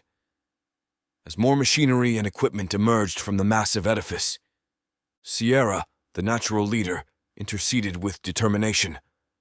"It might not lead to China, but we have to discern its path and notify our allies." Her gaze met each of theirs, a silent plea for unity. Mark, ever the impulsive one, countered, "Let's make our move at dusk." But Sierra was resolute. "All of you retreat to base. A single infiltrator stands a better chance. The more we are, the higher the risk." Her words were firm, allowing no debate. Murmurs of discontent rippled through the group, but they trusted Sierra's judgment. All but Katie. For Katie, it wasn't just a mission. It was personal. The thirst for vengeance for her father's death consumed her. "I'm not retreating," she declared, her eyes fierce. "Not when we might be on the brink of uncovering another FEMA nightmare." Under the shroud of twilight, Sierra and Katie edged forward, their movements almost ethereal. Every rustle of the leaves, every faint echo in the distance was amplified in the growing tension of their clandestine mission. The looming presence of the Chinese soldiers made their heartbeats thunder in their ears. Their steps, calculated and nimble, mimicked the grace of a dancer, weaving between shadows and dashing behind the scant cover the dusk provided. As they infiltrated the facility, they were met with an imposing tunnel entrance, just as Sierra had anticipated. The vastness of the tunnel's yawning mouth beckoned them deeper into its bowels. With every step, they were surrounded by colossal storage areas filled with supplies, equipment, and personnel. There were moments, fraught with tension, where discovery seemed inevitable. In those split seconds, both Sierra and Katie gripped their pistols, breaths held, eyes sharp. But fate seemed to be on their side. Nearing the end of this callous subterranean entrance, an unexpected sight made both their eyes widen in disbelief. A vast unit extending deep into the earth, housing rows upon rows of motorcycles. The sight was akin to a divine intervention. Quickly scouting the area, they managed to secure 2 bikes equipped with full tanks and extra fuel. Opting for stealth over speed, they pushed the motorcycles miles further into the obsidian abyss of the tunnel before starting the engines and venturing into the black unknown. As they advanced, overhead signs reminiscent of surface highways pointed out directions: Jefferson City, Kansas City, and Oklahoma City. Indecision gripped them, but before they could deliberate, a distant ethereal glow from the Kansas City route caught Sierra's attention. The lack of engine noise puzzled her for a moment, then realization dawned. "Electric motor," she whispered with urgency. "Hide!" Panic set in. The smooth, reflective surface of the tunnel offered no refuge. It was Katie's sharp eyes that spotted salvation, ladder rungs that led up to a concealed vent in the ceiling. "Go, Katie!" Sierra commanded, urgency in her voice. Katie, acting swiftly, secured her bike behind a small alcove near the ladder and clambered up with agility. From her vantage point, she heard the unmistakable roar of Sierra's motorcycle once more. Sierra's voice reached her. "Stay hidden. When they pass, head to Jefferson City. Inform my brother and Karnak. I'll divert them." Desperation seared through Katie, her voice tinged with raw emotion. "No!" she screamed, but it was too late. Sierra's silhouette faded, speeding toward the tunnel marked Oklahoma City, leaving Katie in the heart-pounding silence of the underground. Chapter 22. Fort Christie. The vast conference room in the Vanguard base was buzzing with chatter, maps spread out across tables, the air charged with tension. Riker stood tall, eyes scanning the intel reports in his hands. The photos of the Chinese fortification, people working under duress, and bodies left as cruel reminders of the consequences of defiance were enough to churn his stomach. "We hit them head on," Riker said decisively, looking up from the photos. "We cannot stand by while they force our people into slavery and execute the weak. This ends now." His military advisors exchanged uneasy glances. General Anderson, a seasoned veteran with years of experience in tactical warfare, was the first to step forward, voicing the group's concerns. "Riker, a direct assault on their fortifications is a suicide mission. They'll be expecting that. We'd be walking right into a trap." "Every day we wait," Riker countered, his voice thick with emotion. "Our people suffer. The fortification grows stronger, and we lose the advantage of surprise." Captain Scott joined in. "The Chinese have fortified positions, superior firepower, and an established perimeter. A head-on attack would result in massive casualties." Riker's gaze was unyielding. "I am not suggesting a reckless charge into the unknown, but we can't just sit here and strategize while they get stronger, and our people suffer. I'm saying we find their weakness, exploit it, and strike where they least expect." Anderson sighed. "A surgical strike would be more effective. Sabotage, disruption, maybe even a covert insertion to free the hostages." Riker slammed his palm on the table, making everyone flinch. "We're the Vanguard. We don't cower. We don't wait. We act. We will hit them, and we will hit them hard. I need you all to come up with a plan that lets us take that fortification and free our people." Riker's voice echoed through the room, resolute and fervent. "These guerrilla warfare tactics have proven ineffective. They're building fortifications in other cities as if we were not even a threat. How have they advanced so swiftly? They barely send out patrols anymore." He paced back and forth with frustration in his every movement conveyed his frustration. "We need to disrupt their momentum, understand their strategy, gather as much intelligence as we can on these fortifications." Riker stopped pacing and turned towards his military advisors, his gaze burning with desire. "This is not just about freeing our people. It's about reclaiming our land, piece by piece. We can no longer be the unseen and unheard shadows in the corners. We need to be the storm they never saw coming." The room fell into a pondering silence. Each person in the room could feel the power of Riker's words. It was more than a mission. It was about survival, about taking a stand. The room started buzzing again, this time with a renewed sense of purpose. General Anderson stood firm, his voice brimming with renewed resolve. "Then we strike with precision and force. We gather intelligence, understand their structures, and find their vulnerabilities. We form strike teams, each with a specific role and objective." Captain Scott leaned over the table, scanning the maps. "We need to gather intelligence on their troop movements, supply lines, and communication networks. We need to know where they are the weakest and where they are the strongest. And we need to do this quickly," Riker added sharply. "Every moment we waste in discussion is a moment they get stronger, our people suffer more, and our chances of success diminish." The air buzzed with unspoken tension as Riker declared, "We move in 2 days." Eyes flashed, and mouths opened as if to argue, but the words were stilled before they could surface. The time for discussions, for debates, had evaporated, replaced by the silent acknowledgement of the monumental task ahead. Without another word, the room sprang into action, orders were issued, and plans were set into motion. The echoes of a different time, a different Riker, reverberated in the minds of those who had known him from before. The man who had once been a beacon of warmth and kindness on YouTube, whose laughter and cheerfulness had resonated in the hearts of many, had metamorphosed into someone almost unrecognizable. The man who once shared the sweetness and joy of life had been replaced by a figure marked by resolve and hardened by loss and war.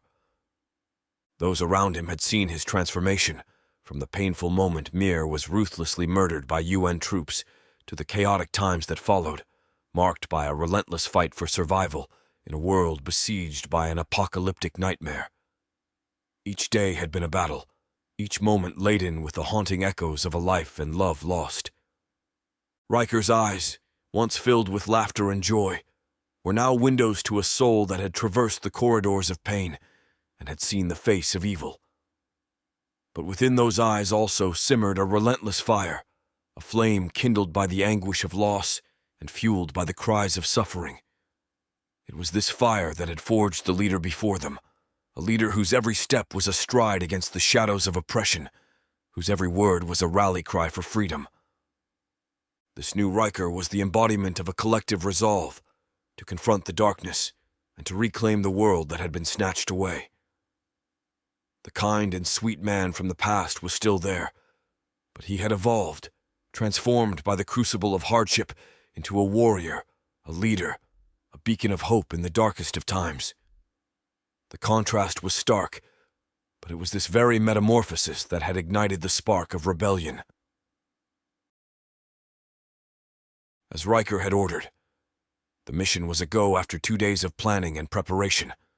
Riker stood ready for what was to come. In the thick fog of the pre-dawn morning, a resilient resolve sharpened every shadow, etching silence with the anticipation of conflict, the very air infused with adrenaline. Riker, against the whispered protests of his advisors, boldly led the charge. The colossal Chinese fortification loomed ahead, wedged ominously between Corpus Christi International Airport and the city limits, a towering symbol of oppression under construction. The guttural cries of American slave laborers, coerced into relentless toil, fueled the determined steps of Riker and his team. The mission was clear, the objective etched in every mind plant: explosives, neutralize guards, free the enslaved Americans, and bring hell to the tormentors. Each heartbeat pulsed with a unified rhythm as Riker and his team silently advanced, blending with the shadows, every sense heightened. The clock, a relentless opponent, ticking away the minutes to sunrise, compressing time and intensifying focus.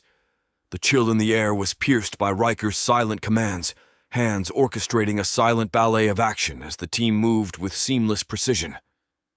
Explosives planted with experienced hands, the smell of impending doom wrapped around each charge. Every step was a dance between shadow and light, every breath taken in stealth. Guards, oblivious to their looming fate, patrolled with a detached monotony, their fate sealed in the concentrated gazes of Riker and his team. The first sign of action was a whisper, a stifled cry as a guard slumped to the ground, taken out with practiced precision. The shadows were alive, creeping and coiling, a dance of silent warriors freeing enslaved Americans, the shadows whispering secrets of escape routes. Elsewhere, the rest of the Vanguard was a synchronized force of purpose, executing their roles with unswerving dedication. The air was a living entity, tightening around every soldier, the silence interwoven with unspoken promises of freedom and vengeance. With every rescued American, a renewed vigor filled the air, the energy of liberated souls propelling the mission forward. The intensity was electric, every movement a calculated risk, every second a tightrope walk between life and death. Then, the world erupted. The detonation was deafening, a symphony of destruction that tore through the fortification with fiery rage. The shockwaves reverberated through the ground, a tangible force of destruction. The entire fortification became a battlefield, the air ripped apart by gunfire and explosions, screams of terror intermingling with cries of freedom. The Vanguard moved like avenging spirits, their every action imbued with the spirit of rebellion, their every strike a blow against invaders upon their land. The guards were overwhelmed, the chaos a relentless tide washing over them, submerging them in a sea of retribution. Each member of the Vanguard fought with unyielding resolve, their movements sharpened by the need for swift victory. They cut through enemy ranks, their movements a blend of aggression and precision, a ballet of combat in the field of war. Liberated Americans, fueled by newfound hope and rage, joined the fray, their hands finding strength they didn't know they possessed, their hearts beating the drums of revolt. As the sun rose over the horizon, painting the sky with hues of hope, the battlefield was a living testament to the will of the free, a landscape marked by the relentless pursuit of freedom. Riker, his eyes reflecting the fire of rebellion and the strength of a united people, looked over the carnage, the air heavy with the smoke of victory and the echoes of a battle for liberation. In the fiery dance of victory, every shadow seemed a waltz of freedom, every sound that of conquest. The battle, seemingly enveloped in the arms of triumph, pulsated with relentless fervor as Riker and his newly freed comrades pressed forward into the stronghold. A tapestry woven with strands of resilience, every move a step closer to reclaiming back their freedom and land. In the flicker of a heartbeat, the tapestry tore, the strands unraveling into a canvas of despair. The momentum of battle, once a torrent of freedom, now shifted its course with relentless unpredictability. Riker, amidst the resounding cries of the liberated, felt the ground beneath him shift, his senses ensnared by a sudden eruption of terror. A gaping hole in the earth seemed to unhinge its jaw, revealing a line of Chinese armored behemoths, their metal hides glinting in the sunlight, their weaponry aimed with murderous precision. A cascade of machine guns, grenade launchers, and small artillery painted the skies with streams of deadly fire, the earth quaking beneath the onslaught. Riker stood, a statue among the chaos, his body seemingly encased in invisible ice, his eyes reflecting the horror unfolding before him. The air became a palette of crimson, warm splashes of blood painting Riker's skin, as the land around him became a garden of falling bodies. The serpent, rising from its earthen lair, slithered its death dance, and Riker, ensnared in its gaze, could not look away. His mind, a whirlwind of shock and horror, clung to the spectacle, each echoing shot a chain binding him to the vision of demise. Suddenly the world blurred as a strong grip seized Riker, dragging him away from the hellscape that was devouring his comrades. It was Henry, his face a mask of concern. The killing fields were an evil musical of death, yet hundreds of brave Texans, fueled by an indomitable spirit, chose to face the abyss rather than be swallowed by the chains of enslavement. As the battle raged around him, shadows danced with the spirits of the fallen. Riker, his senses regaining their footing, clung to the ember of hope, the flame of freedom still flickering in the hearts of the brave. Chapter 23. Pursuit in the Shadows. The depths of the underground highway echoed with the faint hum of the engine, the path ahead lit only by the dim halo from the limousine's headlights.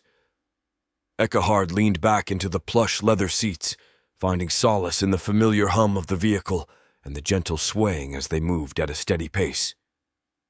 "Sir," the driver's voice crackled over the intercom, punctuating the monotonous drone of the journey. "There's something on the screen ahead." Without waiting for a prompt, Eckhard reached for the console embedded in the limousine's luxurious interior. It was a sophisticated system, a product of extensive research and a spin-off from the electrical resistivity tomography technology. The screen sprang to life, illuminating his stern features with an eerie green glow.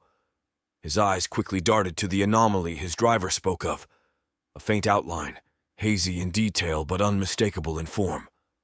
It bore a resemblance to one, perhaps two, figures on a motorcycle. Intrigued, he brought up his organizer, fingertips dancing over the screen as he searched for scheduled travelers in this sector. To his surprise, the data indicated no activity in this stretch of the underground for at least another hour. "Get closer," he ordered, his voice brimming with authority. As the limousine sped up, the green outline on the screen sharpened, becoming increasingly defined. And then, with startling clarity, the silhouette of a woman materialized. She was perched on a motorcycle, posture defiant, gaze directed straight at them, though still a mile or so away. A cold realization tightened in Eckhard's chest, making his breath catch. Could it be? The green figure in his screen looked so familiar. It could only belong to Sierra. The very thought spurred him into action.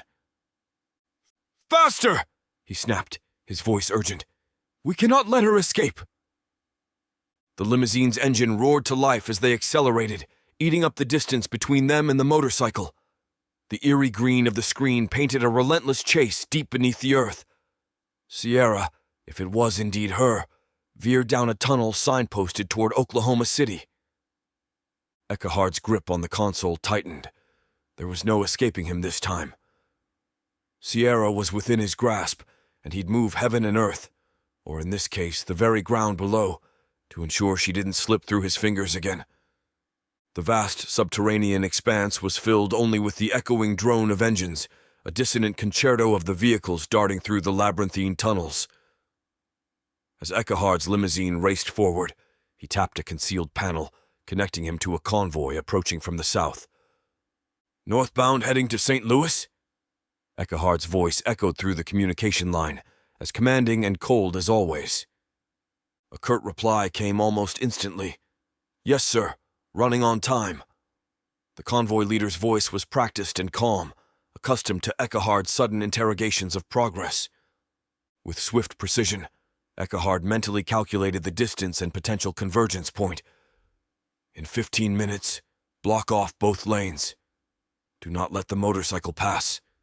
If you harm its driver," his voice dropped to a lethal whisper, "you will find the abyss of these tunnels to be your eternal resting place." The electric hum of the limousine's acceleration filled the air as they barreled down the Oklahoma City tunnel. The vehicle, designed for these very tunnels, effortlessly ate up the distance separating them from the motorcycle. Switching the display to infrared, Eckhard's heart lurched.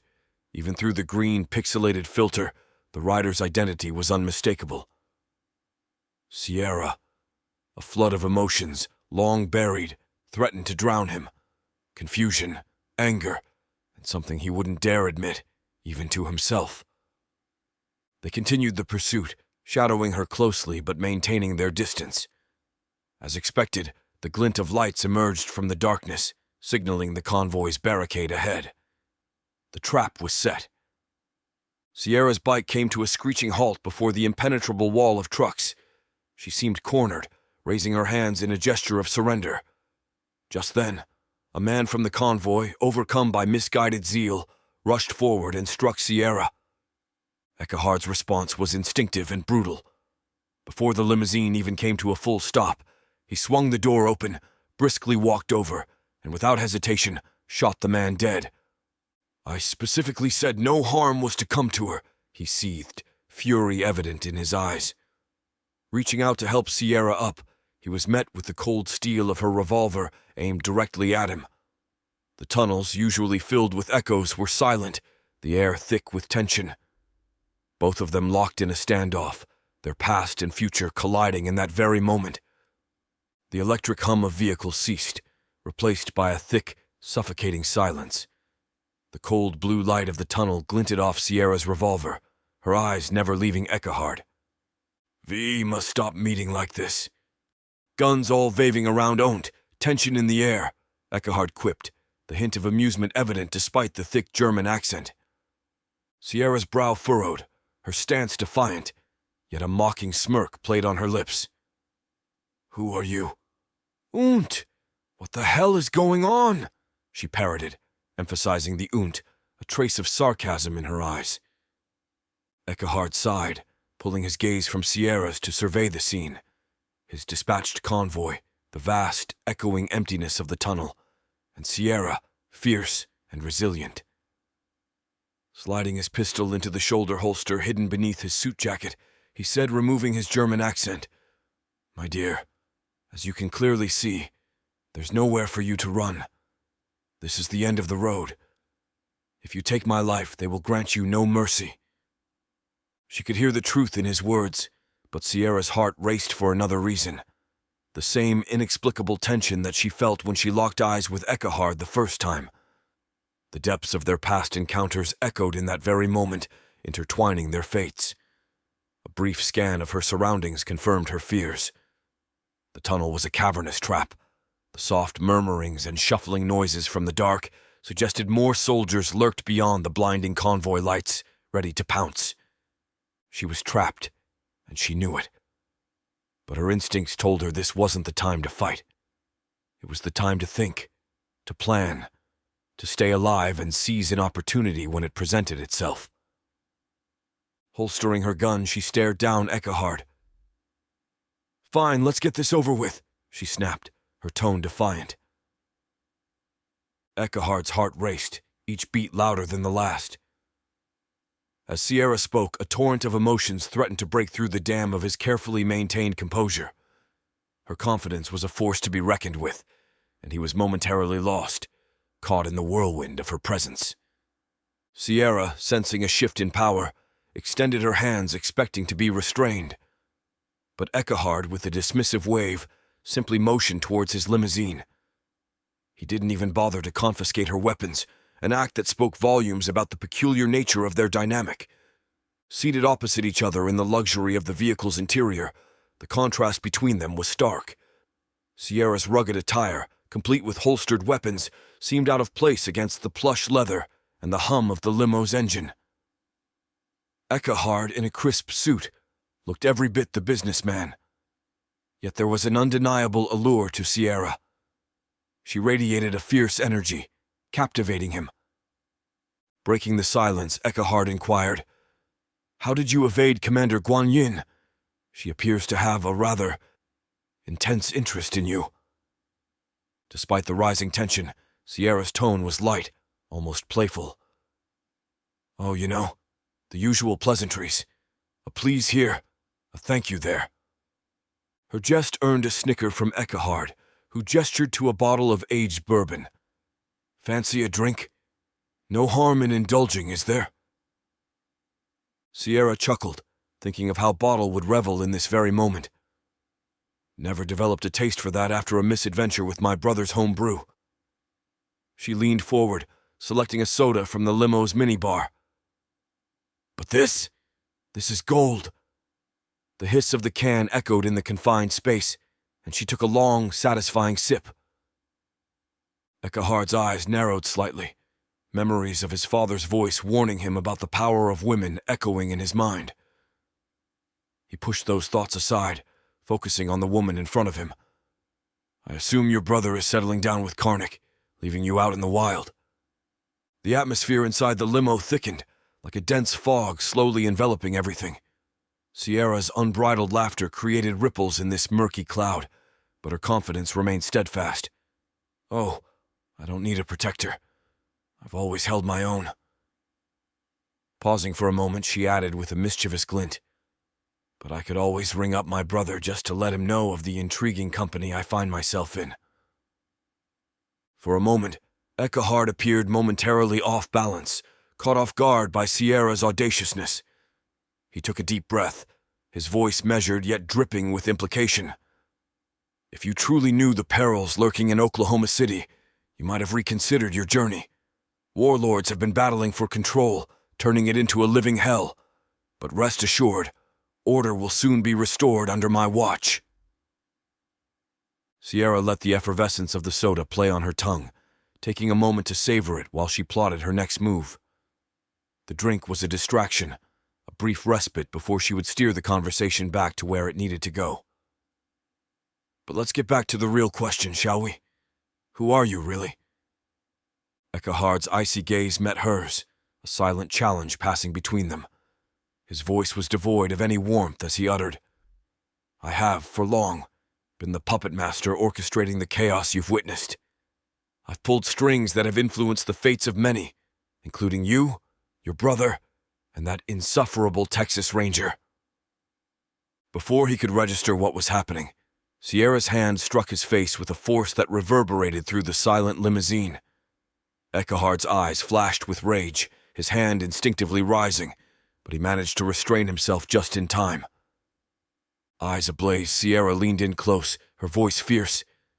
"Never, ever mention him again." The silent aftermath of her declaration weighed heavily, a power struggle manifesting between them in the stillness of the limo. The dim light inside seemed to heighten the drama unfolding between them.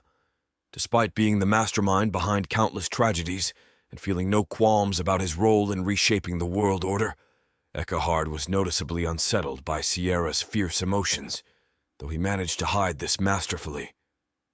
Your family was merely collateral in a larger scheme, a media spectacle for the world to obsess over. Your brother's interference was unexpected. Eckhard's voice was low and measured, giving away none of the internal turmoil he felt of her displeasure. Sierra's fingers brushed against the Texas Ranger star adorning her holster, a tactile reminder of the life she once knew. "So, you are the puppeteer of this apocalyptic hell?" she challenged. Eckhard leaned into the sumptuous embrace of the leather seat, a smirk playing on his lips. "No, my dear.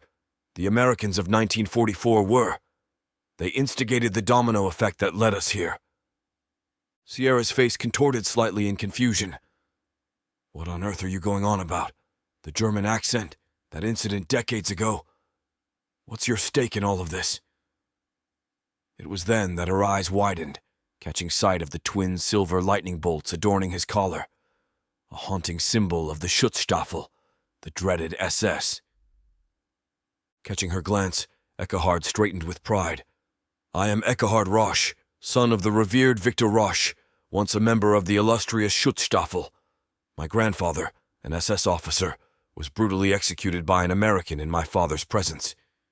This vengeance has been brewing for generations, and only now, under my watch, have we begun to realize our aspirations."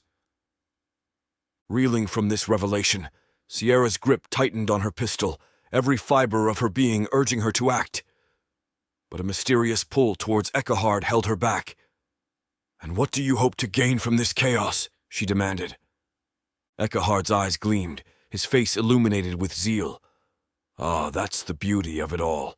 From the ruins we shall construct a nation to overshadow even the grandeur of the Reich or the might of the Roman Empire. A utopia where the formidable thrive, unhindered by the burdens of the feeble."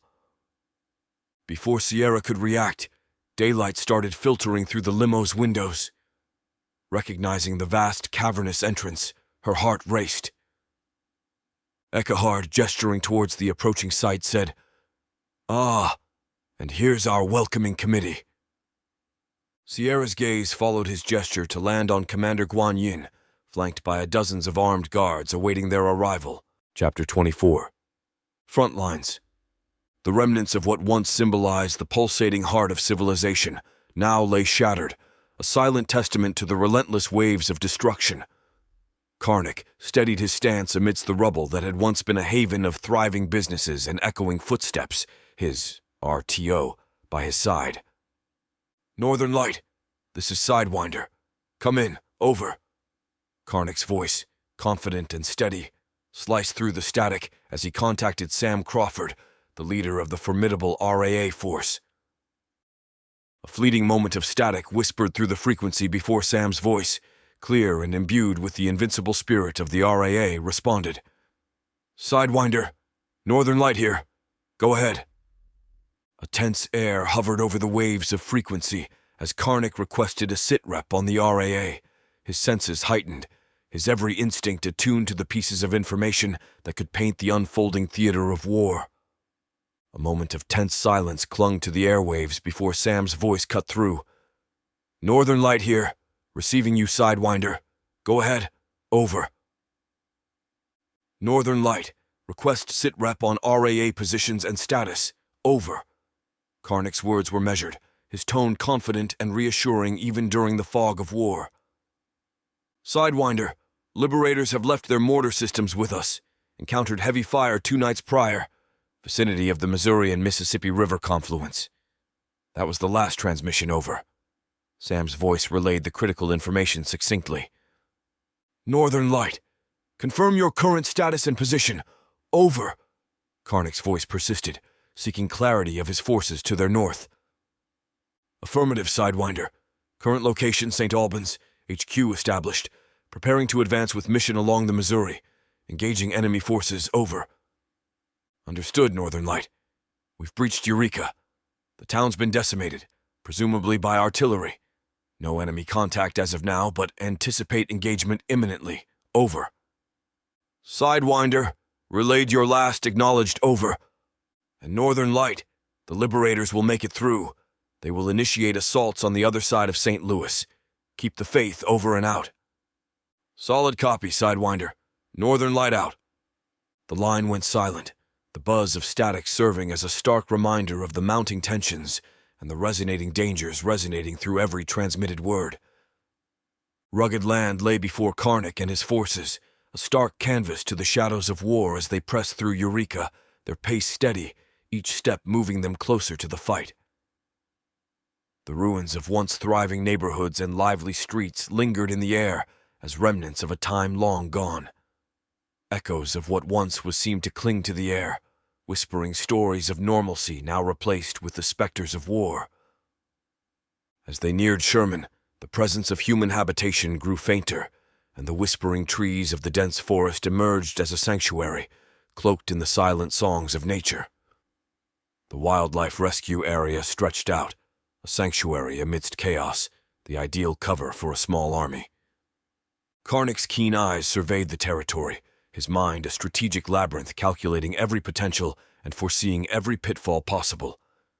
Set up HQ here. His voice cut through the silence like a blade, resolute and commanding. Men and women sprung to action. They orchestrated movements of seasoned warriors, painting the serene landscape with traces of impending battle. Construction of firing points commenced with meticulous precision, every angle considered, every line of sight evaluated. The heavy thud of 120mm mortars being positioned reverberated of preparation, signaling the impending delivery of a hellstorm. Karnak's silhouette melded with the shadows, his gaze fixed on the horizon, the unwavering resolve etched in his eyes resonating with the spirits of the land of the free, the land now cloaked in a battle, and every heartbeat in Karnak's forces beat in unison, an orchestra of death to those who dare invade. In a makeshift command center, maps and aerial photos were spread out on a sturdy wooden table that had clearly seen better days. Flanking the table stood the regiment leaders and the head of the mortar team, all of them silently observing Karnak as he began. "Listen up," Karnak began, his voice firm. "Our main advantage here is our firepower, but we have to be extremely cautious. Civilians are in close proximity. That means our mortars are on a tight leash. We do not want unnecessary casualties." He pointed to the map, tracing a route with his fingers.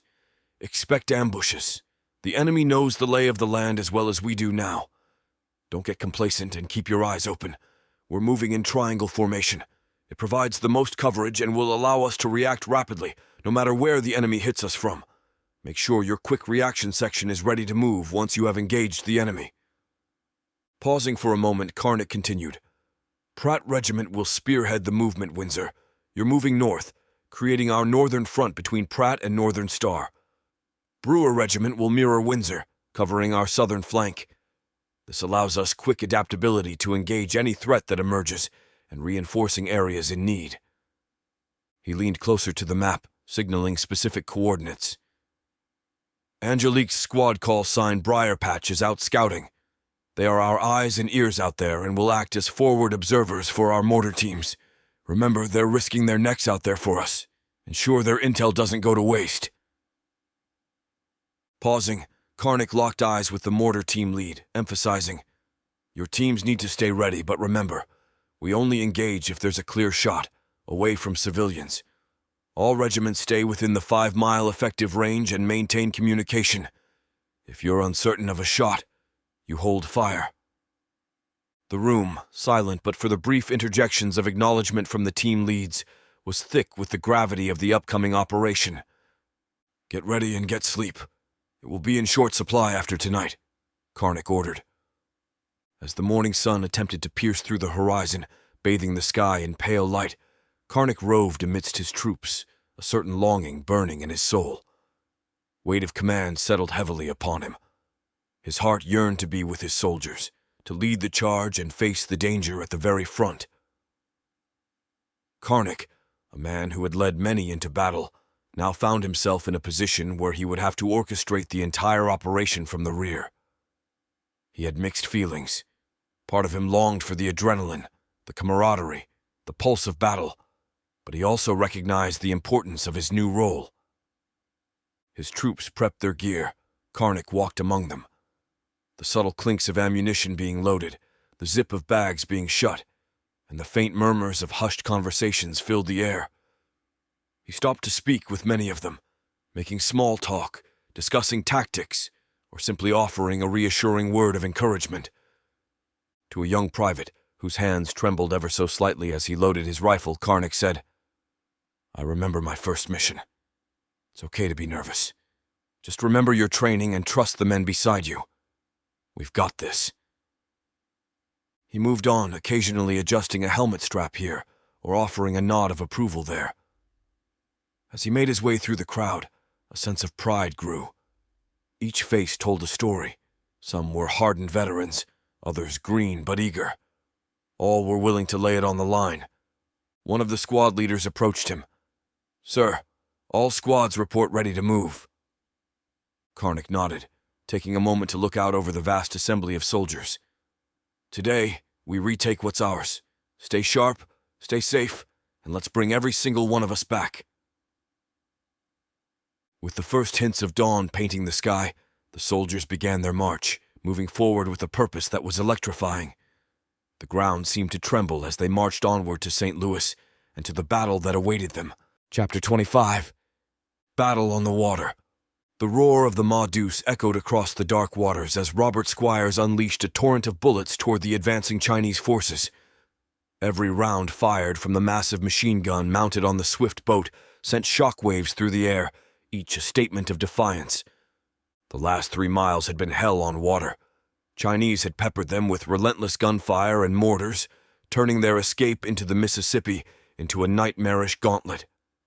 The night sky was lit up with tracers and explosions, casting eerie shadows over the churning river waters. A deafening blast rocked the boat as a mortar shell pierced through the hull, narrowly missing the crew and obliterating the ship's toilet. Fragments of porcelain shards flew like deadly shrapnel, embedding themselves into the aluminum hull, turning the once pristine surface into a pockmarked testament to the ferocity of the battle. But the real threat was the second mortar, which lodged itself into a diesel drum on the deck. Its malicious intent was unknown, ticking like a time bomb, ready to unleash devastation. Bosco, hands gripping the wheel, steered the boat with unmatched skill. He zigzagged and weaved, using the boat's speed and agility to throw off the Chinese marksmen. His eyes darted left and right, calculating every move, every wave, every potential path through the deadly storm of bullets and explosions. Jesse, meanwhile, held steadfast next to Robert. The cold, heavy ammo can of 50 caliber rounds was a comforting weight in his hands, a promise of continued resistance against the overwhelming odds. He watched as the deck beneath him was painted red, the grim aftermath of those who'd been caught in the crossfire. The moonlight reflecting off the water gave the scene an almost surreal quality, as if they were in some twisted dream. The Maudus roared once more as Robert squeezed the trigger, sending another hailstorm of bullets towards their aggressors, clearing a path towards the Mississippi. Each bullet was a desperate plea, a hope to break free and continue their fight for another day. The journey was treacherous, the odds seemingly insurmountable, but the crew of the swift boat, united in purpose, pressed on, those still living determined to see dawn. Their goal seemed unlikely amid the relentless chaos of battle. The swift boat was a microcosm of frenzied activity and coordination. The relentless stream of bullets from the Maudus had momentarily ebbed, but not for long. The machine gun's barrel became a glowing rod of fury, pulsating in the dark, radiating heat. Jesse's voice sliced through the pandemonium, yelling, "We need a barrel change! No time! Reload!" Robert's reply was sharp, his focus unwavering. With a resolute pull, he let loose his final bullet, targeting the telltale glow of an enemy's weapon on shore. As the empty ammo can clattered to the deck, Jesse seamlessly replaced it with a fresh one. Weeks of non-stop training, of drills, had etched the routine deep into his muscles still. Yet he thought, grab the end of the 50 caliber belt, slide it in, push the spring down, release. A dance of hands and metal in the middle of a war zone. Robert's hands worked in practiced tandem, pulling the charging handle once, then twice, and a final time. It was a dance they had both practiced 1,000 times before, a musical of metal and mechanics. The satisfying thud of the rounds aligning, the pull of the butterfly trigger, the rush of recoil, and the brilliant flash of fire from the gun's mouth was pure poetry. The Mauduse sang once again, its song of destruction echoing into the night, a symphony to the crew's unyielding spirit and the hours of training that had made this moment possible. The cadence of battle was deafening, worse within it all. The ominous glow from the barrel of the machine gun was growing more pronounced. With each squeeze of the trigger, the once stalwart Mauduse seemed to transcend its limits, now becoming a dangerous harbinger of what was to come. The heat had reached such an intensity that bullets began to cook off, firing on their own volition, turning the weapon into an uncontrollable beast. "Stay down!" Robert's voice was range out demandingly as he yelled to Jesse, who was mid-motion, reaching for another box of ammo. As the final erratic shot rang out, both men threw themselves onto the slick, wet deck, pressing their bodies as flat as possible. Jesse's eyes darted around. "What do we do now?" Robert scanned their dire situation, catching sight of a liberator, lifeless, a stark contrast to the water and the night. His voice carried a somber weight. "We should be in the Mississippi River soon. Hopefully the other side is free of enemy forces."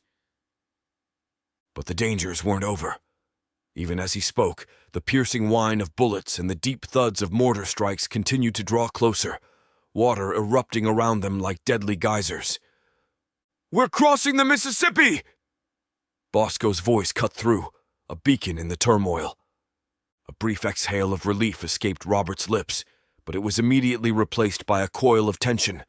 The past dangers might be receding, but the future held no guarantees. Without their primary weapon, they were vulnerable. "Rifles ready!" he barked, rallying the remaining fighters for whatever lay ahead in the enveloping darkness.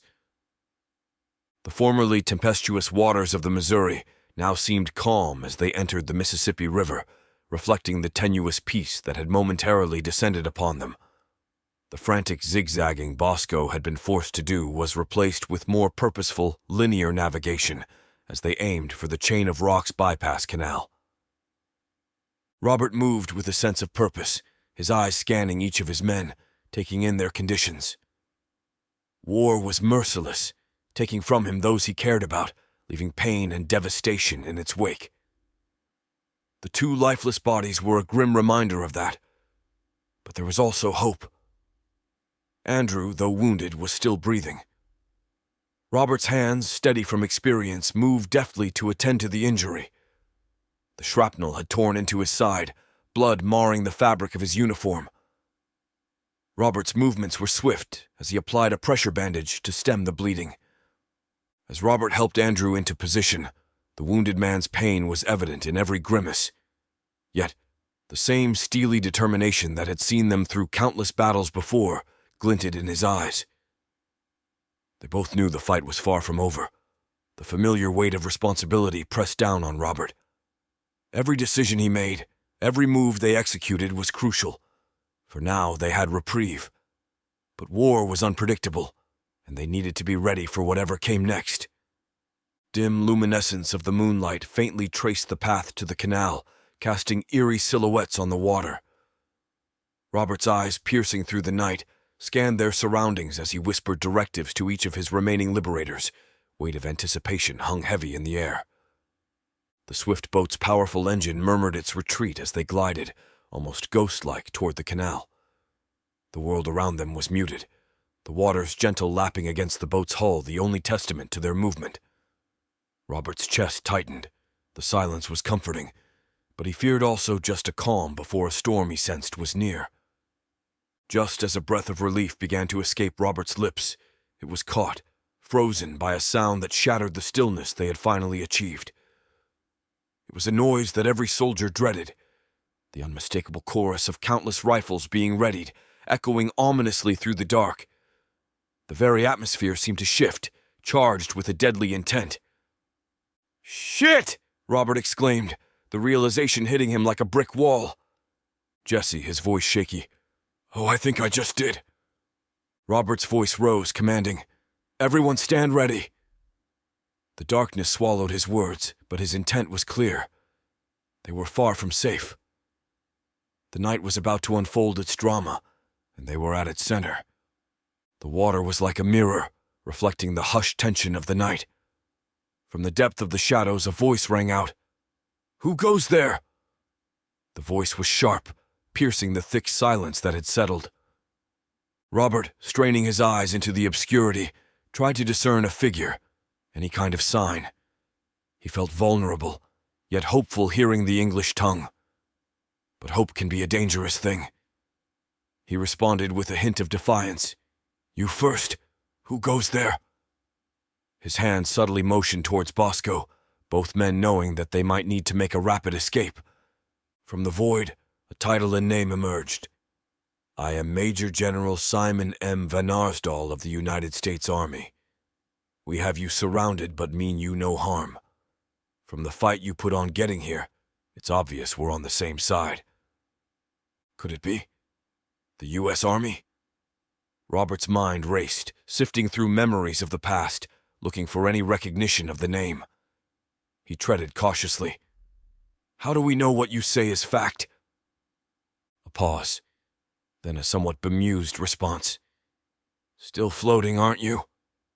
The retort, dripping with wry humor, caught Robert off guard. He let out a hesitant chuckle, his tension momentarily eased. He turned to Bosco, nodding. "Well, I guess he has a point. Wait for my signal and then head towards his voice." "Roger that," Bosco whispered back, his hand steady on the throttle, ready for whatever came next. Misty air, heavy with anticipation, clung to Robert's skin as he moved toward the bow. The water's reflection made shadows dance eerily, concealing more than it revealed. Robert's voice, though firm, betrayed a hint of the uncertainty he felt. "Rifles down. Stand down." With a quick, calculated motion, he signaled to Bosco to inch forward. Robert's posture was deliberate. As he stood tall on the bow, the bright moonlight casting a silver halo around him, he appeared like a commander of old leading his troops into the unknown. His pride, his need to protect his team, pushed him to the forefront. Every fiber in him screamed that if a trap awaited, he would face it head-on, sparing his liberators the agony. Darkness began to relent, revealing a grand spectacle. Rows upon rows of barges and tugs, anchored silently, their stillness making them almost ghostly. "You can tie up alongside here. Master Sergeant Squires." A voice, unmistakably Van Arsdal's, broke through the stillness. Robert stiffened, the hairs on the back of his neck rising. "How the hell do you know my name?" he demanded, his voice echoing slightly over the water. A chuckle emanated from the shadowy banks. "We've been monitoring your operations for months. Made attempts to reach out, but faced internal complications. There are still snakes hiding amongst us. However, we're steadily rooting them out under President Jackson's leadership." The weight of the revelation caused Robert's heart to skip a beat. "Jackson? The former president? What happened to Howard?" His voice trailed off, drowning in the sea of questions that threatened to engulf him as Van Arsdal began to bring him up to date. Robert took a moment to absorb what Van Arsdal was saying. The weight of the revelations felt immense. The last thing he remembered about Howard was the divisive politics, the nationwide unrest, and the swirling rumors about election manipulation. But he never expected this. The reality that President Howard and his entire administration were gone, taken out in the very initial strike, was jarring. "And Jackson?" Robert inquired, trying to fathom the new reality. "He's leading troops himself? Directly?" Van Arsdal nodded, his face hardened by the demands of war, but eyes full of respect for his commander-in-chief. President Jackson refused to stay holed up in some bunker. He said that in times like these, a leader must be on the front lines, feeling the weight of every decision. It's unprecedented, but it's rallied the troops like you wouldn't believe. Morale is higher than it's ever been. Robert could hardly believe it. He had always seen Jackson as a fighter, but to imagine him taking such a direct, hands-on approach in the war was both admirable and astounding. He's currently at a base not too far from here. He's organizing a major counterstrike, Van Arsdal continued. If you're up for it, Master Sergeant, we could use a man like you by his side. Robert felt a rush of patriotism surge through him. The events of the evening had been nothing short of a roller coaster, and now, presented with the chance to meet and possibly collaborate with Jackson himself, he felt a renewed vigor. "Lead the way, General," Robert responded, his voice steady and filled with resolve. "There is no time to waste. If you are able to surveil us, then you know we have already begun a massive attack from the west." Chapter 26. Dark Highways. The sensation of successfully evading capture energized Katie's mind as she saw the trailing lights of Sierra's pursuers diminish into the far reaches of the tunnel. Slipping out from the ventilation shaft, the inky darkness enveloped her. But Katie was relentless. Every touch and texture was amplified in the stifling dark, guiding her hands to the familiar contours of her motorcycle. With seamless fluidity, she mounted and sped off, aiming for Jefferson City, the weight of the situation propelling her forward. Fuel dwindling, she took a calculated risk to halt her momentum, refueling from a jerry can secured at the back. The seconds felt like minutes, but soon enough she was back on her way, the tunnel consuming her once more. The eerie stillness of the tunnel played tricks on her perception, making 80 miles per hour feel like a crawl, a surreal experience of speed yet stasis. A distant glow began to pierce the eternal night of the tunnel. Relief and caution warred in Katie's mind. The entrance from Jefferson City was in sight, but she knew what awaited. She began blaring the motorcycle's horn, desperate to signal her approach to the undoubtedly armed guards. Her attempts at caution were futile. The sharp retort of a gunshot pierced the silence. Chaos ensued. The impact sent Katie and her beloved motorcycle skidding across the cold floor of the tunnel. A jarring crash followed by the aggressive roar of flames consuming the bike, casting wild shadows across the walls. The once dark tunnel was now painted with an angry orange light. Guards, drawn by the spectacle, approached cautiously, weapons trained. They found what appeared to be a lifeless form, contorted in pain. But as they closed in, two defiant eyes met theirs. Breathing heavily, face smudged with dirt and firelight dancing in her eyes, Katie rasped, "That was a damn good bike, you jerk." Amidst the confusion and the sting of pain, Katie's eyes darted, searching for any familiarity in the group that had now surrounded her. A flash of recognition passed over her face as she caught sight of the UCM unit patch on the men's sleeves. This was her only chance, her anchor in the whirlwind of events. "Take me to Robert Squires," she rasped, each word punctuated by the throbbing pain from her abrupt meeting with the tunnel floor after her crash. One guard, his eyes cold and unyielding, scoffed, "You're not meeting anyone. We've had our share of unwanted guests." He gestured to two others, a silent command to subdue her. With frustration boiling in her, she fumbled in her pocket, producing her own UCM unit patch, a symbol of her allegiance. "I am one of you. Do you hear me?" But her plea fell on deaf ears. "You could have stolen that from just about anyone," the guard retorted. They began dragging her, the world spinning around her as a sickening wave of dizziness overcame Katie, the repercussions of her fall now taking hold. Outside the cold, cavernous expanse of the tunnel, the trio decided to transport her to the headquarters. Katie's mind raced, trying to stay focused despite her physical state. She needed to see Robert. She was their only hope of rescuing Sierra from her captors, had they not outright killed her. Gathering every ounce of strength left in her, she shouted, "You need to take me to Robert Squires. It's about Sierra. The Chinese have her." Her desperate plea seemed to give the guards pause. For a heartbeat, their stoic expressions wavered as they exchanged a brief, uncertain glance, but they remained silent, leaving Katie engulfed in a tension thick enough to cut with a knife. As Katie and the two UCM soldiers entered the front gates of HQ, she was struck by the eerie stillness. The once bustling base, teeming with personnel and equipment when she last saw it, now seemed almost deserted, with only a skeleton crew busy training new recruit. The once bustling HQ building now felt eerie and abandoned. Every step echoed through the vast hallways, reminding Katie of the uncertainty that lay ahead. She was ushered into what had once been an office but was now repurposed as a makeshift jail cell.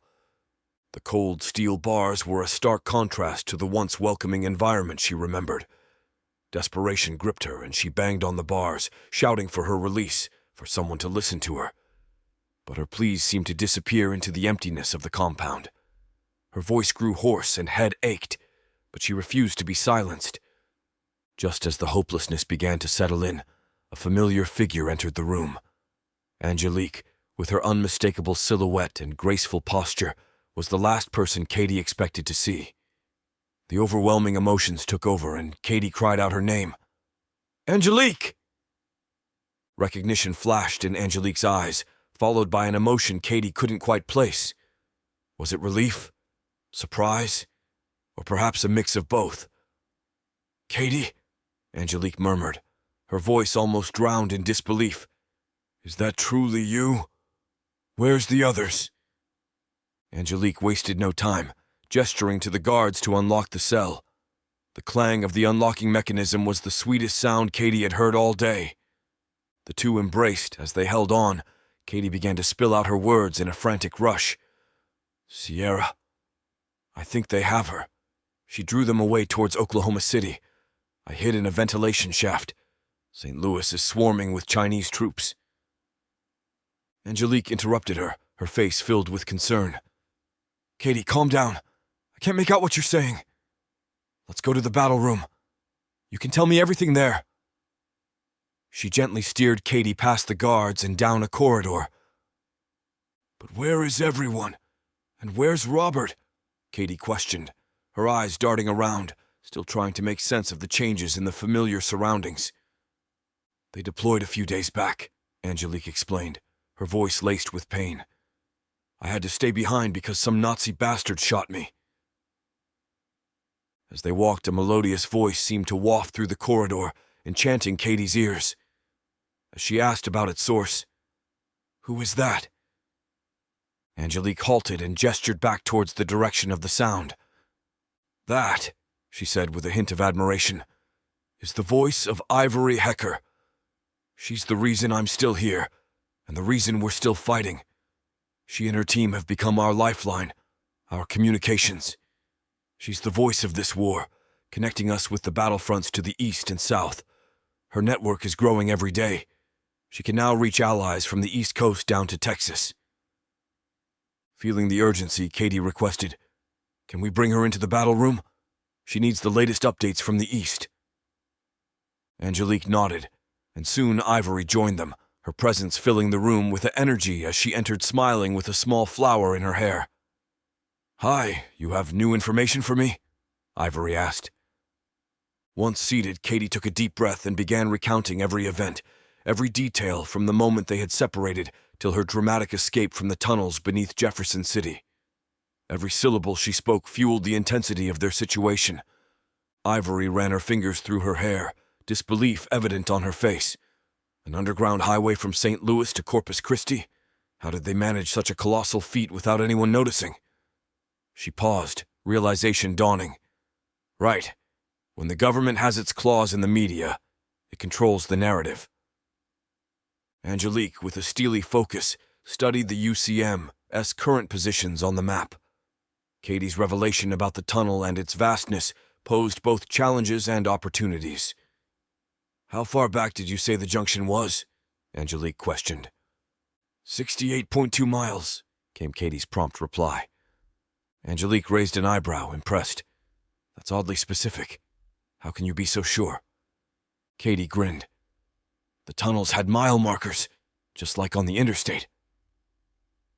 Ivory, adjusting her earpiece, chimed in with a worried tone. "I've lost contact with Robert's Swiftboat team hours ago as they went radio silent.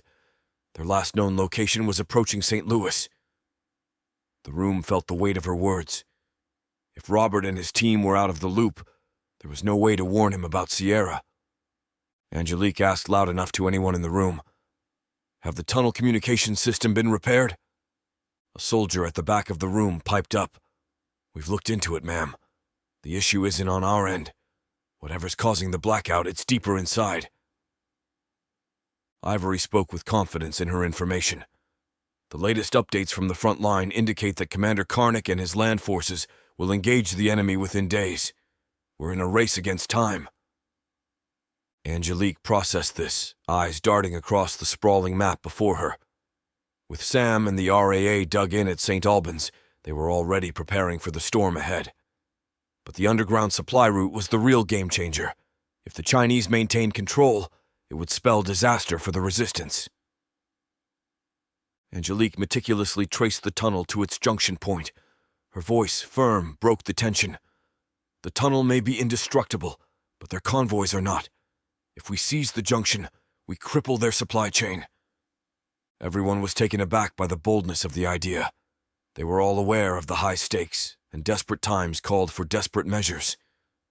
Ivory nodded in agreement. It's a gamble, but it's one we might just win. Returning her focus to the map, Angelique's thoughts shifted southward. "Any news on the Vanguard in Texas?" she inquired.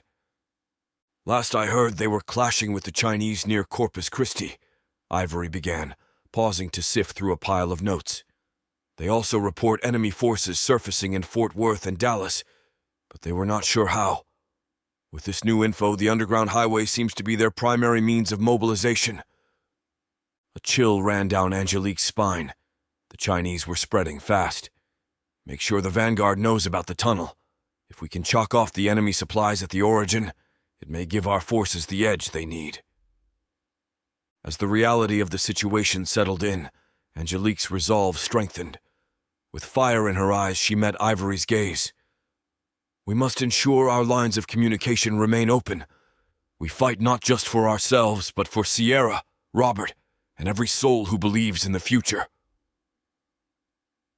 Ivory shares a warm, knowing smile with Angelique and Katie. "I'm going to check on Shaw. Doc is slated to release him today, albeit for light duty. I want to ensure he doesn't decide to set off on a trek back to Pennsylvania the moment he's discharged. Let me know what you decide." The air around them seemed to lighten with her words. With a stanch gaze, Angelique, serving as the battle captain at command, offered a faint smile, eyes shadowed by unspoken worries, and observed Ivory until she blended into the distance. And continuous thought danced around her mind. The urgency of seizing the junction in the tunnel was paramount. However, their numbers were critically low, everyone scattered and deployed to the front. It seemed almost impossible to mount a substantial offensive. A spark of realization illuminated her thoughts. Shaw. He had been traversing across the country to Pennsylvania until he was wounded. They didn't need a large force to take the junction. They needed traps, devices to hinder and slow down the enemy's progress. The solution needed to be more tactical, more strategic. With excitement in her voice as she addressed Katie, "Come with me." Her thoughts were already racing ahead, visualizing potential obstructions and strategic placements. "We need to see what Marks can devise to delay the transports in the tunnels." The strategy was clear. Slow them down, buy them time. It was a tactical game, and every second gained slowing them down was a victory in itself. Chapter 27. Darkened Skies. Adam flipped through the thick file Natasha had handed him. Pictures, letters, receipts, bank statements, everything documenting Victor's shadowy dealings, all gathered by her and her late father. Each piece of evidence seemed to be more incriminating than the last, but one particular section caught his attention, a collection of financial statements. Adams tapped a finger against the desk, perplexed. "Look at this," he said, drawing Natasha's attention to a series of entries. "Billions spent on supplies, and next to nothing on labor or construction." Natasha leaned closer, her eyebrows furrowing as she took in the information. "It's as if he was building something but without any workers. This could be the place. No need to pay them if you kill them." Adam nodded. "A hideout, perhaps. But where?" It was Natasha who made the connection. "We've intercepted some shortwave transmissions originating from the central U.S., specifically from a UCM. The broadcasts always feature someone calling herself Ivory Hecker. I think this might be our lead. Also, strange enough, our cellular call made in this area. Without hesitating, Adam's objective was solidified. We're going there. Natasha, eager to uncover the truth behind her father's lifelong investigations, was quick to offer her resources. I can provide the transportation. We have a plane that can get us there. The two gathered up everything and gear, preparing for their trip seeking truth. As the Russian plane soared high above the landscapes of Alaska and then Canada, the silence of the night was occasionally broken by the dim lights of distant settlements below. Looking down, Adam's curiosity got the better of him. How far did the EMPs reach? Natasha replied grimly. Most of the United States, especially between the 30th and 40th longitudes. And Canada? Didn't they step in to help? Natasha sighed. After all their equipment with the infected Chinese chips became useless, they were terrified of facing China's wrath. They've limited their involvement to diplomatic channels. The conversation was cut short by the pilot's panicked voice over the intercom. We've got an incoming fighter jet. It's Chinese. There was no time to think. All knew they were vulnerable not having fighter escort.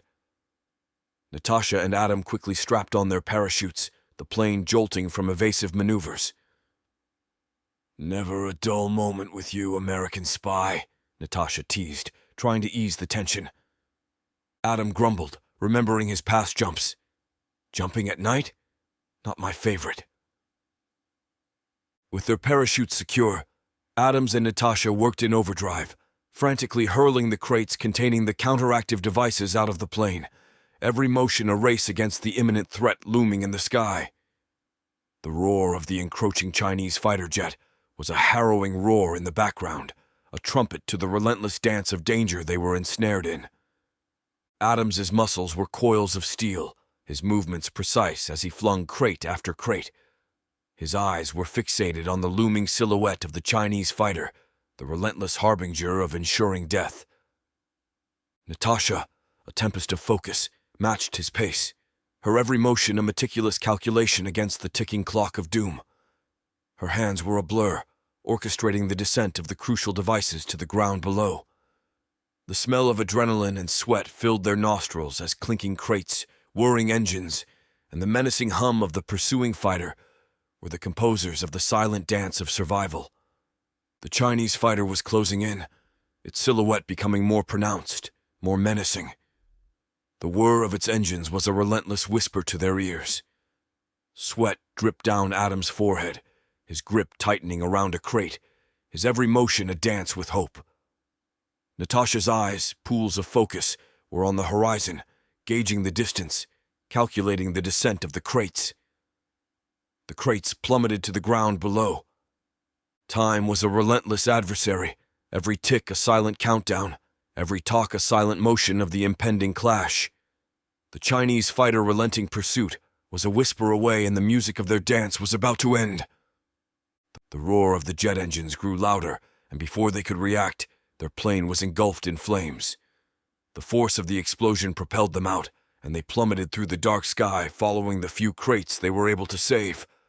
Heart-pounding, Adam pulled the ripcord, his parachute deploying just in time. Beside him, Natasha's parachute blossomed into the night, both of them drifting downwards.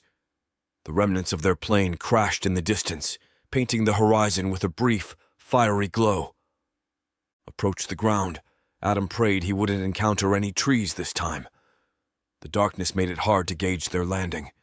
He could feel a wave of panic rushing over him as he descended into the daunting veil of shifting blackness below. Silently, he uttered prayers, pleading that neither his parachute nor his body would become ensnared in the ghostly limbs of unseen trees. Even though darkness cloaked the expressions on their faces, Adams maintained a facade of unwavering confidence as he descended parallel to Natasha. His demeanor was a mask of calm during the whirlwind of internal turmoil, shadowed by his lingering apprehension of a night descents. Adams, familiar with the subtle signals of approaching ground, sensed the earth was near. He braced himself, allowing his body to relax, prepared to execute a roll to one side as his training dictated. The darkness was a deceptive cloak. He could only estimate the distance, his judgment a whispered guess in the rushing wind noise of his ears. An unheard sigh of relief danced in his lungs as he successfully touched down, evading trees and structures, the earth embracing him in its quiet solace. Quickly they shed their parachutes, their hands working in fluent motions, a silent dance of familiarity. In the distance, the embers of their fallen plane painted the sky, a fading glow whispering tales of their desperate escape. The glow was a silent beacon in the night. Once free, they scanned their surroundings, their eyes seeking signs of life within the enveloping darkness. The darkness was silent, with only subtle whispers of the unseen creators of the night. They saw nothing that resembled the silhouettes of trees or buildings pierce the enveloping blackness. "Where are we?" Natasha's voice broke the silence, her tone threaded with a tinge of puzzlement. She peered into a device in her hand, the screen illuminating the immediate void around them, showing the direction of the crates but no sign of any structural. Adam scrutinized the obscure surroundings, a flicker of realization igniting within his eyes as he pieced together the last known coordinates before their aerial descent. "Iowa," he pronounced, his voice a whisper in the silence. A reminiscent understanding dawned in his gaze as he perceived their location, not amidst the structured familiarity of a populated land, but rather in the midst of a vast grain field, reminiscent of those he played in during his childhood. The sea of whispering grains seemed to stretch endlessly in the dim light of dawn. "We need to secure what crates while can," Natasha stated, her words edged with concern. Adams nodded in swift agreement as they commenced their journey through vast open farmland. It seemed like an endless venture beneath the gradually brightening sky as the sun started to paint the horizon with the hues of a new dawn. Hours ticked away until they stumbled upon an abandoned farmhouse, a relic of days gone by. The discovery of water in a cistern served as a momentary relief in their exhaustive trek. Natasha, with practiced hands, pulled 2 purification tablets from her backpack and handed one to Adams, who accepted it with a grimace. "Thankful for these, but God, they taste horrible," he commented, his face twisted slightly in distaste. Natasha nodded in shared discomfort, the chalky residue leaving an unwelcome flavor in her mouth. They allowed themselves a brief respite, muscles relaxing slightly before the incessant beep of their tracker urged them to resume their journey, following the persistent dot on the screen towards the creates. Surrounded by the vast emptiness, with only the chirps of distant birds and the wind for company, Natasha glanced at her watch. "It's almost 9 a.m., she announced, halting her steps to rummage through her bag. Baffled by the relevance of time in their present predicament, Adams inquired, "What's so important about 9 a.m.? Extracting a radio from her pack, Natasha responded, "Ivory broadcasts at 9 and 3. Good, da." She powered on the radio, setting it to scan, and attached it to her pack. The crackling static emanating from the radio brought a sense of anticipation to Adams. The prospect of hearing an American voice on the airwaves, something familiar and reassuring, rather than the grim reports and war transmissions, was a comfort, a whisper of hope among the silence of the vast fields. The airwaves were filled with crackling static, until suddenly, a familiar and uplifting voice broke through. "Ladies and gentlemen, this is Ivory Hecker, coming to you from our new studio at UCM headquarters." Adams and Natasha listened intently, the comforting voice a beacon in the seemingly never-ending sea of grain around them. As they walked, the broadcast provided a lifeline to understanding, a window into the fragmented and devastated world they found themselves navigating. Ivory continued, "We have hope, we have strength, and we are rebuilding. We have new allies, and some unexpected heroes emerging in these dark times. Our resistance is stronger than ever. The spirit of freedom is alive, and we're fighting to reclaim our land and our lives." The broadcast was interspersed with updates on various fronts, reports of successful skirmishes, messages of solidarity, and invaluable pieces of information about the state of the world and the ongoing struggle. "Before I sign off, folks, I have a special message and a plea. We've received word from our brothers and sisters in the south. Riker and the Vanguard are rallying troops in Texas. They're holding the line, defending our homes and our freedom against the Chinese invasion. If you can fight, if you can provide support, they need you. Texas stands as a beacon of resistance, and we need to ensure it remains that way. Ivory paused for a moment, her tone more solemn. And for those in the West, we've heard distressing reports about entire zones blacked out, areas where communications have gone silent. If anyone has information about the situation on the West Coast or any other blacked out areas, please, we urge you to get that information to us. Families are waiting. People are praying. We need to know what's happening. She took a deep breath, her voice softening. We stand united, folks. No matter where you are, no matter how hard things seem, remember that together we are strong. The spirit of America thrives in the face of adversity. Keep fighting, keep believing. God bless you all, and stay safe out there. The broadcast faded into a patriotic song, its melody a bittersweet reminder of what they were fighting for. Adams and Natasha exchanged a look. The call to arms, the unknown status of the West Coast, everything had changed. Listening to Ivory indeed provided them with a semblance of clarity through the chaos. They felt they understood more about the condition this country was in. Several hours later, after relentless walking, Natasha's arm stretched out, pointing to a distant object in a field. It was one of the crates, not much bigger than a laundry basket, its parachute fluttering in the wind like a beacon. With haste, they retrieved it and discovered two more nearby. The location of the fourth was still a mystery. Opening one of the containers, Natasha extracted a box from within. We should take these, just in case. Bury the rest? She suggested, her eyes fixed on Adams for approval. Adams nodded in agreement. They executed their plan swiftly, ensuring the remnants were well concealed beneath the earth. Then, with resolute steps, they embarked southward toward UCM headquarters. Chapter 28. Echoes through the rubble. In the cloak of dawn, the city lay in ruins, a silent reminder of the devastation that had unfolded. The remnants of what once was were now just shadows and fragments, echoing the laughter and life that once traveled the streets of St. Louis. Call sign Briar Patch, comprising of Todd, Ken, Kate, Mac, Cameron, Gabe, Darian, advanced through this desolation, their steps resonating through the silence like whispers from the past. The team moved with calculated precision, their senses heightened, eyes scanning the remnants for any signs of the enemy. The destruction was omnipresent. Buildings, now just skeletal structures, were burned and broken, their darkened silhouettes painting the sky with memories of despair. Cars, once symbols of freedom, were now just rusting carcasses, littering the roads with their decay. Keep sharp, everyone. Todd's voice broke the silence, a whisper in the sea of echoes. We need eyes on any enemy movement. Briar Patch to HQ. We are advancing through the destroyed sectors. Todd radioed back. The city seemed to tell tales as they progressed, each ruined building a chapter of suffering, every scorched vehicle a verse of agony. Despite the overwhelming sense of loss surrounding them, Briar Patch advanced with steadfast resolve, each member vigilant, their focus undeterred by the harrowing landscape around them. Kate, her eyes like a hawk's, surveyed the environment, her gaze piercing the fog of devastation. Movement.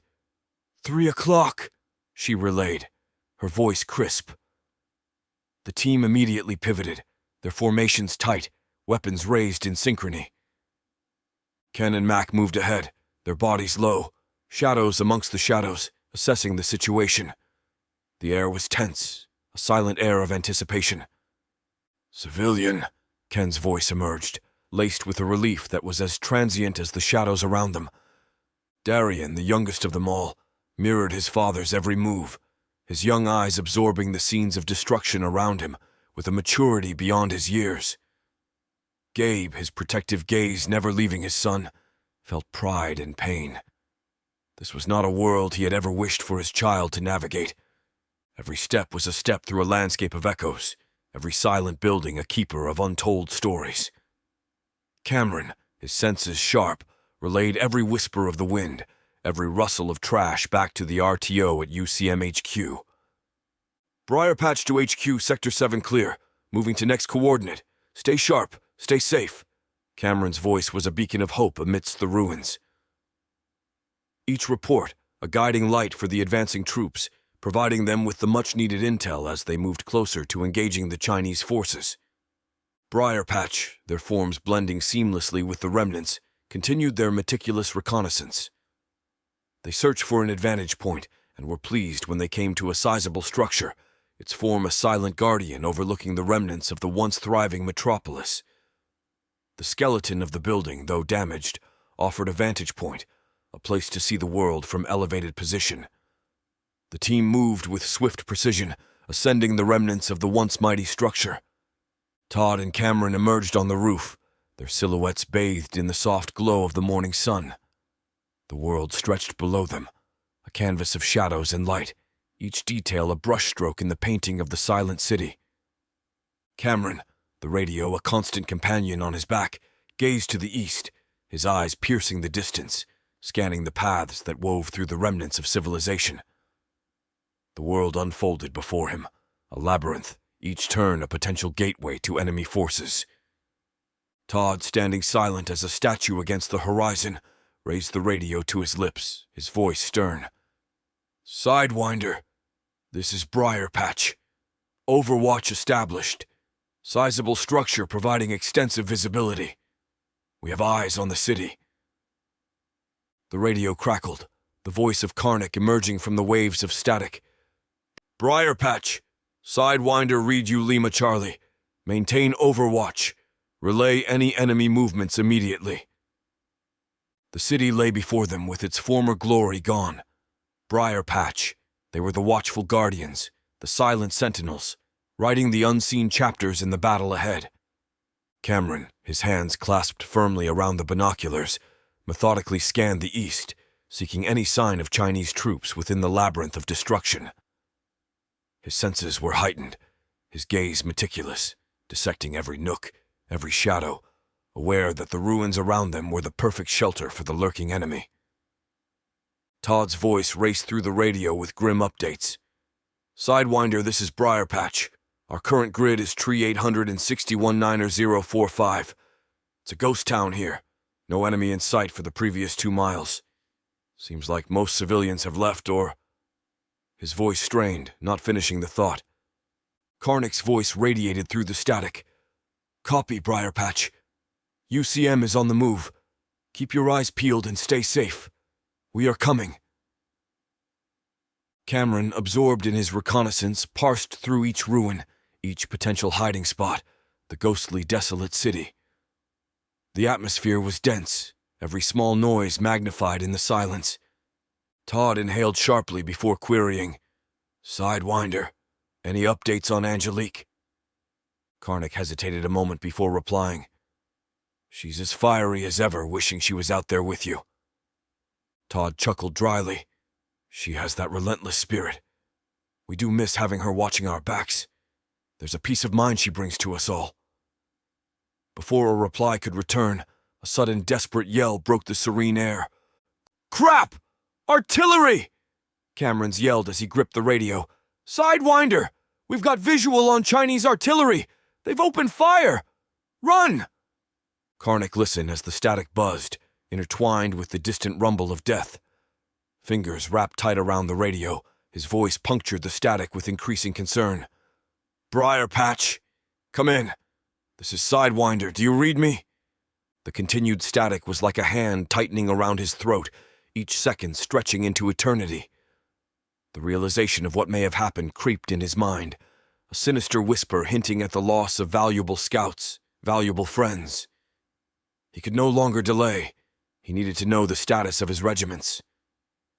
Turning the dial with measured precision, he keyed in the frequency for the regiments. "All regiments, this is Sidewinder. Status report. Any incoming fire? Over." Pratt's voice came through first, The tone was stable, unwavering. "Sidewinder, this is Pratt. No incoming fire, we are green and proceeding to the coordinates. Over." A flicker of relief pierced Karnik's worry. He swiftly moved to the next frequency. "Brewer, report your status. Over." Brewer's response was quick and concise. "This is Brewer. Clear skies here, Sidewinder. No incoming. Over." His heart pounding harder with each response, Karnik quickly hailed Windsor. "Windsor, status report. Incoming fire. Over." Windsor's voice held a certain calm. "All clear, Sidewinder. Windsor has no incoming fire. Over." A heavy silence enveloped Karnik as the reality sunk in, each word from his regiment leaders sounding off like a solemn drum in his mind. The absence of fire on his regiments was an ominous painting, illustrating a target drawn explicitly over Briar Patch. His grip tightened around the radio, his voice a strained whisper masked with professional rigidity. "All units, proceed with extreme caution. We might have enemy artillery zones marked. Windsor, Brewer, Pratt, stay sharp. Over." Karnik listened closely to the crackle of the radio, the ephemeral silence breaking into fragments. He leaned closer, every fiber in his body ready to react, straining to catch the voice through chaotic static. A sense of tentative relief washed over him when Todd's voice broke through the static. "Sidewinder, this is Briar Patch. I have call for fire. Over." Every muscle tightened as a spark of hope ignited within Karnik. "Briar Patch transmit," he immediately replied, his hand gripping the pencil, ready to scrawl down the crucial information. "Sidewinder, Briar Patch, artillery, location tree, 864 tree 90 tree 86. Send one. Over." Todd's voice was unwavering, carrying the weight of urgency. Describing the coordinates swiftly. He handed the paper to the runner with a nod, his eyes meeting the runner's, the silent transmission of hurry apparent. "Get this to the mortar platoon, ASAP!" The runner sprinted across the terrain, reaching the mortar platoon leader, breathless, the paper thrust into his hands. "Coordinates from Sidewinder.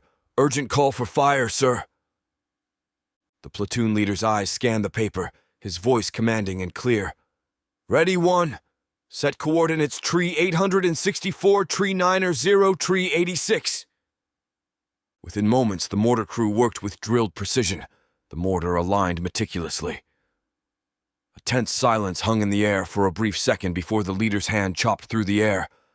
"Fire!" With a thunderous blasting thuds, the mortar tore through the sky, a harbinger of retaliation in the unfolding battle. Karnik stood in wait. "Sidewinder, Briar Patch, adjust fire, in 50 meters, fire for effect."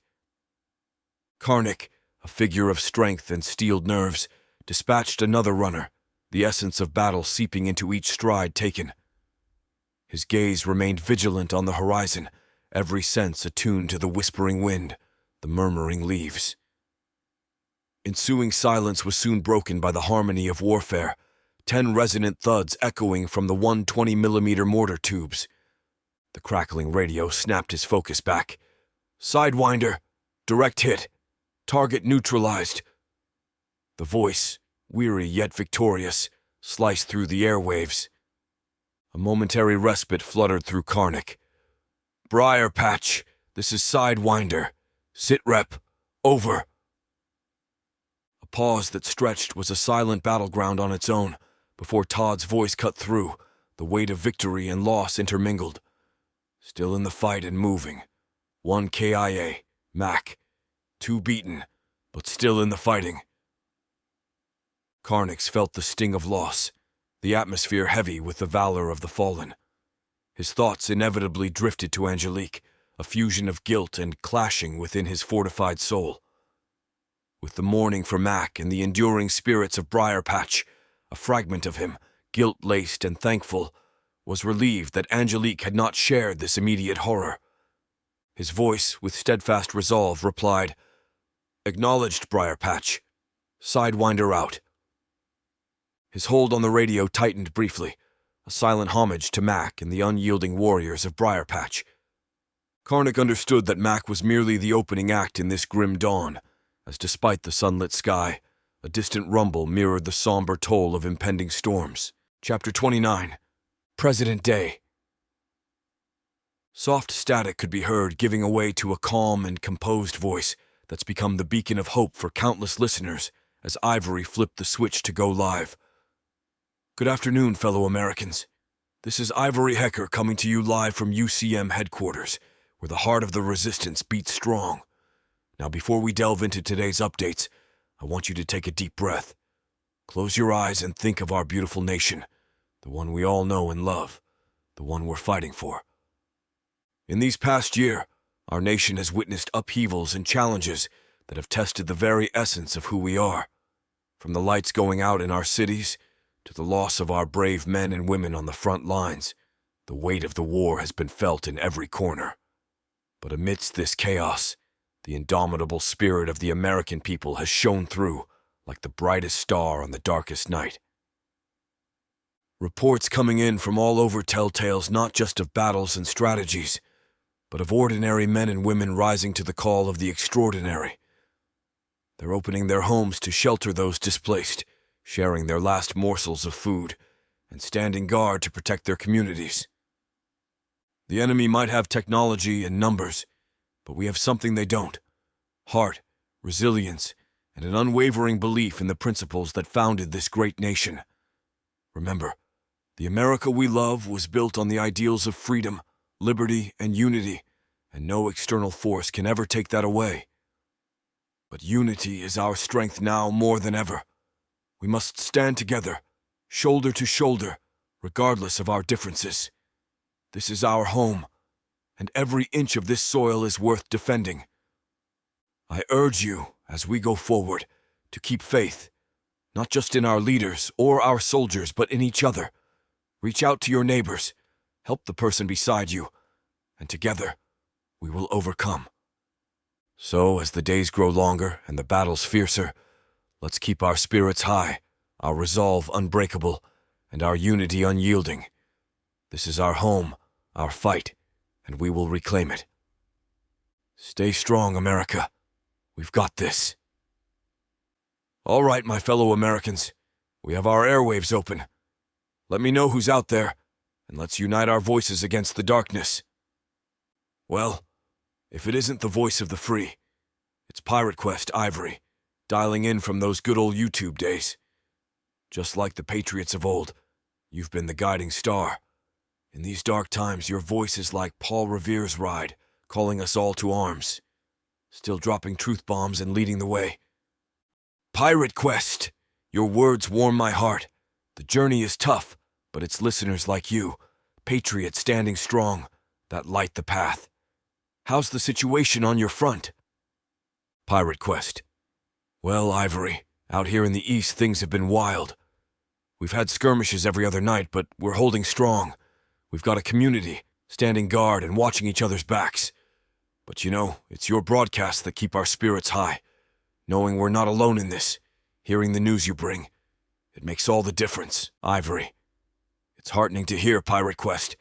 Every story of resilience, every community standing strong, it gives hope to all of us. We're one nation, and together. Just then, a hurried knock echoed in the background of Ivory's broadcast. Her voice, unwavering till now, faltered for a brief moment. Ivory.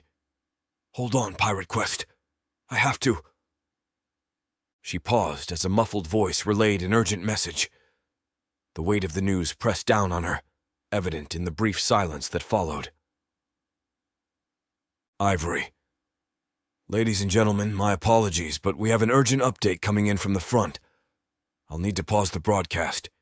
Pirate Quest, keep safe out there, and to everyone listening, stay vigilant. We will be back as soon as we can. The signal went silent, leaving Pirate Quest and the listeners in tense anticipation of what news might be coming their way. The hurried whisper that reached Ivory's ears carried the weight of an earth-shattering revelation. Robert's alive, Ivory. He's broken radio silence. He's with President Jackson. Ivory felt her pulse quicken, every nerve in her body tingling as if a bolt of lightning surged through her. For a moment she felt dizzy, overcome with a cocktail of relief, disbelief, and elation. "Patch him through now," she demanded, her professional demeanor momentarily breaking. The voice that came through next was unmistakably Robert's, albeit carrying the weight of a soldier weathered by the battles he'd fought. "Robert. Ivory. It's been a hell of a journey. I can't believe it myself, but I'm here, standing beside President Jackson. We're mounting a counteroffensive, regrouping our forces. There's hope, Ivory, real hope." "Robert! By all that's good, I didn't know if I'd ever hear your voice again. Tell me everything." "Robert, we've got a plan in motion. Jackson's leadership has reinvigorated the troops. Morale's high. We're pushing back. But first, tell me, how are things on your end?"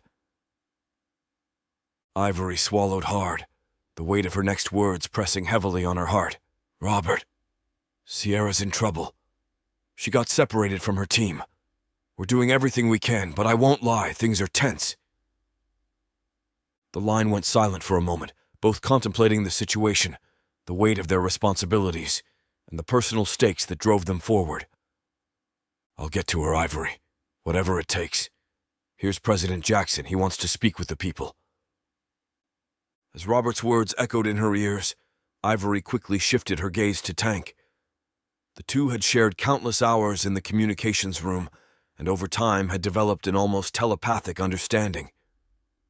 Recognizing the subtle cue from Ivory's eyes, Tank seamlessly transitioned the broadcast from private to public, now sending the conversation out to the countless Americans listening eagerly.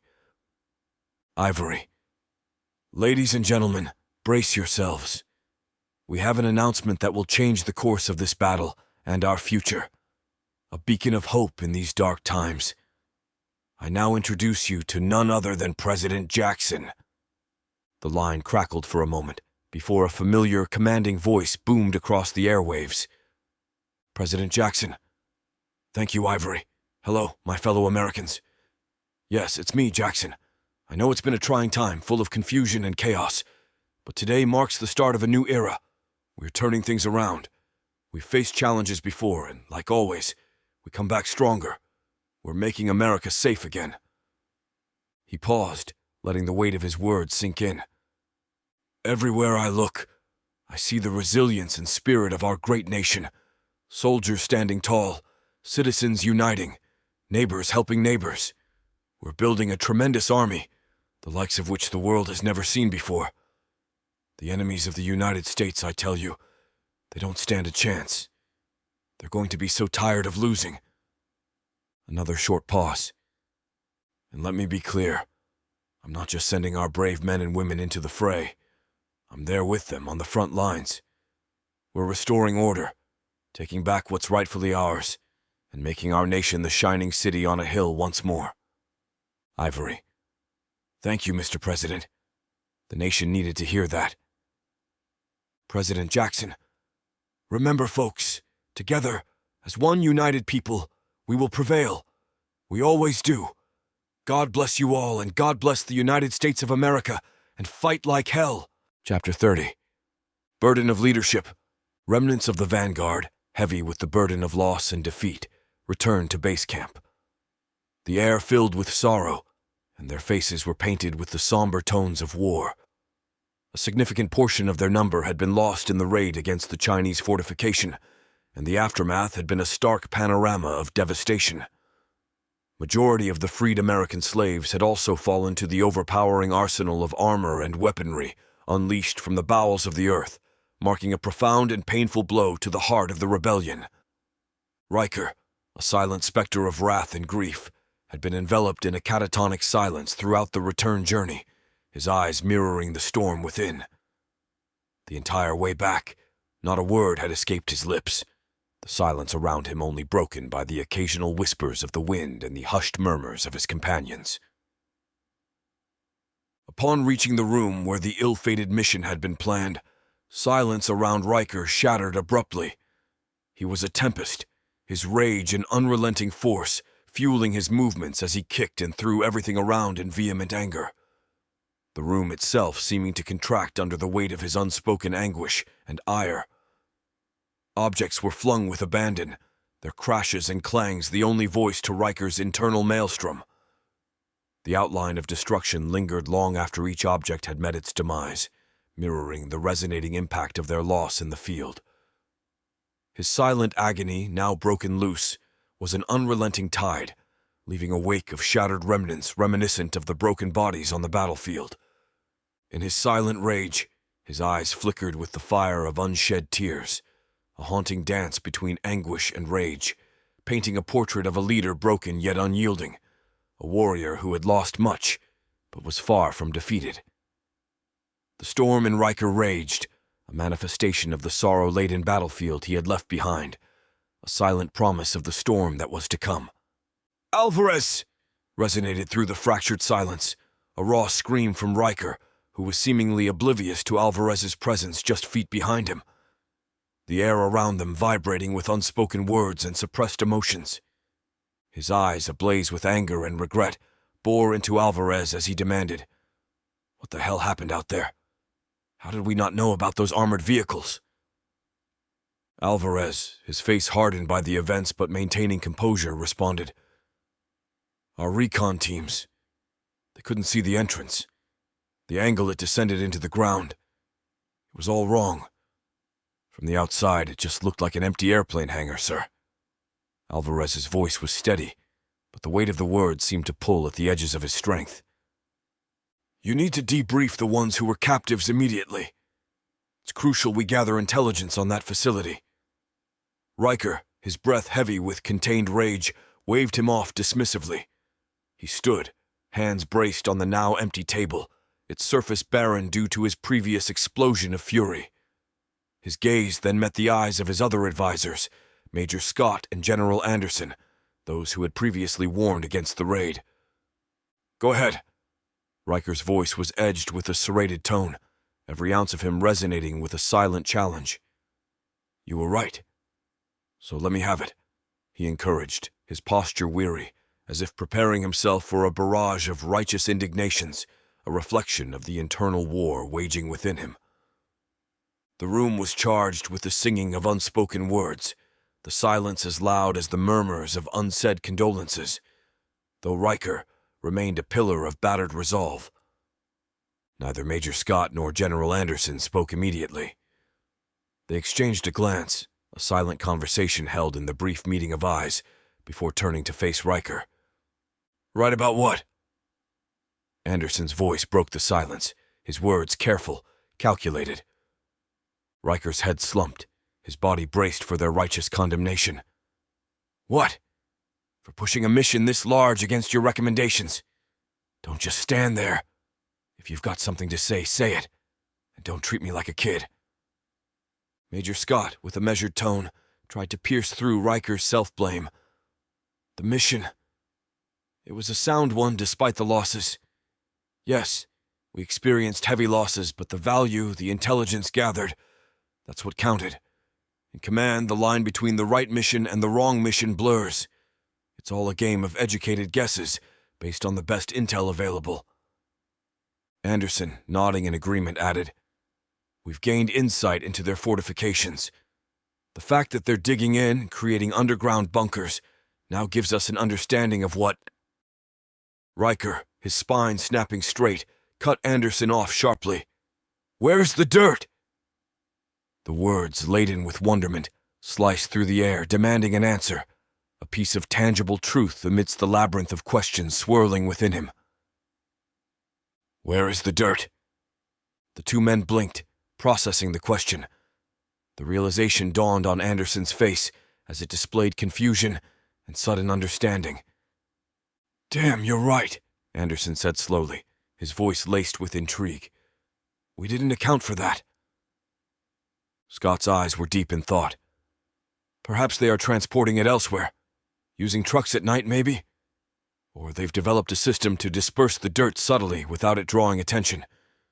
But I must admit, that's an angle we haven't yet considered." Riker's eyes sharpened and he pressed further. "We need to look into that. If they are moving the dirt, they would need a route, and that route might be a weak point, a vulnerability." Anderson nodded, rubbing his chin thoughtfully. The sheer amount of earth they'd need to move would require substantial logistics. Roads, vehicles, personnel. If we can pinpoint where they're taking it, we might have an opportunity. Scott looked up, catching Anderson's gaze. Not just an opportunity, he said with a slight smirk. A potential target. Sarah, the communications specialist, burst into the room, her eyes wide and voice almost cracking. "The President! You have to come now!" she urged, her words tumbling over each other in a rush. The three exchanged quick glances before following her rapid footsteps to the communications room, her display of hurry infecting the air around them. Her excitement was a contagious energy that had her almost bouncing on her toes as they neared the hub of crackling radios and humming equipment, and as they approached, a voice, unmistakable and known throughout the base, echoed through the room. It was Ivory Hecker, her tones sharp and clear, engaged in conversation with someone who was claiming to be the President. The words hung in the air, charging the atmosphere with a blend of shock, hope, and disbelief. Scott raised an eyebrow, Anderson's lips pressed into a thin line, and Riker's eyes widened ever so slightly as they each silently said the name Jackson and memory association with it. Over the communication system, Ivory's voice was steady, her journalistic professionalism evident. Every word that resounded in the room seemed to carve its mark on the hearts of Riker, Major Scott, and General Anderson. The voice, unmistakably powerful and assuring, it was the voice of a leader, the voice of President Jackson. "Thank you, Ivory. Hello, my fellow Americans." Jackson's voice reverberated, his every word etched with resolve and leadership, something that had been sorely missing. Riker's eyes were fixed on the speaker, his body rigid, muscles tense. 1,000 thoughts were racing in his mind, analyzing each word, each pause, pondering the implications of this revelation. The weariness in his eyes momentarily replaced by a flicker of hope, an ember of belief reignited. Scott's hands were clenched, his eyes flashing between Riker and Anderson, seeking validation, confirmation of the reality of this unexpected revelation. Could it really be him? The question was a whisper, a bare utterance laced with a shadow of hope. Anderson stood still, his countenance a mask of calculated contemplation, evaluating the implications, the possibilities of this announcement. The voice, the demeanor. It's him. But how? Each proclamation from Jackson was like a balm to wounded spirits. "We're building a tremendous army, the enemies of the United States. They don't stand a chance." The room was filled with intensity and restrained skepticism. Every utterance from Jackson, every response from Ivory was dissected, analyzed, and ingrained in their minds. When the conversation reached its end with Jackson's resonant, "God bless you all, and God bless the United States of America, and fight like hell," the room was filled with an almost electric charge, a revitalizing energy unseen for so long. Ivory's words, "Thank you, Mr. President. The nation needed to hear that," seemed to echo, resonating with the silent agreement of everyone present. Riker, still grappling with the whirlwind of emotions and thoughts, finally broke the silence. "Verify. We need to verify this. If it's really him—" His voice trailed off, the unspoken thoughts hanging in the air. Scott, a hint of renewed vigor in his eyes, responded, "If it's him, it changes everything. It's the beacon, the rallying point we needed." Anderson, his of caution and contemplation, concluded, "We proceed with caution, we verify, and we prepare. If Jackson is alive, if he is leading, we have a chance, a real chance to turn the tides." The room, now a conflux of renewed belief in their struggles, became a hub of activity, each person absorbed in their roles, each heart daring to hope, to believe in the light that appeared in their darkest hour. Chapter 31. Captive Desire. Sierra's gaze was fixated through the glass at Guan Yin, whose face bore an inhuman expression, seemingly sculpted from cold, indifferent stone. The murmur of Ekahard's limousine pulling to a halt nearby barely reached her consciousness. "How shall this play out?" Ekahard inquired, his tone suggesting a semblance of choice where Sierra perceived none. Sierra turned to face him, her expression resolute, her eyes pools of cold steel. Her mind raced, weighing his words. What could he possibly mean by giving her a choice? She was his captive, a prey marked by Guan Yin. What possible alternatives were there, she thought? Her silence hung heavy in the air, a silent battle of wills unfolding between captive and captor as the quiet tension seeped into the confines of the limousine, tainting the atmosphere with unspoken possibilities. Sierra's fingers tightened around the revolver's grip even more, as if drawing strength from the cold metal. "Guess I take the bitch down, and 5 more before they manage to cut me down." A rush of exhilaration flooded through Ekahard as her words resonated in the confined space, not stemming from fear, but a profound passion invoked by Sierra's unyielding spirit. He dared not reveal this admiration to her. Instead, he strived to maintain his composure, his voice steady, but the flame in his eyes betraying his fervor. "Well, that certainly is one option, albeit rather finite. The other would be allying yourself with us." He studied Sierra intently, scrutinizing her reactions. The air was saturated with a delicate dance of defiance and possibility, with each heartbeat echoing like a clandestine whisper. The subsequent silence was a battlefield of unspoken words and unresolved tensions, awaiting the inevitable clash of resolve and destiny. Sierra, taken aback by his proposition, instantly recoiled. "There's no way in hell I'd align myself with Nazis," she declared with resolute defiance. Before she could fuel her statement with more fervor, Ekahard raised his hand, halting her words. "You misunderstand. My father's era is on the verge of collapse, and with it, we can dispense with the ominous symbols of the bygone times. We can rise, reconstruct stronger and better from its remnants. We possess the resources, the infrastructure. Or, my dear, as you aptly put it, there's always option A. The choice is yours." Although option A was her brainchild, it offered no prospect of continued existence. She wasn't prepared to award Ekahard the satisfaction of acknowledging a victorious sway over her, nor was she inclined to embrace his offer. However, battling the deep magnetic allure that Ekahard radiated was becoming increasingly arduous. As she locked eyes with him, the profound blue depths seemingly a realm of concealed yearnings, she could sense the struggle within him, a whirling desire of unspoken words. Her instincts perceived the unbridled want lurking within, a captivating dance of temptation and repulsion. The air charged with electric tension, an intricate ballet of choices and consequences, pulling at the threads of her desires. With a sultry lean forward, Sierra intensified the charged atmosphere around them. Their eyes, worlds colliding in silent conversations, drew invisible lines in the air. Her hand, steadfast on her revolver, perceived a fleeting change in his azure gaze as the clicks of the door handle echoed in the tense silence. Her instincts were validated by a subtle squint in his eyes. Moving with a fluidity mirroring smoke weaving through the breeze, she slid out of the door as it surrendered to her force, her hand clasping her pistol with poised readiness. As she was about to straighten, her senses heightened in mid-draw.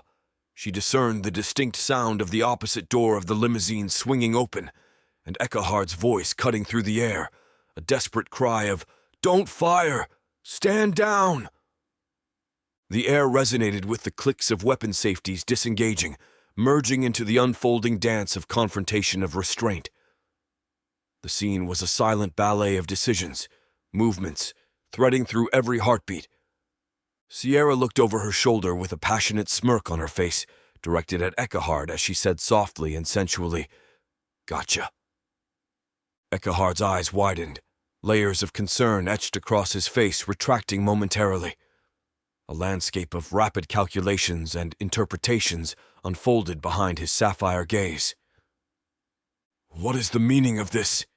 "Ekahard," Commander Guan Yin demanded vehemently, her voice a sharp blade slicing through their eardrums as the convoy aligned itself in seamless formation behind them.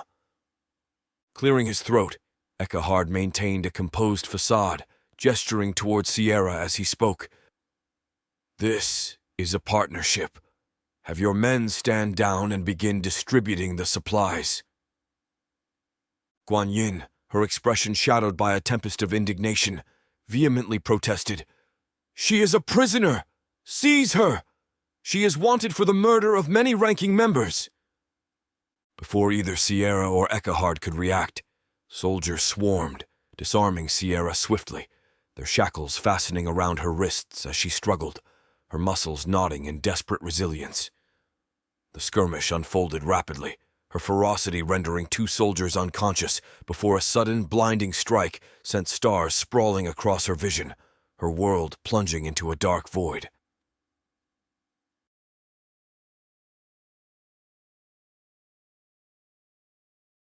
Sierra felt the tight constraints bite into her flesh as she moved, each step resonating with a sharp sting.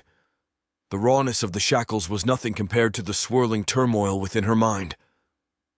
A week spent in the confining solitude of the tunnel was a relentless battle of wit and will, a constant struggle against the darkness of despair. Each step she took under the guard's watchful eye was a dance between submission and defiance, her every fiber vibrating with anger. The environment was a stark contrast to the oppressive darkness she was drawn from, the artificial light harshly illuminating the cold, sterile surroundings of the facility. She used her heightened senses to survey her surroundings, the walls whispering secrets, the distant hum of machinery singing a sinister song. Her mind became a sharpened blade, slicing through the fog of her captivity. The guard, a silent puppet in Guan Yin's theater, moved with mechanical precision, his demeanor a mask of impassivity. Her eyes, the gateway to her unbroken spirit, burned with a fire of resilience, silently challenging every figure lurking in the corners of the facility. Her body, though battered and shackled, moved with a grace that whispered of her untamed strength.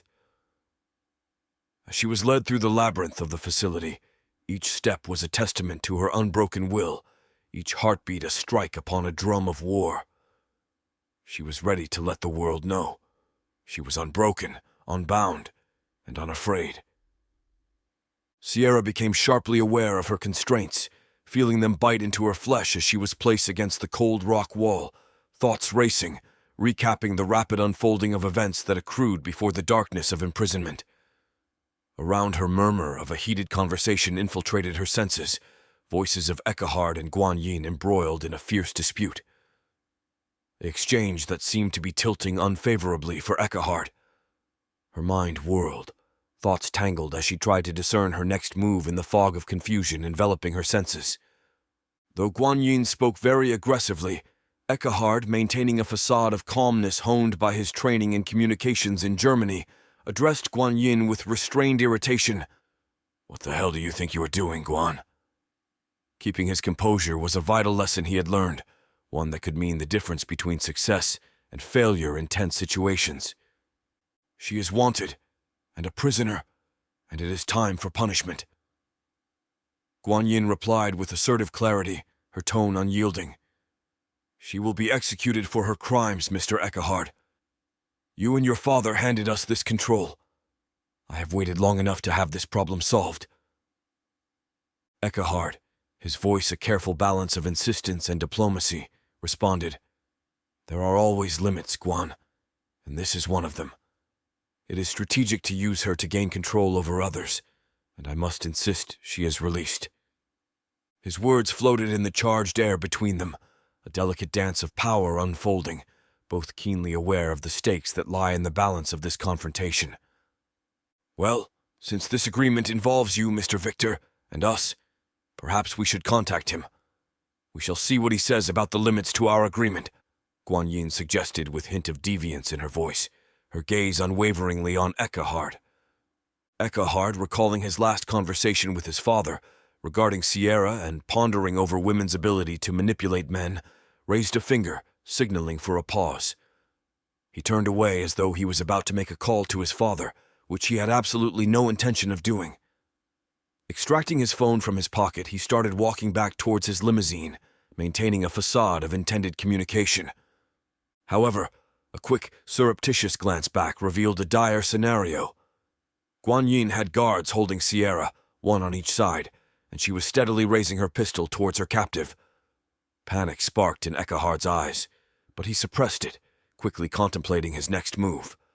The tense of the looming threat, silent calculations, and strained alliances, each second dripping like a droplet of time, threatening to plunge them all into irreversible chaos.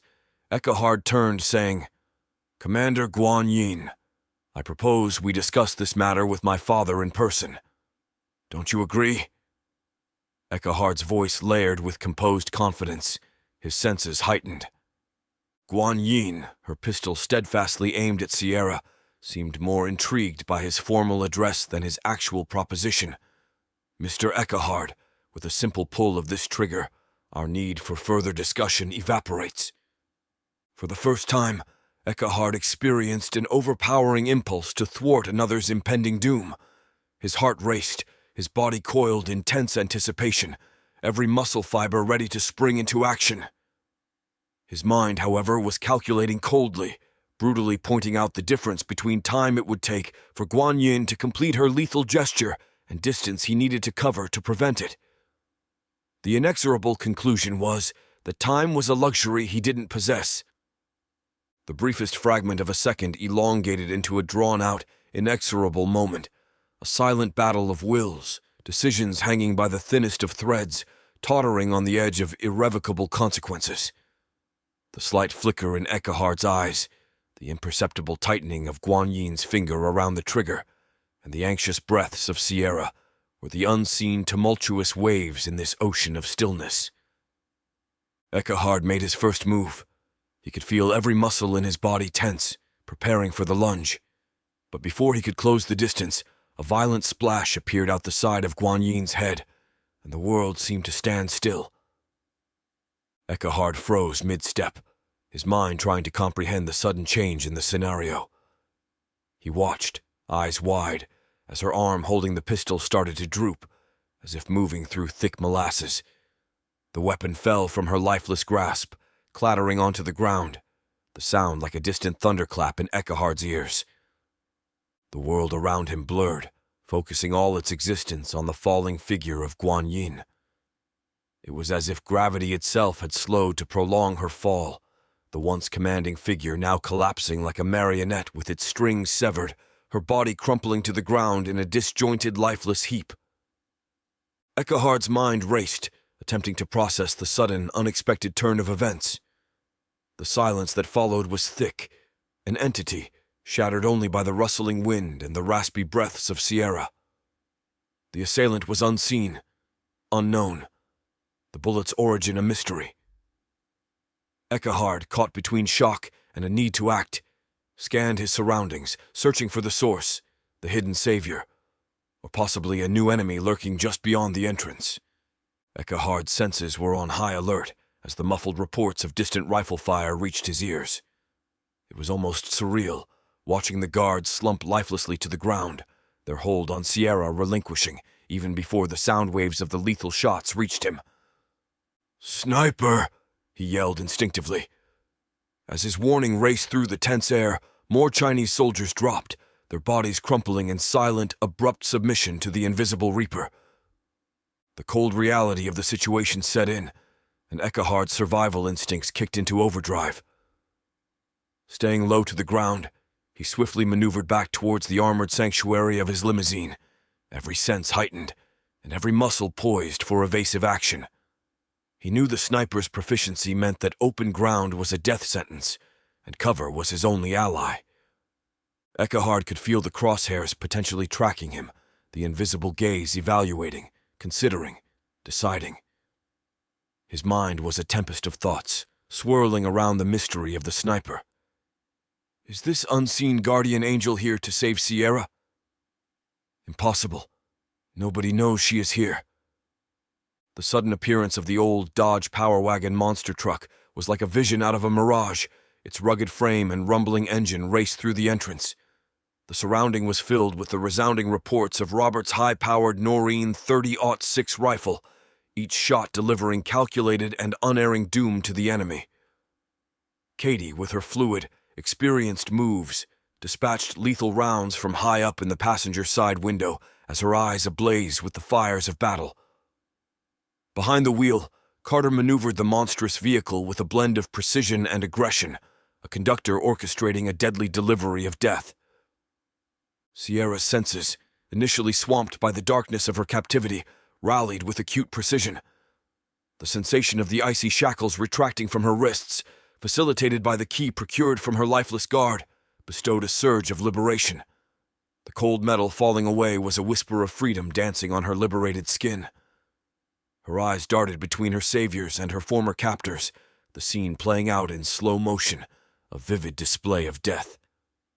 Sierra's steps were quick as she approached the lifeless form of Guan Yin, her senses sharp and alert. Retrieving her weapons from the cold grip of her adversary felt like reclaiming her very soul. The familiar weight of her revolver and Glock was reassuring, grounding her in a reality that was ever-changing. Her eyes scanned the ongoing battle, adrenaline pumping in her veins, giving her clarity and focus. The familiar faces, Robert, Katie, and Carter, each in their elements, seemed like the embodiments of salvation. Her questions on how they're coming together were numerous, but the sudden convergence of paths in this merciless world seemed like fate's cryptic design. And as Sierra gripped her weapons, feeling the comforting coldness of the metal against her skin, she knew that this unplanned reunion had tremendous timing. Eckhardt's heart raced as he witnessed the monster truck's rampage playing out before him. The area buzzed with relentless gunfire, a mash pit of violence. His thoughts were a whirlwind, trying to comprehend the sudden turn of events and the appearance of this formidable, unexpected rescue. As the large truck turned back, heading towards the limousine, Eckhardt's remained steadfast and calm.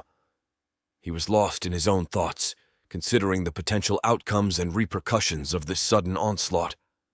Then, a soft tapping sound cut through his reverie.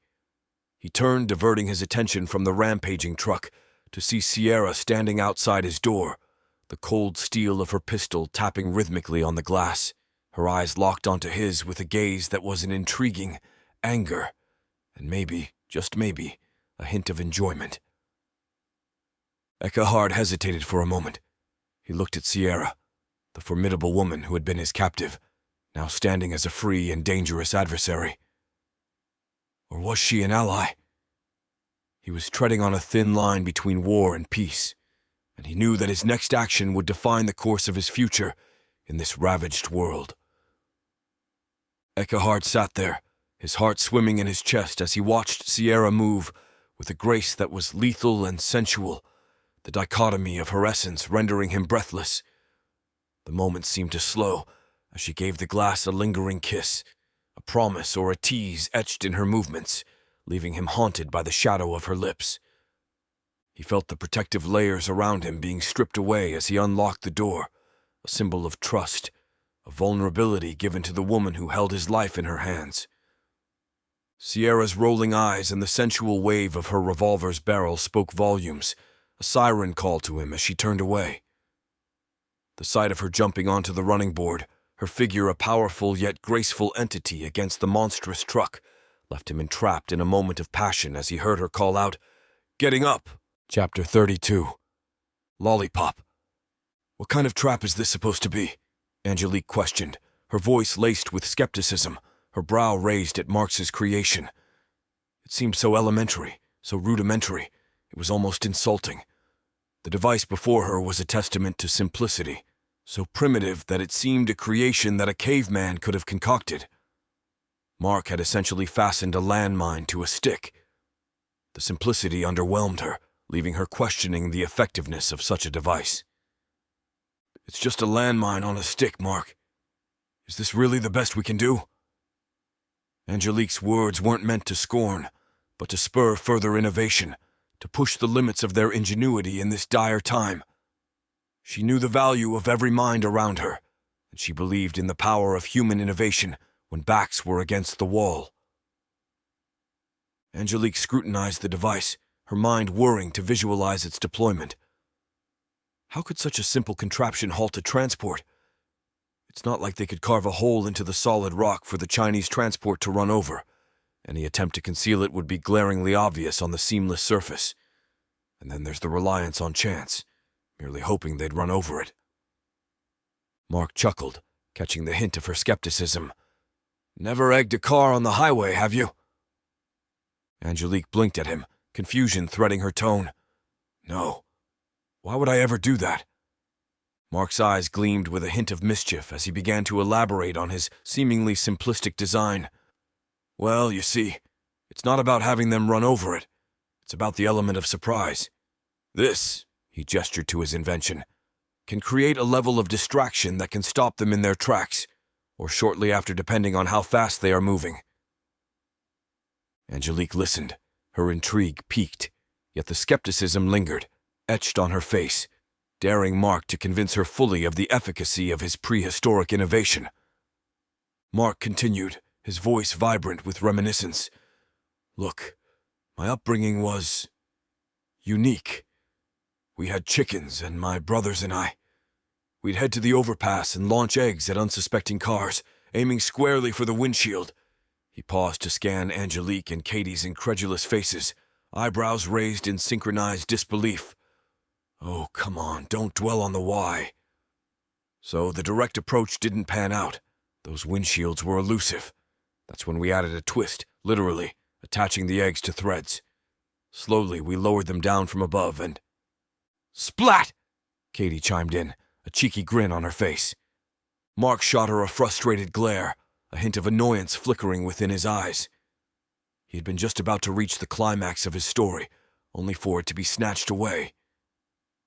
Exactly, he conceded, rolling his eyes but with the corners of his lips twitching, struggling to suppress an emerging grin. Angelique stared at the object in her hand, the makeshift landmine resembling a lethal lollipop. And how exactly is a driver not going to notice this? That's the beauty of it. The string is actually an electronic switch this time. Mark's fingers danced nimbly over a small, inconspicuous box in his hand before pressing a button with decisive flair. Without warning, one of Mark's sinister creations plummeted from the ceiling, forcing Angelique and Katie to recoil in surprise. The ominous device dangled there, a silent herald of potential mayhem.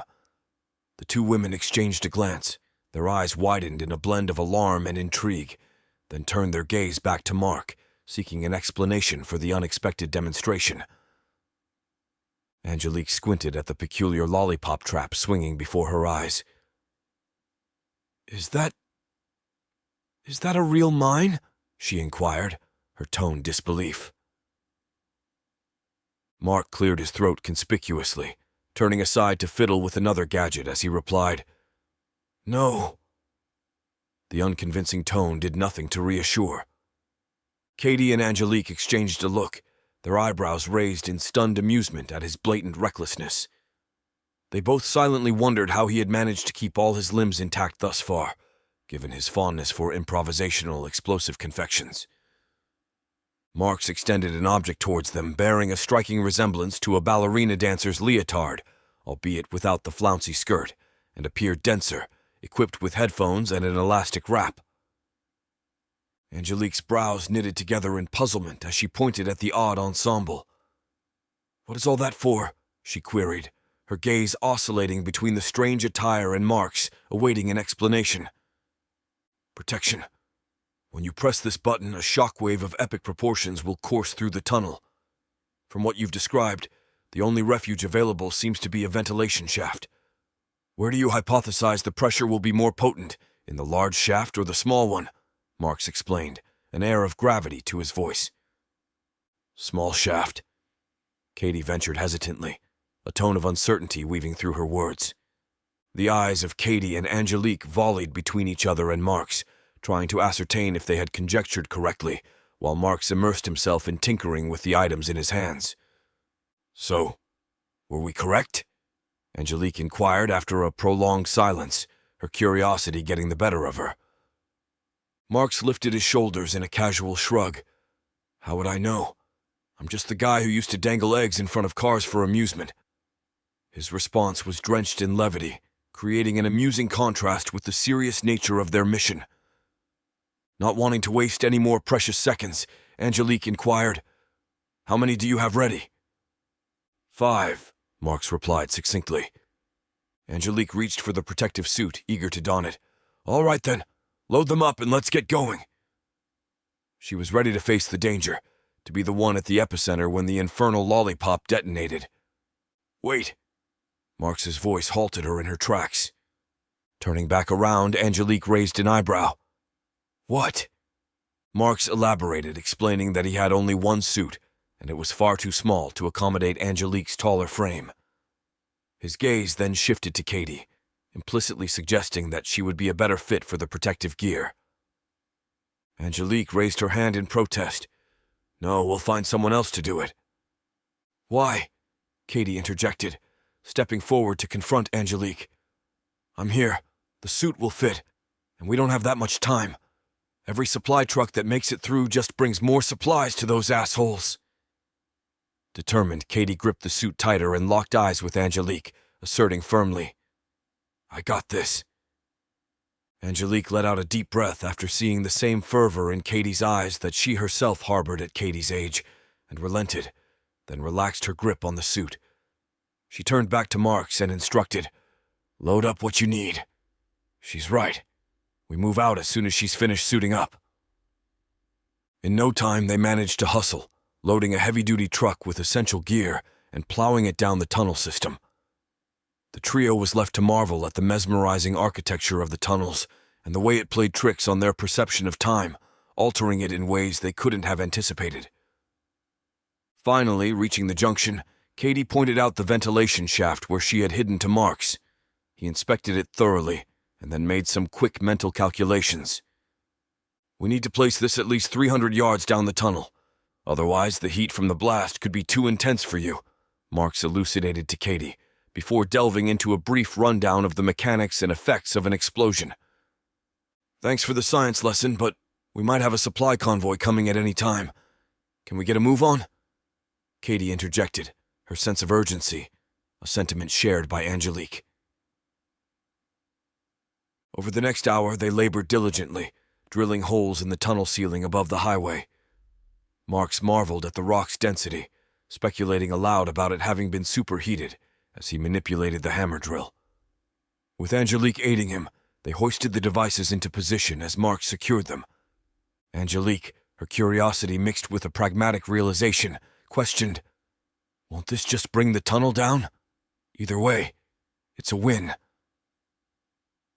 Marks, pausing momentarily, looked at the seemingly precarious structure surrounding them. The sound of the drill still echoed in the confined space, a reminder of the delicate balance they tread between victory and cataclysm. Marks, with a tone of uncertain assurance, stated, It's not likely considering the tunnel's construction method. He seemed reflective, acknowledging silently that he didn't actually know how it was constructed. Also, he added, the explosion isn't directed into the rock, but rather into the vehicles themselves. The gases from the explosion will dissipate down the tunnels. He informed them tersely. Okay, arming the mines now. With all 5 devices placed side by side, Mark stepped back, scanning the ceiling with his flashlight. The 5 diabolical lollipops clung there, suspended, waiting patiently for their chance to descend and unleash their chaotic flavor of destruction. The air was dense with anticipation and unspoken apprehensions, and the silence was nearly unimaginable, broken only by the occasional echo of distant sounds through the intricate tunnel network. One last thing! Marks's voice echoed as he seized something from the truck and sprinted down the tunnel.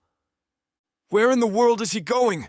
Angelique queried, her flashlight beam slicing through the dark to follow his diminishing figure. They watched him, a silhouette against the dim light, engrossed in some task for a few minutes before he retraced his steps. As he returned, their flashlights illuminated what appeared to be a red reflector from the spot he had just left. What's that for? Katie inquired, her brow furrowing in the dim light. That's your cue to push the button, Marks explained briskly. All the other reflectors are yellow. When you see the red one light up, press the button. The lollipops will drop and... kaboom! Katie's eyes glinted with a sense of thrill. Awesome, she replied, her her tone laden with excitement, the reality of the ensuing explosion casting shadows in her mind. Ensuring every component was in place, the team prepared for the next phase of their mission. The tension in the tunnel seemed to tighten around them as they took their respective positions. Angelique had initially wanted to be at the center of the action, but the size of the protective suit prevented her from taking on that role. Instead, she found herself assisting Katie. With careful hands, she helped Katie secure the hearing protection, ensuring the elastic bandage was wrapped snugly around her head, holding the protectors in place. Their eyes met, a silent exchange of trust passing between them. Taking a deep breath, Katie turned and began her climb into the airshaft, each movement calculated. Angelique watched with concern, her fingers crossed for the success of their daring plan. Angelique and Marks repositioned the truck back into the sheltering darkness of the Jefferson City tunnel, a tense silence wrapping around them as they settled into a vigil. Time, already an elusive entity within the tunnels, stretched on, the void unperturbed by any movement. Inside her protective cocoon, Katie could feel a humid discomfort encroaching, her own body heat beginning to prickle against her skin in an uncomfortable contrast to the tunnel's chill. It felt like being trapped within a feverish bubble, her skin dampening from the accumulating moisture.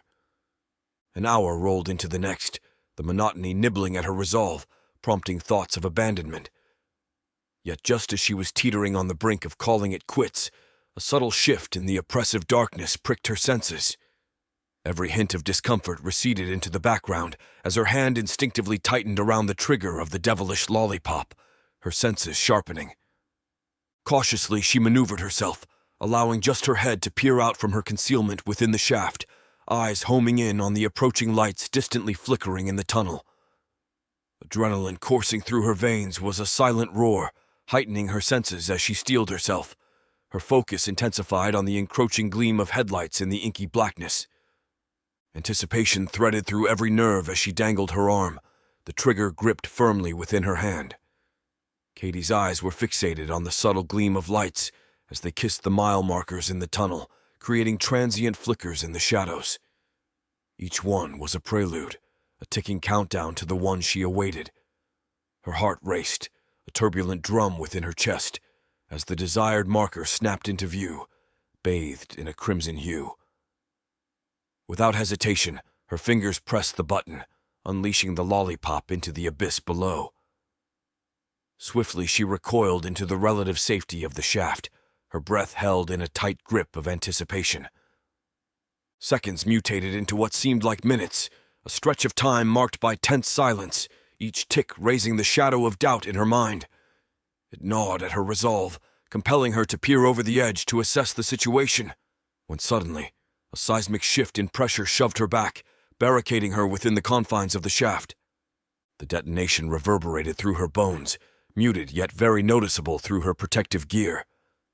A seemingly endless cascade of scorching gases invaded her space, prompting frantic movements to shield any trace of exposed skin, her mind reeling in the wake of the fiery tempest unleashed below. Once the massive shockwave had dispersed, a veil of anxious silence cloaked Angelique and Marks, hidden within the truck just around the bend of the junction. Visions of Katie's safety besieged their minds, infusing the air with a tangible tension. Without a word exchanged, the truck roared to life, propelled by the unanimous urgency filling their hearts, and sped towards the junction, halting just beneath the vent where Katie had orchestrated the explosive symphony. Their gazes, filled with concern, raced skywards, scouring the shaft for any sign of her among the lingering echoes of devastation and darkness, waiting for the reassurance that she had withstood the storm unscathed. No sooner had they halted when a resonant thud reverberated through the truck's frame, causing both Angelique and Marks to startle. Holy hell! Talk about bringing it down! Did you see that? Katie's voice, laced with exhilaration, pierced the thick silence, her figure emerging amidst steam and the haunting glow of a burning truck behind her. Angelique, her heart racing, swiftly leapt from the truck, her eyes scanning Katie. "Are you okay?" "Never better!" Katie exclaimed, her tone bursting with adrenaline. From the driver's seat, Marks, his voice steeped with caution. "We need to leave now. The air is about to turn noxious." They exchanged quick glances before boarding the truck, feeling the adrenaline still coursing through their veins as they sped away from the smoldering chaos, leaving the toxic ambience and the consuming fire in their wake. Chapter 33. Advantage. After trudging through miles of roadless terrain, Adams and Natasha, with their senses heightened and muscles fatigued, stumbled upon an old tractor, its frame nested within the concealing shadows of a metal barn. It sat there, like an antiquated beast, awaiting its revival, a full tank of fuel still harbored within its metallic bowels. With seasoned hands and a dance of mechanical wisdom, Adams breathed life into the dormant machinery. Its awakening clatter resonated within the confined space, announcing the resumption of their journey. Natasha watched, her eyes following the rhythmic movements of Adam's hands as the tractor trundled down the forgotten pathways of the land. Their journey was marked by the continuous droning of the tractor, carving its way through the desolate landscapes of forgotten grain fields, until a peculiar silhouette etched itself against the backdrop of the decaying world, a 1949 Harley-Davidson Panhead. It stood there, a silent commemoration to the free spirit of the old world, its metallic form intertwined with the remnants of its long-deceased rider, slumped in eternal repose over the tank and handlebars. With solemn respect and silent goodbyes to the unnamed rider, they abandoned the tractor, embracing the newfound speed and efficiency of their two-wheeled companion. The journey became a piece of music of roaring engines and whirling winds as they neared the Missouri River, the skeletal structure of Jefferson City looming on the other side, a silent guardian of forgotten tales and unfulfilled destinies. The sun cast its fleeting rays over the ripples of the river, painting the ruins in hues of nostalgia and untold stories. The Harley-Davidson carried them, a symbol of resiliency through decay, its engine's growl resonating throughout the structure of the empty Missouri River Bridge. Adams and Natasha felt eternally intertwined with the soul of the Panhead as Natasha gripped her arms around his waist. She felt that had it not been for the fall of civilization that lay around, this would have been a very pleasant experience as her gaze lingered on the silent cityscape ahead. Her mind wandered as they pressed forward, the relentless rumbling growl of the Harley harmonizing with the whispers of the river, carrying them through the lingering echoes of a world in decline. The serenity that had cloaked Natasha shattered instantly, her senses jolting to high alert. The clasp of her hand around Adams's waist loosened in a flash, her other hand swiftly unsheathing the pistol nestled at her side, its metallic coolness a stark contrast to the pulsating warmth of her palm. "Get ready." Adams's voice alerted, a familiar cadence of warning that had punctuated their journey thus far. It was a phrase etched within the miles of their travels, a herald of impending confrontation with those lurking on the forsaken roads, bandits, remnants of chaos in a shattered world, ever eager to pry away possessions of others, particularly their means of transport. The engine roared beneath them, the echoes of Adam's words still lingering in the air, combining with relentless rumbling of the Panhead. Eyes sharp and bodies tense, they surged forward, their spirits intertwined with the rhythmic beats. A structure materialized before them seemingly to emerge from shadows, an entity significantly different from the crude barricades they had encountered before.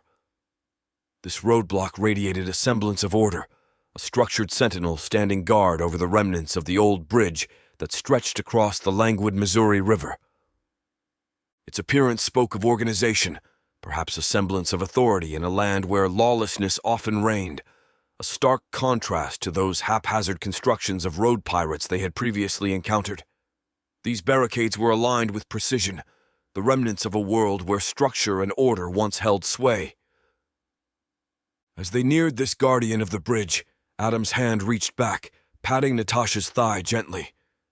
It was one of many silent signals they had mastered over time, a wordless conversation through fingertips. Be alert, but let the tension weave out of your muscles. Both sides evaluated the other as they approached the inhabitants of the roadblock. The words, UCM checkpoint, were scrawled on a sign, a beacon among uncertainty. Relief, like a subtle melody, swirled within Adams as he ceased the bike's rumble, cutting through the strained silence with his proclamation. "I am CIA agent Adam Rayner," he declared, the words tangling in a dance of discomfort and unfamiliarity within him. A life spent draped in shadows and secrets made the openness feel like a stray note in a symphonic piece, a dissonance that twitched in his brain every time he revealed his true identity to the scattered remnants of the world. "I need to speak with whoever is in charge here." A fleeting dance of glances passed between the UCM soldiers, and a chorus of smirks played on their lips, the revelation drawing an amalgam of amusement and disbelief. "That's a new one soldier with his smirk of skepticism quipped, sharing a look with his companion. "Haven't had anyone try that line." It was a ballet of incredulity, a dance of disbelief, intermingling under the scrutinizing gazes, the words CIA agent hovering like an untold melody. Adams, seethed with frustration, felt the chords of retort strike within him, but before he could release his wrath, Natasha dismounted the Harley, her voice the melody of command. "I am with the Russian FSB," she asserted, her tone harmonizing with the unspoken chords of the battle-hardened journey. "We have traveled halfway around the world, fighting in Korea and along the Pacific Rim, to bring vital information. Do you doubt this? We are comrades in this war. Do as we requested and take us to your commander. Please." Her words, like a haunting serenade, enveloped the senses of the guards. Caught in the siren song of Natasha's presence, the head guard lifted his radio and called HQ, the wireless waves carrying the sonata of their plea. A few minutes later, they were provided with an escort. "What the hell just happened?" Adams voiced his words, a staccato beat of disbelief and inquiry. "The natural power of a woman over her prey," Natasha responded, her voice dripping with satisfaction. Adams could only grin, feeling the harmonious touch of her arms wrapping around him, their beings synchronizing in readiness for the ensuing ride. The scene within the UCM HQ buzzed with a structured intensity, a stark contrast to the chaotic turmoil outside its control. Adams felt a wave of strange comfort washing over him, a feeling he hadn't experienced in quite some time. This semblance of order and structure reminded him of the days before the world had plunged into chaos. The duo was led to Colonel Cecil Chapman, a stern-looking man with eyes that had witnessed countless battles. He was the interim leader, with Angelique being away on a mission. They relayed their experiences and findings, unveiling the dire state of the world to Colonel Chapman. Their tales were rich with the horrors and battles they had witnessed, especially in Korea. They painted a grim picture of a world hanging by a thread, teetering on the brink of collapse. Unbeknownst to them, their words reverberated through the battle room, catching the attention of Ivory, who happened to enter just in time to grasp the crux of their briefing. Her eyes narrowed, absorbing every word, every detail of the situation outlined by Adams and Natasha. The revelation about the compromised equipment due to hidden programs implanted within chips by China was particularly alarming. The battle room was silent, save for the unsettling words of Adams and Natasha. This clandestine infiltration was an unanticipated blow, shaking the foundations of their strategic capabilities. The atmosphere grew tense as the ramifications of this disclosure seeped into the minds of all present. The room was filled with a mix of anger, realization, and a burgeoning resolve to combat this unseen enemy lurking within their ranks. Colonel Chapman's eyes, steely and determined, flicked between Adams, Natasha, and Ivory, contemplating the next course of action. The world was on fire, and they were in the eye of the storm, trying to douse the flames before it consumed them all. Natasha's voice carried through the charged atmosphere of the battle room, a harbinger of the terrible truths they have uncovered. She describes the specialized device they carry, capable of containing the insidious program and allowing them to operate the infected machinery. The room's atmosphere thickened as Adams added the tragic fate of the United States Navy to the grim narrative.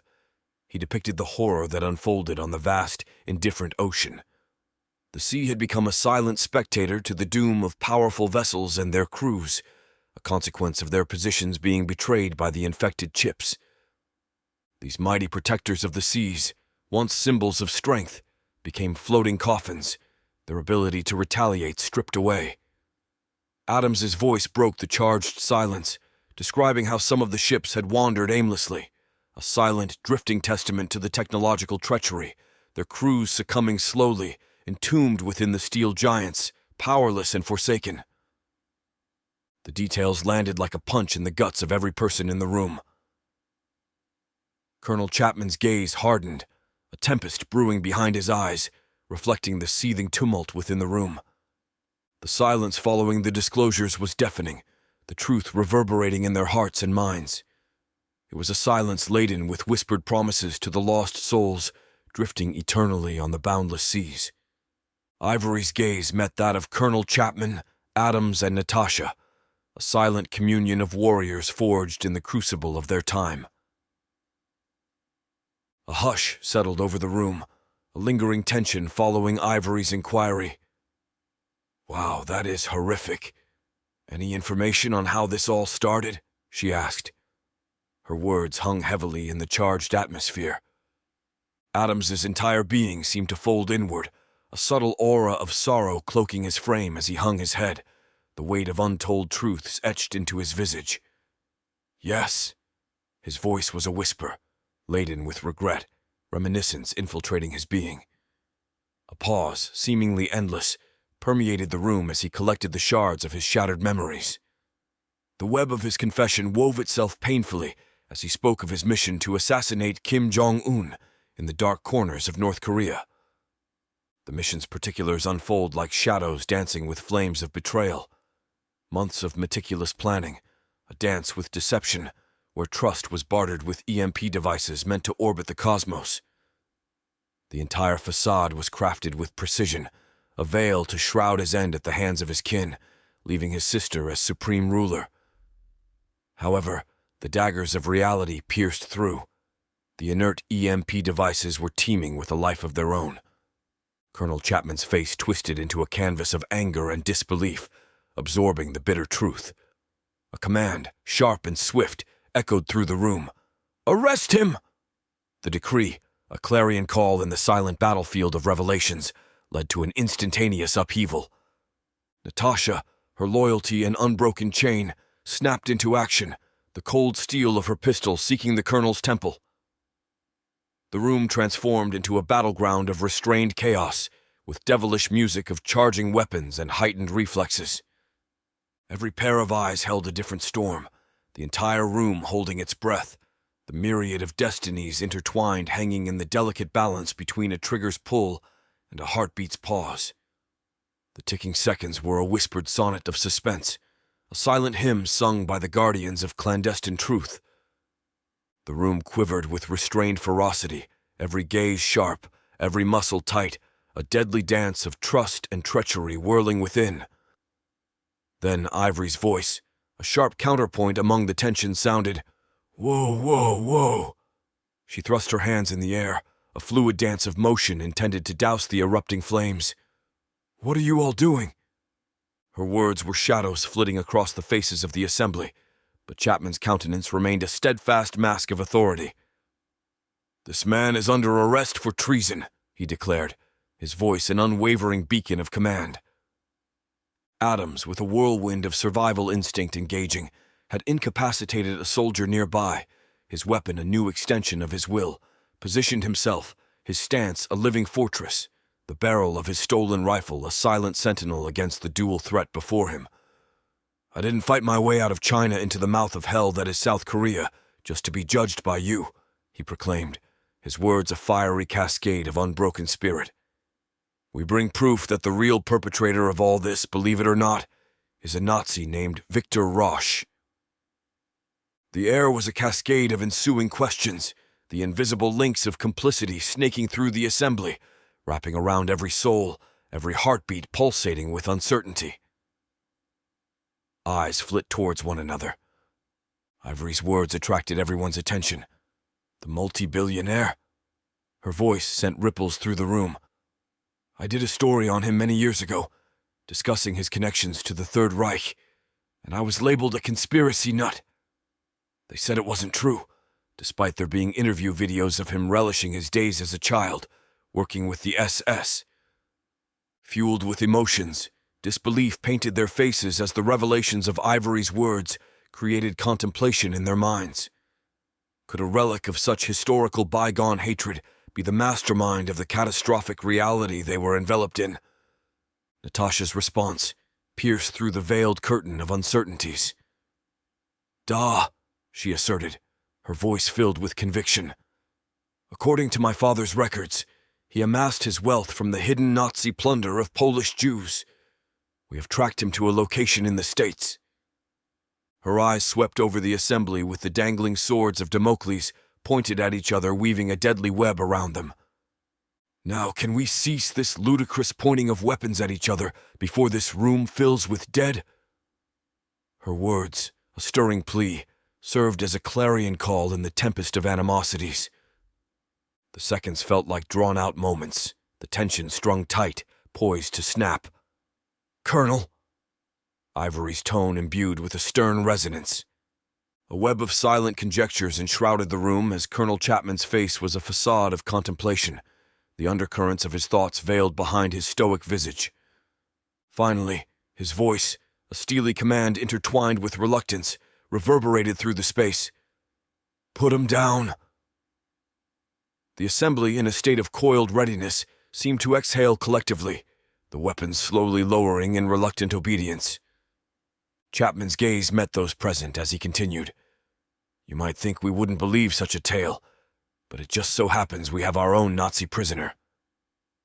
The shadows of the past intertwining with the complexities of the present, unmasking the interconnected fabric of their destinies.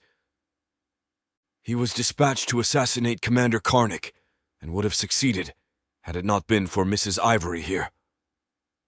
His gaze flickered towards Ivory Hecker, acknowledgement of respect woven into his expression.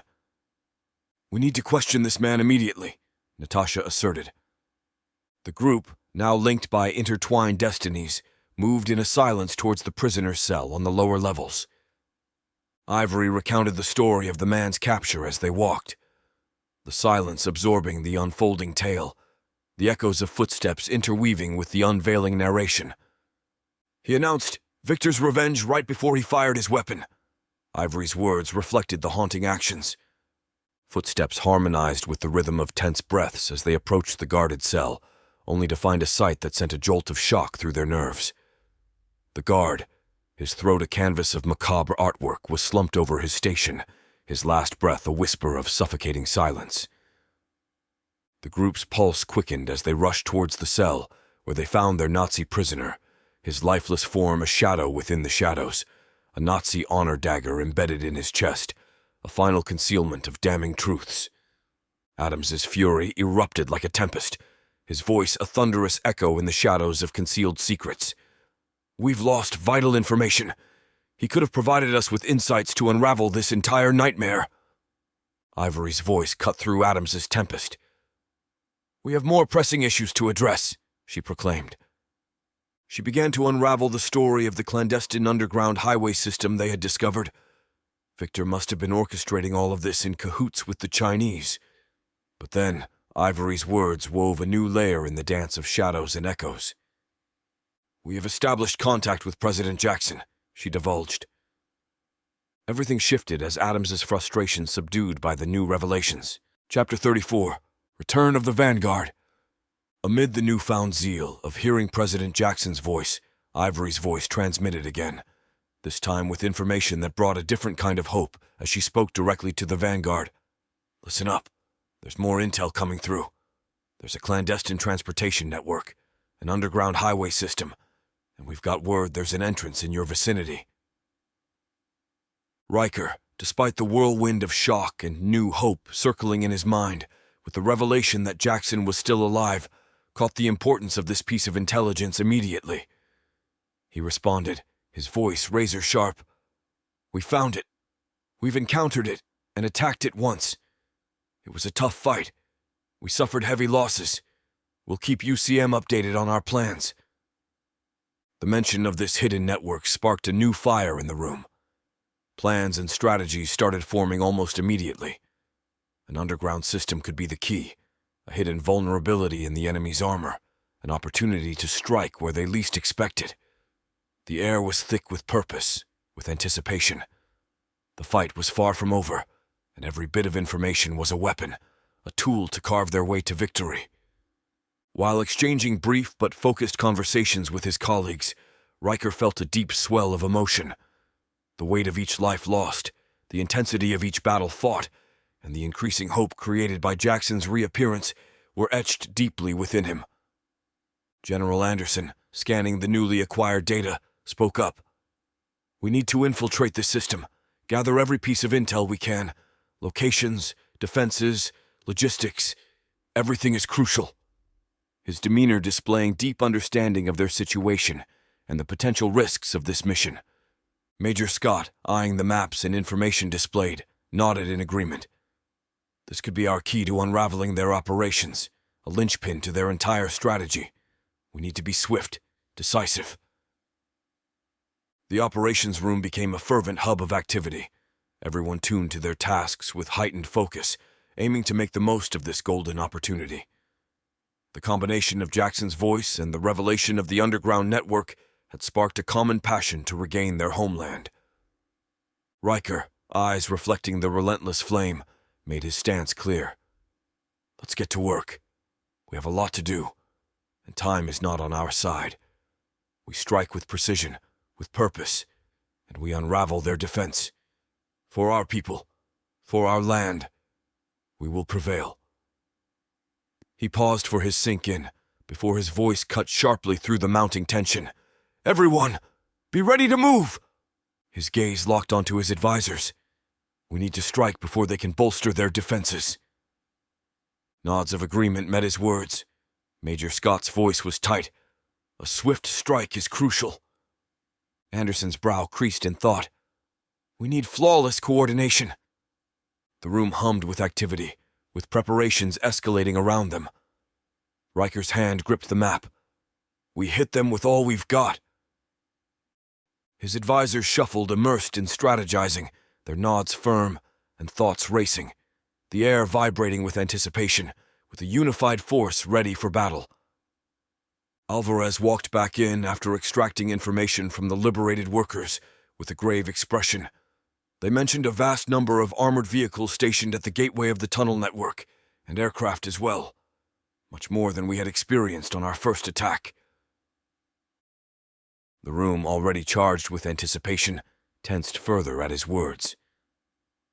Riker's voice, steady yet edged with concern, responded, "That aligns with our observations. We need to act swiftly and decisively." Major Scott interjected, his voice analytical. "Our offensive needs to be thoroughly planned. The presence of such formidable assets implies heavy fortifications." Alvarez continued, "They also reported high security, constant patrols. It's a fortress within." General Anderson's mind raced. "We need to penetrate their defenses and immobilize those assets before they are deployed against us. Every moment we delay gives them more time to fortify."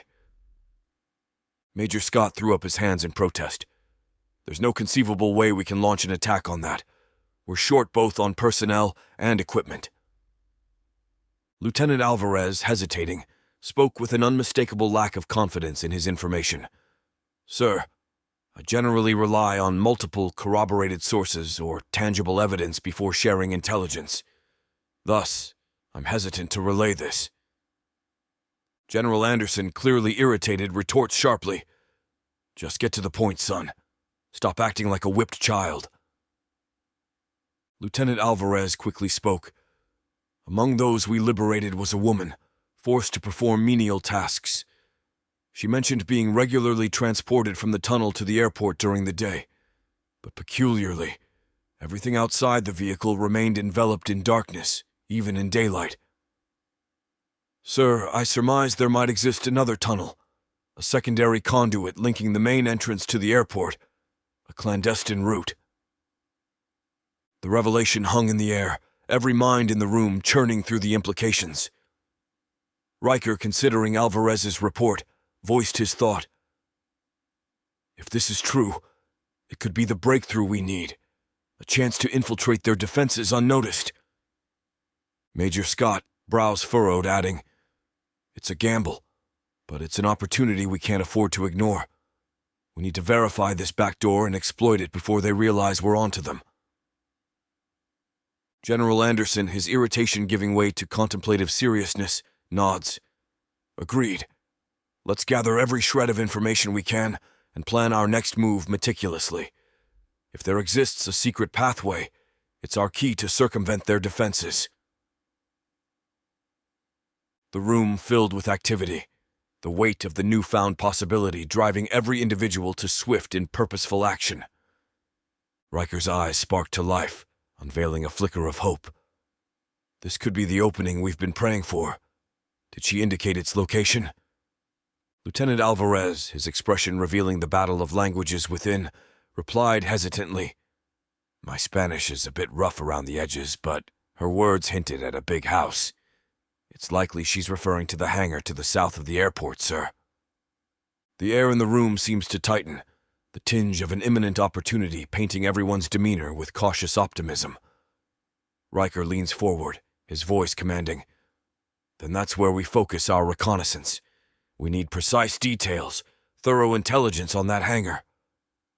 Major Scott quickly added, "If this is their concealed route, it could be less fortified, a weaker link in their chain of defenses. We have to move swiftly." General Anderson, his gaze intense, concurred. "We need to exploit this. It could be our passage to crippling their operations from within. Every second counts. We can't afford any oversights." As they planned well into the night and the following day, till it was go time. Cloaked by the veil of night, Riker and his select team of 8, each armed with firearms and laden with explosives, venture forth into the unknown, eyes keen and movements fluid. General Anderson and Major Scott lay in wait with explicit instructions to prepare for their signal, a fiery sign that would mark the unveiling of the secret tunnel and the inception of their assault. The moon acted as a silent companion in their nocturnal quest as they traversed the dim landscape, probing the secrets of the seemingly nondescript hangar. Time crawled as they explored, and the elusive gateway remained concealed, hidden within. It's the dying whispers of the night, a time when the world is caught between darkness and the first sigh of dawn, that the ground itself seems to breathe. A section of the cold, hard floor yawned open, revealing a mechanical beast emerging from its lair. The moment is fleeting, a narrow window between opportunity and vanishing secrets, and Riker, with a flick of his hand, signaled his team to plunge into the unknown, just as the metallic jaws begin to close. The hidden pathway, a maze filled with passing enemies, a realm shrouded in the unknown. Each kept silent breaths and muffled footsteps, attempting to avoid the transient inhabitants of this underground world, their path leading them through a sprawling nexus of interconnected tunnels and chambers, an architectural marvel carved unnoticed beneath the world above. The staggering sight was a testament to clandestine engineering, leaving them with bated breaths and racing thoughts. The secret city throbs with life, the pulse of machines and the hum of distant conversations, painting a living picture of the enemy's lair. They morph into darkness, slipping through unseen crevices, their hands planting seeds of destruction on dormant beasts of metal and wings of steel. The day is a dance with danger and swift movements, marking every potential target with the kiss of impending doom. The day bled into night, a cloak of darkness enveloping the rumble of activity just within the underground system. Riker and his team withdrew to a room deep within the system for safety, hearts pounding and breaths synced with the ticking of their concealed explosives. Riker's eyes fixated on the shifting hands of his watch, a relentless countdown echoing in his mind. The sliver of an opening in the door played host to fragments of the world outside, revealing a pilot inspecting a plane, his proximity to their concealed destructive gift causing Riker's pulse to quicken. 14 minutes to go. "It won't matter," Henry retorted, eyes still on the unfolding scene. They won't have the time to find and disarm them all.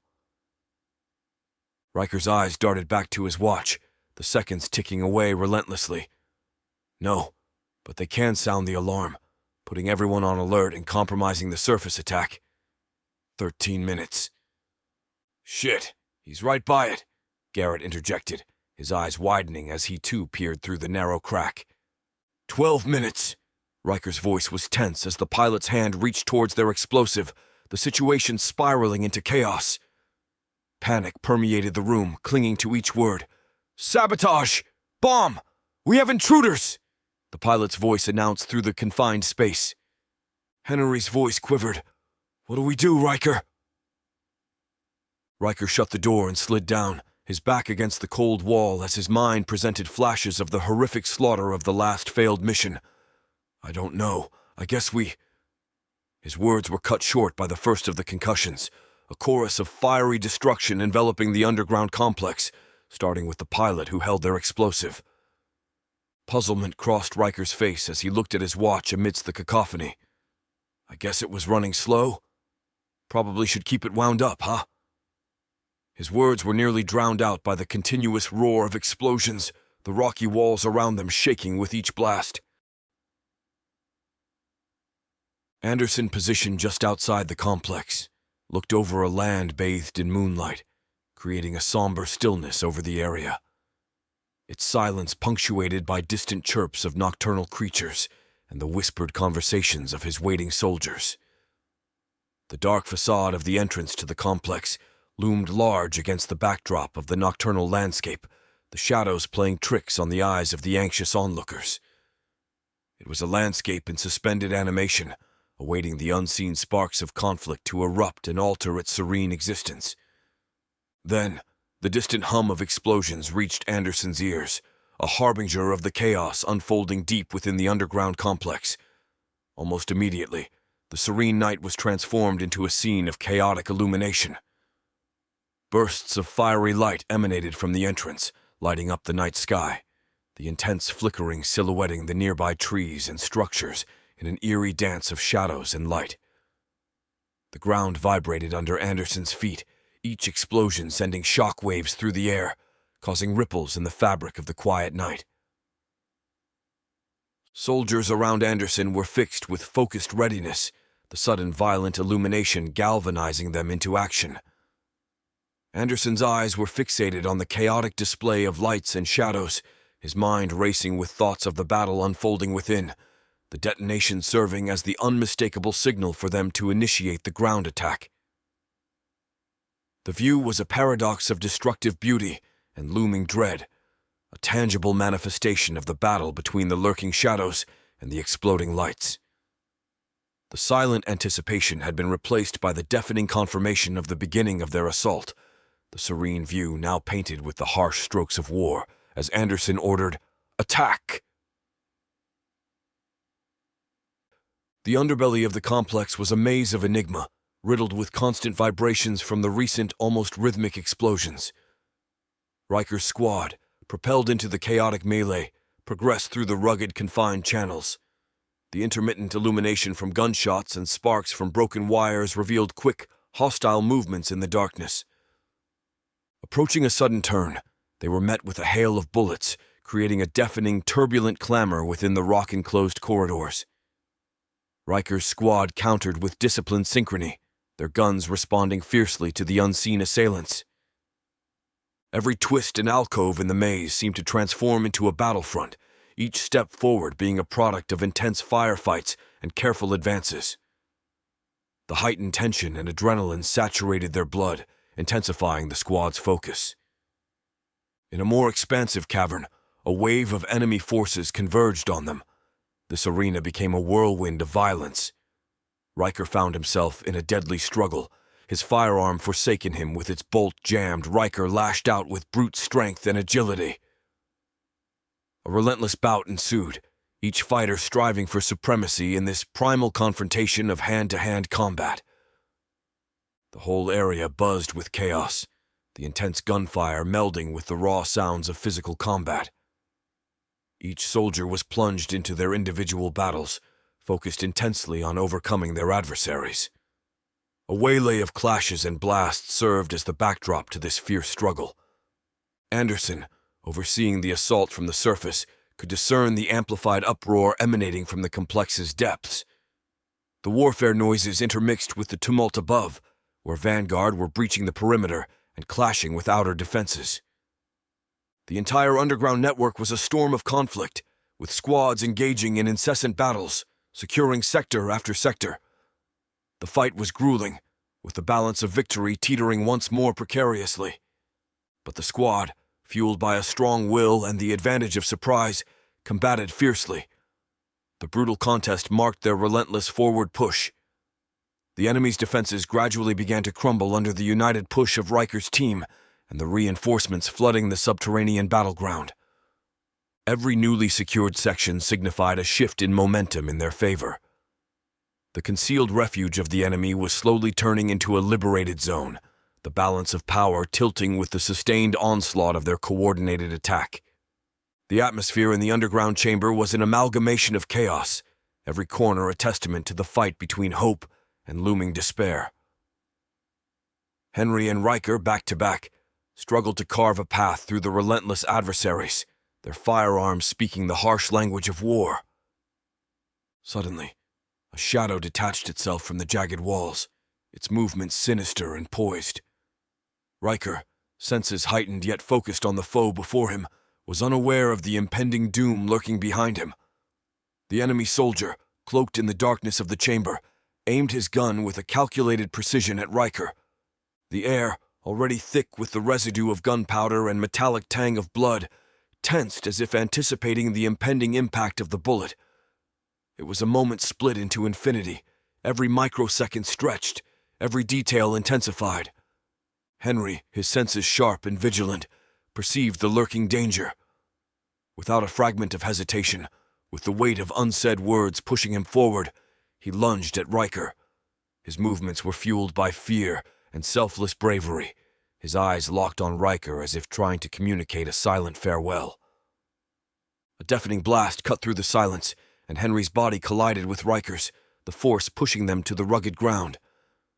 Riker, initially dazed, felt the warm and undeniable spread of blood beneath him.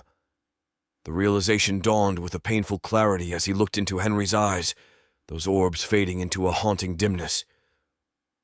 "Thank you," were the whispered words, barely a breath leaving Henry's lips, as his hand, losing strength, clutched at Riker. Riker, his heart a torrent of anguish and rage, held his friend, watching the life seep out of him, every second a stark reminder of the sacrifice made. His hand, stained with the blood of his best friend, tightened around his weapon, the fury and sorrow intermingling into a fierce resolve. The chamber, once a stage for a dance of death and survival, turned into a personal battleground.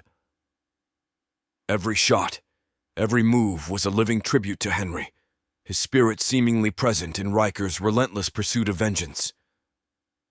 His face, a mask of unrelenting fortitude, mirrored the agonizing pain in his soul, the echo of a final whisper propelling him forward, turning the tide of the battle, a silent anthem of sacrifice ringing through these cold depths.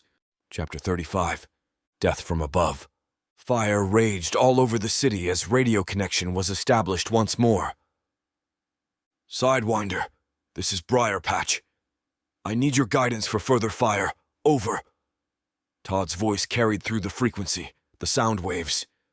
Karnak, his every nerve pulled tight, his mind overflowing with strategy and anticipation, responded, "Briar Patch, this is Sidewinder. Transmit the coordinates. Over."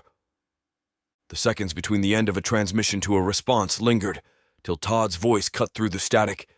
"Sidewinder, coordinates 3864390589. Over." Karnak's pencil raced with a controlled urgency, the numbers etched rapidly. A swift nod sent the runner, his every step a dance with fate, toward the mortar platoon with the newly acquired coordinates. As the mortar crew aligned their weapons with the new coordinates, the platoon leader's hand sliced the air. "Fire!" Mortars pierced the heavens with a deafening roar, the horizon absorbing the explosive canisters of retaliation. Karnak's gaze remained locked on the unfolding ballet, even after they couldn't be traced. "Adjust fire, drop 200! Todd's voice called back from the midst of a devastated city. Karnik's command sent another runner sprinting, the new adjustment. The ensuing moments were a ballet of precision, the mortar crew aligning the weapon with the adjustments followed by commands of, "Fire!" Then the long wait as they sought confirmation. "Target neutralized, Sidewinder." Todd's voice, a dance of relief and lingering tension, resonated through the frequency. Karnik's response was that of acknowledgement and silent salute. "Understood, Briarpatch. Sidewinder out." His grip on the radio tightened momentarily, the air absorbing the unspoken hymn of triumph and vigilance, his eyes sweeping the horizon as he initiated another radio communication. "Sidewinder to Briarpatch and Briarpatch Alpha. Do you copy, over?" The pregnant silence stretched thin before Todd's voice cut through the radio waves. "This is Briarpatch. Lima Charlie. Sidewinder. Over." Kate's voice followed, steady yet laden with an underlying tension. "Briarpatch Alpha here.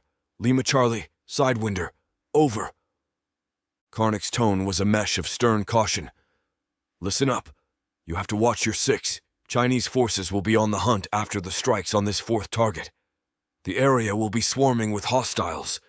Stay sharp and keep your eyes peeled, head on a swivel, over." Todd's response was presented with a tinge of hardened acknowledgement. "Acknowledged, Sidewinder. We're moving with caution and have our eyes wide open. We'll remain vigilant. Over." Kate's voice weaved through the airwaves, a blend of alertness and assurance. "Copy that, Sidewinder. Briarpatch Alpha is on high alert. We'll keep our guard up and watch every corner. Over." Karnik's reply was a subtle infusion of steadfastness. "Good. Stay safe and keep me posted on every movement. We can't afford any surprises. And remember, use the terrain to your advantage. Stay unseen, and keep noise discipline. Sidewinder out." The radio fell silent, the echoes of the conversation a lingering whisper in the breeze, each word a shadow of caution on the unseen battlefields of vigilance. Karnik, his silhouette cast against the somber skyline, waited for the radio to spring to life with the voices of his operatives. After a moment's pause, Kate's voice broke the silence, the static hissing like the whispers of unseen phantoms. "Sidewinder, this is Briarpatch Alpha. We have eyes on Chinese forces. They are rounding up civilians using UN buses. Over." Karnik's fists clenched involuntarily, his mind racing with the implications. "What's the situation, Briarpatch Alpha? Over." "They seem to be transporting them south. It doesn't look good, Sidewinder. We fear the worst. I suggest Gabe, Darian, and I follow them, see where they are taking these people. Todd can hold the fort with Ken and Cameron. Over." A calculating pause of silence teetering on the edge of anticipation before Todd's voice interjected with a tone laced in strategic concurrence. "I second that, Sidewinder. We can maintain our position here. Keep the Chinese forces under observation. Over." Karnik, his mind a whirlpool of strategy, deliberated briefly. "Proceed with caution, Briarpatch Alpha. Keep a low profile, stay out of sight, and report any findings immediately. Briarpatch, maintain vigilance and keep me posted on every movement. Sidewinder out." With her team in silent agreement, Kate, Gabe, and Darian moved swiftly, shadows blending with shadows, eyes fixed on the buses disappearing in the southern distance. The journey was a hushed odyssey, their footsteps that of urgent pursuit, the landscape an unfolding path of hidden dangers. Without transportation, it was a relentless pursuit of answers as her team vanished from Todd's sight. Towering remnants of the once thriving city were their concealment as Todd, Ken, and Cameron moved with guarded precision, the eerie silence punctuated by their hushed footsteps. Every sense was on high alert, ears tuned to the whispers of the wind, eyes scanning the skeletal outlines of buildings, their fingers resting lightly on the triggers. A sudden flurry of activity drew their focus, the gleam of weaponry hidden among the ruins revealing the lurking presence of the Chinese forces. Todd's eyes narrowed, recognizing the strategic placement, an ambush lying in wait. Damn it, he murmured, his hand clutching the radio. Brewer Regiment, this is Briar Patch. Be advised, we have eyes on a potential ambush set up for 2nd Platoon, Delta Company at coordinates 38369026. Proceed with extreme caution. Over. The response came swift. Acknowledged, Briar Patch. We're on the move. Over. Todd, Ken, and Cameron watched, their hearts racing, as 2nd Platoon of Brewer Regiment moved with coordinated agility, circling the ambush with the ferocity of a predator. The surprise was on their side now. The tables turned in a dance of strategy and power. The silence was shattered by the unmusicality of gunfire. The area erupted in a frenzy of battle, each shot a note of survival. The city ruins bore witness to the overwhelming fury of the 2nd Platoon. Todd's voice was a whisper, a quiet homage to the brave souls fighting beneath them. Stay strong. Overwatch. Over. The radio crackled again, the voice of the Brewer Regiment filled with the essence of hard-fought victory. Briar Patch, this is Brewer Regiment. Ambush neutralized. Many thanks. Over. Todd's grip tightened on the radio, the realization of the difference they made in this moment of battle sinking in. You fought well, Brewer Regiment. Stay sharp and stay alive. Briar Patch out. All around them they could feel lingering tension, the fate of battles whispering through the ruins. With sounds of the distant battle faded, each looked to the other from their high location as quiet hum of distant engines transformed rapidly into the deafening roar of aircraft tearing through the sky above. Todd, Cameron, and Ken, previously shrouded in the relative security of their hidden overwatch, felt their breaths catch in their throats as L-15 jets swooped in, relentless and deadly, in their aerial assault. The once seemingly stable position of the 2nd Platoon transformed into a hellish inferno within seconds. Fire and smoke billowed upwards, encasing the area in a furious dance of destruction. The horrifying spectacle left a haunting silhouette against the sky, embers igniting the heavens in their mournful flight. Todd's heart pounded violently against his chest, his fists clenched, the sheer powerlessness in the face of such overwhelming destruction cutting through him like a blade. His eyes, fixated on the fiery demise of valiant warriors, shimmered with unshed tears, a silent tribute to the fallen. The radio, previously a source of coordinated unity and strategic communication, erupted into chaotic discord. Voices, imbued with pain, desperation, and fear, layered over one another, creating a haunting of suffering. Reports of casualties intermingled with urgent calls for extraction and reinforcement, each word a harrowing reminder of the relentless onslaught they faced.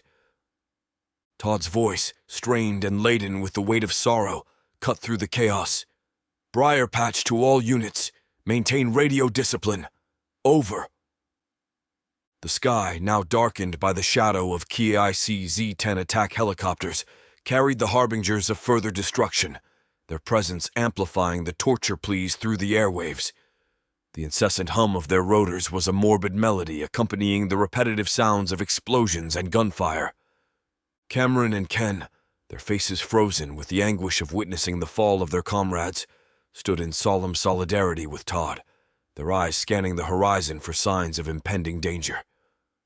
The devastating symphony of warfare unfolded around them, each moment stretching into eternity as they clung to the hope of endurance in this dance with death. Relentless harmony of destruction painted the skies, a brutal fate of the fallen as their silent sentinels. Todd, Cameron, and Ken lay in this theater of despair, their eyes bearing witness to the unfolding horror, an image of fallen comrades forever carved in their souls. The feeling of helplessness clung to them like a shadow, a silent, merciless tormentor whispering the pain of inaction in their ears. The unseen enemy had revealed its fiery wings, fighter jets and helicopters, cutting through the air with predatory precision, dealing death from above. The knowledge that these were present, concealed until now, sunk its claws deeper into their spirits, the feeling of anger boiling within their veins. In a heartbeat, the fleeting security they had found atop the ruined building was shattered. The sudden fury of a Z-10 helicopter gunning towards them ripped through the air, transforming their position into a hailstorm of deadly fire. Adrenaline and survival instinct kicked in as they scrambled down the skeletal structure, the once solid building now a crumbling monument to the relentless power of war. Bullets and debris danced around them, a chaotic ballet of destruction. The ground beneath their feet seemed to shake in fear, reflecting the storm unfolding above. They burst from the building, each stride a desperate bid for survival, their breaths coming in sharp, strained gasps. Across the once vibrant street, the husk of what used to be a supermarket invited them in, for a fleeting promise of shelter. Its stripped bare shelves whispered tales of desolation, its hollow walls marked with horrific signs of the times. They sought refuge within its abandoned embrace, the structure a grim remnants of the life that once flowed through its aisles. As they pressed themselves against the cold, silent walls, the radio crackled to life, the voice of Karnak piercing the suffocating chaos of transmissions. The conversation was a relentless cascade of grief and request that could not be filled. Reports of casualties interlaced with desperate pleas for reinforcements reverberating through the unseen corridors of the radio waves. Each word from Karnak was a reminder of the relentless onslaught their brethren were facing. The words flowed around them, a somber song expressing the raw pain imbued in each syllable. Todd, his heart weighed with the unrelenting agony of loss and the fervor of the will to endure, clenched the radio tightly, his eyes meeting those of his comrades. "What is it?" Todd asked, noticing Ken's eyes dart off into the distance. Silence draped over Todd, Cameron, and Ken like a somber cloak, the tangible shadow of vigilant eyes and cautious breaths. In this realm of poised nerves and hushed heartbeats, Ken's eyes flickered with a glint of alerted attention, a fleeting ghost dancing outside the grimy window. His hands, instruments of silent communication, conveyed the scene unfolding beyond their shelter. Every muscle tensed, every sense heightened. Todd mirrored Ken's gaze, the world outside unfolding in fragments. A dance of silhouettes weaved their silent tale. Chinese forward observers, the unseen orchestrators, were revealed. Todd's hands moved with calculated precision, his signals silent, guiding his team. The air around them hummed, every step was forward in the concealed dance of pursuit. The city around them concealed their footsteps as they kept to the shadows. The Chinese team, unsuspecting maestros in this hidden theater, settled in the skeletal embrace of a ruined building. Their shapes, fragmented outlines against the dying light, were engraved in the attentive gazes of Todd's team. It was then that Todd, moved calculating each step, led his team forth, darkness woven around them like spectral armor. The climb through the building was a dance with the tension of unseen eyes and muted heartbeats. Each step, a silent prayer in the labyrinth, carried them closer to their unsuspecting prey. The air was tense. A silent battle of survival hung between the grim walls. Todd, Ken, and Cameron, unseen predators in this urban jungle, encircled their prey with lethal precision. The Chinese observers, unaware of the impending doom, continued their operations. The stalking silence was like a tightly wound spring, loaded with deadly intent. Todd's gestures were brief, a silent communication in the language of warriors. The trio moved decisively, their bodies tight with suppressed adrenaline. With the precision of a hawk descending upon its prey, Todd led the assault. The atmosphere burst into chaos as the trio emerged from their concealed positions. The fleeting moment hung, laden with imminent death and unstoppable fury. The clash was swift, brutal. The observers had no chance to react, no moment to comprehend the sudden storm that engulfed them. Steel met flesh. Bullets pierced the stagnant air, finding their marks with unerring accuracy. The struggle was fleeting, an ephemeral confrontation in the vast theater of war. The Chinese observers met their end, faces etched with the final realization, bodies succumbing to the abrupt violence that marked their last moments. The room became a silent witness to the brutality of survival. Todd, Cameron, and Ken scanned their surroundings, senses heightened, ready for the next confrontation. The fallen observers lay still, the only remnants of their existence the lingering scent of gunpowder and the stain of battle. Now, in the relative sanctuary of their elevated location, Todd, Ken, and Cameron could see the relentless torment unfold. The northern horizon was ablaze, each streak of fiery descent a harbinger of doom to Sam and his RAA below.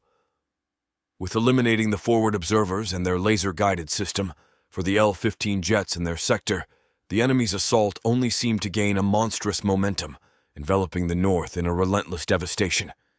Each explosion marked a new wound upon the land.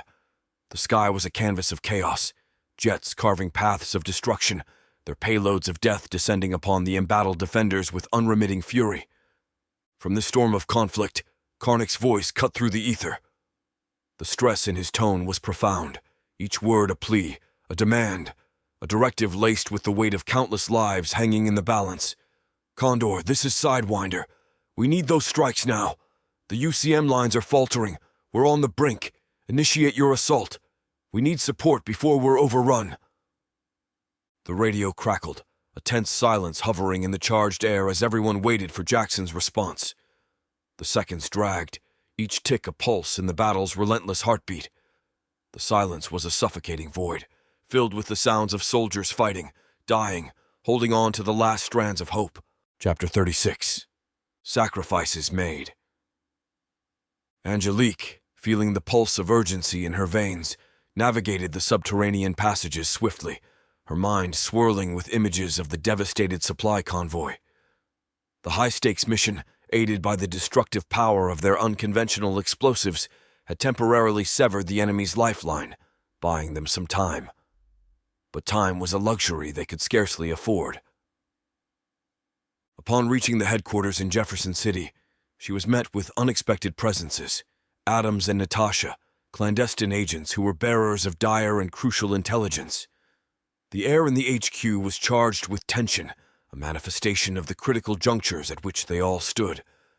The unfolding revel of the Pacific War, the state of the Navy, and the pivotal chip program solution were rapidly laid out before her, each piece of information like a gear in the vast machine of war.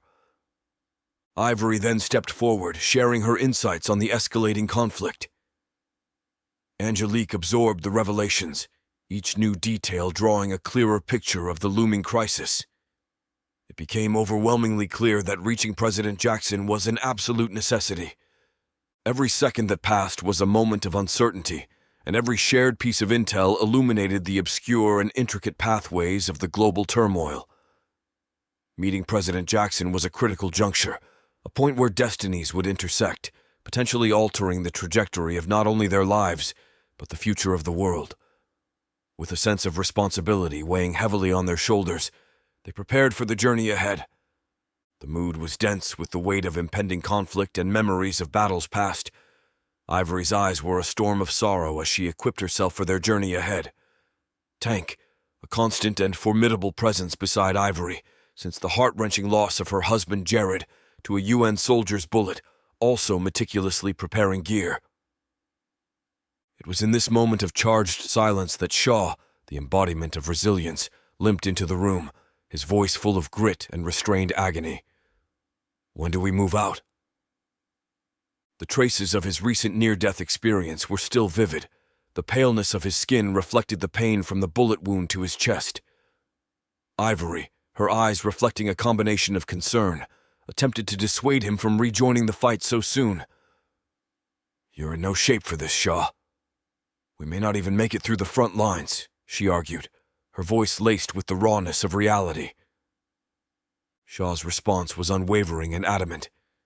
"It will be harder if you make me walk there." Stubbornness radiated from his eyes as he armed himself, his hands gripping the weapon as if it were a lifeline. He grabbed a bottle of ibuprofen, a modest attempt to keep the pain at bay during the upcoming ordeal.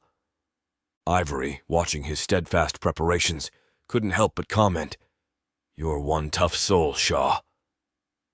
Her words were a testament to his relentless spirit, a spirit that had become strength in these apocalyptic times.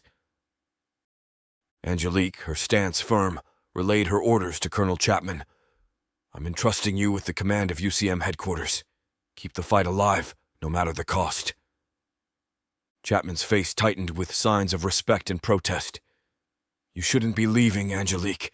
We need you here to lead." Her gaze met his, a fire burning within her eyes. "Chapman, no one, and I mean no one, will keep me from this fight. This mission," she paused, emphasizing each word, "could be the turning point of this war." Chapman, seeing the relentless determination in Angelique's eyes, finally nodded, his own resolve hardening. "We won't let you down. We will hold the line here." A sense of mutual understanding lingered between them as they exchanged final salutes, and Angelique left the room wondering if, for the last time. Navigating through remnants of the past, the group reached a river port, the very site where the initial UCM assault was deployed what seemed like an eternity ago. The turbulent currents of the Missouri River now served as their secret passage, a swift route to the front lines. They knew Sam Crawford and the RAA had established their positions near St. Albans, and the river was their quickest path. Angelique, Adams, Natasha, Katie, Shaw, Ivory, and Tank, each laden with the resolve to fight, embarked on a vessel. This ship, once a symbol of luxury and leisure, was now a mere husk, repurposed for delivering supplies to the troops battling relentlessly at the front lines. The journey provided them a precious, fleeting moment of respite. Each member of the group seized this opportunity to rest and reinvigorate themselves. They were well aware that once they plunged themselves into the chaotic dance of battle, rest would be a long-lost luxury, a forgotten within the gunfire and explosions of war. Their hearts were weighed down with the knowledge of the coming storm, yet the flame of the American spirit burned ever brightly within them. They fortified themselves, mentally and physically, preparing for the inevitable clash that would determine the fate of their world.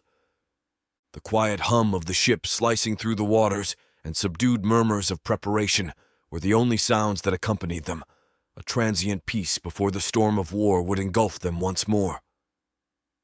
Ivory, her fingers poised over the controls, initiated a radio transmission, the static crackle cutting through the heavy air like a knife.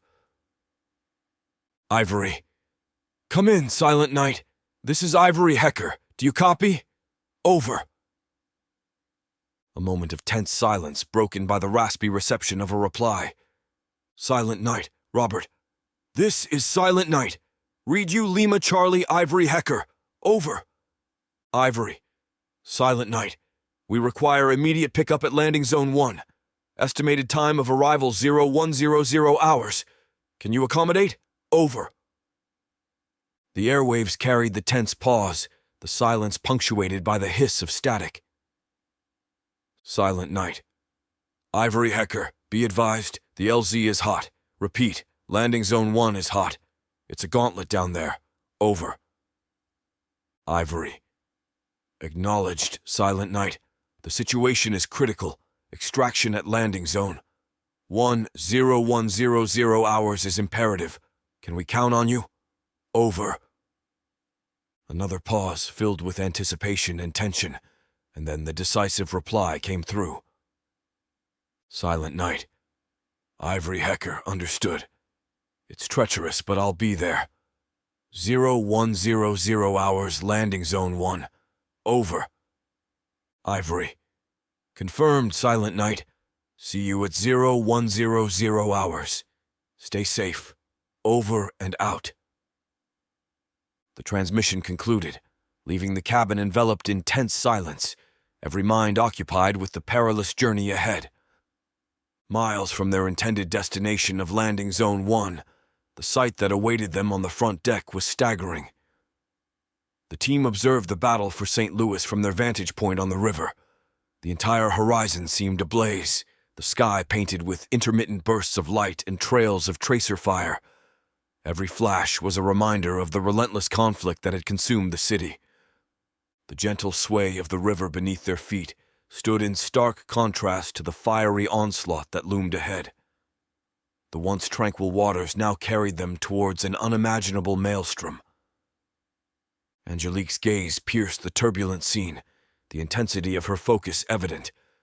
She turned to the others, her voice steady amidst the distant nightmare. "We're about to step into that storm. We must stay alert and protect each other at all costs." Each member of the group, though consumed by their own concerns, nodded in agreement. Their faces, intermittently lit by the distant flashes, displayed that of awe and grit. The overwhelming intensity of the scene ahead was a sobering reminder of the challenges that awaited them in the heart of the city. The group braced themselves, ready to face the fray and play their part in the fight. With them and their gear unloaded, in the dead of night, the group huddled at Landing 1. The horizon a canvas of chaos, draped in sporadic flashes and the fiery trails of tracer fire. The air buzzed with the sounds of conflict, overlaying the rhythmic movement of the Missouri River. Every eye was glued to their surroundings, searching for the arrival of Robert's swift boat. The distant roar of battle blended with the lapping of water against the riverbank. Each minute felt stretched, the anticipation building, the tension building. Finally, a boat emerged from the darkness, the silhouette marked with a chaotic pattern of bullet holes and shrapnel damage, a testament to countless skirmishes. The engine roared in defiance, and despite its battered appearance, the boat advanced rapidly, undeterred by its wounds. Robert navigated the boat to the shore with practiced ease, his face bearing the strain of relentless combat. He greeted the group with a nod, his eyes surveying each member quickly before flicking back to the volatile surroundings. "Sorry for the state of the boat." Robert's voice was rough, overshadowed by the growl of the engine. "She's seen better days, but she's still got fight in her. We've been through worse together." The group clambered aboard swiftly, in awe of the damage. The damaged boat seemed to hum with energy, as if willing itself to endure and face the battle once more, while they settled in for the ride. Robert revved the engine, the boat cut through the water with remarkable agility. The murmurs of conversation arose, each member exchanging glances, absorbing the boat's damage. The sight of the scarred vessel was a harrowing reminder of their struggle. Robert noticed their gaze, a wry smile touched his lips. "If you think this is bad, you should have seen the time we had to fish a live mortar round out of a 55-gallon drum before we could refuel." The smile faded, replaced by a faraway look, a memory of a moment teetering on the edge of disaster. "Every day's a gamble. Every mission is dancing with the devil." The boat raced through the water, every member braced, thoughts shadowed by the approaching gauntlet of death ahead, the scars of the boat serving as a silent harbinger of what lay before them. Yet, amidst the remnants of battles past, they stood ready to face the inferno ahead. The river, a liquid silver pathway under the moon's glare, carried the battered swift boat and its band of warriors through the night. The ambience of foreboding silence was like the calm before a storm. The atmosphere held a heavy, acrid scent of smoke, backed by the distant rumblings of warfare. Suddenly, the silence was shattered by the chopping sounds of rotor blades slicing through the air. The ominous silhouette of a Chinese attack helicopter emerged from the blackness, its presence spelling a sudden, amplified threat. The sharp, venomous hiss of rockets pierced the night, missing the boat and striking the river instead, sending a torrent of water raining down upon the group. Drenched, Robert reacted swiftly, his face steely, his movement fluid, pulled out a Stinger missile launcher. A tense silence wrapped around them as he aimed, each eager for Robert to fire before the chopper did once more, every muscle taut, every breath held. With calculated precision, he fired. The missile cut through the night, a fiery avenger seeking its target. The impact was instantaneous, the night illuminated with a brilliant, searing light as the helicopter erupted into a flaming inferno, transforming into a fiery comet plummeting earthwards. The brilliance faded, leaving the night to claim dominate the light once more. The silence that followed was punctuated by distant groans of battle and the purr of the boat's enduring engine. Every eye turned to Robert, a medley of gratitude and respect flashing through them. Robert, meeting their gaze with a nod, merely gripped the wheel tighter, his eyes on the river ahead. Angelique's eyebrows lifted in curiosity at Robert's actions. "Where did you get that?" Robert's face broke into a grin, Spare's light of the night dancing in his eyes. "We got all kinds of new toys from Jackson," he declared, a note of elation in his voice. Angelique's mind raced. This was her first opportunity to speak to Robert, to inform him of Sierra's plight. "Robert, Sierra was captured. She's in that chaos being unleashed." A chuckle escaped Robert, and a smirk played on his lips. "Not anymore. I got her out of there just a few days ago." His smirk faded, replaced by a hint of concern. "Then she went back with her group to gather intel for Jackson and the army. We've been sneaking troops and supplies over for days now." Angelique's face reflected a myriad of emotions, but mostly that of relief and worry. The knowledge of Sierra's captivity and her return to the conflict brought a churn of unrest in her soul. The journey, underscored by the whispers of the flowing river and the distant sounds of battle, felt heavy, with thoughts of her own love, Karnak, being among the machine of death that is St. Louis, as the boat continued to cut through the waters towards dangers lurking in the dark. A sudden eruption of gunfire enveloped the boat, shattering the tense silence of the night.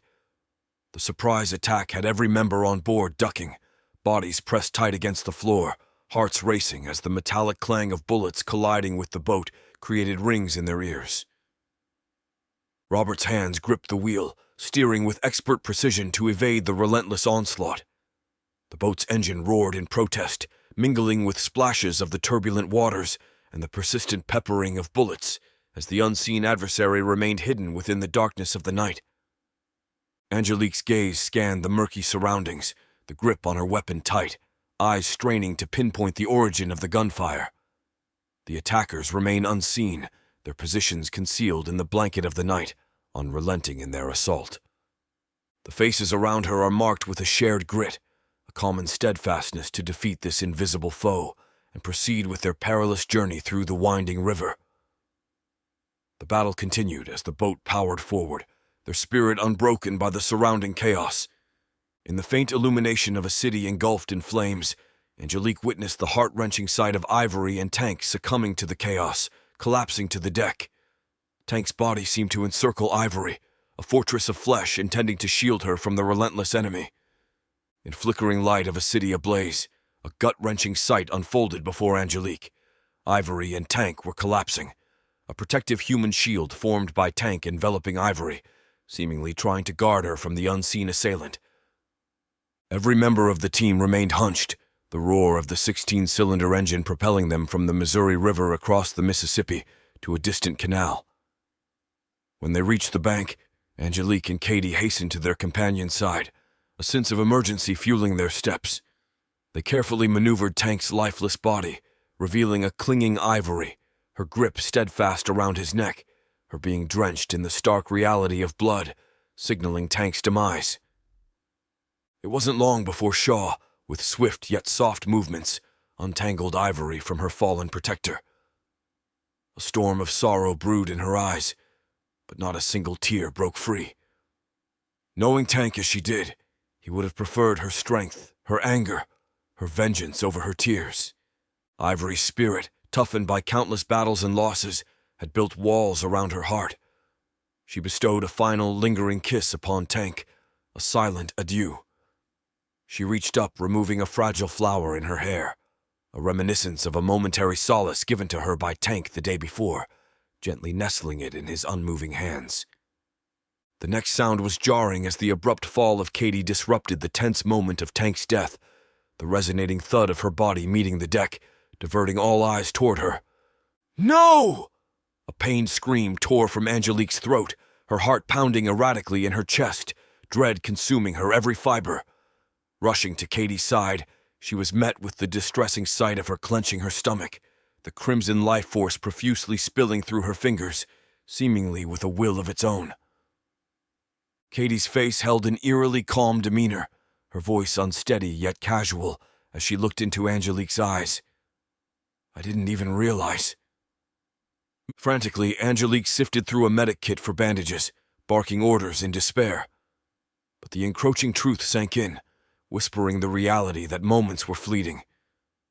Embracing this heart-wrenching realization, Angelique regained her composure, locking eyes with Katie. Her final breath was entrusted with a resonating command: "Burn it down." Chapter 37. Captive Secrets. Kate, Darian, and Gabe split into a three-person team, heading away from Todd and the rest of their group, leaving them behind them as they pursued the white United Nations buses. Their interest piqued by the unsettling sight of these vehicles, now exploited by the Chinese to transport civilians from the heart of St. Louis. They were determined to uncover the sinister motives behind this operation. They wound their way through what once were vibrant neighborhoods, now hauntingly silent and ravaged, a testament to the destruction that had gripped the city. A constant reminder of the plight of those who had been forced away, their fates uncertain. For over a day they maneuvered through crumbling structures and deserted streets, their eyes perpetually fixated on the path the white buses traveled. They relied on their instincts and skills to blend into the shadows, to become one with the chaos around them. Their journey was a persistent push towards the south. An opportunity to progress further came unexpectedly, the result of a swift and silent encounter with two Chinese soldiers. The confrontation was inevitable, a collision of opposing forces driven by conflicting objectives. With calculated precision, Kate and Darian overcame their adversaries, the silence of their actions preserving their concealment. The soldiers fell, their breath stilled, their gaze forever fixed on the world they left behind. Quickly they procured the fallen soldier's vehicle, a newfound resource in their ongoing pursuit. This acquisition propelled them deeper into the enigma, bringing them closer to unraveling the mysteries concealed within the journey of the white buses and the civilians they carried. Donning the uniforms of the fallen soldiers, Kate, Darian, and Gabe concealed themselves within the vehicle as they awaited their quarry. Each passing second felt like an eternity, their senses heightened, the only sound the rhythmic thumping of their hearts mingling with the distant hum of devastation. The waiting game was grueling, a test of patience. The stakes were high, the necessity to maintain the guise of the enemy paramount to their clandestine mission. Their eyes scanned the horizon continuously, searching for the white of the United Nations bus. Finally, after what seemed like an interminable wait, a white bus came into view, winding its way southward. The trio exchanged swift, determined glances before starting the vehicle. The engine's hum stood as a precursor to the revelation they sought. With calculated discretion, they trailed the bus, maintaining a safe distance to avoid arousing suspicion. The journey was fraught with uncertainty, every turn a potential to expose their true identities as they delved deeper into the unknown. "Aren't we too close?" Darian inquired from the back seat. "We're good. They'll just think we're part of their convoy, especially since we're not making any aggressive moves," Kate replied, maintaining a comfortable distance from the bus. Gabe quipped with a smirk, "Relax, kiddo. Don't make me stop this war and come back there." The light-hearted jest brought a brief moment of levity to the tense atmosphere. Surveying their surroundings, Darian commented, "Seems like an endless stretch of hills and woods. Where could they be taking them?" As another bus passed them, heading in the opposite direction, they approached a looming gate ahead. "We might be close to finding out," Kate remarked. "Keep your weapons down but ready. Our best shot is to blend in and follow this bus straight through." As the bus crept its way through the entrance, Kate edged closer, narrowing the gap to minimize chances of being scrutinized by the sentries. Their tactics succeeded, and they trailed behind the bus into a bustling enclosure. Inside, scores of people were engaged in fortifying the boundaries of a colossal installation nestled within the encircling hills. "So, now we know," Gabe muttered, adjusting a cloth to obscure his distinctly non-Chinese complexion. He equipped himself with tinted goggles and donned tactical gloves to blend in seamlessly. Kate mirrored his actions to maintain her disguise and instructed Darian, "Stay put. We'll attract less attention in pairs. Plus, you're not really dressed for the occasion." Nodding in acquiescence, Darian settled deeper into the back seat, remaining vigilant as Kate and Gabe disembarked from the vehicle. Keeping their movements synchronized with the other soldiers, Kate and Gabe surveyed the external barriers of the compound unhindered. "Breaking through these defenses would require heavy artillery," Gabe observed quietly. "Let's find out what they're guarding so intensely," Kate responded, and they shifted their focus towards the internal structures, blending seamlessly with the other patrolling soldiers. As they entered the sprawling underground complex, the vastness and intricate design held them momentarily in awe.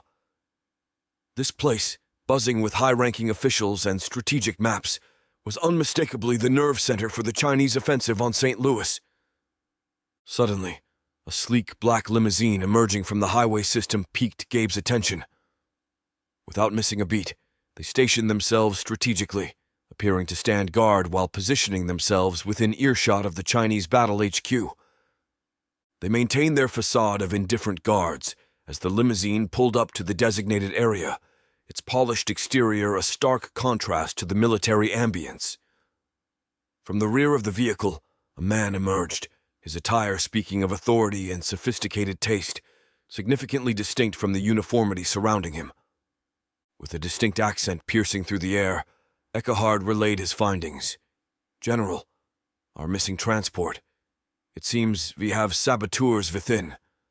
Dispatch men on equipment to Z Division down the Oklahoma shaft immediately.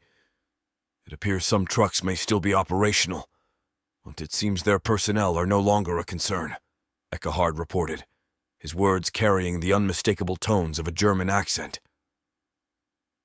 A vein of tension could be felt in the air as General Haidong posed his query. "How?"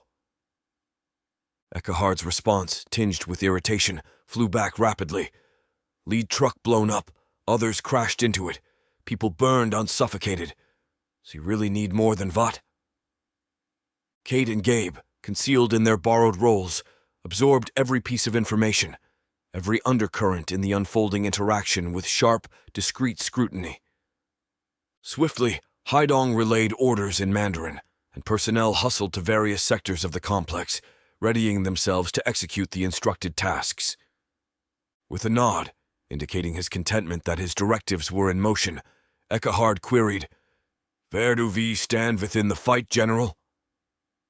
"Well," Haidong began, his demeanor filled with contemplation, "most of our lines are maintaining. We've suffered significant losses in artillery and personnel, but we've reinforced those positions with troops from here and enlisted civilians to fortify the defensive perimeter. The loss of multiple planes and helicopters to ground-fired weapons has been a setback, yet we still command the skies," General Haidong informed, his tone strategic assessment and cautious optimism. Eckhard, familiar with the tendency of generals to portray situations with undue optimism when reporting to superiors, absorbed the information, recalibrating the data in his mind. "General, I sincerely hope you do not succumb to the same fate as your predecessors. Now, summon reinforcements from the southern divisions and repel them." The air around General Haidong tensed. His demeanor shifted instantly as he began to report. "Sir, establishing communications with the Southern Command has proved elusive."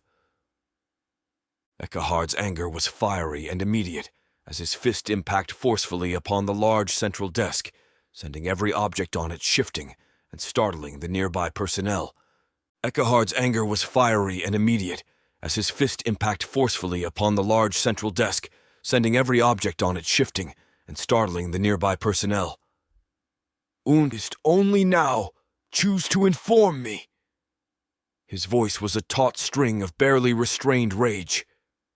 General Haidong, now visibly unnerved and feeling the volatility of his standing, especially after Eckhard's veiled threat, responded, "Sir, it's a recent development." Following Kate's subtle signal, the duo began to inconspicuously move away from the area, hoping to distance themselves from the escalating tension between the two commanding officers. Eckhard's voice, however, still carried through the vast expanse of the command center, filled with anger and impatience. "The moment this occurred, I should have been made aware. Hand me the satellite phone jets," he ordered. The urgency in his tone was unmistakable, and the surrounding officers scrambled to fulfill his command.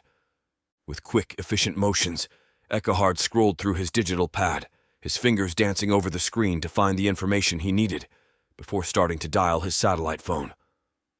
His voice bore no room for any sort of greetings as it brimmed with authority and frustration. "What the hell is happening there?" he demanded, pacing amidst the hustle of the HQ, eyes sweeping over the extensive facility.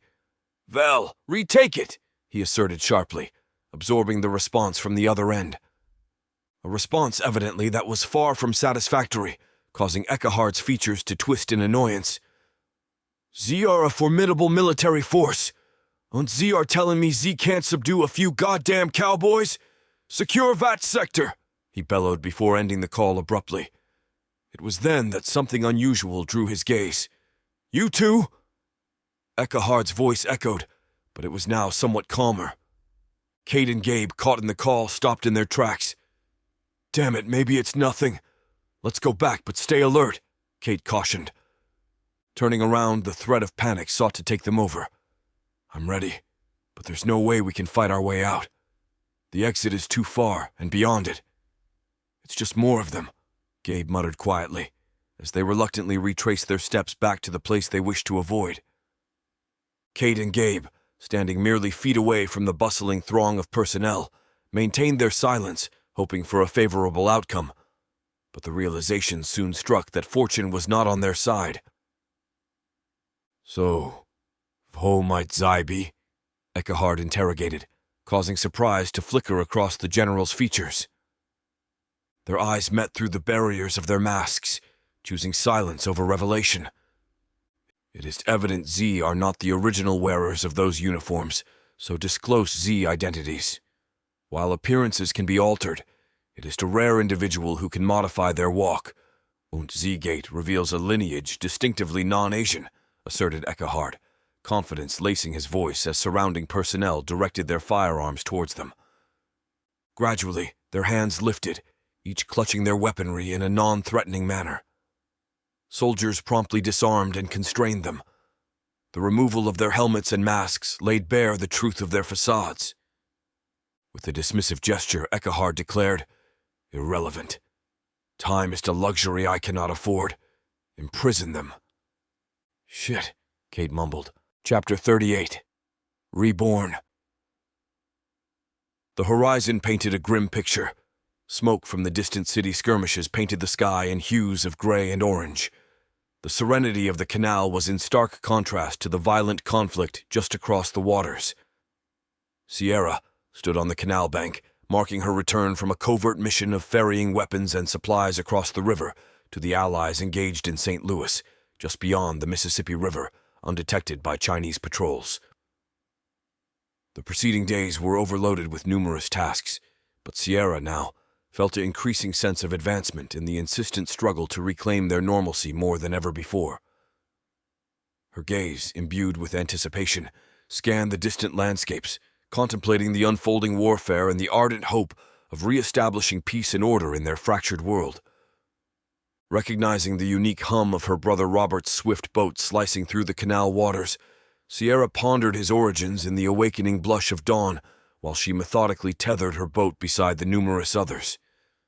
She meandered toward his customary docking spot, her eyes sifting through the morning's dim glow, attempting to discern the identities of those aboard his approaching vessel. The air around her was filled with anticipation, the enigma of Robert's whereabouts mingling with the subtle tones of the breaking day. Excitement ran through her as she saw Angelique, knowing that Katie had been with her, and most likely had made the journey with Angelique. Sierra stood anticipating a glimpse of her dearest friend and companion over the last year, only to start seeing grim faces of those on the deck as they neared.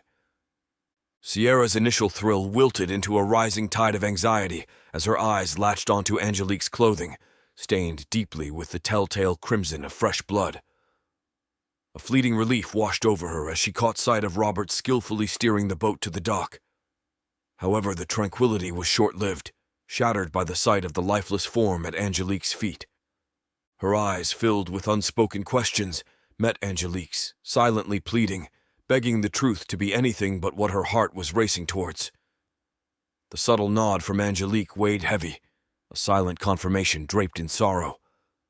The deck was a tragic canvas painted with water and blood, covering almost every visible inch, portraying that of pain and loss. Sierra's hand clutched her stomach, convulsing in sync with the knots forming within, grappling with the harrowing realization that it was Katie's still, blood-drenched body that lay before her, robbed of the vibrant life it once held. Each breath was filled with a profound sadness, a mournful silence, punctuated by the suppressed sobs and the mournful whisper of the lapping waves against the blood-stained deck. Anger eclipsed every other emotion, painting her vision in varying tints of red, each hue more foreboding than the last. Eckehard. The name seethed venomously from her lips, a harbinger of the retribution brewing within her soul. Her hand clasped around the .357 Magnum revolver, the cylinder spinning with a chilling meticulousness, a silent confirmation of each slot armed and ready. A solemn resolve solidified in her gaze, a deadly calmness replacing the chaotic whirlpool of emotions as she pivoted on her heel, her intentions clear as the chill of the looming confrontation settled in her bones. "Sierra!"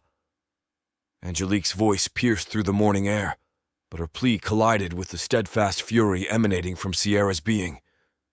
Sierra was in motion, a force of unrelenting vengeance, fueled by sorrow and anger. Nothing in the heavens or on earth was going to stem her momentum, her every movement filled with promise of retribution for Katie's demise. Her conviction was fortified with the chilling confession, as it was spoke from the lips of the orchestrators of chaos themselves, Eckehard and his father. The seeds of evil they sowed were about to bear the bitter fruit of their own undoing. Angelique's feet hit the ground running, her heart racing as she chased after Sierra. She recognized the fiery blend of grief and fury in Sierra's eyes and knew it could drive her into the jaws of peril and recklessness. Despite her swift pursuit, Sierra was already maneuvering her boat away from the bank, her motions swift. "Come back! We can't afford to lose you!" Angelique's voice, tinged with desperation, tried to pierce through Sierra's wall of emotions, but it met only the growing distance as the boat's throttle roared to life, propelling Sierra swiftly down the canal. A feeling of helplessness and frustration surged within Angelique, watching the water churn in Sierra's wake. "Damn it!" she exclaimed, her voice echoing off the narrow walls of the canal, a futile plea in the dawn light. As Angelique turned around, her eyes locked onto a soldier nearby, observing the unfolding situation with cautious curiosity. With her dual 1911 Colt .45 securely holstered on her hips, she questioned him in a tone that carried an unmistakable edge of authority. "Where's your commanding officer?" Her words were sharp, like a blade slicing through flesh. Visibly apprehensive in the presence of this determined woman, the soldier gestured toward a distant building. "Just over there, ma'am. I can take you to him." Angelique cast a fleeting glance back at the swift boat and her companions, their expressions echoing the gravity of the moment. She knew there was no time for lingering grief. The mission pressed on. Scanning the surroundings, her keen eyes spotted a raised area nestled amidst a ring of trees. "Here's what I need from you," Angelique spoke firmly, leaving no room for ambiguity. "Our two friends didn't make the crossing. You and your men will ensure they receive a proper burial. You do not want to face my displeasure. We understand each other?" The soldier responded without hesitation, his voice quick and resolute. "Yes." "Good. Get shovels and sheets, wrap them carefully, and give them the burial they deserve in that area surrounded by trees," Angelique instructed. "Absolutely, ma'am. We're on it," the soldier affirmed, swiftly departing to fulfill his solemn duty, leaving Angelique. Angelique and her remaining comrades took a moment to bid their last farewells to their fallen friends, a solemn and heartfelt tribute to those who had given their lives for the cause. With one of the soldiers from the dock standing guard over Tank and Katie's bodies, they left, their hearts heavy with the weight of their loss. Together with Adams and Natasha, the five of them climbed into the back of an old truck, a vehicle now repurposed for use by the United States Army. Their mission remained clear: find President Jackson and push forward in their fight against the oppressive forces that had engulfed their homeland. The group arrived at the regimental HQ as directed by the soldier from the dock. They were met by a captain who, to their surprise, responded with condescending laughter. "You think you can just show up and get a meeting with the President of the United States?" he mocked, belittling their hopes.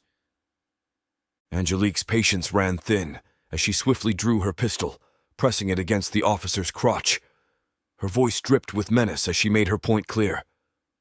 We lost 2 comrades getting here because we possess something that could end this conflict, and you want to mock us? Perhaps I should remove these so that you don't spread your stupidity." The audible clicking of her pistol's hammer heightened the tension in the room. Panicking, the captain stammered, Wait. I'll take you there, but it doesn't mean they will let you in." Fear was evident in his voice and demeanor. Natasha couldn't help but appreciate Angelique's resolve and remarked to Adams, "I like this woman." They were unwavering as they pursued their mission, regardless of the obstacles in their path. The group, with the hesitant captain in tow, raced down the road, mentally preparing for a long journey to meet the President of the United States. However, their anticipation was met with an unexpected surprise. After only a few miles, the vehicle came to a stop in front of a large building situated in the midst of an industrial park. "What the hell is this?" Ivory demanded to know, voicing the question that had formed in Angelique's mind. Suspicion began to set in, and Angelique instinctively reached for her pistol. Her movement prompted a protest from the captain, who quickly tried to explain. "He is here, I swear. Look around. You can see the guards everywhere. He wanted to be close to the front, not in the rear, probably for situations such as this." Their surroundings were indeed heavily guarded, with armed personnel stationed all around. This unexpected turn of events left the group pondering the nature of their imminent encounter with the President. "How do we get in?" Ivory asked, her tone now more composed. Just then, the door swung open, and President Jackson stepped out, dressed in military uniform. His distinctive voice immediately caught Ivory's attention. "Is that Ivory Hecker? I would recognize that voice anywhere," President Jackson remarked. "Mr. President!" Ivory exclaimed, her excitement evident as she was thrilled to see him in person, eager to share the critical information they had with the Commander-in-Chief himself. "Sir, I am CIA Agent Adams, and this is Natasha with the Russian FSB," they introduced themselves, causing those within hearing distance to noticeably tense. "We have brought something that will change everything," Natasha said as she reached into her backpack, and as she did, weapons were drawn on her, causing her to freeze. She quickly reassured them. "I do not mean you any harm, Mr. President. Russia only wants to help. This long disagreement between our nations ended with China's aggression, da?" President Jackson raised his hands slightly, gesturing up and down, and with his characteristic flair, he responded, Put him down. If she wanted me dead, I feel that I would already be." "Yes?" He glanced at Natasha, who merely winked in response before handing him the case containing the drives. "Mr. President, these will fix the issues with your equipment," Natasha explained as she presented the box. A general standing next to Jackson responded, "Fix? How?" Natasha explained, "You will be able to use your aircraft and other systems affected by a Chinese chip program embedded within the chips themselves during production." They were quickly rushed inside for a more in-depth debriefing. Over the next few hours, they gave reports about the war raging in the Pacific, the CIA mission that set the United States back 100 years, the fighting taking place on the southern border, and the UN gun confiscation being part of Victor Rocha's plan for revenge related to events that occurred during World War II. President Jackson sat back when they were done. Simply marvelous, though almost unbelievable had it not been for those of the Howard administration talking or being discovered as part of some Nazi organization. It would be difficult to believe. I knew those slimy bastards were up to something. There is no way they could be that bad at leading.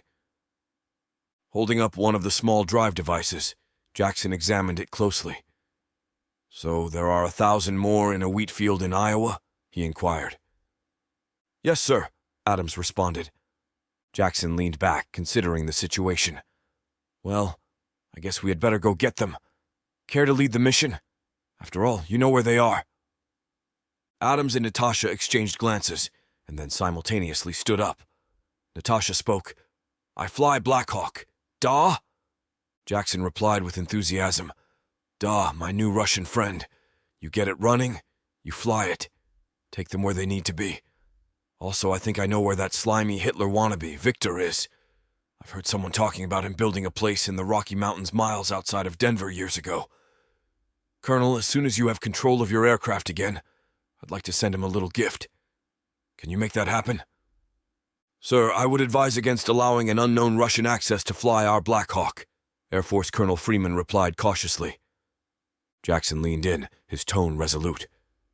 Well, Colonel, I took that under advisement, then rejected it before your lips stopped moving. Without her and her devices, you have nothing but scrap metal.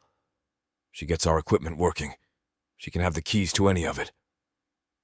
Got it? The Air Force Colonel saluted the President and replied, Yes, sir, understood. And, sir, I would be happy to make your request turn into a reality. With Adams and Natasha close behind, they left to prepare for the upcoming mission, leaving President Jackson to contemplate the changing tide of the war. Angelique asked, having waited till Jackson had all his information. Any word on our troops? Jackson's face lit up with interest. Oh, those UCM men and women fight like hell, just as I said. Commander Karnik and his men are giving them hell. The last transmission we received indicated they were continually pushing the enemy back. They mentioned something about the enemy possibly running low on munitions and retreating, but they weren't sure where to. Angelique's thoughts swirled as she considered the mission Katie had undertaken and how her actions had likely become the turning point in the battle for St. Louis. Robert stepped forward and said, I think I can help with that, sir. I rescued my sister from a facility south of the city, tucked between two hills. It has to be where they're retreating to. It looked like another entrance to the underground. President Jackson's eyes narrowed as he processed this information. Well, isn't that something? It might just be the breakthrough we need. Can you provide us with the exact location and any intel you have on that facility, Robert? Angelique, Robert, and the others began sharing the details of the facility, marking maps and discussing possible strategies to capitalize on this newfound information. The tide of the war was turning, and they were eager to press their advantage. If that is where they are heading, I want to crush them and make them sorry they ever set foot on U.S. soil. You heard me, General, let's move, Jackson ordered. Shaw, having stood in the back of the room silently, waved to get Ivory's attention. After successfully catching her eye, he took her aside. I want to thank you for saving my life, Shaw began. Ivory could sense there was more to his words. But, she inquired. But I have to get back to my family, Shaw continued. They said there's a convoy heading back east with wounded. I'm going to get on it. I could be with my family in a matter of days, and I owe it all to you, Ivory. As a tear formed in his eye, Shaw looked earnestly at Ivory. Come with me. Ivory briefly considered the offer. The thought of traveling with Shaw and returning to a semblance of civilization was tempting. However, as she turned her gaze back to the room, it was as if she could see Tank's spirit standing alongside President Jackson. Sorry, Ivory replied with a decided tone. I think I am right where I am meant to be. It's time to let the world know the United States is back. Shaw nodded, understanding her commitment to the cause. With a solemn smile, he turned and headed toward the convoy, leaving Ivory to continue her mission alongside Jackson and the others. Chapter 39. Thunderstruck. After several days of brutal fighting in the heart of St. Louis, the battle had taken a toll on both sides. Karnik, realizing that his mortar team was out of range to provide support to the remaining UCM troops and Robert's team, knew he had to make a strategic move. He radioed Robert, his voice tense and determined amongst the battle. Todd's radio buzzed. Sidewinder to Briar Patch. We've got enemy movement southbound. Over. Briar Patch copies, Sidewinder, Todd replied, keeping his voice steady. Briar Patch. Advise on enemy strength and disposition. Over. Sidewinder, we have multiple enemy regiments. Over, came Todd's voice through the crackling radio. Acknowledging the information, Karnik surveyed the battlefield from his concealed position. The Chinese troops were shifting their focus southward, likely sensing an opportunity to exploit a gap in the UCM defenses. Roger, Briar Patch. We'll keep them busy from here. Make sure you have eyes on, and we'll drop the fireworks on their heads. Over. As Todd and his team continued to call in precision strikes on enemy positions, The battlefield resonated with the sounds of war. Explosions rocked what remained of the city, and the UCM forces fought valiantly to hold their ground while pushing forward against the retreating Chinese regiments. Karnak's voice came through the radio, a clear signal amid the noise of the battle. "This is Sidewinder, calling all units. Listen up. We've got a plan to push these Chinese forces right into our trap. Northern Light, you and your RAA troops will be crucial for this one." "Copy that, Sidewinder," replied Sam, his voice unwavering. Karnak continued, "Northern Light, your call sign says it all. I need you to be the guiding star for this operation. Move your troops south to position yourselves to the rear of the enemy's path and push them hard south. We want them to think they've got no other place to run." "Understood, Sidewinder," Sam acknowledged, his troops already in motion. "As they advance, we'll have Warhammer and his mortar team providing cover from the west," Karnak explained. "We'll let them get deep into the city before we spring the trap. Once they're committed, we'll hit them from both sides, trapping them in a crossfire." The radio buzzed with affirmations from the various units, each comprehending their role in the upcoming ambush. Karnak continued, "Remember, this is our chance to turn the tide of this battle. We've got them right where we want them. Northern Light, hold your position until Warhammer gives the signal. Northern Light, get ready for the fireworks. Sidewinder out." The plan was set, and each unit prepared for their part in the ambush. In the heart of St. Louis, among the ruins and of the ongoing battle, the UCM forces readied themselves to strike back against the Chinese invaders. Meanwhile, Sam and the RAA troops moved swiftly south from northern St. Louis, their mission clear: push the Chinese forces into the trap set by Karnak.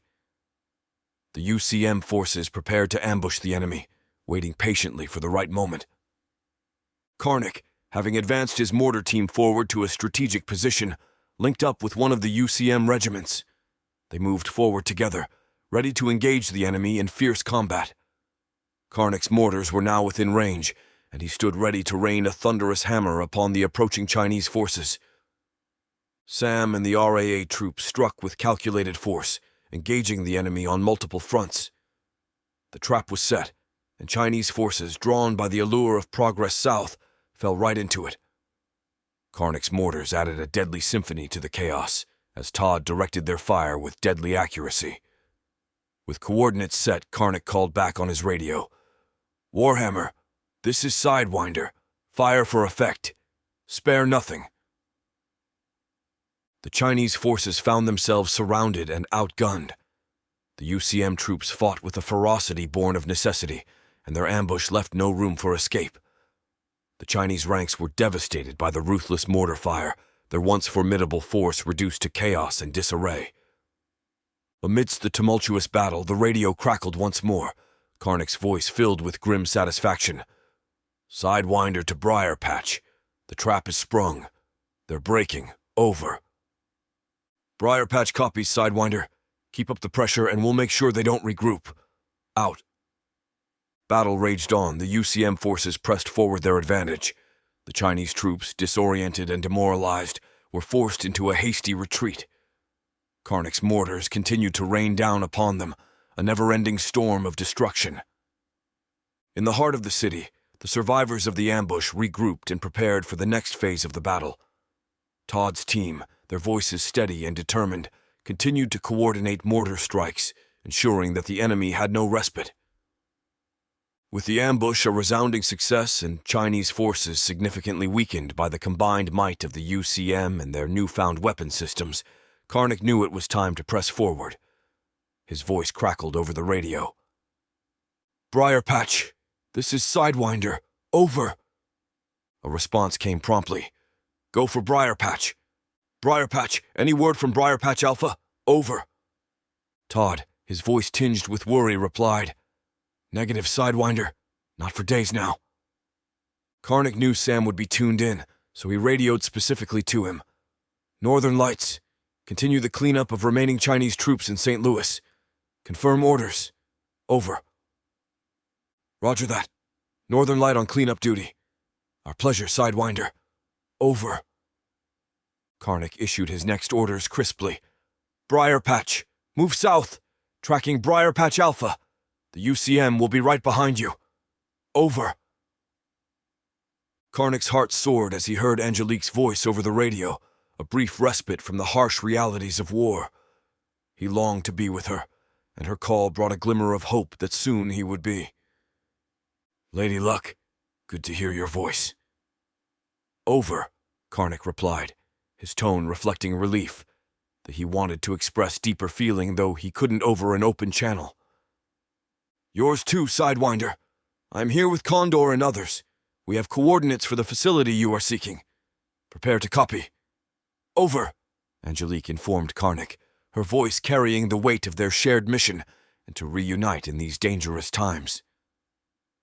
Karnak readied himself to receive the vital information, knowing that this could be a pivotal moment in their fight to reclaim their city and their lives.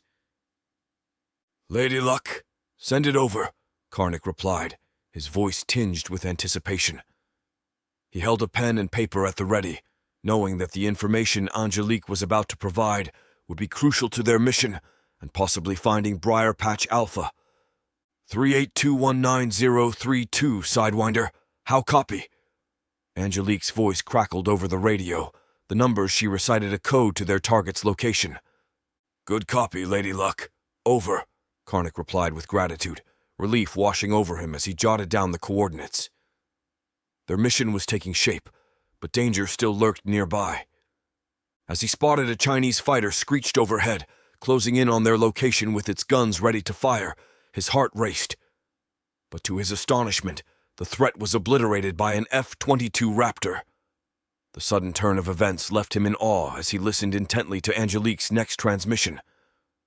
Sidewinder, we will be engaging from the shores east of that location, Angelique informed Karnak, her voice carrying a glimmer of excitement. Sidewinder, a little good news. We now have an air force ready to carry out missions. Lady Luck, just figured that one out for ourselves. Don't know how, but great to hear and see. Over, Karnak replied, as it seemed a little less darkness was removed from the world as their odds were improving. Sidewinder, stay safe. Angelique's voice conveyed her deep concern for Karnak. The head of the snake has been located, and Condor is coordinating a mission to cut it off. Soon, this will all be behind us. Lady Luck out. Karnak acknowledged her words with a heartfelt, Sidewinder, out, knowing that their reunion and the end of this harrowing battle were drawing closer with each passing moment. Karnak's team immediately began their push southward, each step bringing them closer to the coordinates Angelique had provided. Along the way, they encountered sporadic skirmishes with Chinese soldiers who fought fiercely to hold their ground. The landscape was scarred with the remnants of battle. As they closed in on their destination, Karnak sensed the tension in the air. They were only a mile away from the coordinates Angelique had given them, but with the radio coming to life with Todd's voice, things slowed down. Sidewinder, this is Briar Patch, over. Karnak quickly replied, Go for Sidewinder, over. Sidewinder, be advised the enemy had the area heavily defended. Sidewinder out. Their progress had been slow as each person became even more cautious, not wanting to be killed so close to the possible end of this war, with every step taken under the constant threat of ambush. Suddenly, a deafening roar filled the sky, drowning out the sounds of battle. The ground trembled beneath their feet as the unmistakable sound of an A-10 Thunderbolt II, affectionately known as the Warthog, reverberated through the air. Karnak and his team instinctively sought cover, their hearts pounding in anticipation of the impending attack as Robert called for fire. The A-10 Warthog, a fearsome close air support aircraft, descended from the heavens like an avenging angel. Its massive wingspan cast a shadow over the battlefield as it lined up its deadly payload. The distinctive roar of its GAU-8 Avenger Gatling gun echoed through the air, a sound that struck fear into the hearts of the enemy. Karnak and his team watched in awe as the A-10s made its approach, its pilot navigating with precision toward a cluster of dug-in Chinese soldiers. The enemy had established a well-defined defensive position, their fortifications offering them a false sense of security. The Warthog's gun unleashed a torrent of high-velocity 30mm rounds, tearing through the earth and concrete defenses as if they were made of paper. The impact was cataclysmic, sending plumes of dust and debris into the air. Remaining Chinese soldiers, not reduced to puddles of flesh and meat, scattered in panic, their well-laid plans reduced to chaos in the face of the A-10's devastating attack. The Warthog's cannon continued to roar, with an endless stream of firepower pummeling the enemy position. Karnak's team, now emboldened by the aerial assault, seized the opportunity to advance. Chinese soldiers, disoriented and demoralized, were no match for the combined firepower of the A-10s and Karnak's UCM. Explosions blossomed in the distance as the Warthog strafed and bombed other enemy positions, clearing the way for Karnak's troops to push forward. The battlefield had transformed into a scene of destruction, a testament to the unyielding power of modern warfare. As Karnak and his team moved closer to the coordinates, they couldn't help but feel a sense of awe and gratitude for the A-10 Warthog and its pilot, whose timely intervention had turned what would have been a long and bloody fight into quick victory. The thunder of the Warthog's cannon had struck fear into the hearts of their enemies, and its devastating firepower had paved the way for their advance. Karnak and his men could now feel the end of battle nearing. Chapter 40. Heart to Heart. Sierra's vantage point on the ridge had become her solitary sanctuary, a place where she could grieve, plan, and seek vengeance all at once. The weight of loss bore down on her with every passing day, and the pain of Katie's absence was a constant reminder of devastation she felt from Eckhard and his father. In the distance, the sounds of battle raged on, a continuous rumbling of conflict that Sierra had grown numb to. The war around her was no longer her primary concern. Her focus had shifted to a singular purpose: to make those responsible for her friends' deaths pay dearly. Days turned into nights, and Sierra remained vigilant, her senses honed to perfection. Chinese soldiers who ventured too close to her hiding spot met swift and merciless ends. She had become a ghostly specter, haunting the outskirts of the facility like a harbinger of death. Her gaze never wavered from the large facility leading underground, the very place that had taken so much from her. She watched and waited, her patience unwavering. It was only a matter of time before Eckhard would reveal himself, and she would be ready. Each day that passed stoked the fires of hatred. She meticulously plotted her revenge, knowing that vengeance was the only solace she could find in a world consumed by chaos and conflict. The faces of her fallen friends, Katie, Blankenship, and Carlos, haunted her thoughts, their memories driving her forward with an unquenchable thirst for retribution. Sierra's heart raced as she spotted Eckhard standing just inside the large door of the facility. The sight of the man responsible for so much pain and loss filled her with an overwhelming desire for revenge. She didn't hesitate, leaping from her concealed position beneath a pile of leaves and brush, ready to close the distance and end Eckhard's life. But a hand grabbed her shoulder and she spun around, her revolver drawn, ready to fire. To her astonishment, it was Robert who had stopped her. He held a finger to his lips, urging her to be silent. "What are you doing here? How did you find me?" Sierra asked, her voice filled with surprise. "I'm the one who taught you how to stalk your prey, remember?" Robert whispered. "Now let's go before this place is destroyed." Before Sierra could respond, she spotted Angelique, who had appeared beside her brother. Angelique's words were filled with compassion. "We have air power now, and this facility is going to be hit hard soon," Angelique said. "We also have information on the mastermind behind this entire mess. Soon, they will pay for this. There's no need for you to sacrifice yourself for revenge." Sierra's grip on her revolver tightened, torn between her burning desire for vengeance and the words of her brother and Angelique. The war around them raged on, and the facility that held her tormentors stood as a looming target. "That can't happen! You have to call it off now!" Sierra insisted. Sierra's revelation hit Robert and Angelique like a thunderclap. Stunned by the information of an imminent airstrike on the facility, she urgently pleaded with them to call it off. Confusion filled the faces of her brother and Angelique as they exchanged bewildered glances. "Why?" they asked in unison. Sierra, her eyes filled with anguish, explained what she had witnessed. The hundreds of U.S. citizens held as prisoners within the facility, forced into labor by Chinese troops rushing to construct defenses. Angelique, realizing the gravity of the situation, quickly reached for her radio. She contacted Colonel Freeman, her voice laced with the need for immediate action, and advised him to suspend the impending attack on the facility. Quickly, she informed Fremont of the high number of U.S. friendlies being held captive within its walls. Without more than Angelique's word, the airstrike was postponed for 24 hours to allow them time to formulate a plan for rescuing the innocent prisoners. Angelique and Robert understood that time was of the essence, and their priority had shifted from reconnaissance to rescuing the innocent prisoners held within the facility. Luckily, Sierra had been observing the facility for days, and Angelique sought her knowledge. "Where do they keep everyone at night?" Angelique asked urgently. But Sierra, her eyes fixed on Eckhard's image, stood unresponsive, her grip on her revolver tightening. She was consumed by thoughts of revenge. Robert stepped closer with a plea in his eyes. "Sis, look at me," he requested. "I know you want revenge, but we have to get those people out of there." "Where do they sleep?" he urged. Breaking away from her vengeful thoughts, Sierra reluctantly turned to her brother. She knew there was no chance of proceeding with her plan now.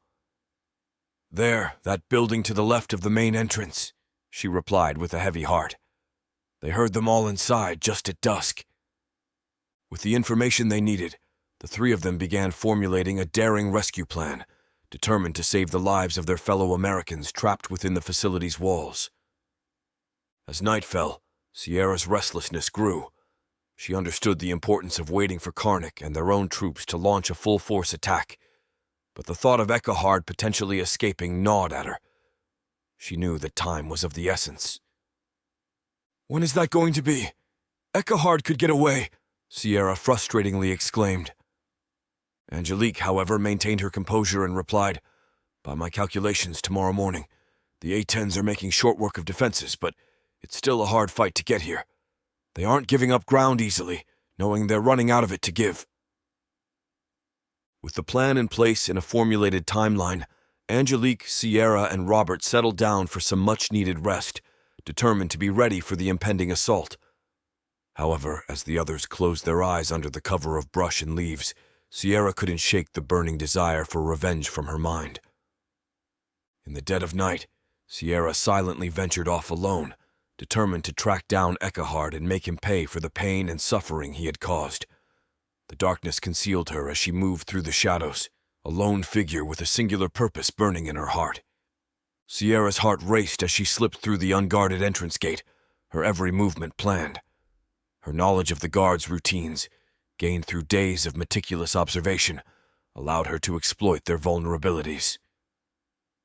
As the gate guards engaged in conversation with the incoming vehicle's driver, Sierra seized her opportunity. She moved swiftly, avoiding any direct line of sight. Her senses were sharp, and she could almost feel the presence of her prey within the compound. Cautiously, Sierra continued her stealthy advance, navigating the compound's layout with precision. Finding refuge beneath another vehicle already inside the compound, Sierra concealed herself and patiently waited for the moment when the vehicle she had just observed entering would pass by her hiding spot. Timing her next action was pivotal to her survival as she rolled from under one, between the wheels of the other now pulling into the facility. Successfully avoiding the crushing power of the vehicle's massive tires was just the first step. She then scrambled to find somewhere to grab that wouldn't wrap her body up into a twisted pile of flesh around the drive shaft. Reflexively, Sierra clung to the rear axle of the vehicle with every ounce of strength she possessed, her heart pounding in her chest as dust swirled around her. The rear axle slipped from the grasp of one hand, and desperation fueled her efforts to hold on with the other. With sheer grit, she managed to hook the rear bumper with her boot, securing a lifeline pushing against the bumper and holding the rear axle with one hand. Reaching up with her free hand, fingers stretching toward the vehicle's frame, her last chance to maintain her precarious position. The harsh wind and blinding floodlights in the open area between the gate and the facility entrance threatened to expose her at any moment. Her body strained as she fought to maintain her grip, the weight of the situation pushing her to the limit. She knew that her life depended on staying hidden beneath the vehicle as it approached the facility entrance, where her nemesis, Eckhard, awaited. As Sierra clung beneath the truck, her hair brushing the cavern's smooth surface mere inches from her face, she scanned her surroundings for potential cover. Her heart pounded with adrenaline, and eyes burned from dust. She needed a plan, and quickly. Her keen eyes locked onto a cluster of crates, exactly what she required for cover once she released her grip on the truck's underbelly.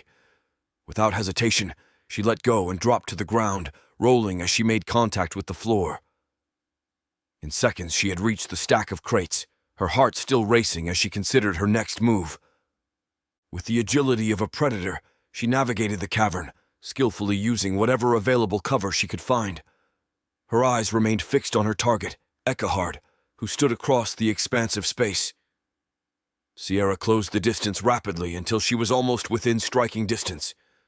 However, her progress was abruptly halted by a wall of 50 guards surrounding her, their presence forcing her to raise her pistol in defiance. Her finger tightened on the trigger, ready to take the shot that would finally end this nightmare. But her hopes were dashed as their presence blocking her line of fire. Frustration and anger surged within her, emotions that threatened to consume her. Sierra glared at Eckhard, her grip on the pistol unyielding. His smug demeanor grated on her nerves, but she couldn't let her emotions get the better of her. "I don't know whether I should be pleased or frightened, my dear," Eckhard taunted, his eyes locked onto hers even through the human barricade.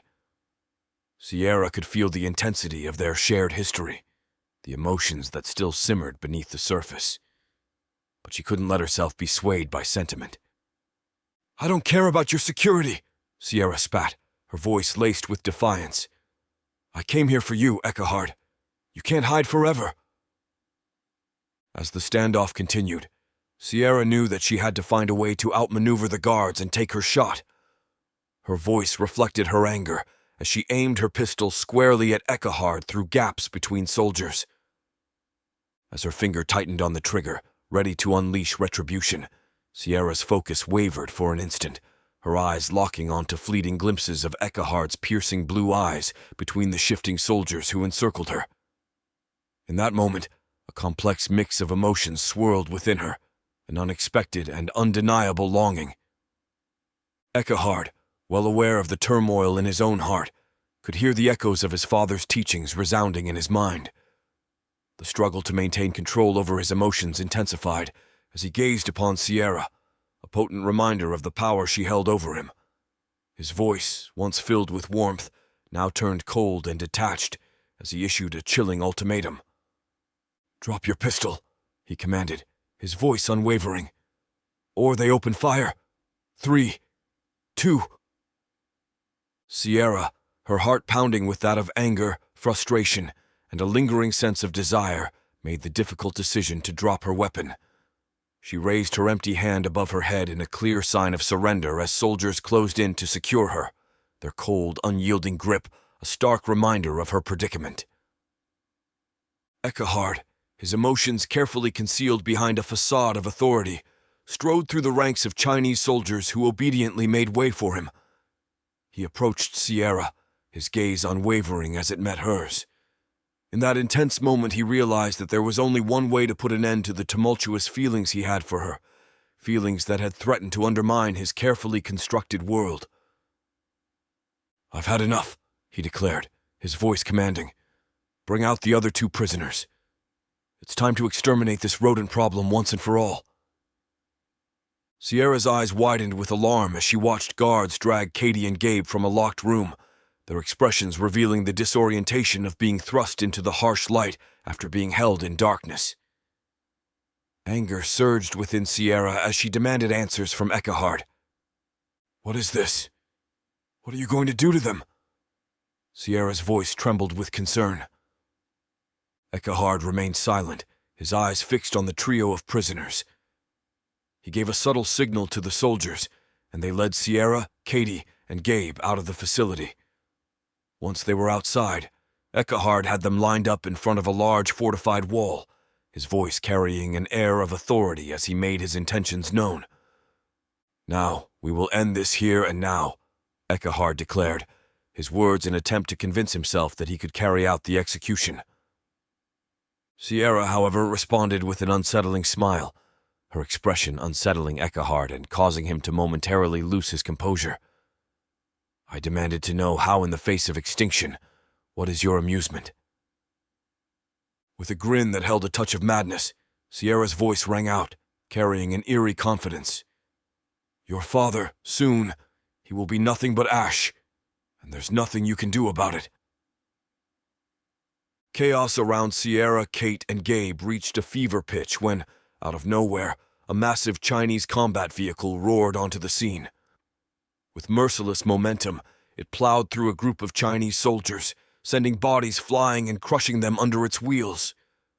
Pandemonium reigned as soldiers scrambled for cover, some futilely firing upon the unstoppable vehicle. As the armored behemoth came to a thunderous halt near Sierra, Kate, and Gabe, they seized the opportunity to free themselves from their restraints. With haste, they jumped inside the vehicle. Without hesitation, the vehicle accelerated towards the facility's gate, leaving turmoil and confusion in its wake. "What the hell is that smell?" Kate exclaimed, her voice tinged with disgust.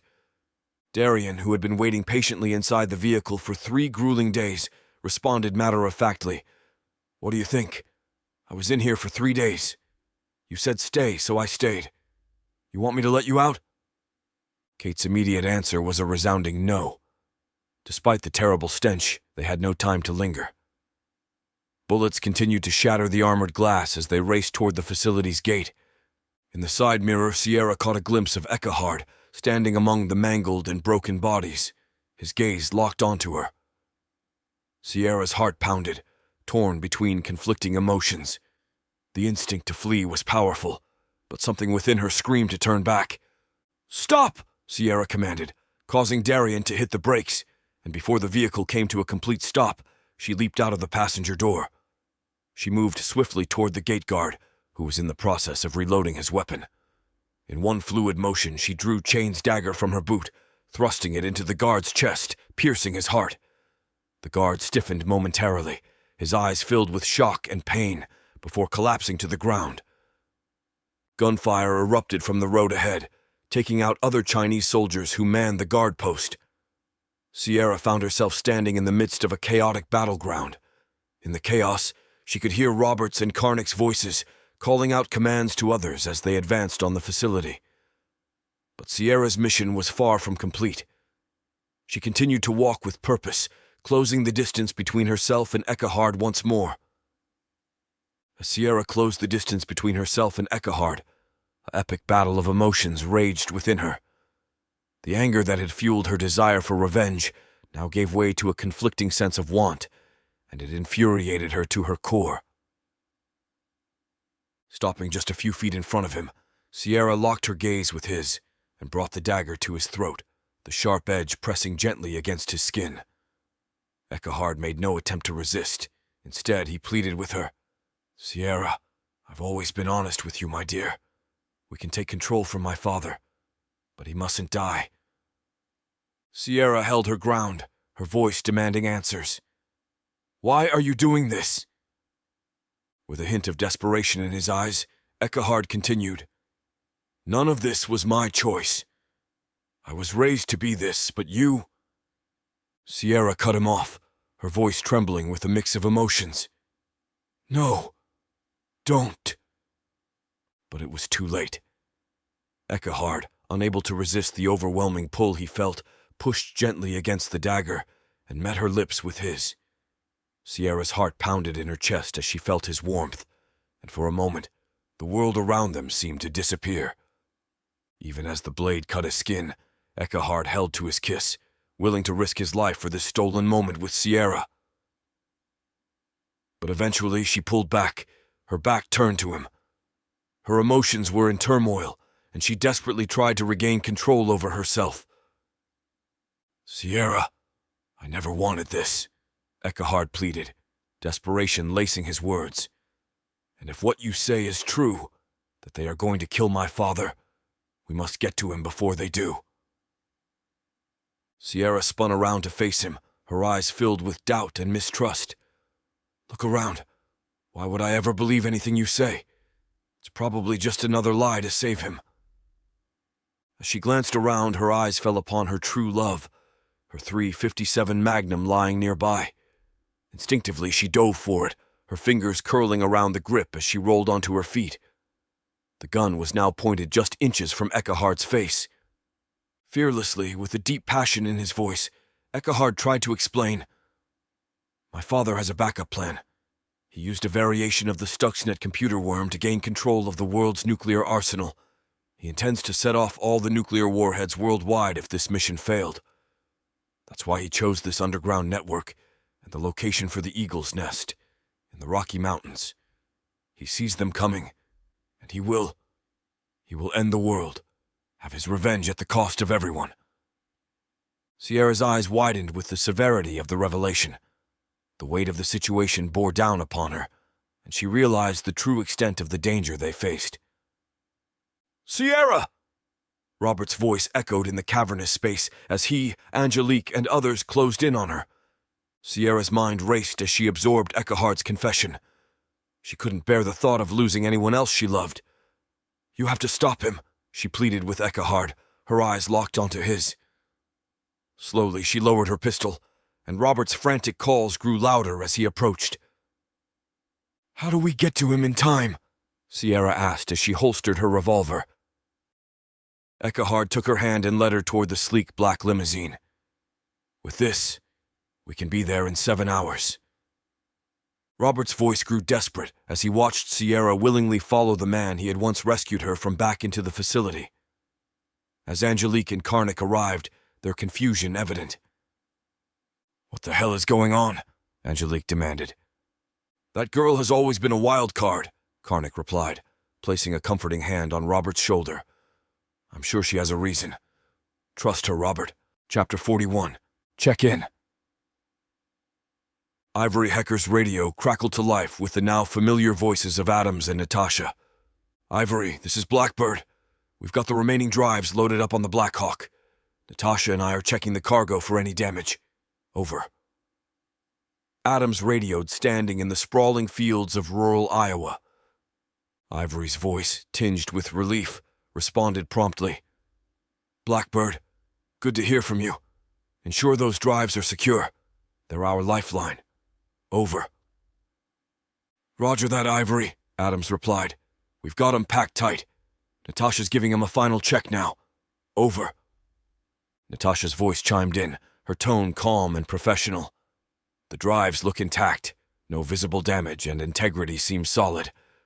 We're ready to lift off, Ivory. Over." Ivory nodded to herself, relieved that the critical drives they had retrieved remained unscathed. The Black Hawk had proven its worth on their mission, and now it was their trusted ally in delivering these drives back to President Jackson. "Excellent work, both of you. See you back at base camp. President Jackson and others are eager to get their hands on them. Stay safe out there. Over." Adams acknowledged her instructions. "Understood, Ivory. We're firing up the engines now. We'll see you at the base camp. Over and out." With the transmission complete and the Black Hawk en route, Ivory felt a surge of anticipation.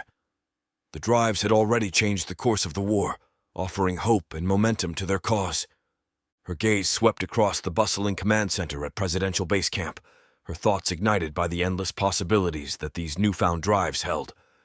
They could serve as the key for coordinating their widespread efforts to liberate the West Coast and beyond. Ivory's voice resounded over the radio, crisp and determined. "Drives are en route.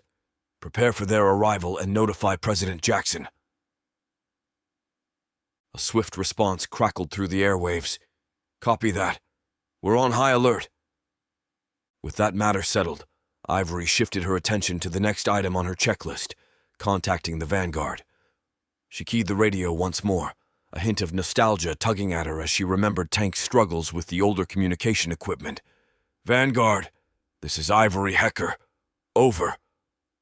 After a moment of static, a familiar voice echoed back. "Ivory Hecker, Lima Charlie. This is Vanguard. Over. It was Sarah's voice, a testament to the progress they had made in enhancing their communication capabilities. Vanguard, we have air support coming soon to your location. What's your current situation? Ivory's voice carried a sense of urgency as she sought to assess their condition. A weary voice responded over the radio, bearing the weight of their ongoing struggle. Ivory, this is Riker. We could sure use that air support sooner rather than later. What's the ETA, over? Ivory understood the gravity of their situation and the importance of the upcoming mission on Victor's compound. Still, she didn't want to dampen their spirits, so she replied with resolve. 2 days at most, Riker. Can you hold on? Over. Her words were that of reassurance, a promise that help was on the way. Seconds ticked by like an eternity as Ivory waited for Riker's response. Finally, the radio crackled to life, and Riker's voice, tinged with fatigue, came through. We'll do our best. We have the facility's entrance point, but they are throwing everything they have at us from the south to retake it. Over. Ivory couldn't help but feel a sense of helplessness, but all she could offer was encouragement as she keyed the microphone, her voice firm and supportive. Riker, hold in there. Things are moving fast in our favor, and help is coming. Roger that, Riker replied, and then a sudden explosion transmitted over the radio. Ivory listened, her heart heavy, as Riker continued. Keep us updated, Ivory. Vanguard, out. Knowing that Riker and his Vanguard had been enduring a difficult battle with heavy losses and little support, Ivory could only pray that they would reach them in time. She quickly passed on her update about the southern battle and proceeded to contact Karnak to coordinate their efforts and push forward. Ivory's voice held a hint of concern as she addressed Karnak, who had been in the middle of intense fighting. Sidewinder, this is Ivory Hecker, over. To her surprise, Karnak's calm response came through the radio. Ivory Hecker, this is Sidewinder. Was just about to make contact, over. Listening intently, Ivory inquired about their current situation, knowing that the battle near the Chinese headquarters must have been fierce. Sidewinder, what is your current status? Over. Karnak's voice remained clear as he provided an update. Ivory, we are rounding up prisoners. Enemy HQ is under our control, and we are attempting to sort out something strange that happened here, over. Ivory's curiosity was piqued, and she probed further. Sidewinder, what was that? Suddenly, Angelique's voice broke in, disregarding radio communication etiquette. Ivory, this is Angelique. Sierra ran off with some guy who seems to be heading up all this chaos. They tore down the tunnel in a limousine, so we're trying to figure out why. Ivory couldn't help but feel a little surprised and deep concern at the unexpected turn of events. She knew that Sierra had always been a wild card, but this development raised more questions than answers. Ivory, taken aback by the revelation, couldn't believe what she was hearing. Good to hear your voice, Angelique. Who did she leave with? Angelique's response contained crucial details. Tall, light brown hair, dressed in a business suit. Robert said he has blue eyes. As Ivory processed this information, a picture of Victor Roche appeared on her monitor, standing next to the man they described, with the subtitle, Victor Roche and son Ekahard. The implications of Sierra's actions began to sink in, and Ivory couldn't help but feel a sense of worry. Angelique, that is Victor Roche's son. What the hell is Sierra doing? Ivory asked, her voice tinged with panic. Angelique's reply was concise. Unknown, Ivory. We will keep you updated. Over. Ivory knew they needed to find out more about Sierra's intentions. As she continued making calls gathering information on other areas of operation, her thoughts inadvertently meandered back to obscure days that initiated their current state of survival, days irreversibly engraved into her being. In her mind's eye, she could still vividly perceive the day the UN enacted weapon confiscation, the day authoritative figures invaded her abode to confiscate their armaments, her husband's defiant resistance, instigating a fatal altercation. In the resultant havoc, his life had been extinguished, leaving Ivory to silently witness the fall of her beloved, betrayed by the very government whose duty was to safeguard them. The reverberation of that dreadful day persists, an incurable lesion on her soul. She found herself a solitary combatant. Then came the EMP devastation enshrouded the nation in an enveloping void, catapulting humanity into an era stripped of technological consolations. The subsequent chaos was inconceivable. Deprived of electrical sustenance, societal structures crumbled, and trepidation spread insidiously. Individuals, stranded, were thrust into a world where anarchy reigned supreme, with her bearing witness to the annihilation of societal norms. In those initial phases of altered reality, mere survival was the solitary pursuit. Ivory, immersed in the quest for essential provisions and sanctuary, was perpetually vigilant against the opportunist entities spawned by this realm of anarchy, a domain where threats were all over. Now she sit within the nerve center. Ivory's thoughts lingered on the significant strides made since those grim dawns. The rebellion had fortified, the unyielding struggle to regain their homeland steadfast. The tormenting memory of her husband's ultimate sacrifice and the ensuing societal collapse fortified her allegiance to the rebellion and that of President Jackson. Inhaling deeply, Ivory redirected her thoughts to the pressing predicaments. New drives, significant instrumentalities for war, were in their possession, shining as fragments of hope in a world immersed in despair. And Ivory harbored an unswerving resolve to guide this endeavor to its conclusive victory. Chapter 42. New World Order.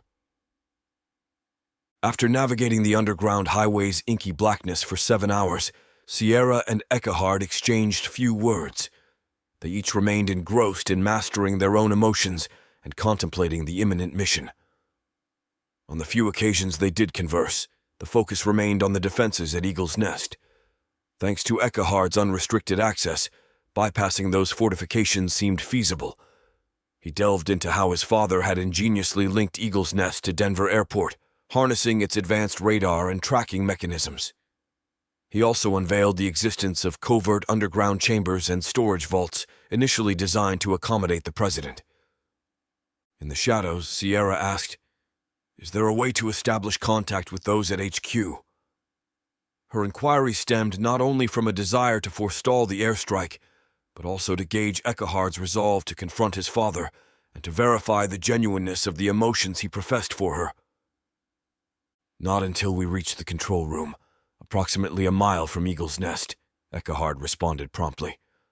"Once there, we can liaise with whomever you wish." Taken back by Eckhard's unreservedness, Sierra probed further. "How can you defy your father so easily?"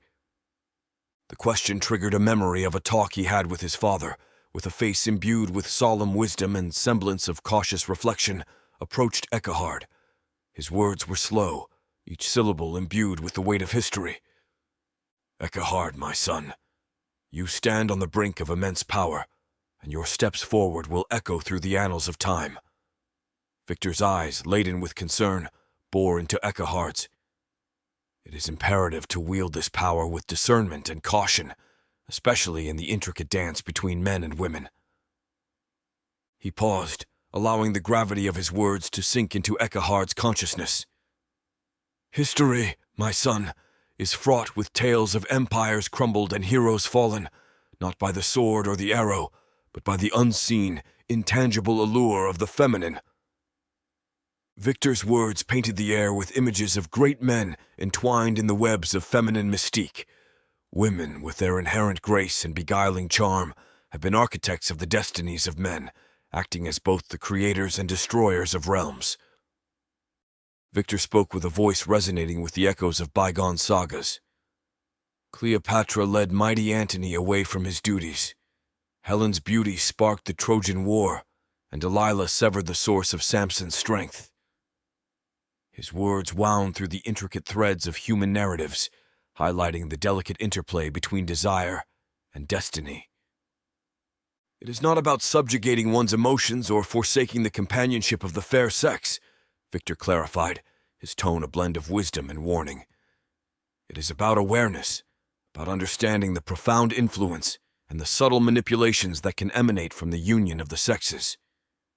He locked his gaze with Eckhard's, the air around them heavy with unspoken lessons. Be wary, be vigilant. Recognize the intricate interweaving of affections and ambitions. For the game of power is intricate, and the dance of desire and dominion is fraught with unseen perils and unspoken rules. His father's words lingered in his mind now more than ever, a whispering reminder of the timeless dance between power and passion, between control and surrender. Now he wondered where within the story he stood. Here we are, Eckhard said, choosing to disregard Sierra's question. Eckhard directed the vehicle into a secluded parking space, located adjacent to an imposing door. Remain here. My appearance with a companion would arouse suspicion, and would likely be reported. Once I activate the system, you'll gain communication capabilities, and so will those within the system, he assured Sierra before disembarking from the vehicle. A maelstrom of thoughts engulfed Sierra as she sat in the solitude of the vehicle, questioning the wisdom behind her decision to accompany Eckhard. A myriad of potential scenarios cascaded through her mind, but each path seemed to converge to the same conclusion. This was the sole avenue to ensure the world wouldn't plunge into chaos. Her mind, a battleground of contemplations and mission objectives, remained fixed on the door before the limo. Eventually, it creaked open, revealing the figure of Eckhard. A tumult of emotion stirred within Sierra at his sight, causing her heart to quiver unsteadily. Once back in the confines of the vehicle, Eckhard activated a concealed feature, unveiling a hidden screen embedded within the dashboard. Utilize this to establish contact with anyone you deem necessary, provided they possess the means to receive communication, he informed her. The advent of this concealed tool sparked a glimmer of anticipation within Sierra, accompanied by an undercurrent of unease, as the true gravity of their undertaking continued to permeate her thoughts. Sierra, a flush of recollection coloring her thoughts, swiftly input the frequency she had utilized while facilitating the transport of supplies across the Mississippi River. Mayday, Mayday, Mayday. This is River Rat. Over. The crackling silence was abruptly pierced by a familiar voice, resonant with relief and concern. River Rat, this is Ivory. Where in God's name are you?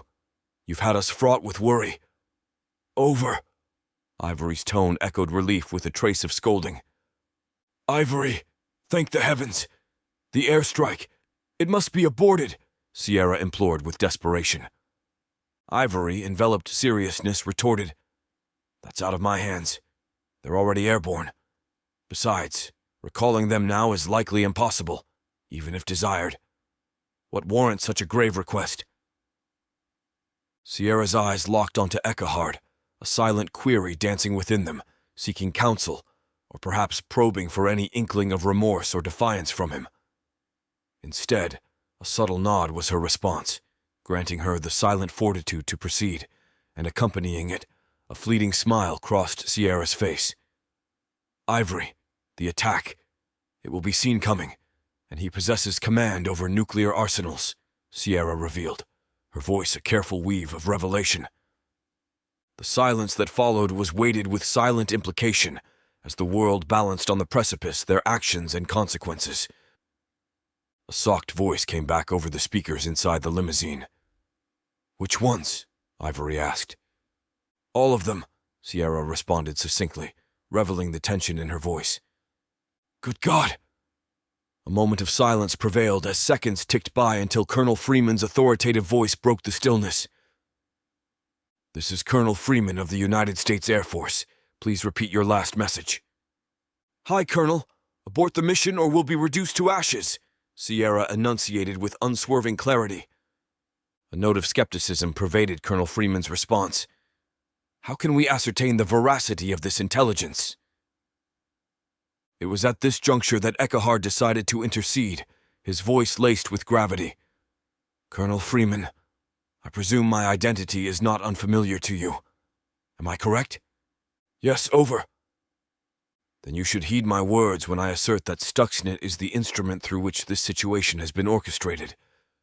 Considering it is a creation of your Department of Defense, you are undoubtedly cognizant of its formidable capabilities, Eckhart articulated, his tone harboring an underlying sinister resonance as he conveyed a clandestine wink to Sierra. A charged silence stretched between them, the air thick with unsaid words and unasked questions, the fate of many hanging by the thinnest of threads, woven with mistrust, uncertainty, and revelation. Radios submerged into a tense silence, the waves seemingly carrying the echoes of their words into the void. Abruptly, the voice of Ivory Hecker pierced the stillness. You've certainly garnered their attention.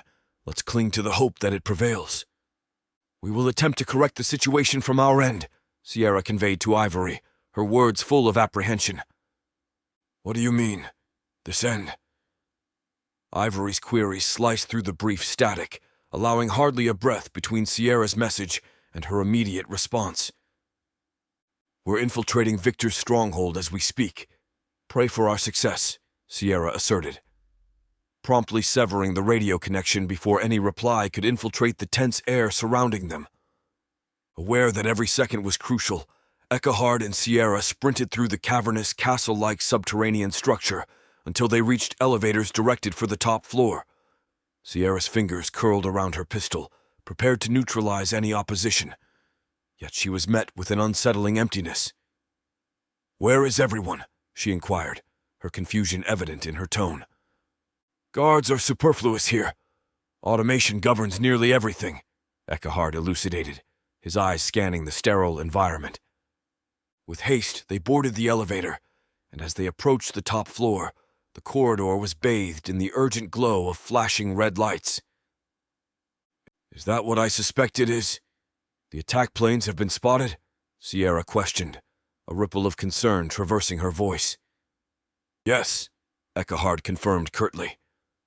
Just as the elevator came to a halt at the top floor, Sierra, driven by a cocktail of adrenaline and emotions, enveloped Eckhart in a tight embrace, her lips locking with his in a kiss charged with fervor and desperation. As the doors reluctantly slid open, a new breath of life animated Eckhart, and they strode down the hallway towards his father's sanctum, their steps syncopated with their unified mission. Pushing open the substantial, intricately carved wooden doors to his office, which resembled a repository of historical artifacts more than a workspace, Eckhart's eyes immediately found Victor. He stood by his desk, his features illuminated by the spectral glow of a computer monitor. Victor, recognizing the singular possibility of Eckhart being the one to enter, initiated a conversation without tearing his gaze from the screen. Gut. Psy are here. I'm unsure how, but they have managed to operationalize their bombers. Soon V must transition to our contingency, initiate a lockdown on all. Victor's instructions hung in the air as he finally lifted his gaze from the screen, his eyes widening slightly at the sight of Sierra, an unexpected sentinel beside Eckhart. Ah, it seems the lessons and warnings fell on deaf ears, Victor remarked calmly, a certain coldness pervading his voice. She has entwined her essence around your very soul. Rid yourself of this treacherous frailty. End her existence now, he continued, distancing himself from his desk, moving towards another part of the room, where a keypad was stationed next to Oscar's uniform. Sierra, sensing a window of opportunity, subtly maneuvered her hand to her revolver, but Eckhart quickly overlaid his hand atop hers. I told you this place operates on automation, security included. Make a move for your weapon and it will be your demise, he warned in a low tone. Frustrated, Sierra withdrew her hand, but not before allowing her thumb to graze gently over the top of Eckhart's, their gazes briefly locking before she stepped back. My son speaks the truth. I have meticulously conceived every facet of security to ensure the safety of my lineage, Victor articulated, his gaze alternating between Eckhart and his other son, William, who remained seemingly oblivious to the unfolding drama, engrossed in his virtual world of video games. And now, it seems I must act once more to uphold their sanctuary, he concluded, his eyes, cold and calculating, resting momentarily on Sierra before flitting back to his sons. The weight of his unspoken intentions settled heavily in the room adding another layer to the already tense atmosphere. Eckhard, with measured steps, moved towards Victor's desk, his gaze fixed on the radar depicting 3 bombers aligning from the east. "Father, I urge you to witness this before initiating that sequence." "It seems they are retracting their course," Eckhard uttered, a fleeting sense of relief imbuing his tone. However, the solace gleaned from the retreating blips swiftly dissipated as 2 beeps resonated through the room from the keypad, signifying Victor's commencement of the sequence to activate the global nuclear arsenal. "It's futile. They will revert their course," Victor retorted calmly, his fingers diligently inputting another 2 numbers in the sequence of 8 digits, unswayed by his son's plea. "Father, cease!" Eckhard's voice burst out loudly with desperation and command. Unable to stand by amidst the unfolding crisis, Sierra, driven by a surge of adrenaline, reached for her revolver, only to be met with the piercing pain of a bullet embedding into her shoulder before her weapon could fully clear the holster. A gasp escaped her as her grip faltered, the revolver clattering to the ground, and she crumpled, writhing in excruciating agony. The volatile sense of agony and impending doom enveloped the room, the decisive ticks of the clock echoing louder with every passing second. With a slight turn to gauge the result of his automated defense, a contented smile surfaced on Victor's face. "You were forewarned," he said, a chilling calmness lining his voice as his fingers proceeded to input another set of digits. Then the air was ruptured by a resounding gunshot. Victor's hands instinctively clutched his chest, where a bullet had just pierced through, and as he spun around, he found himself facing Eckhard, who was wielding the Luger from his desk, the very one he had used to end his father's life as a child.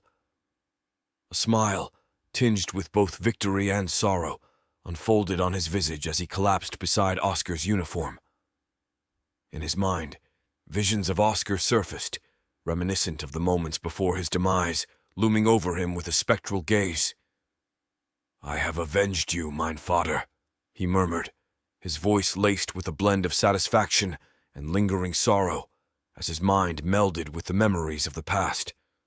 The profound silence that ensued was a somber culmination of a cycle of vengeance and redemption. With the Luger still aimed at Victor, Eckhard spoke with his voice full of sorrow. "You forgot, Father. I designed the system. I excluded myself from it. I never imagined it would be to prevent you from annihilating the world." As the last syllable left his lips, another deafening retort from the automated security system echoed through the room. He spun his attention back to Sierra, who, despite her wound, remained motionless, applying pressure to her injury. Slowly, Eckhard's gaze shifted to William, who, with a pistol in his hand and a trail of crimson descending from a hole in his forehead, met his eyes. "Oh, brother, you should have been paying attention."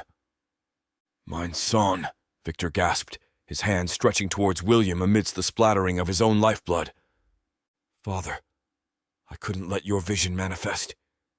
That isn't a world I want to inhabit and—" "But it is, Eckhard. But it is," interjected Victor, a bloodied smile gracing his lips as his final cough heralded his demise. The bloodied semblance of a smile lingered on Victor's face, a testimony to his unwavering belief in his dystopian vision, even in the throes of death. Swiftly, Eckhard dashed to Sierra's side, scrutinizing her wound. "We did it," Sierra uttered, a smile lighting her face, washing away any vestige of regret that might have clung to Eckhard in the aftermath of the harrowing ordeal. They shared a passionate, fervent kiss, the kind filled with the intoxication of victory and relief. "What do you think he meant by—" "But it is?" Sierra inquired, a flicker of uncertainty dancing in her eyes. Looking deep into her eyes, Eckhard dismissed the worry. The ramblings of a dying old man. Nothing more. He went in for another kiss, holding each other close when Sierra's gaze was drawn to something outside the vast window Victor often contemplated the world through. The sight of trails of smoke ascending into the sky alarmed her. "Look!" she exclaimed, pointing. "Impossible, we prevented him from entering the last digits. He must have had a dead man's switch wired to his heart. That's what he meant by, but it is," Eckhart discerned, a chill of realization running down his spine. Just then, Ivory's voice pierced the heavy silence, her words a herald of doom. "If you are hearing this, take shelter immediately. Nuclear arsenals from around the globe have been launched. This is not a hoax. Seek shelter immediately. May God forgive us." Their eyes locked, a shared pain mingling with the unfolding chaos outside. The world around them shatter into shards of broken hopes and unrealized dreams as shadows of annihilation loomed, and all the fight, all the resistance seemed to converge into a silent scream. In a flash, Shaw, a man who had traversed the ravages of a broken world, wore the marks of his journey like badges of honor. He had ventured through the realms of chaos, the post-apocalyptic remnants of what once was a land of freedom and opportunity, the United States. He was a lone guard, a border patrol agent assigned to the Tucson station in Arizona, torn away from the comforting embrace of his family from before the beginning of the cataclysmic EMP attack. The landscapes he traversed were marred by decay and despair. He had witnessed the downfall of civility and the rise of cruelty, escaped the bonds of slave labor in the heartlands of Oklahoma, his every step a defiance against the shackles that sought to claim him. He had felt the sting of a bullet, a cold, unfeeling piece of metal shot by hands foreign and hostile, Chinese soldiers in the ravaged lands of Missouri. But fortune, it seemed, had a peculiar sense of humor. He was saved, dragged from the brink of oblivion by Ivory Hecker, a light in a land consumed by darkness. The journey from St. Louis to his hometown had been a grueling odyssey, his body cradling the pain of his bullet wound like a cruel reminder of his ordeal. The transport, every jolt and every bump, was a dance of agony, but the thought of reuniting with his family, of the miles diminishing under the rolling wheels, infused his spirit with a resilient hope. His feet, weary but unbroken, exited the train station, and he commenced his walk down the hauntingly familiar streets of Erie, Pennsylvania. His eyes, vessels of untold stories, scanned the remnants of his past life, the silhouette of his hometown whispering tales of yesteryears. The town, a living echo of what once was, held secrets of his former life, memories of laughter and love mingling with that of destruction. His heart, beating to the rhythm of hope, yearned for the embrace of his family, for the assurance that love, undying and unbroken, still lingered in the corners of this fractured world. And with every step, he was a step closer to reclaiming a few fragments of his shattered world. His journey was a testament of resilience and undying human spirit dancing in the ruins of a fallen world. As Shaw's weary boots hit the sidewalk, his gaze was drawn down the familiar lane, and there it was, his home, a silent witness to a life that seemed almost imaginary now. His heart raced, and a medley of emotions tangled within him. Erie had seemingly stood resilient amidst the chaos that had befallen the world, a bastion of relative normality. The journey from Tucson had been a testament to his resilience. It was a relentless pursuit through lands devoid of life and filled with that of despair. It was a voyage marked by confrontations with death, by narrowly escaped fates, and by a resolution solidified in pain. His body was now a canvas of scars, resonated with the memories of battles fought, both against others and against the dying of the light within him. He was a living relic of his journey, his every step a reminder of his will to return, to reunite.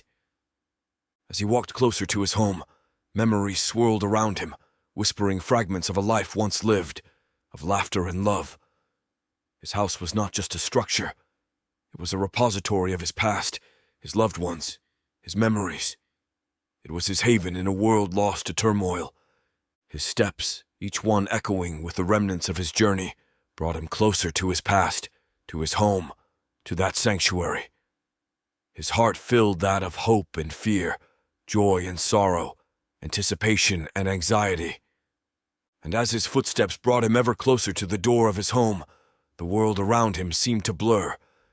He was home, he was back, and his odyssey was near its end.